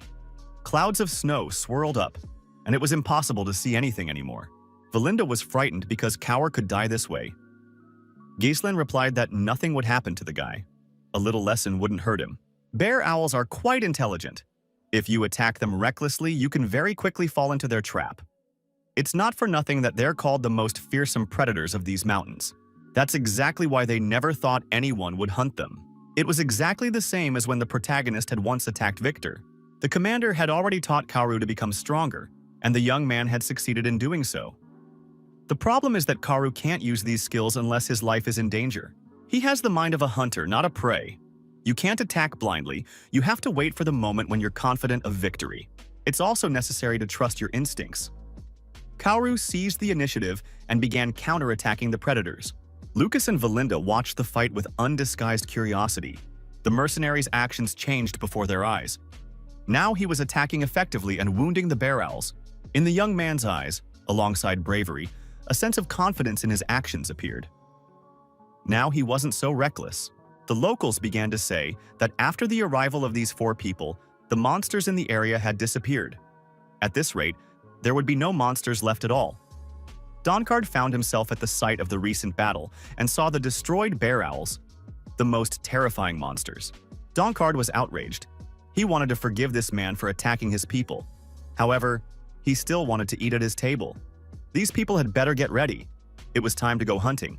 After another battle with the monsters, Kaur said that today's haul wasn't bad. The mercenary suggested they quickly pack everything up and get out of there before the monsters came after them again. Lucas pointed out that they shouldn't push the local staff too hard, or they might end up with a knife in their backs. Kaur laughed and replied that they wouldn't be able to pull that off. The mercenary added, "Why stand on ceremony with these insolent fools who think Doncard is backing them?" In several days, not a single one of them had even laid a finger on them. Kaur asked the commander what they would do with the monsters' bodies. A whole mountain of materials had already piled up in the warehouse. Gislen suggested sending it to Gardenia. You can't get materials like that in Ludania. The dwarves will be thrilled. The commander reported that he had sent a letter to Claude, asking him to assemble a transport unit. Valinda arrived with a message and said that trouble had struck. An urgent message had arrived from Bertium. It needed to be read. The young man unrolled the scroll and read the contents of the letter. His father reported that barbarians had attacked Bertium. Svalter Bedrium, standing on the fortress walls, led the defense against the attack and commanded the soldiers. He declared that not a single filthy barbarian foot would set foot on this land. Kustu ordered his warriors to climb the walls. The target was right in front of them. The attackers, using ladders, began climbing the fortress walls. The Knights of Bertium repelled these attacks. Randolph was indignant. Where had all these barbarians come from? Were they really going to capture Bertium? Captain Scoven said that these scoundrels had attacked before, but there had never been an invasion on this scale. The commander of the Knights told his brother that this time it was serious. Should they ask Baron Fenris for reinforcements? A letter must be sent to him immediately. The Count forbade it. This is a problem that must be solved not by Baron Fenris but by the Lord of Bertium, the Northern Wolf. Help is not needed. Gislen told his comrades about the contents of the letter. According to legend, 6 barbarian tribes had united and attacked the northern fortress of Bertium. Barbarian raids happened all the time, but the tribes had never united before. Besides, half of Fenris's army had already been sent to Bertium. The protagonist thought that his father wouldn't have sent a letter over something like this. Something wasn't right here. Lucas asked what they were going to do. Kaur remarked that he had only just warmed up properly. Fenris announced that they were retreating. Until he verified the authenticity of the letter, they were returning to camp. Suddenly, the commander shouted for everyone to scatter immediately. Arrows fired by crossbowmen flew toward the spot where the young men had just been standing. After that, a group of men armed with hammers launched an attack on our heroes. Gislen and his comrades engaged in battle and repelled the attackers. There was a powerful blow. The bandit leader appeared holding a massive column in his hands. After the blow, a pillar of snow rose, stretching up to the heavens. Kaur was surprised. Could this really be an avalanche? Fenris ordered everyone to immediately take cover behind him. At the same time, the young man plunged his blade into the ground. Through the snowy fog, the outlines of people appeared. At the head of this group was Doncard, the local king. Gislen declared that these people had come to them fully armed. Kaur held his sword out and asked who they were. Doncard declared that these people had just had a chance to peacefully pass on to the afterlife. It was a pity they had missed it. The bruiser expressed hope that he wouldn't have to explain why he was there. Gislen said that was exactly right. After all, he had told that guy that the king would find them himself if he needed to. Had he really come at the first call, like a dog? Kaur said he understood everything. Before them stood the guy who was playing king. Did he really think he was above the local rules? Donkard acknowledged that rules were important. However, he hadn't said a word about intending to destroy these people. The king noted that they were on the slope of the Shadow Mountains. If a few people were eaten by monsters, no one would be surprised. The king asked who among them was the eldest. Ghislain replied that the eldest was the one who would become the next king of Ironcliff. Donkard looked at the protagonist and asked if it was really him. Our hero noted that, unfortunately, he had other business to attend to at the moment. Kaur thrust his sword forward and said that he would catch up with the commander after he quickly dealt with this king. Ghislain turned around and told Lucas and Valinda to follow him. He asked Kaur to try not to get killed. Donkard's henchmen were outraged. Where were these people going without permission? They immediately rushed toward our hero. Kaur stopped them with a swing of his sword, inflicting serious injuries on them. The mercenary told them not to get distracted because he was their enemy. Donkard noticed that this guy was extremely self-confident. He should get what he was asking for. After these words, several more men with hammers in their hands rushed toward the mercenary. Kaur put up a worthy fight and defeated these men as well. The young man wielded his sword skillfully and applied hand-to-hand combat techniques with equal skill. Kaur managed to jump aside just as the king's column crashed down where he had been standing. Donkard noticed that this guy was a pretty good fighter. The king offered the mercenary a chance to switch sides. He promised decent conditions and pay. He added that they would work well together. Kaur asked why a wolf would serve under a pig. The guy added that starting today, he would be the king of these lands. Donkard easily lifted the column and lunged at his opponent. Kaur said that this annoyed him immensely. Why was this king using the column as a shield? The young man lunged at his opponent again, but his sword once more struck the stone column. The mercenary noticed that for a pig, this guy was very agile. He wielded the immovable column without a single gap in his defense. He couldn't land a hit. If he let a single blow get through, he certainly wouldn't survive. Donkard really did swing his sword and launched a counterattack. Kaur managed to dodge at the last moment. The stone column flew past and struck a tree, splitting it in two. The mercenary was surprised. After all, his opponent knew he would dodge, yet he struck anyway. What is he doing? Meanwhile, the broken tree was falling straight toward the young man. Donkard said he'd seen as many opponents like this as he'd slain monsters. They were nothing but petty upstarts. The broken tree crashed down on Kaur. It was unexpected for the young man, so he didn't have time to dodge. The mercenary was pinned under the tree and couldn't free himself. The king set down a column and sat on top of it. Donkard took out 2 stones and began striking sparks to light his cigar. The man took a deep drag of tobacco smoke, paying no attention to his recent rival. Kaur continued to lie in the blood-stained snow, pinned down by the massive tree. Donkard noticed that there hadn't been anyone trying to take his place in a long time, so he'd gone a bit overboard. A stellar reputation isn't always a good thing. Everyone gives up before the fight even starts. And that's really boring. The king added that at some point this guy got scared and started dodging. It got boring, so he decided to finish it quickly. Donkard said he felt sorry for the guy who had left this young man behind, trusting him. The bruiser stood up, hoisted the column onto his shoulders, and said he felt disappointed. However, Kaur managed to crawl out from under the tree. He asked his opponent, "Who's the coward here?" The young man was holding a blade in his hand. Donkard looked back and was surprised. Could he really still be alive? The king asked if perhaps the boy would change his mind after all and come to serve him. The brute added that it wasn't too late. Pride doesn't put food on the table. Isn't it better to be a well-fed pig than a hungry wolf? The bloodied Kaur thrust his sword forward and said that one of them would die today, and it wouldn't be him. Donkard called the young man a fool and prepared to attack again. He noted that once he was dead, it would be too late for regrets. Kaur said his whole body ached as if he'd been thoroughly beaten. The mercenary added that in real combat, he had forgotten everything he had been taught. Had he really chickened out and been unable to do anything? Kaur saw his hands trembling. Could this really be fear? The commander had said earlier that Kauru was afraid. He thought Lucas might take his place. After all, when they fought, it turned out that Lucas was the better fighter. If Kauru was afraid from the very start, what kind of victory could there be? The mercenary wondered why the commander was bringing this up now. He hadn't been afraid in the forest of monsters or in the battle against the winged tin can. Ghislain suddenly attacked his opponent. Kauru managed to dodge. Ghislain attacked continuously and intensely. Kauru didn't understand what was happening, but he kept defending himself. The young man asked what had happened to the commander. Why was he attacking him? At one point, the commander's blade stopped just in front of the mercenary's throat. Fenris noticed that as soon as Kaur felt he was at a disadvantage, all he did was dodge. Anyone would instinctively do the same. However, if Kaur had gone on the offensive, he would have had a chance. This is exactly what the young man must overcome if he aspires to greater things. Donkard and his column were closing in on their opponent.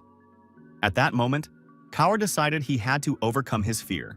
The column was almost upon the young man. He understood that death was something to be avoided at all costs. Yet it is also the best teacher. Suddenly, blood spurted in all directions. At the last moment, Kaur, having overcome his fear, dodged the spear and counterattacked his opponent, who was closing in on him. The blade pierced Donkard's body. The brute hadn't expected his opponent to act that way. Kaur changed his stance and struck his opponent again. Donkard began to lose strength and offered almost no resistance. Kaur continued to strike. The king was surprised. This was the second time he had been hit, and his body was bleeding again. He realized this was no accident. Donkard saw that this boy was growing and improving right in the heat of battle. The bruiser was outraged. Could it be that he, the king of Ironcliff, would lose to some kid? Donkard shouted, "How did the boy manage that?" Kaur replied that there was no secret to it. He had simply stopped being afraid. Donkard thought that was simply unbelievable. And that was the last thing he had time to think. His head flew off to the side. The scouts surveying the area reported that Gislen had begun to move. It really is Baron Fenris's group.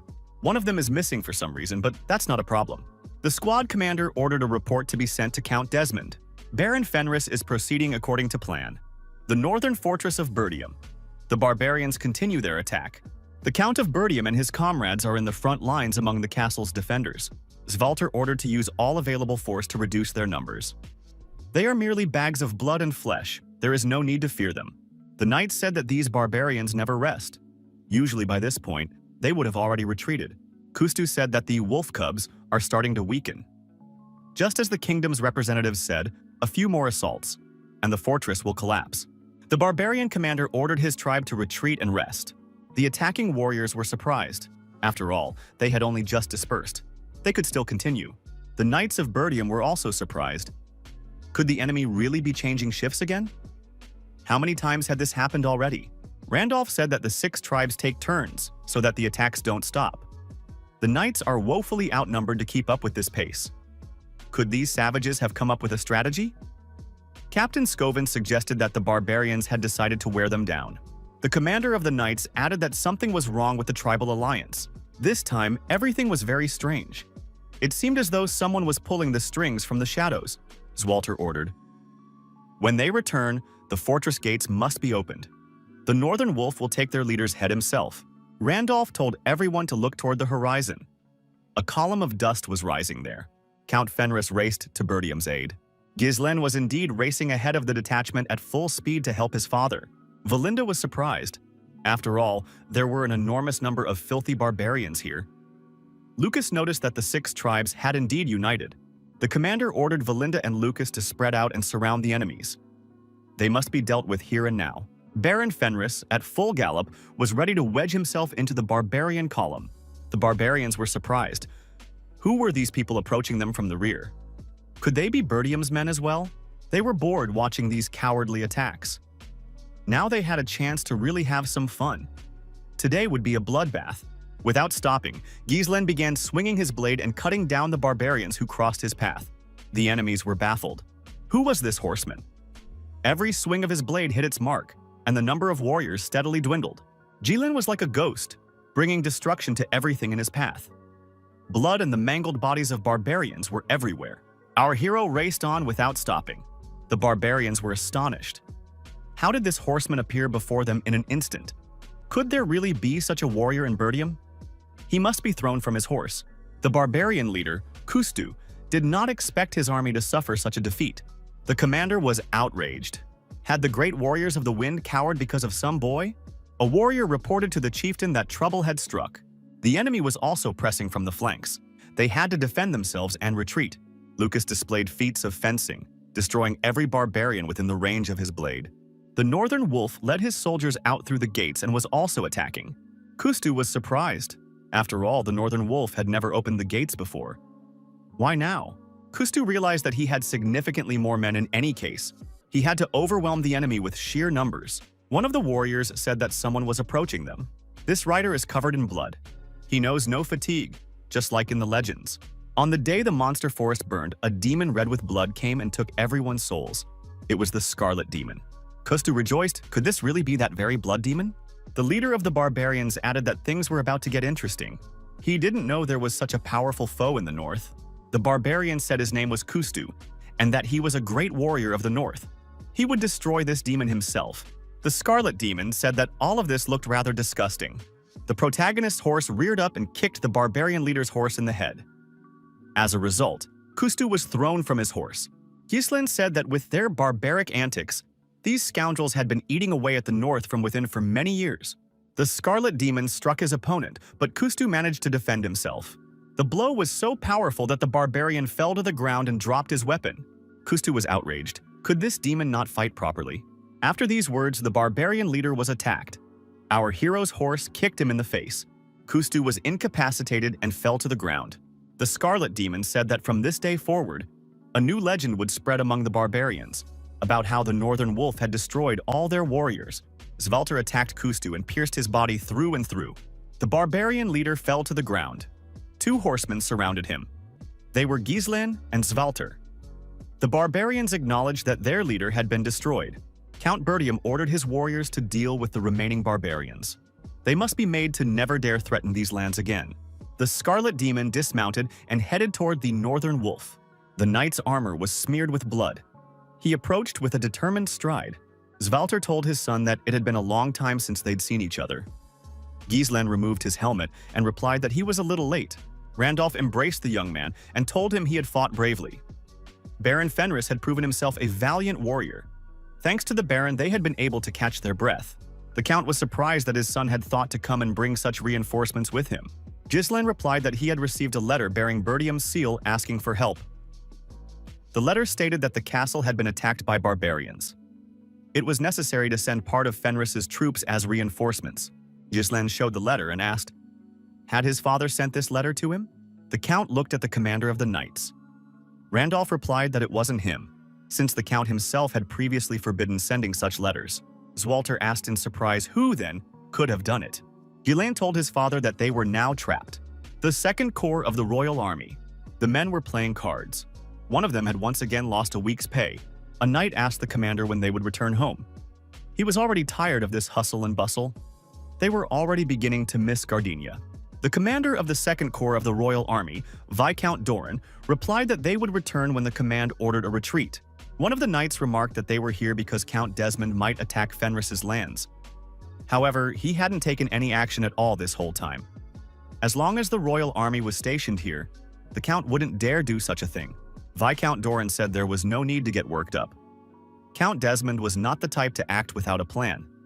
If he moved his troops, he would immediately make an enemy of the kingdom. No matter how great a magnate of the north he may be, unless he's gone mad, he won't take that risk. Suddenly, a warrior ran into the tent and reported to the commander that trouble had struck. Count Desmond's army is advancing after all. Viscount Doran shouted that their camp was under a night attack. They must form ranks and prepare for battle. The spearmen stepped forward. They closed ranks to stop the attackers. The commander ordered them to prepare for the assault. The enemy attacked, and a fierce battle ensued. Count Desmond was at the vanguard.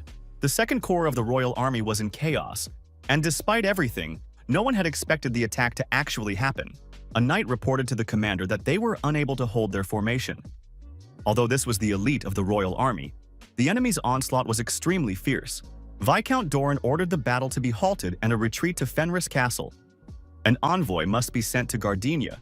Suddenly, an explosion rang out behind the commander of the Royal Knights. Fenris was advancing, sweeping everything in its path. A report came in that Desmond's cavalry had also attacked the camp from the rear. There was nowhere to retreat. Count Desmond greeted Viscount Doran. The commander of the knights said that Desmond had finally lost his mind. Baron Fenris's estates. Claude was surprised. Had Count Desmond really routed the Second Corps of the Royal Army? Rowell reported that Desmond was advancing straight toward them without stopping. Alfoy was outraged. Could it be war again? Theodor was also upset. Assistant Rowell asked the steward what they would do. Claude reminded him of the master's order.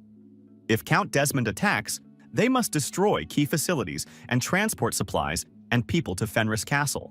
Jillian said that the time had come. Alfoy asked why, in that case, everyone was just standing around. They needed to pack their things immediately and leave. However, those present did not agree with this decision.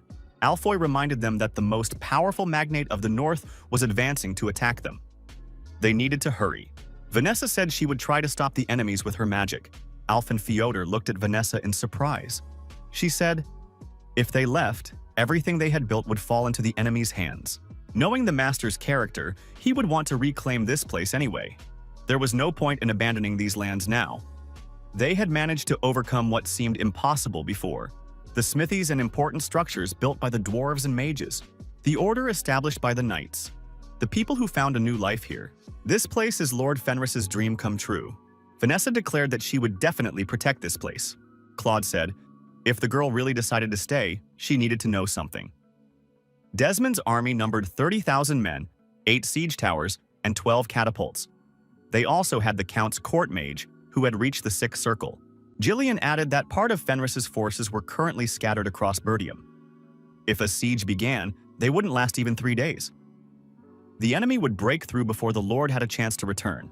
Claude declared that the Lord's orders were not up for discussion. Everyone must gather their supplies and evacuate. Jillian said he would stay behind. Claude was surprised. Could it be that they hadn't heard him? After all, he was conveying the commander's orders. From Stonehaven Fortress, which serves as the gateway to the Cavaldi region, you can hold off Desmond's army. During his lifetime, the Earl of Cavaldi greatly feared Desmond. Jillian said that Lord Fenris would definitely return. Until then, he would buy some time. Galverick said the dwarves would make good equipment. Muscular Gordon announced that he was staying too. The Bruiser remarked, if we tuck our tails between our legs and run away now, what will Commander Kaur say later? Better to die in battle than to spend the rest of our lives hearing that we were cowards. The warriors raised their blades and shouted that they were all staying. Alfoy was upset, because he just had a chance to escape from here. After that, he wouldn't be able to leave either. The northern fortress of the Burdium estate.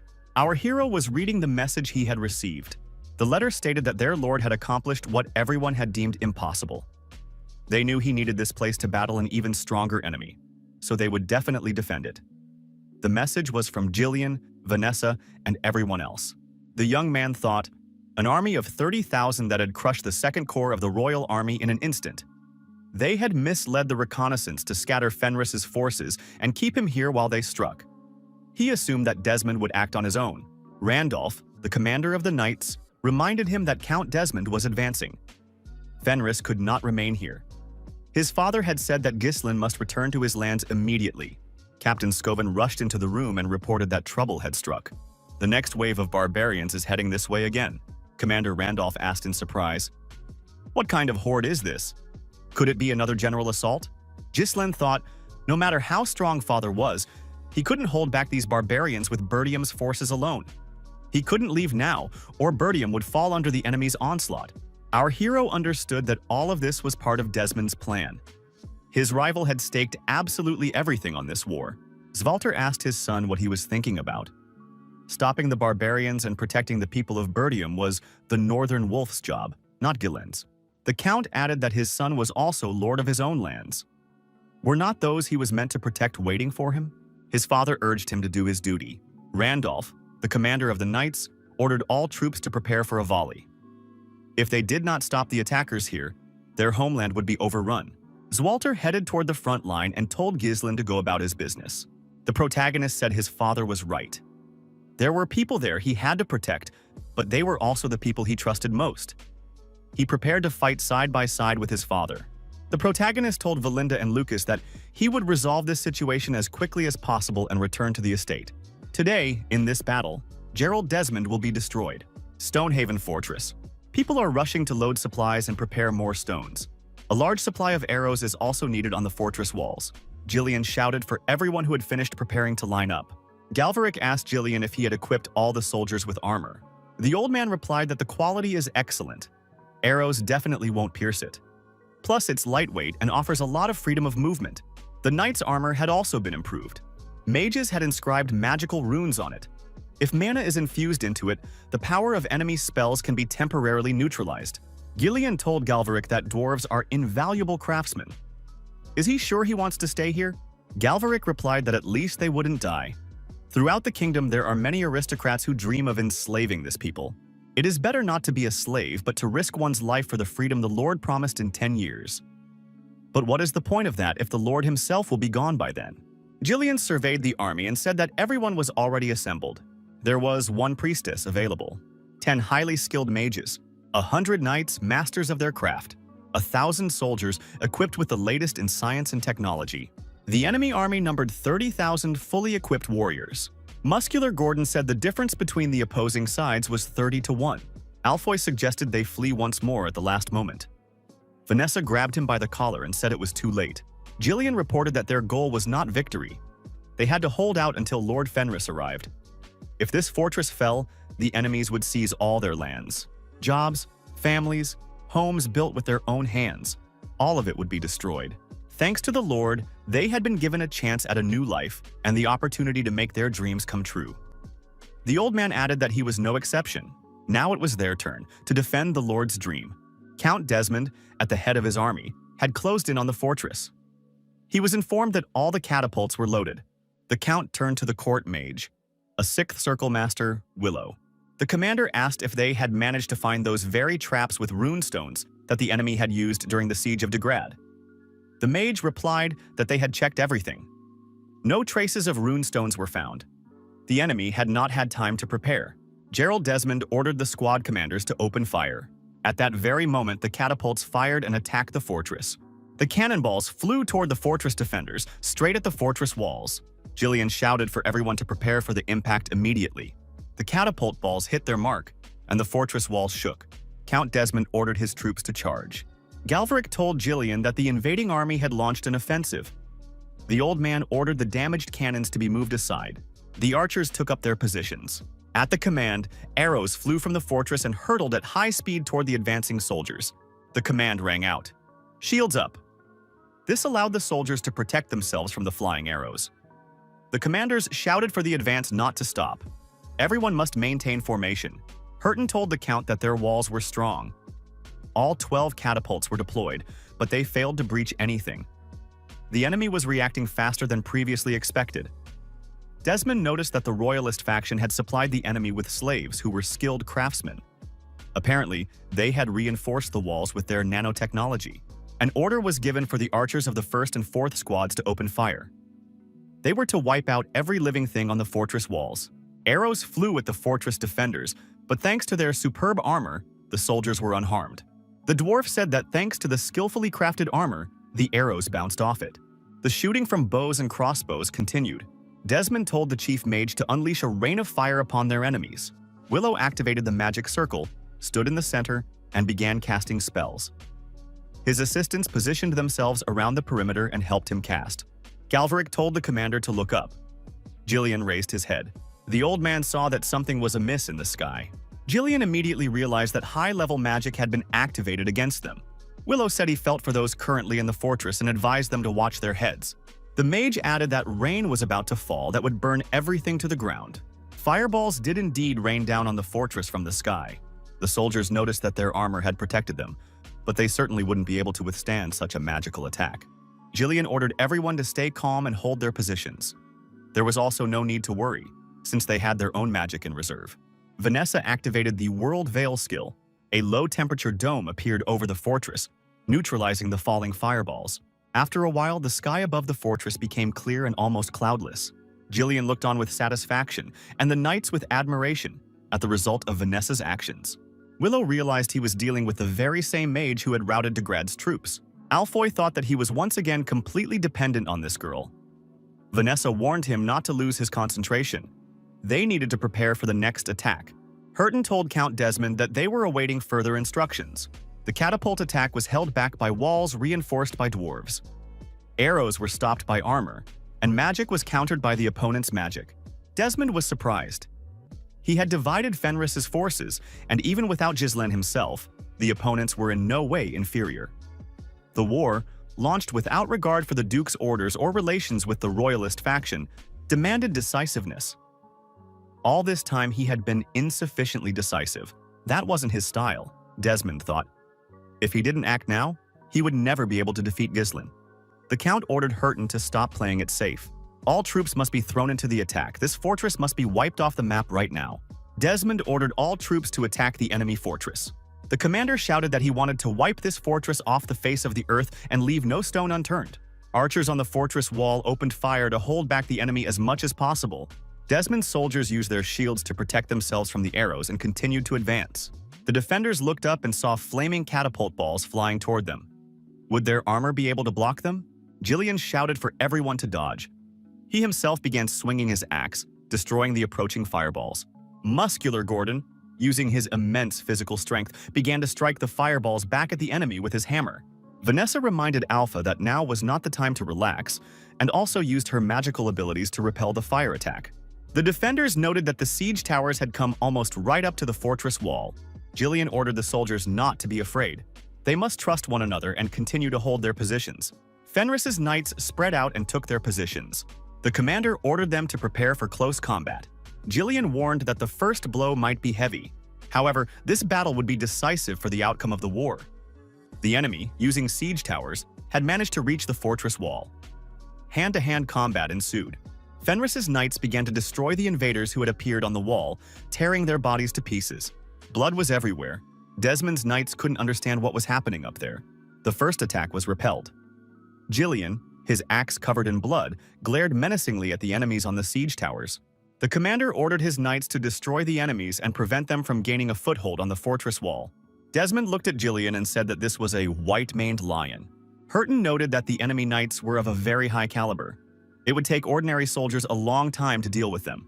Count Desmond summoned the knights of the two wings. They must head to the siege towers, scale the walls, and push their knights back. One unit will join the ground assault and attack the gates while the siege towers attack the walls. Willow must gather mana so he can use large-scale magic at any moment. Count Desmond looked at Jillian and said that this white-maned lion was annoying him too much. He ordered Hurton to deal with the old man. The old knight was delighted and said he had been waiting for this order for a long time. The capital of Cardinia, Count Foude, press secretary to the House of Delphine. The Count arrived at the Marquis of Branford's residence with an important mission. The Marquis said he wanted to hear an explanation. Foude was surprised. What was the Marquis talking about? Branford noted that Count Desmond had destroyed his second legion and attacked Baron Fenris, who had barely joined the royalist faction. These were unwarranted actions taken on a unilateral decision. Could all of this really be the will of the Duchy of Delphine? Count Foude replied that these words were absurd. He understood the Marquis's feelings, but Desmond was a neutral nobleman and had no connection to them whatsoever. Rosalind said it was pointless to deny it. The investigation into the war with Count Cavaldi had revealed that the duchy was connected to Count Desmond. Did Count Foude really believe the Second Legion had been sent there for no reason? Maris McCory remarked that Foude should be more careful with his words. The price for attacking the royal army would be high. Count Foude was angry, for these people were so openly showing their discontent. Foude thought that Viscount Raoul had once again left everything up to him. The envoy from the ducal house asked the respected royalist to calm down. Count Desmond himself had created all the problems, not the ducal house. Foude promised not to interfere in this matter going forward. There would be no joint attack on Baron Fenris. The Marquis asked, "Is the Count really going to keep pretending he knows nothing? Aren't they going to take responsibility?" Foude replied that they hadn't interfered in the matter with Count Cavaldi either. Therefore, it would be better if the Marquis didn't meddle in this war now. Branford replied that they were overcomplicating things. They were using Count Desmond to test the royalist faction. However, if they entered the war, it would weaken the royal army. If they stayed on the sidelines, the ducal house would easily take Fenris. Count Foude declared that this was a misunderstanding. They did not want war and would not interfere. Branford didn't believe him and said he would no longer tolerate these underhanded schemes. The Marquis ordered Tollio to immediately take the Count into custody and arrest all the nobles of the ducal faction in the capital. If Fenris loses, they must all have their heads cut off and sent to the Duke of Delphine. Count Foude was outraged. What were they doing? After all, he was the Duke's representative. The Marquis was obligated, at the very least, to guarantee his safety. Branford asked McCory which of the Duke's territories was the weakest. The army commander replied that it would be easiest to strike at the territories of the Barons of Harrington and Colland. They could be captured as early as today. Branford ordered, "If Baron Fenris loses, we must act immediately." He also ordered the kingdom's forces closest to the north to set out immediately to aid Fenris. Branford surmised that Desmond would attack separately with his own army. The battle at the northern fortress in Fenris's lands was in full swing. The invaders had breached the walls using siege towers. The warriors shouted that they were being attacked by knights on two flanks. Muscular Gordon, swinging his mace, warned the invaders of imminent retribution. He threatened them all with total annihilation. The commander of the main wing of Desmond's army thrust his shield forward and blocked Muscular Gordon's attack. After that, the knight counterattacked the bruiser. Jillian intervened in the fight and parried the attack, managing to save Muscular Gordon. The old man noticed that Gordon had just narrowly avoided losing his head. The fight continued with renewed vigor. Now it was Jillian facing off against the fearsome knight. In the end, the old man emerged victorious. A man approached the commander of the defenders and said he had heard that most of Baron Fenris's subordinates were mercenaries. They were truly monstrous. Jillian turned and saw a formidable opponent standing before him. The old man asked, "Is it really you?" The opponent said his name was Hurton and that he was the commander of the Knights of the Two Wings. Hurton wanted the white-maned lion to introduce himself. The old man replied that none of them would hear his name.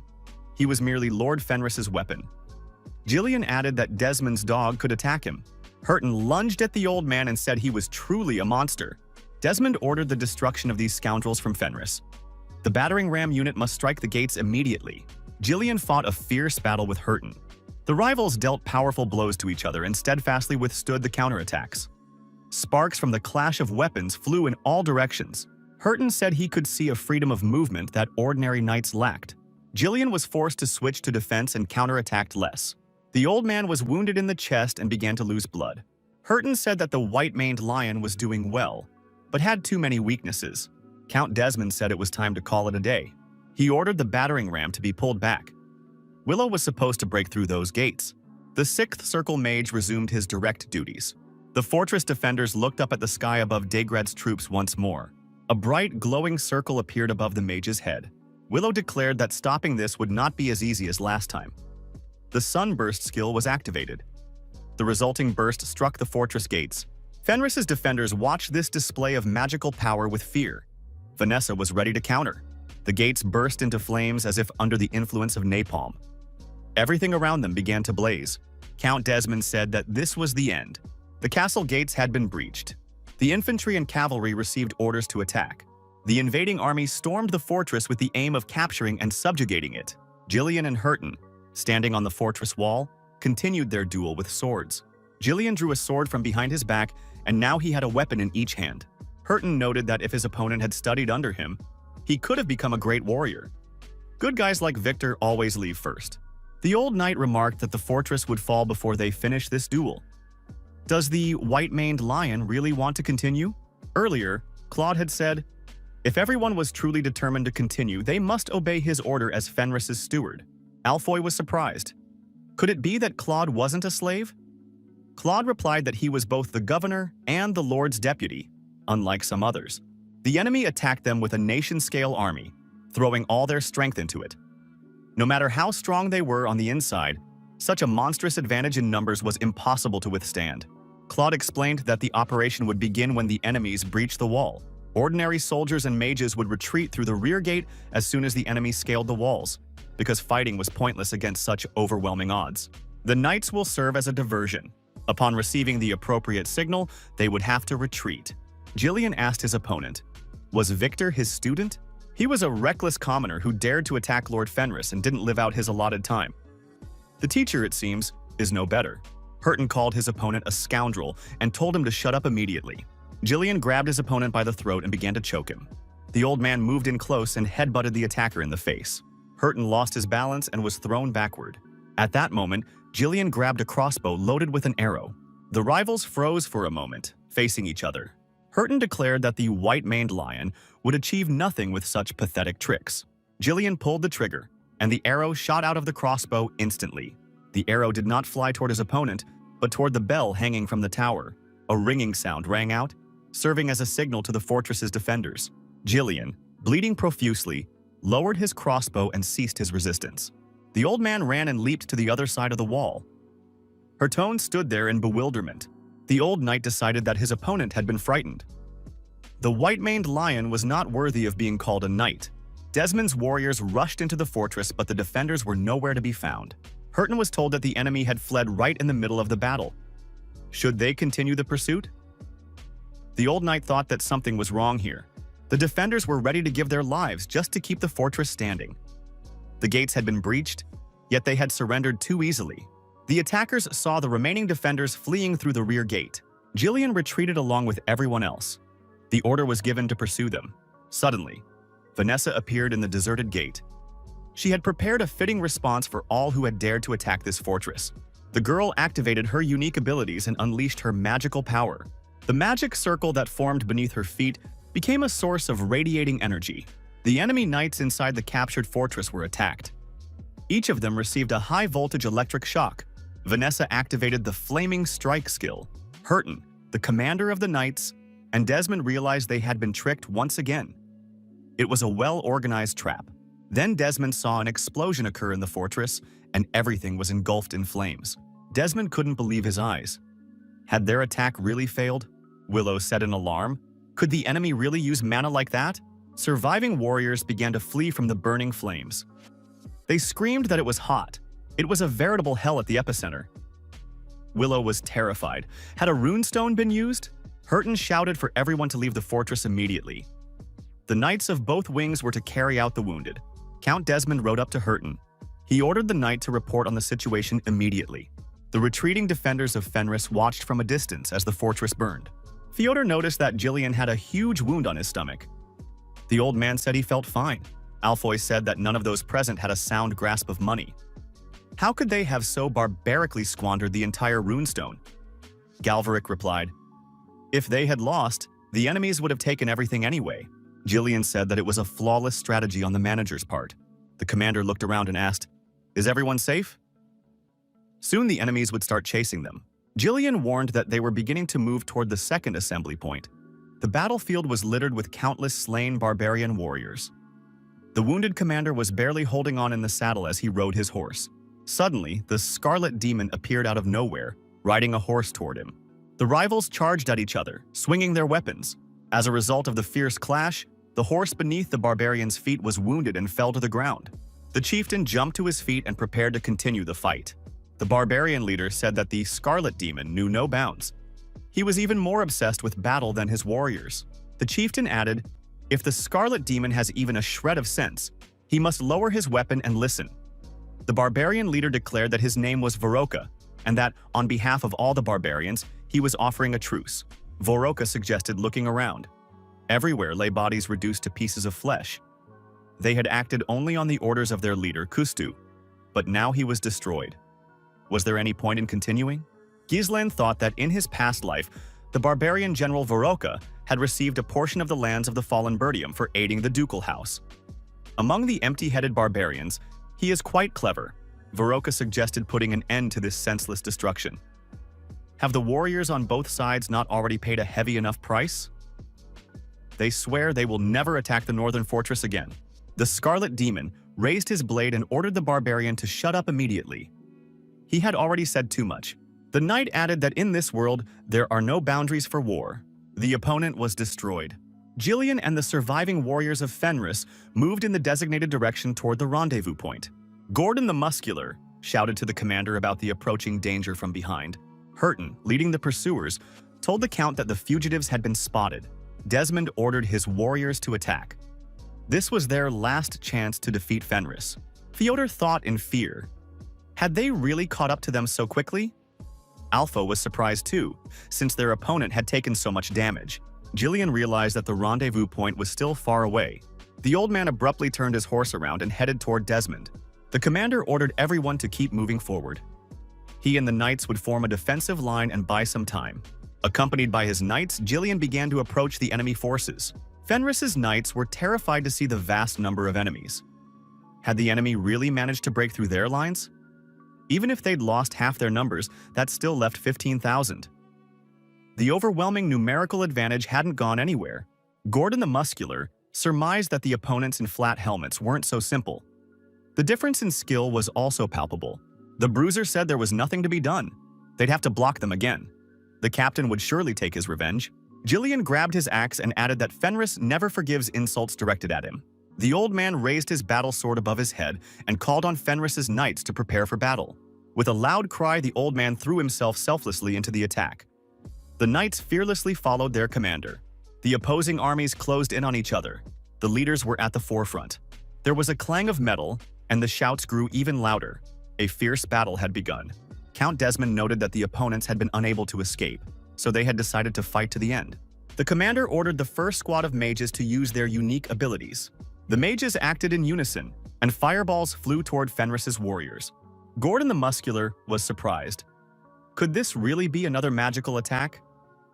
However, they had special armor made using dwarven technology and nanoparticles. Vanessa also activated her unique abilities. Her magic once again created a low-temperature protective barrier. Desmond and Hurton were disappointed once more. Where did their opponent find such a highly effective mage? Vanessa said she couldn't stand by and watch the knights sacrifice themselves right before her eyes. She would fight alongside them. Hurton and Jillian faced each other once more. Hurton said that now he knew his opponent's name. Before him stood Jillian, the mercenary captain. Hurton added that he had often had to deal with his group because of their formidable skills. However, Jillian had vanished suddenly, and his very existence had been forgotten. The old knight asked why the mercenary was risking his life by following Fenris. Playing the knight wouldn't change the mercenary's true nature. Jillian replied that the mercenary he once was no longer existed. Ghislain had given him a new life. Now they shared a single dream. Jillian swung his axe to deliver a decisive blow. Hurton thrust his sword forward and blocked his opponent's attack. The battle continued with renewed intensity. The horsemen moved aggressively and swiftly across the battlefield. Jillian proved to be the more fortunate one. His opponent and his horse began to bleed profusely. As a result, Hurton fell to the ground, his horse rendered incapacitated. The old knight felt an incredible onslaught and monstrous strength. Now everything was different from last time. Even if one considered only raw power, where did this mercenary get such strength? Hurton said he couldn't understand why a mere mercenary would risk his life following his terrible master. Jillian replied that no one dared call Lord Fenris terrible. He would not allow anyone to insult his master's dream. Hurton was surprised. No mercenary had ever shown such loyalty to his master. They were all lowly creatures for whom only money mattered. They had no concept of honor. Rumors circulated that Baron Fenris was a ferocious beast who had tamed the wild lion and made him a knight. The old knight continued to defend himself fiercely against the white-maned lion, pressing in on him. Hurton threw back his hood and formally declared that, as a knight, he was challenging Jillian, the white-maned lion, to a duel. Desmond ordered his warriors to attack the enemy's flanks. "We must form a cordon and organize a siege formation." Alfoy activated his strategic skills and said that with such a disparity in numbers, if they were surrounded, it would be the end. Vanessa called on all the mages to move forward. The soldiers must form a circular formation. Vanessa stood in the center of the magic circle and used her unique abilities. A powerful wall of ice formed around the magic circle. Desmond's warriors were surprised. Was this really an ice wall? Now it was impossible to surround them. Count Desmond declared that this was a most annoying obstacle. The commander ordered the mage to use magic. The second squadron of knights from both wings received orders to break through. The mages must be eliminated first. Gordon the Muscular and his comrades raised their weapons and declared that this would not happen. They would block any attack from their opponents. Vanessa stood at the front, the mages a little further back. The enemy cavalry was approaching at breakneck speed. The girl activated the Spear of Thunder skill, and fiery arrows struck the approaching knights. The next moment, Vanessa dropped to her knees and coughed loudly. Alfoy warned that if Vanessa continued to use a spell that consumed such a massive amount of mana, she could die. The girl said there was no need to worry about her, and asked them to deal with the enemy knights first. Willow continued to use Sunstrike, channeling her magic. It was the very same magic that had destroyed the gate. If she hit her target precisely, the ice wall would vanish in the blink of an eye. Hurton lunged at his opponent and told Jillian to focus and not get distracted. Had the old man forgotten that he was in a duel, Willow shouted that thanks to the mage Fenris, he had had a revelation. No matter how outstanding a person may be, if he is on the wrong side, he is destined to turn into a handful of ashes. Now it's all over for them. The old man struck Hurton with the handle of his axe, and Hurton flew far backward. Jillian drew his blade from behind his back. The battle continued. The resistant squad leader threw his sword, and it struck the mage Willow in the shoulder. The sights malfunctioned, and Sunstroke missed its target. Fenris's warriors were unharmed this time. Gordon the Muscular said they were alive thanks to Jillian. The commander ordered them to maintain a circular formation. They had to hold their positions. Suddenly, the opponent's sword pierced Jillian's chest. Hurton said that the white-maned lion was in a disadvantageous position. The old knight said that this was the price for Gillian having been distracted during the sacred duel. Summoning all his willpower, Jillian spun around and swung his axe at Hurton, but the old knight managed to dodge it. Bleeding profusely, the white-maned lion continued to fight. Hurton lunged forward and injured his opponent's shoulder. Blood appeared in yet another place. The old knight said he hadn't wanted the battle to end this way, but circumstances dictated otherwise. Such is reality. The battlefield never unfolds the way one imagines. Jillian fell onto his back, his wounds bleeding, his strength leaving him. The old man's comrades cried out in despair. Everyone hoped that Jillian would survive. Count Desmond once again urged his warriors to see it through to the end. Desmond's army continued its advance. Jillian, bleeding to death, remained lying on the ground. The old man, losing consciousness, saw through half-closed eyes as his comrades continued to fight. Jillian thought that was the end of it. However, the former mercenary commander recalled Jillian's words. Gillian must move forward without looking back. Now he had a new life, granted by the Lord. The old man thought of his daughter, Rachel.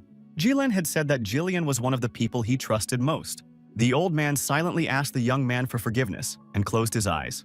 The next moment he heard his name. His eyes fluttered open again.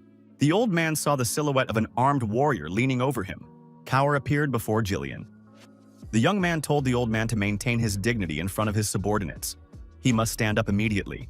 A little earlier, a wave of monsters had appeared in the mountains of the Kingdom of Turia. However, these monsters were attacked by men from behind the fortress walls. The monsters continued to advance and began climbing the walls, even using the bodies of their comrades as stepping stones. Suddenly, a snow demon appeared behind the monsters. The people were terrified. This demon could hurl a snowball the size of a house at the castle. It's a shame Doncarda isn't with them right now. The demon hurled a massive snowball. The people shouted that they needed to dodge. Suddenly, a man appeared. He was holding a stone column in his hands. He easily deflected the snowball and neutralized the snow demon's attack. Next, the column was aimed at the huge monster. The snow demon was destroyed. The warriors rejoiced. Could it be that they hadn't been hurt? This red-haired guy had saved them. He was the new king of Ironcliff. His name was Kor. Cower was outraged. How could Doncard have been carrying something so heavy? The column continued to descend upon the monsters, destroying everything in its path. Cower single-handedly dealt with the entire horde of monsters. Now, thanks to the commander's manuscript, Cower knew the basics of overcoming fear. Now he knew how to subdue an opponent and dominate them. The next step was putting it into practice. Shoulder movement, center of balance, foot positioning. If you can pick up on the signals your body sends and anticipate your opponent's next moves, you can take on anyone. Now, Karu fought Hertone fearlessly. The old knight kept missing his opponent's blows. His body was bleeding. Hurton was extremely nervous because this guy kept anticipating his attacks. Bloodied and exhausted, Hurton was forced to retreat to a safe distance. The old man thought, "What's wrong with this boy? Where did he get such training? Where did he get such skills with such a mediocre physique and demeanor?" Hurton told the young man to state his name. Cower asked why the old man needed to know. Hurton surmised that, judging by his speech and behavior, he was not a knight. That meant he was a high-ranking mercenary of the kingdom. Cower replied that the old man didn't understand. After all, he was the captain of Fenris's knights. His name was Cower. Hurton was surprised. Surely the white-maned lion was the captain. Jillian said that none of this was true and made no sense. Cower remarked that Jillian was lying on the ground, so he'd better keep quiet. The mercenary lunged at his opponent and said that if Jillian didn't like something, he could get up himself and continue fighting. Hurton was ready to continue the confrontation, but now his opponent was the young commander. The man said that this guy had very sharp movements. Baron Fenris raises beasts just like himself. Hurton added that he had won 5 knightly duels that determined territorial ownership. Opponents like these two were no match for him. Cower remarked that a knightly duel was no different from mercenary fights at the stakes. The young man added that his commander had won such fights over 100 times. Cower attacked the old man once more and landed a kick to his jaw. Hurton tried to defend himself by thrusting his sword forward, but the young man kept overwhelming him. Hurton shouted that he understood everything and didn't believe a single word the young man said. The old man lunged forward, but Kaur blocked his attack. The old knight seized the opportunity and swept his leg. Kaur lost his balance and fell to the ground.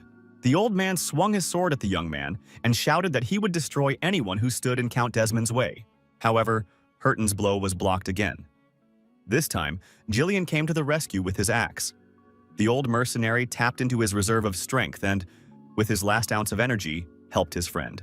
The next moment, two of them were already attacking the old knight. Hurton was forced to retreat. Kaur and Jillian, acting as a united front, moved in on their opponent. Jillian noticed that Kaur had become significantly stronger. The young man was surprised. Could the old man really still move? Jillian replied that Fyodor had helped him for now. Hurton told the white-maned lion to admit defeat and leave the battlefield. Why had he intervened? The old knight laughed and said that Jillian couldn't shake off his dirty mercenary image. The white-maned lion told the young man not to let up. Before them stood Victor's teacher, who had recently nearly destroyed Kaur. Kauru noticed that Gillian looked bad. The next attack might be the last. The old man agreed that they had only one chance. Kauru lunged at the enemy and said that one chance would be enough for him. Without waiting for his turn, Jillian also lunged at Hurton. The old knight knocked the sword out of Kauru's hands and prepared to strike him. Gillian swung his axe. The axe slipped from the old man's hands. He lunged at his opponent with his fists. The squad commander began beating Hurton. The old knight offered almost no resistance. Kaur jumped to his feet and rushed toward the aging opponents fighting. The young man swung his fist and, with a loud cry, lunged at the bloodied Hurton. Jillian also joined in and landed a punch to the jaw. Hurton's face turned into a bloody mess. Kaur struck his opponent in the chest with his right foot. The old knight lost his balance and flew backward. After a while, Hurton was lying on the ground, too weak to get up. The bloodied old man called his opponents cowardly scoundrels. They could not be called knights. Where was their honor? Kaur and Jillian realized they were on the battlefield. The partners added that only the result mattered here. Holding their axes together, the former mercenaries delivered a devastating blow. Hurton was destroyed. Count Desmond realized he had lost a very important ally. The Count let out a loud cry of frustration. Rayfold County. Huge tongues of flame are visible beyond the mountain range. Amelia Rayfold listened to a report on the current situation. While Baron Fenris had led part of his troops to defend the northern fortress of Burdium, Count Desmond launched his offensive. With a massive army of 30,000 men, he routed the 2nd Division of the Royal Army stationed there. Now he is attacking Fenris's lands. His comrades were surprised. Had he really decided to attack at the very moment when Fenris's forces were divided? Although the war had begun on his own initiative, ignoring the will of the ducal house, the timing turned out to be perfect. Bernard remarked, "If the situation continued to develop this way, not only would Fenris be destroyed, but even Burdium could suffer serious losses." Amelia said that she herself intended to attack Desmond's lands. Her companions thought that Desmond's territory was indeed empty at the moment. His main forces were absent. Bernard noted, if they went through with this, they would have to prepare for all-out war with the powerful Northern Lord. Amelia noted that it would be foolish to do nothing now. If Desmond captures Fenris and expands his influence, he will inevitably become a new enemy of the ducal house. If Gislen wins, he will become the most powerful figure in the north. The ducal house would never simply stand by and watch this happen. In any case, Desmond had already fallen out of favor with the ducal house. If she took his place, the Duke would support her to a greater extent.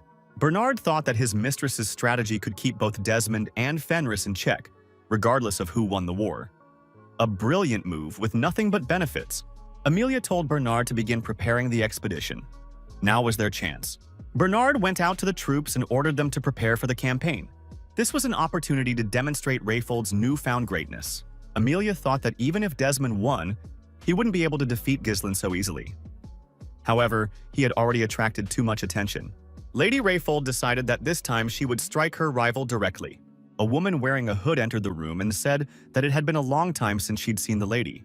The woman declared, if it were Miss Amelia, she certainly wouldn't have missed such an opportunity. It was Valinda. She pressed a knife to Amelia's throat and said that was exactly what the young gentleman had said. Amelia recognized the voice. It was Gislen's maid. But why was she here? Valinda said she had a message from Baron Fenris. It would be better not to act rashly. Valinda said they would have to adjust their plans. Count Desmond shouted that this was impossible and lunged at Cora and Jillian. The red-haired young man asked if this was really Desmond. He added that the old man should brace himself. However, Jillian lost his footing and fell to the ground again. Kaoru cursed loudly and added that they were trapped. The former mercenary grabbed the old man's axe and said he was ready to face the Count. Desmond, accompanied by his warriors, charged on horseback straight at the young man. The armored knight drew his bowstring and fired an arrow. Desmond swung his sword and deflected the arrow flying toward him. The Count looked at Kaoru, standing alone. However, there was another enemy off to the side. Fenris. Fenris's warriors spotted the Scarlet Demon and shouted that their commander had returned. Alf managed to voice his indignation. Where had the commander been amusing himself for so long, if he could only arrive now? Desmond thought that the prearranged plan must still be in effect. Could Ghislain really have dealt with the barbarians so quickly? However, the knight was alone. Apparently, he had left everyone behind and rushed here. Desmond decided that this guy couldn't do anything on his own. The pawn had led Ghislain to his doom. Zwalter asked the knight if he was sure he could say that. The knight replied that, with regard to this particular war, part of the command of the kingdom's forces will be delegated to the houses of Fenris and Bertium. He added that this was a message from the Marquis of Brantford. Count Bertium thanked him for the information. Captain Randolph of the Knights suggested that they were not too late. The Count agreed with this assessment and ordered them to leave Desmond Ghislain behind, while they dealt with the rest themselves. The Count shouted for the Knights to raise their swords and follow him. Bertium's warriors moved to attack the enemy. The invaders saw that the enemy army was advancing on them from all sides. Where did they get so many men? Desmond identified the attackers by their armor. They were Bertium's men, as well as members of the royal army. The Crown Prince's faction had entered the fray. Desmond declared that he would defeat them all and shouted for Ghislain to come out and fight. Desmond's only target now was Baron Fenris. If they could destroy him, victory would be theirs. The Black Knight charged at his opponents without stopping. Desmond's warriors thrust their spears forward and prepared to repel the attack. A flash appeared ahead, and the opponent vanished from view. By the time the attackers saw the Black Knight, he had already leaped over them and was behind them. The knight approached Desmond and swung his axe at him. Their eyes met. The knight said that now Gerald Desmond would not escape him. The opponents, swinging their weapons, locked in a fierce battle. The Black Knight struck, and Count Desmond was knocked from his horse. The Count jumped to his feet. The Black Knight dismounted and began to approach his opponent. Desmond thought that this man had ruined a plan that had been years in the making. Even his loyal knights, Hurton and Victor, had been sacrificed because of him. Gerald shouted that Ghislain had interfered time and again, and, right up until the last moment, had never acted as he should have. However, in the end, he had come here of his own free will. Desmond assumed that his opponent was already fully prepared. The Black Knight, approaching his opponent, said that he had been waiting for this day for a long time. Count Bertium ordered his warriors to unleash their full might upon their opponents. The enemies had a rough time. The front line was crumbling. Bertium's onslaught was too strong. The warriors waited for Count Desmond to give the order to regroup and retreat. Gordon the Muscular, swinging his mace, called on his opponents to dismount and fight like knights. Now it was their turn to suffer. Desmond's squad commander said that the knights of the two wings should not wait for new orders. They must not break formation.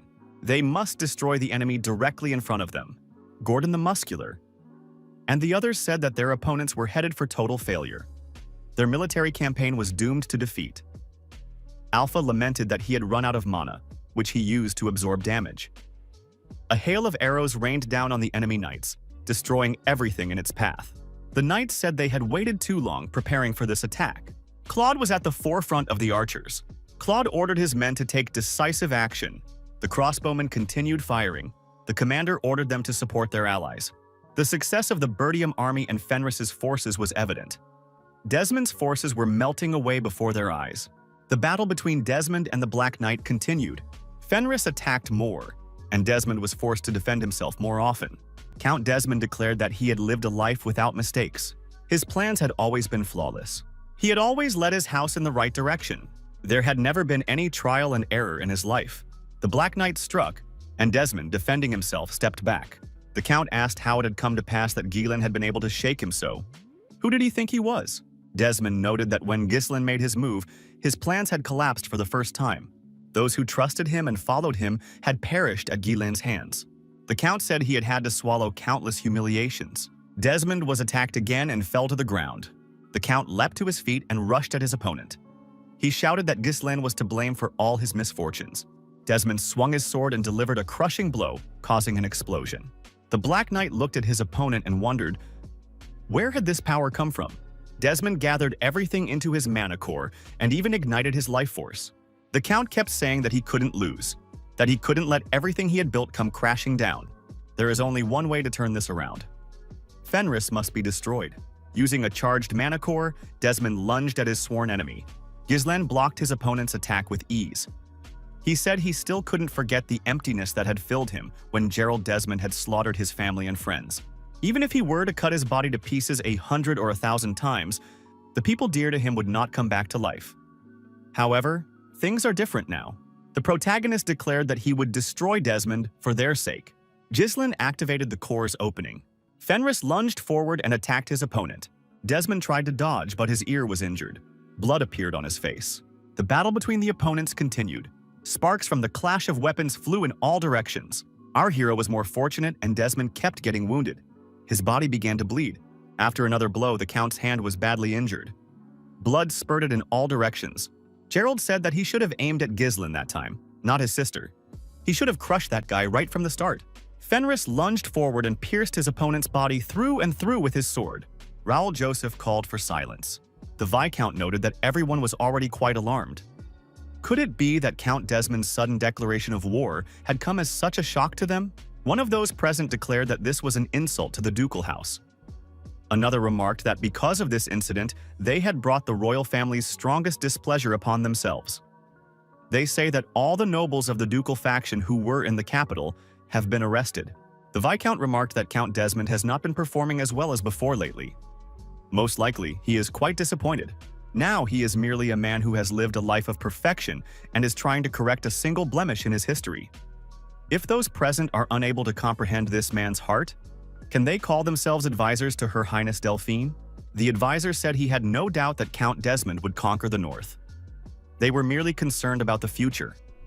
Once the Count had seized the north, would he obey the orders of the ducal house? Raoul replied that once the civil war began, even if he didn't want to, he would have to obey. Kyan Balhak, the Viscount's bodyguard, asked what would happen if Count Desmond were defeated. The advisor replied that this was impossible. To assemble an army of 30,000 and still fail to defeat Fenris, who had only a few thousand men. The bodyguard remarked that Ghislaine was not such an easy opponent. If Desmond were to be defeated, what worried him most was the fact that the Count would unleash that very power at the very end. Ghislaine pierced the Count's body with his sword. To the young man's surprise, the body burst into flames. Gerald gripped his opponent's blade tightly with his hand, seizing it by the edge. The force was so great that the blade shattered like thin glass. Desmond took a few steps back, and the distance between the opponents increased. Ghislaine was surprised. Had the Count really used brute force to break a blade imbued with mana? Our hero looked at Desmond and saw the power emanating from him. Gerald said he didn't want to use the power he'd received from the ducal house in this way, but it was better than perishing at the hands of such an opponent. The Count added that there was no turning back now. Desmond leaped upward and attacked Ghislaine again. The protagonist dodged. The fight continued with renewed vigor. Now the Count was behaving completely differently. He was alert and fresh, and his movements had become precise and coordinated. Desmond declared that resistance was futile. Our hero tried to attack, but Gerald parried these attacks with ease. Desmond studied his opponent. He could anticipate all of his movements. Ghislaine hadn't expected such fierce resistance, but he kept fighting. Fenris thought this was very bad, since all his attacks were immediately blocked. His strikes couldn't keep up with the speed at which the Count parried them. Desmond declared that nothing would help against such power. Ghislaine attacked, but Gerald parried the blow once again. Now Ghislaine was forced to focus more on defense, as the Count attacked relentlessly. Desmond kicked his opponent in the chest. Ghislaine dropped his axe and was sent flying backward. Desmond continued his advance. The Count swung his sword and said that now it was truly over. Ghislaine had definitely lost. At that moment, our hero remembered his father and his comrades. By a twist of fate, Lucas happened to be nearby and decided to intervene. He drew his blade from behind his back and hurled it forward. The blade plunged into the ground, causing a powerful explosion followed by a shockwave. Kyan Balzac reiterated that what worried him most was that Desmond would unleash that very power in the finale. Raoul clarified, "Does Kyan mean the power obtained through a deal with them? Even as an incomplete method of mana circulation, the effect is more than sufficient." This power allows one to instantly surpass one's own limits. However, if Desmond uses this power, Ghislain will face enormous problems trying to deal with it. The bodyguard noticed that there was another element that didn't quite fit. Why does Ghislain's mana also possess a nature similar to this power? Ghislain continued to defend himself against the Count's attacks. Gerald was surprised. Could Ghislain really block his attack even now? After all, it was a strike with the full might of that power. Ghislain thought that this was truly an incredible power. Even with 3 cores open, it was still impossible to withstand. Before, he could have sliced through his waist with a single blow, so he hadn't noticed it. The Baron thought that he had already met people who used this type of power. Vanessa, in her rage, had also employed a similar method of mana circulation. Ghislain decided, if his current level wasn't enough, he just needed to take one more step forward. Ghislain swung his sword, and Desmond was forced to take a few steps back. The protagonist thought that the nature of the mana his opponent had released was similar to his own. That was enough to create a new core, a vessel, even more spacious, to contain the power of the world, softening the impact of the explosion that had previously been impossible to withstand. The 4th core was unlocked. With his newfound strength, Ghislain confidently advanced toward his opponent. Desmond understood everything and said that this was impossible. He refused to believe it. Ghislain reminded him that his opponent could see all his attacks. However, that didn't matter now. Gerald had to watch closely. The protagonist lunged at Desmond with lightning speed. His opponent didn't even have time to blink. The last thing Gerald saw before him was the blade of Ghislain's sword. The Baron stopped behind his opponent. The Count's body was split into 2 equal parts. Kian Balzac had said, even if, having unleashed this power, Desmond is unable to destroy Ghislain, then to what extent had Ghislain awakened this power? The capital of the Kingdom of Cardinia, McCory asked in surprise. Could it be that Baron Fenris himself is the finest swordsman of the North? The Order of Fenris Knights, whose strength and loyalty surpass even those of the Knights of the Two Wings, and their personal mage, whose skills rival those of a 6-circle master, the individual power of one who has reached the level of a master. The knight added that Baron Fenris possessed strength worthy of such a position. Rosalind suggested that, in that case, Baron Fenris was in good shape. The knight replied that the Baron was currently organizing the battlefield and advancing to occupy Desmond's territories. Beelor Norton said he hadn't expected anything else. Aylesbury remarked that from this moment on, Fenris was the most powerful force in the North. Macquarie was surprised. Wasn't he gaining power too quickly? Shouldn't he be reined in? He had always been the type who didn't listen to anyone and did everything his own way. If he became the great ruler of the North, would it be possible to control him? The knight noted that the commander-in-chief's words made sense. They needed to reassess the situation and allow the Marquis to guide him so that he would be useful to the prince's faction. The Marquis said that was impossible. Baron Fenris would become a formidable force in the struggle against the ducal house. Minor issues could be considered later. The main enemy was still the ducal house. Under no circumstances should Baron Fenris be touched. Norton told McCory not to lose heart. This war was not won by Baron Fenris alone. He achieved victory thanks to the support of the royal army and the troops of Burdium. McCory stated that this was obvious. The Baron had won thanks to his army. The Marquis told Tolio to bring Count Faud to him. A short while later, the guards brought Count Faud into the Marquis' office. The Count asked if his release meant that Fenris had won. The Marquis said that Count Faud could now return. The other nobles of the duchy would also be released. The Count must ensure that such unpleasant incidents do not happen again. Faud declared that the Marquis of Brantford had made a mistake. Count Desmond was dead, and the kingdom's balance had been disrupted. Now, civil war was inevitable. The Marquis said he didn't understand what the Count was talking about. Everyone knows that the ducal house has long had its sights set on the kingdom. Brantford added that it was his faction, which supports the prince, that prevented this civil war. Faud said that it was not the faction supporting the prince that was holding back the civil war, but the duchy.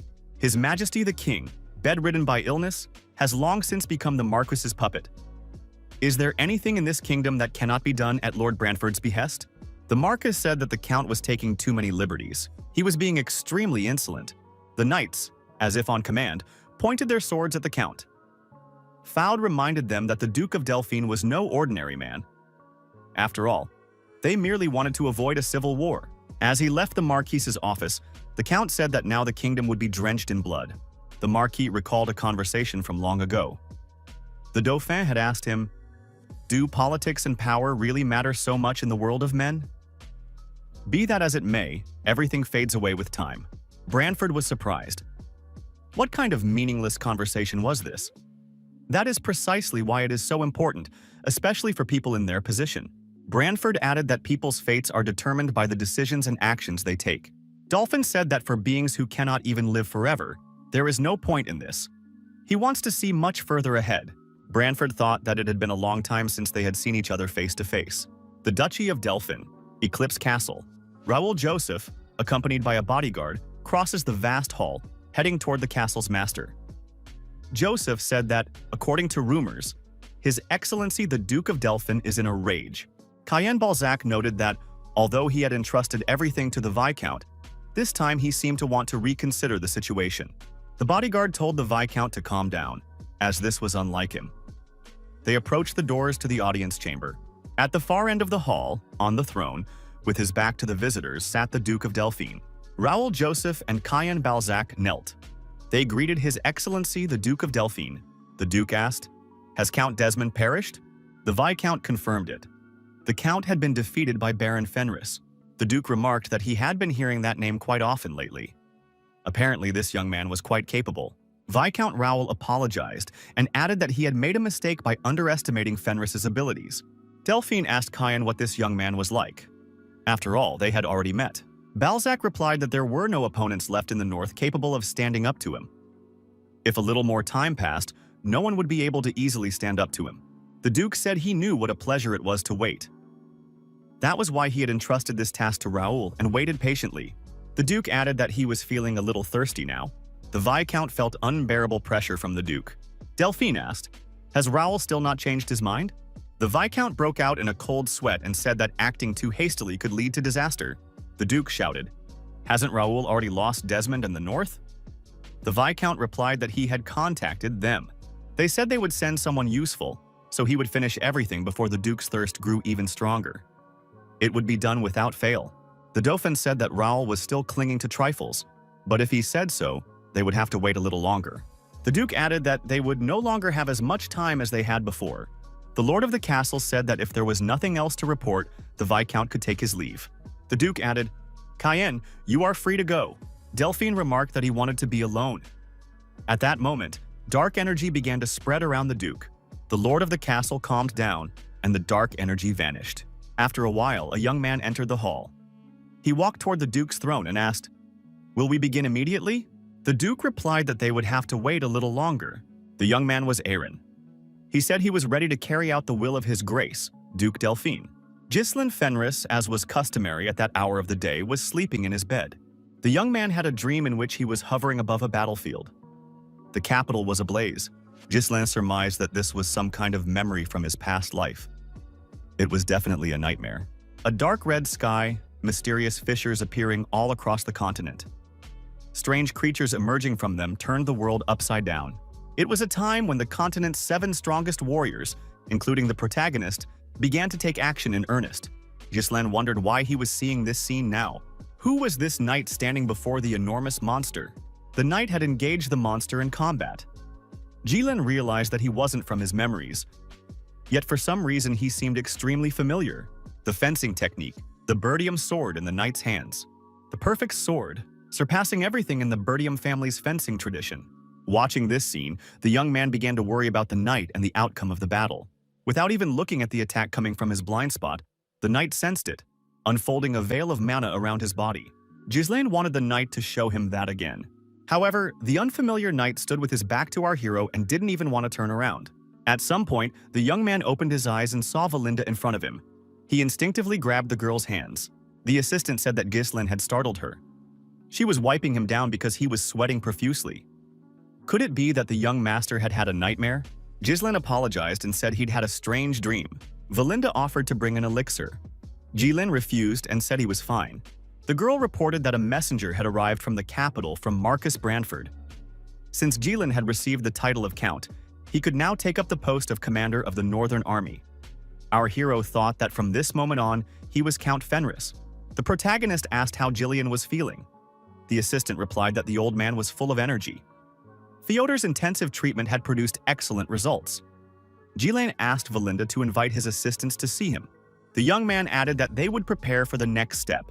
Alfoy stood in the doorway of his room and asked in surprise, "Is Fyodor really asking for a donation? How dare she try to squeeze money out of him, the head of the Fenris Magic Tower branch?" The priestess replied that she wasn't trying to squeeze anything out of him at all. The girl reminded him that there were people in need in the world who required a little help. Alfoy told her not to make him laugh. He was the one in the greatest need in this region. After all, he was the heir to the Tower of Flame, yet he was forced to live like a slave without pay in this backwater.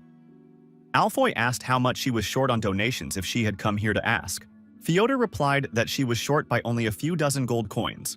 The girl apologized for she hadn't known about Lord Alfo's situation. In that case, she would look for someone else. The mage caught up with the priestess and pointed out that he hadn't said he wouldn't give her money. The young man said he would give her a chance to earn his money honestly, so it wouldn't look like a bribe. Alfoy sat the priestess down across from him at the green table. The young man said, "Heads is odd, tails is even." The young man was surprised. Did Fyodor really not know the rules? All you had to do was guess which side the coin would land on when tossed. It was quite simple. The girl declared that gambling was forbidden, since the desire for profit lay at the heart of gambling. For a priest, that was a sin. Alfoy remarked that Fyodor still had a lot to learn. This wasn't a game of chance. It was an excuse for him to give her money. The mage said he would toss first, so the girl had to watch closely. The coin landed tails up. That means even. Alfo declared that he had lost. The guy handed the coin to the girl and said, "That's exactly how it works." Alfoy declared that she wasn't doing this for the money, but to help people in need. No one would dare call a priestess's work, aimed at helping others, greed. The girl replied that it made sense. Alfo was delighted because now they understood each other. The next time, Odd won. Alfoy's accomplices expressed their regret because this time Alfoy had won. Then, for several rounds in a row, Odd won again. Fyodor was upset and flushed with indignation. Odd kept coming up. The priestess shouted loudly, "Even!" After that, the game continued. The number of coins in the priestess's bag was rapidly decreasing. Only one coin remained. Fyodor was extremely upset. How could this be? She hadn't guessed correctly even once. Alfoy was delighted with this win, for he had caught a real simpleton. The priestess said that wasn't all. She could play one more time. Alfoy's assistant suggested they stop there. He said the guy was using magic to cheat. That way, the priestess would never win. The girl screamed that this guy was a fraud, that he had cheated her, so he had to give the money back immediately. Alfoy asked if she would continue playing. Wasn't she going to help those in need? Fyodor pulled the last coin out of the bag. With tears in her eyes, the girl said she wanted to play one more time. Alfoy tossed the coin high into the air once more. The mage stared intently at the girl. Meanwhile, the priestess prayed desperately. The young man thought that praying was useless here. No one could beat him. The con man thought that with the coin-swapping magic he had devised, not even the goddess herself could defeat him. Alfo considered himself the god of odd and even. Fyodor silently asked Lady Juana for forgiveness. Because of her ignorance, she had fallen into the swamp of sin. The priestess asked the almighty and beautiful Lady Juana to help her win. A clap of thunder rang out in the sky, a huge bolt of lightning appeared, and a beam of light descended directly into the castle tower. Alfoy saw the beam of light descend upon the priestess's head. Enlightenment descended upon her. Alfoy and his companions were amazed. Could this really be a pillar of light? The mage declared that he had seen such a thing in books. This is the moment when a saint, chosen by the goddess, receives a revelation. At that moment, the priestess continued to pray fervently. Alfoy rejoiced. Could it be that the goddess had gotten involved in a game of heads or tails? Fyodor said, "Even," and ordered the mage to open his palm. The young man decided to quickly use a substitution spell. However, it turned out that the magic didn't work. Fyodor said, "Even," and ordered the mage to open his palm. Alfoy realized that his magic was being suppressed by a sacred power. Could it be just because she was chosen by the goddess? The mage knew he had already lost his chance to become the heir. So why not have some fun here? The young man shouted that he needed this chance to enjoy what was happening. Fyodor and Alfo shouted loudly, looking each other in the eyes. Gordon the Muscular ran into the room and asked Alfo what that pillar of light was. The knight saw the mage and the priestess lying on the floor in front of him. Alfoy's frightened assistants stood nearby. The mage withdrew his hand and looked at the coin. With relief, he said that he had won. Even the goddesses could not overcome his magic. That meant he was the man who had defeated a god. Gislen asked in surprise. Could it be that the priestess of Fjotr was chosen by the goddess and became a saint, and that the mage overcame that power? Alfoy confirmed it. He was the one who had defeated the god. The protagonist said he couldn't believe it. Gislen declared that the priestess of Fjotr was a man. Kaur grabbed Alfo by the neck and said that this scoundrel dared to lie in the presence of his master. The mage declared that it was true, for everyone had seen that pillar of light. He had defeated the god. The protagonist thought that a saint chosen by a goddess could manifest the divine power of the god she serves. In a past life, a certain saint chosen by the goddess of war had ranked among the 7 strongest on the continent. So now she would surely become a great pillar of strength in the coming age of calamity. The commander announced that their main threat, Desmond, had now been destroyed. The Fenris estate had become a vast domain, absorbing over 20,000 warriors in 3 northern regions. The commander told his aides that without them, this would have been impossible to achieve. Everyone present had done a splendid job. Gislen's closest comrades expressed their delight and showed respect for their lord. Gislen said that now they must tackle the next task. Claude was upset. Would there really be no rest? Doesn't my lord see this mountain of accumulated work? Why is my lord only adding more work? The protagonist replied that the steward would handle it himself. Now they needed to assess the situation. Now that they had joined the royalist faction and become a major northern domain, everyone understood who they would have to fight. The aides looked intently at their commander. They realized there would be no peace. Peace was only a dream. Jillian said that they would have to face Duke Delphine head-on. Alfoy, as always, was upset. What had he done to get himself into such a mess? Kaur asked. Wasn't a mage the very person who had defeated a god? Why was he afraid of people? Jillian said that in any case, they would have to face him, whether they wanted to or not. The young man pointed to the map and declared that now the battlefield would be not only the north, but the entire kingdom. The protagonist pointed to a castle on the map and said that was their next target. Jillian noted that this was the territory of Marcus Roderick in the west. Gislen noted that the east was already completely under the control of the royalist faction, so there was no need to worry about it. If they took control of the west, they would be able to put pressure on the south, where the duchy was located, from all sides. Claude declared that this was impossible. Roderick's estates were lands with a massive market, sustained by countless trading companies and noble houses. Because of this, the wealth and troops concentrated there were comparable to a small kingdom. The gap in scale compared to the north is simply enormous. How could one possibly attack them? The commander noted that he wasn't suggesting an attack right now. He was suggesting preparing for it. Kaur asked, "Aren't they ready yet?" Gislen confirmed it. The commander felt this very clearly in the last battle. Even if every unit in his army is of high quality, with a small number of troops, strategic options are severely limited. Valinda asked how the commander planned to prepare. Gislen replied that he intended to gather all the kingdom's mercenaries under his command. The young man declared that he was founding the Fenris Mercenary unit. Lucas was surprised. Wouldn't it be better to reinforce the regular army or the knights? Jillian noted that the west was the region where the kingdom had the most mercenaries, and the kingdom's strongest mercenary unit, Drake, was also under the command of Marquis Roderick. Did the commander really intend to take that unit? Claude thought that if the enemy was too strong, they would have to weaken it to their level. Gislen told Claude and Kauru to gather all the mercenary units from the north. Anyone who refuses to obey must be forced to comply by any means necessary. As for the west, he would go there himself.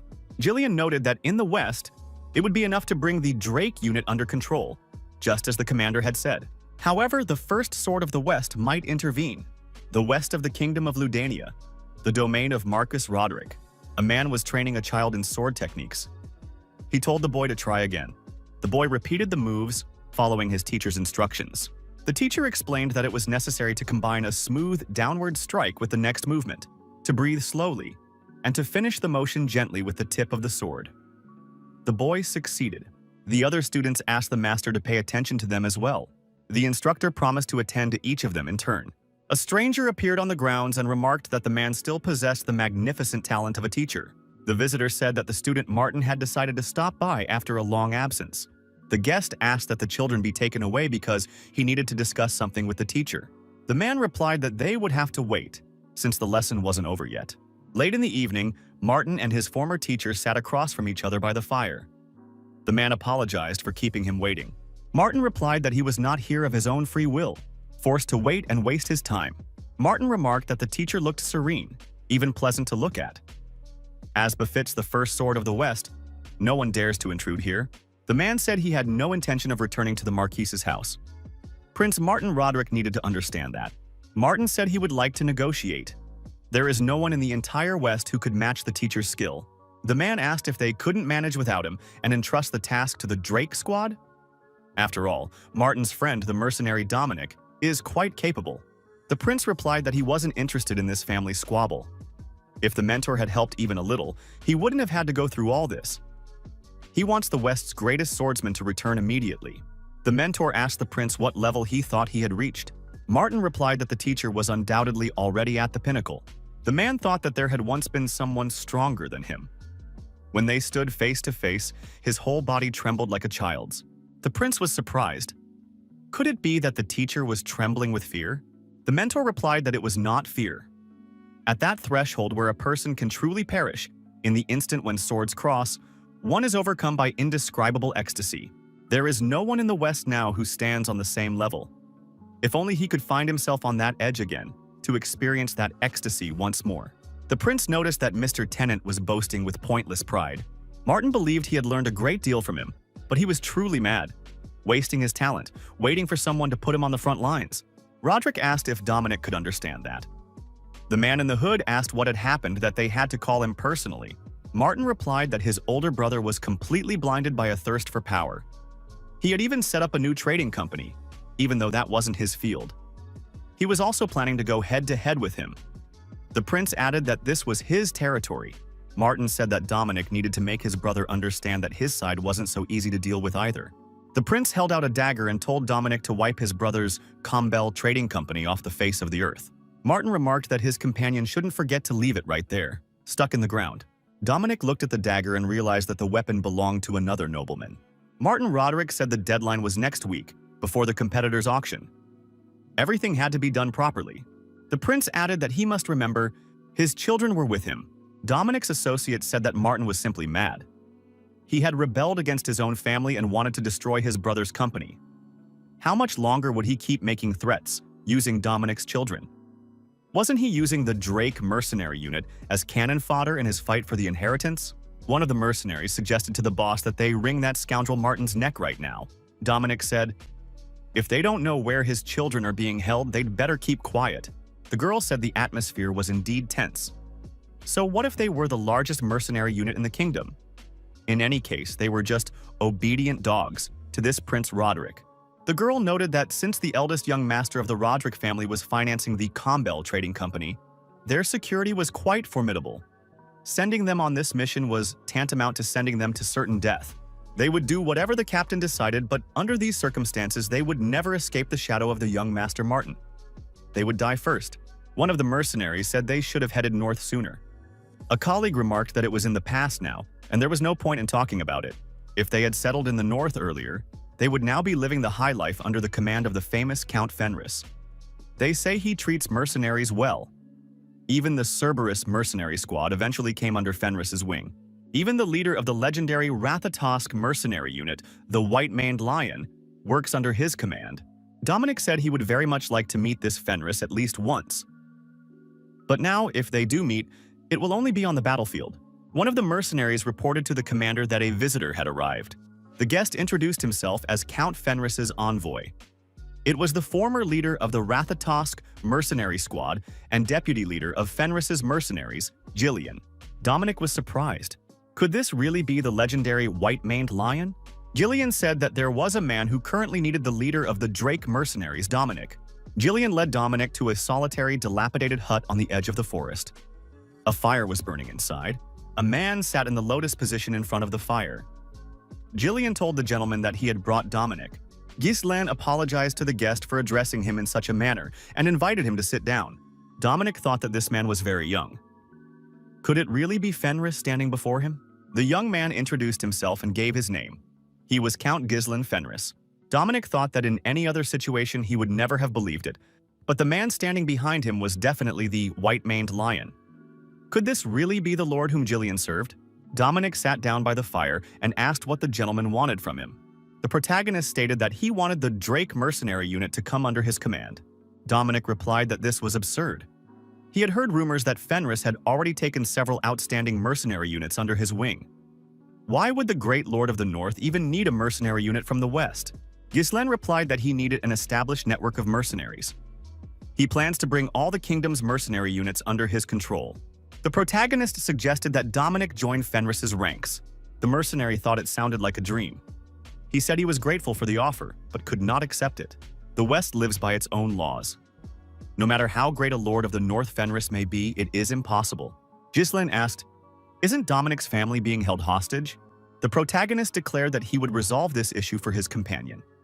He guaranteed that Dominic would no longer have to depend on the family of Marcus Roderick. Fenris realized that standing before him was the last leader of the mercenaries who had stood against the king of mercenaries' army, Dominic Drake. The group settled on top of the tower. Lucas remarked that the view before them was magnificent. Valinda asked if this was indeed the mansion of the young Master Roderick. Why did everything always come down to this whenever they found themselves in a new place?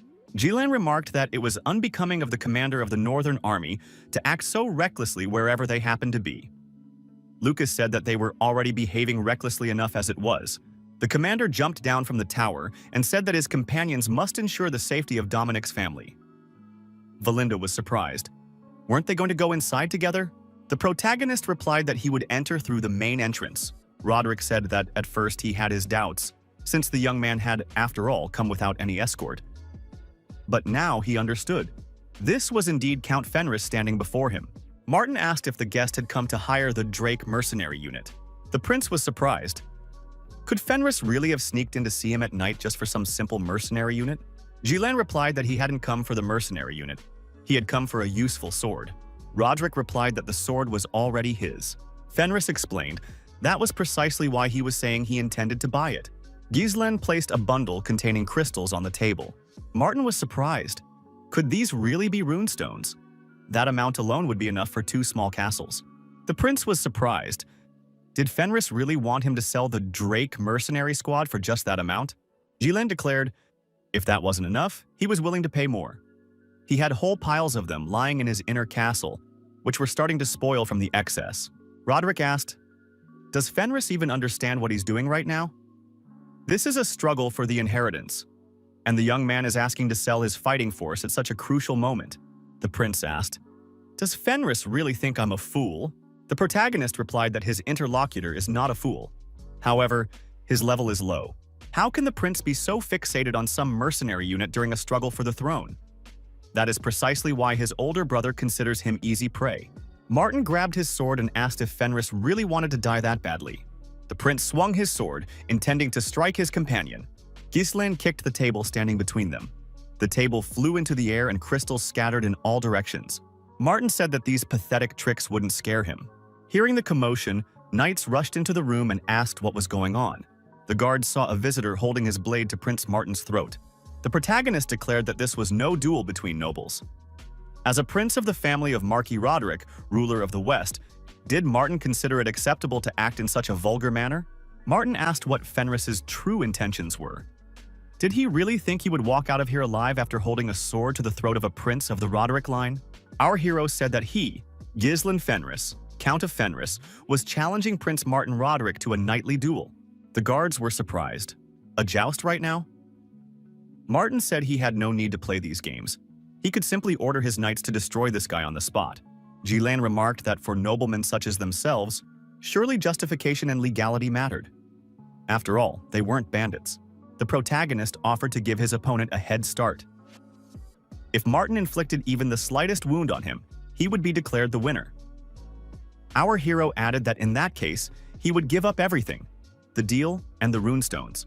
However, if Martin lost, then they would have to take the Drake mercenary squad and all the hostages from him. The guard asked what the prince would order them to do. Should they immediately capture this man? Martin said that he had heard before that Ghislaine had been mad, ever since the days when he was a young master in Burdium. However, it was now clear. The young man was truly insane. Fenris had dug his own grave. Roderick agreed to a duel. The rivals took their places in the square in front of the castle. On one side stood Prince Martin Roderick. On the other side was Count Gillen Fenris. The knight said that in the name of the Code of Chivalry, the opponents must swear that this duel would be fair and honorable. The opponents would hold no grudges over its outcome. Martin turned to the commander of the guards. The prince warned, if anything happened to him, regardless of the outcome, this man must be eliminated. Gillen remarked that he had known it all along. That was precisely why the prince was on a lower level, succumbing to such primitive provocations. Martin shouted for Ghislain to shut up immediately and lunged at him. The protagonist stepped aside. The prince missed, and his sword flew past. Roderick kept trying to attack, but our hero parried these attacks with ease. The prince lunged at his opponent again, Ghislain dodged, and the prince's sword plunged into the castle wall. Martin prepared to attack from behind and thought that was the end of it. Unexpectedly, a dense protective aura enveloped our hero. Roderick struck, but it didn't have the desired effect. The blow was blocked by his opponent. Martin was surprised. How was that possible? After all, it was a strike from a blind spot. Fenris said that the opponent turned out to be better than previously expected, but that didn't matter. Ghislain kicked the prince in the stomach. He screamed in pain and flew far backward. Martin stayed on his feet, glared menacingly at his opponent, and prepared for the next attack. Fenris calmly beckoned his opponent with a hand. The prince said that Fenris could enjoy this respite, for soon he would bitterly regret it. Martin noticed that there was something his opponent didn't know. He had studied the art of the sword under the West's finest fencer, Tennant. After these words, the prince launched his attack. Roderick activated a secret technique that his master had taught him. The prince declared once again that it was all over. His sword nearly touched his opponent's body. Ghislain dodged the blow, pushed his opponent aside, and asked again. Could Martin really be a student of that very master? Ghislain struck his opponent. Martin tried with all his might to defend himself. Our hero realized that just because the prince was his student didn't mean he was worthy of wielding a sword. Ghislain struck, and blood spurted from his opponent's throat. The prince was surprised. After all, it was a technique he had just used himself. Our hero struck again and pierced the prince's body right through. Roderick thought, how is this possible? To master a technique after seeing it just once and even perfect it. Martin said that perhaps Fenris could get teacher Tennant to budge. But in any case, he would lose. The guards saw that Prince Martin Roderick had been defeated. The commander of the guards ordered that this scoundrel be destroyed. This would be the prince's revenge. Our hero thought he hadn't expected anything else. At that moment, people appeared before the guards. They had rappelled down from the roof. Gillian told the guards to abandon their plans, for they were too weak. Eclipse Castle, Duchy of Delphin. The assistant reported to Lord Raoul that a visitor had arrived. The Viscount ordered that the visitor be led in. The master of the Bloodflame Magic Tower, the 7th Circle Mage Delmuth, appeared in the doorway. The mage asked if the Viscount had summoned him. Did that mean there was no more time? Raoul Joseph said that His Grace, the Duke, was very angry. Did Delmuth remember that night when the Duke had disposed of all his relatives?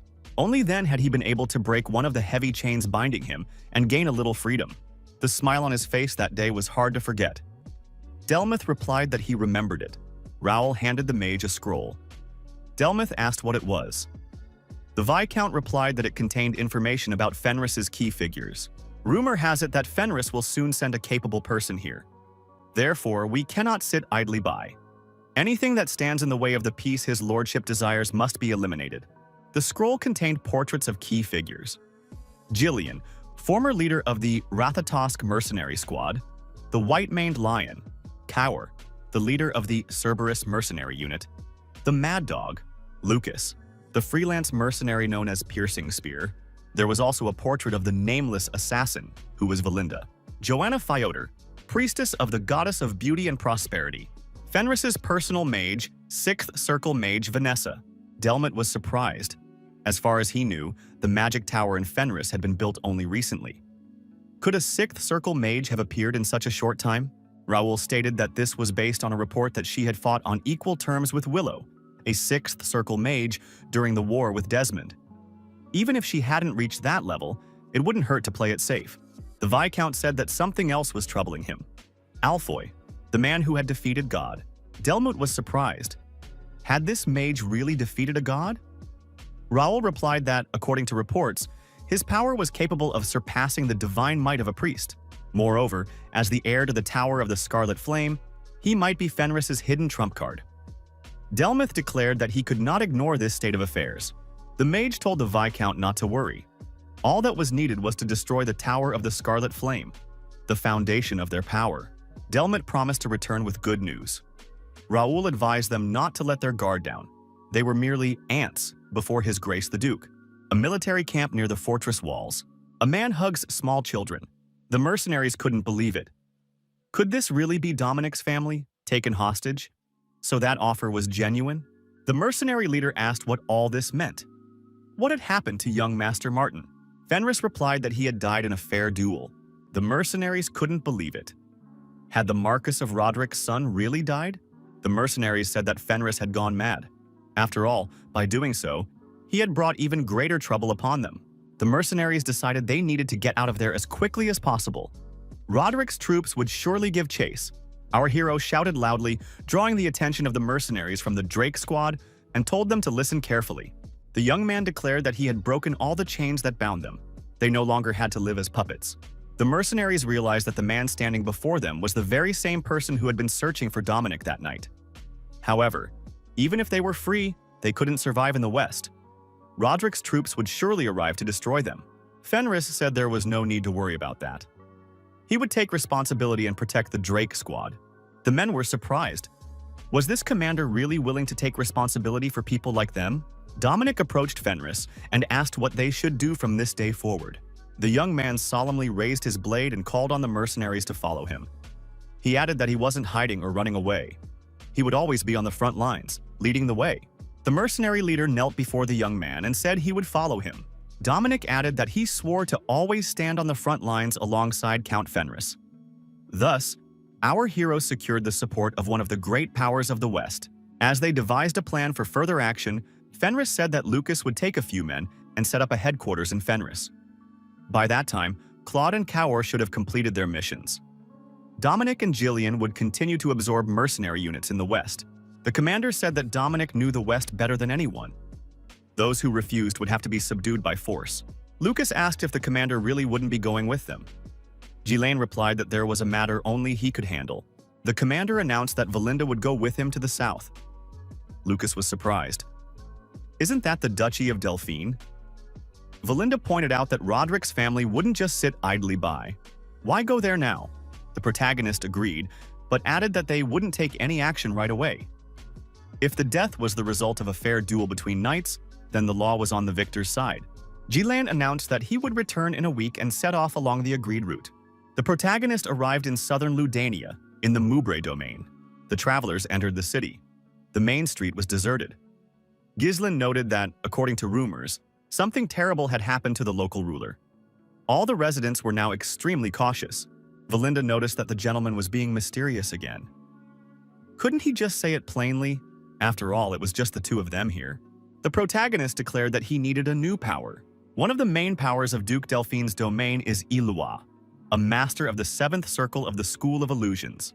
Magic that manipulates the enemy's mind, creating illusions. Ilua is capable of spreading such magic across the entire battlefield. The young men rode up to the fortress gates. The protagonist declared that the power capable of standing up to this man was here. A guard on the wall shouted for the horsemen to stop immediately. Behind this wall lies Count Moubre's castle. These people must state the purpose of their visit or get out of here. The protagonist said that he was Baron Dudley, arriving from the east. He had come to resolve Count Moubre's problem. This concerns the problem of young Master Edwin Moubre. It must be conveyed that the guest is exorcising spirits. Count Moubre approached the guarded room and asked how Edwin was doing. The guard reported that no signs of improvement had been observed. The Count opened the door and entered the room. Moubre immediately came face to face with his son. The young man, bound in chains, called the Count a heartless scoundrel. Didn't he find such living conditions for his own son appalling? Edwin told the Count to remove those chains immediately. The knight asked his lordship to step back for his own safety. The Count said that this was simply appalling.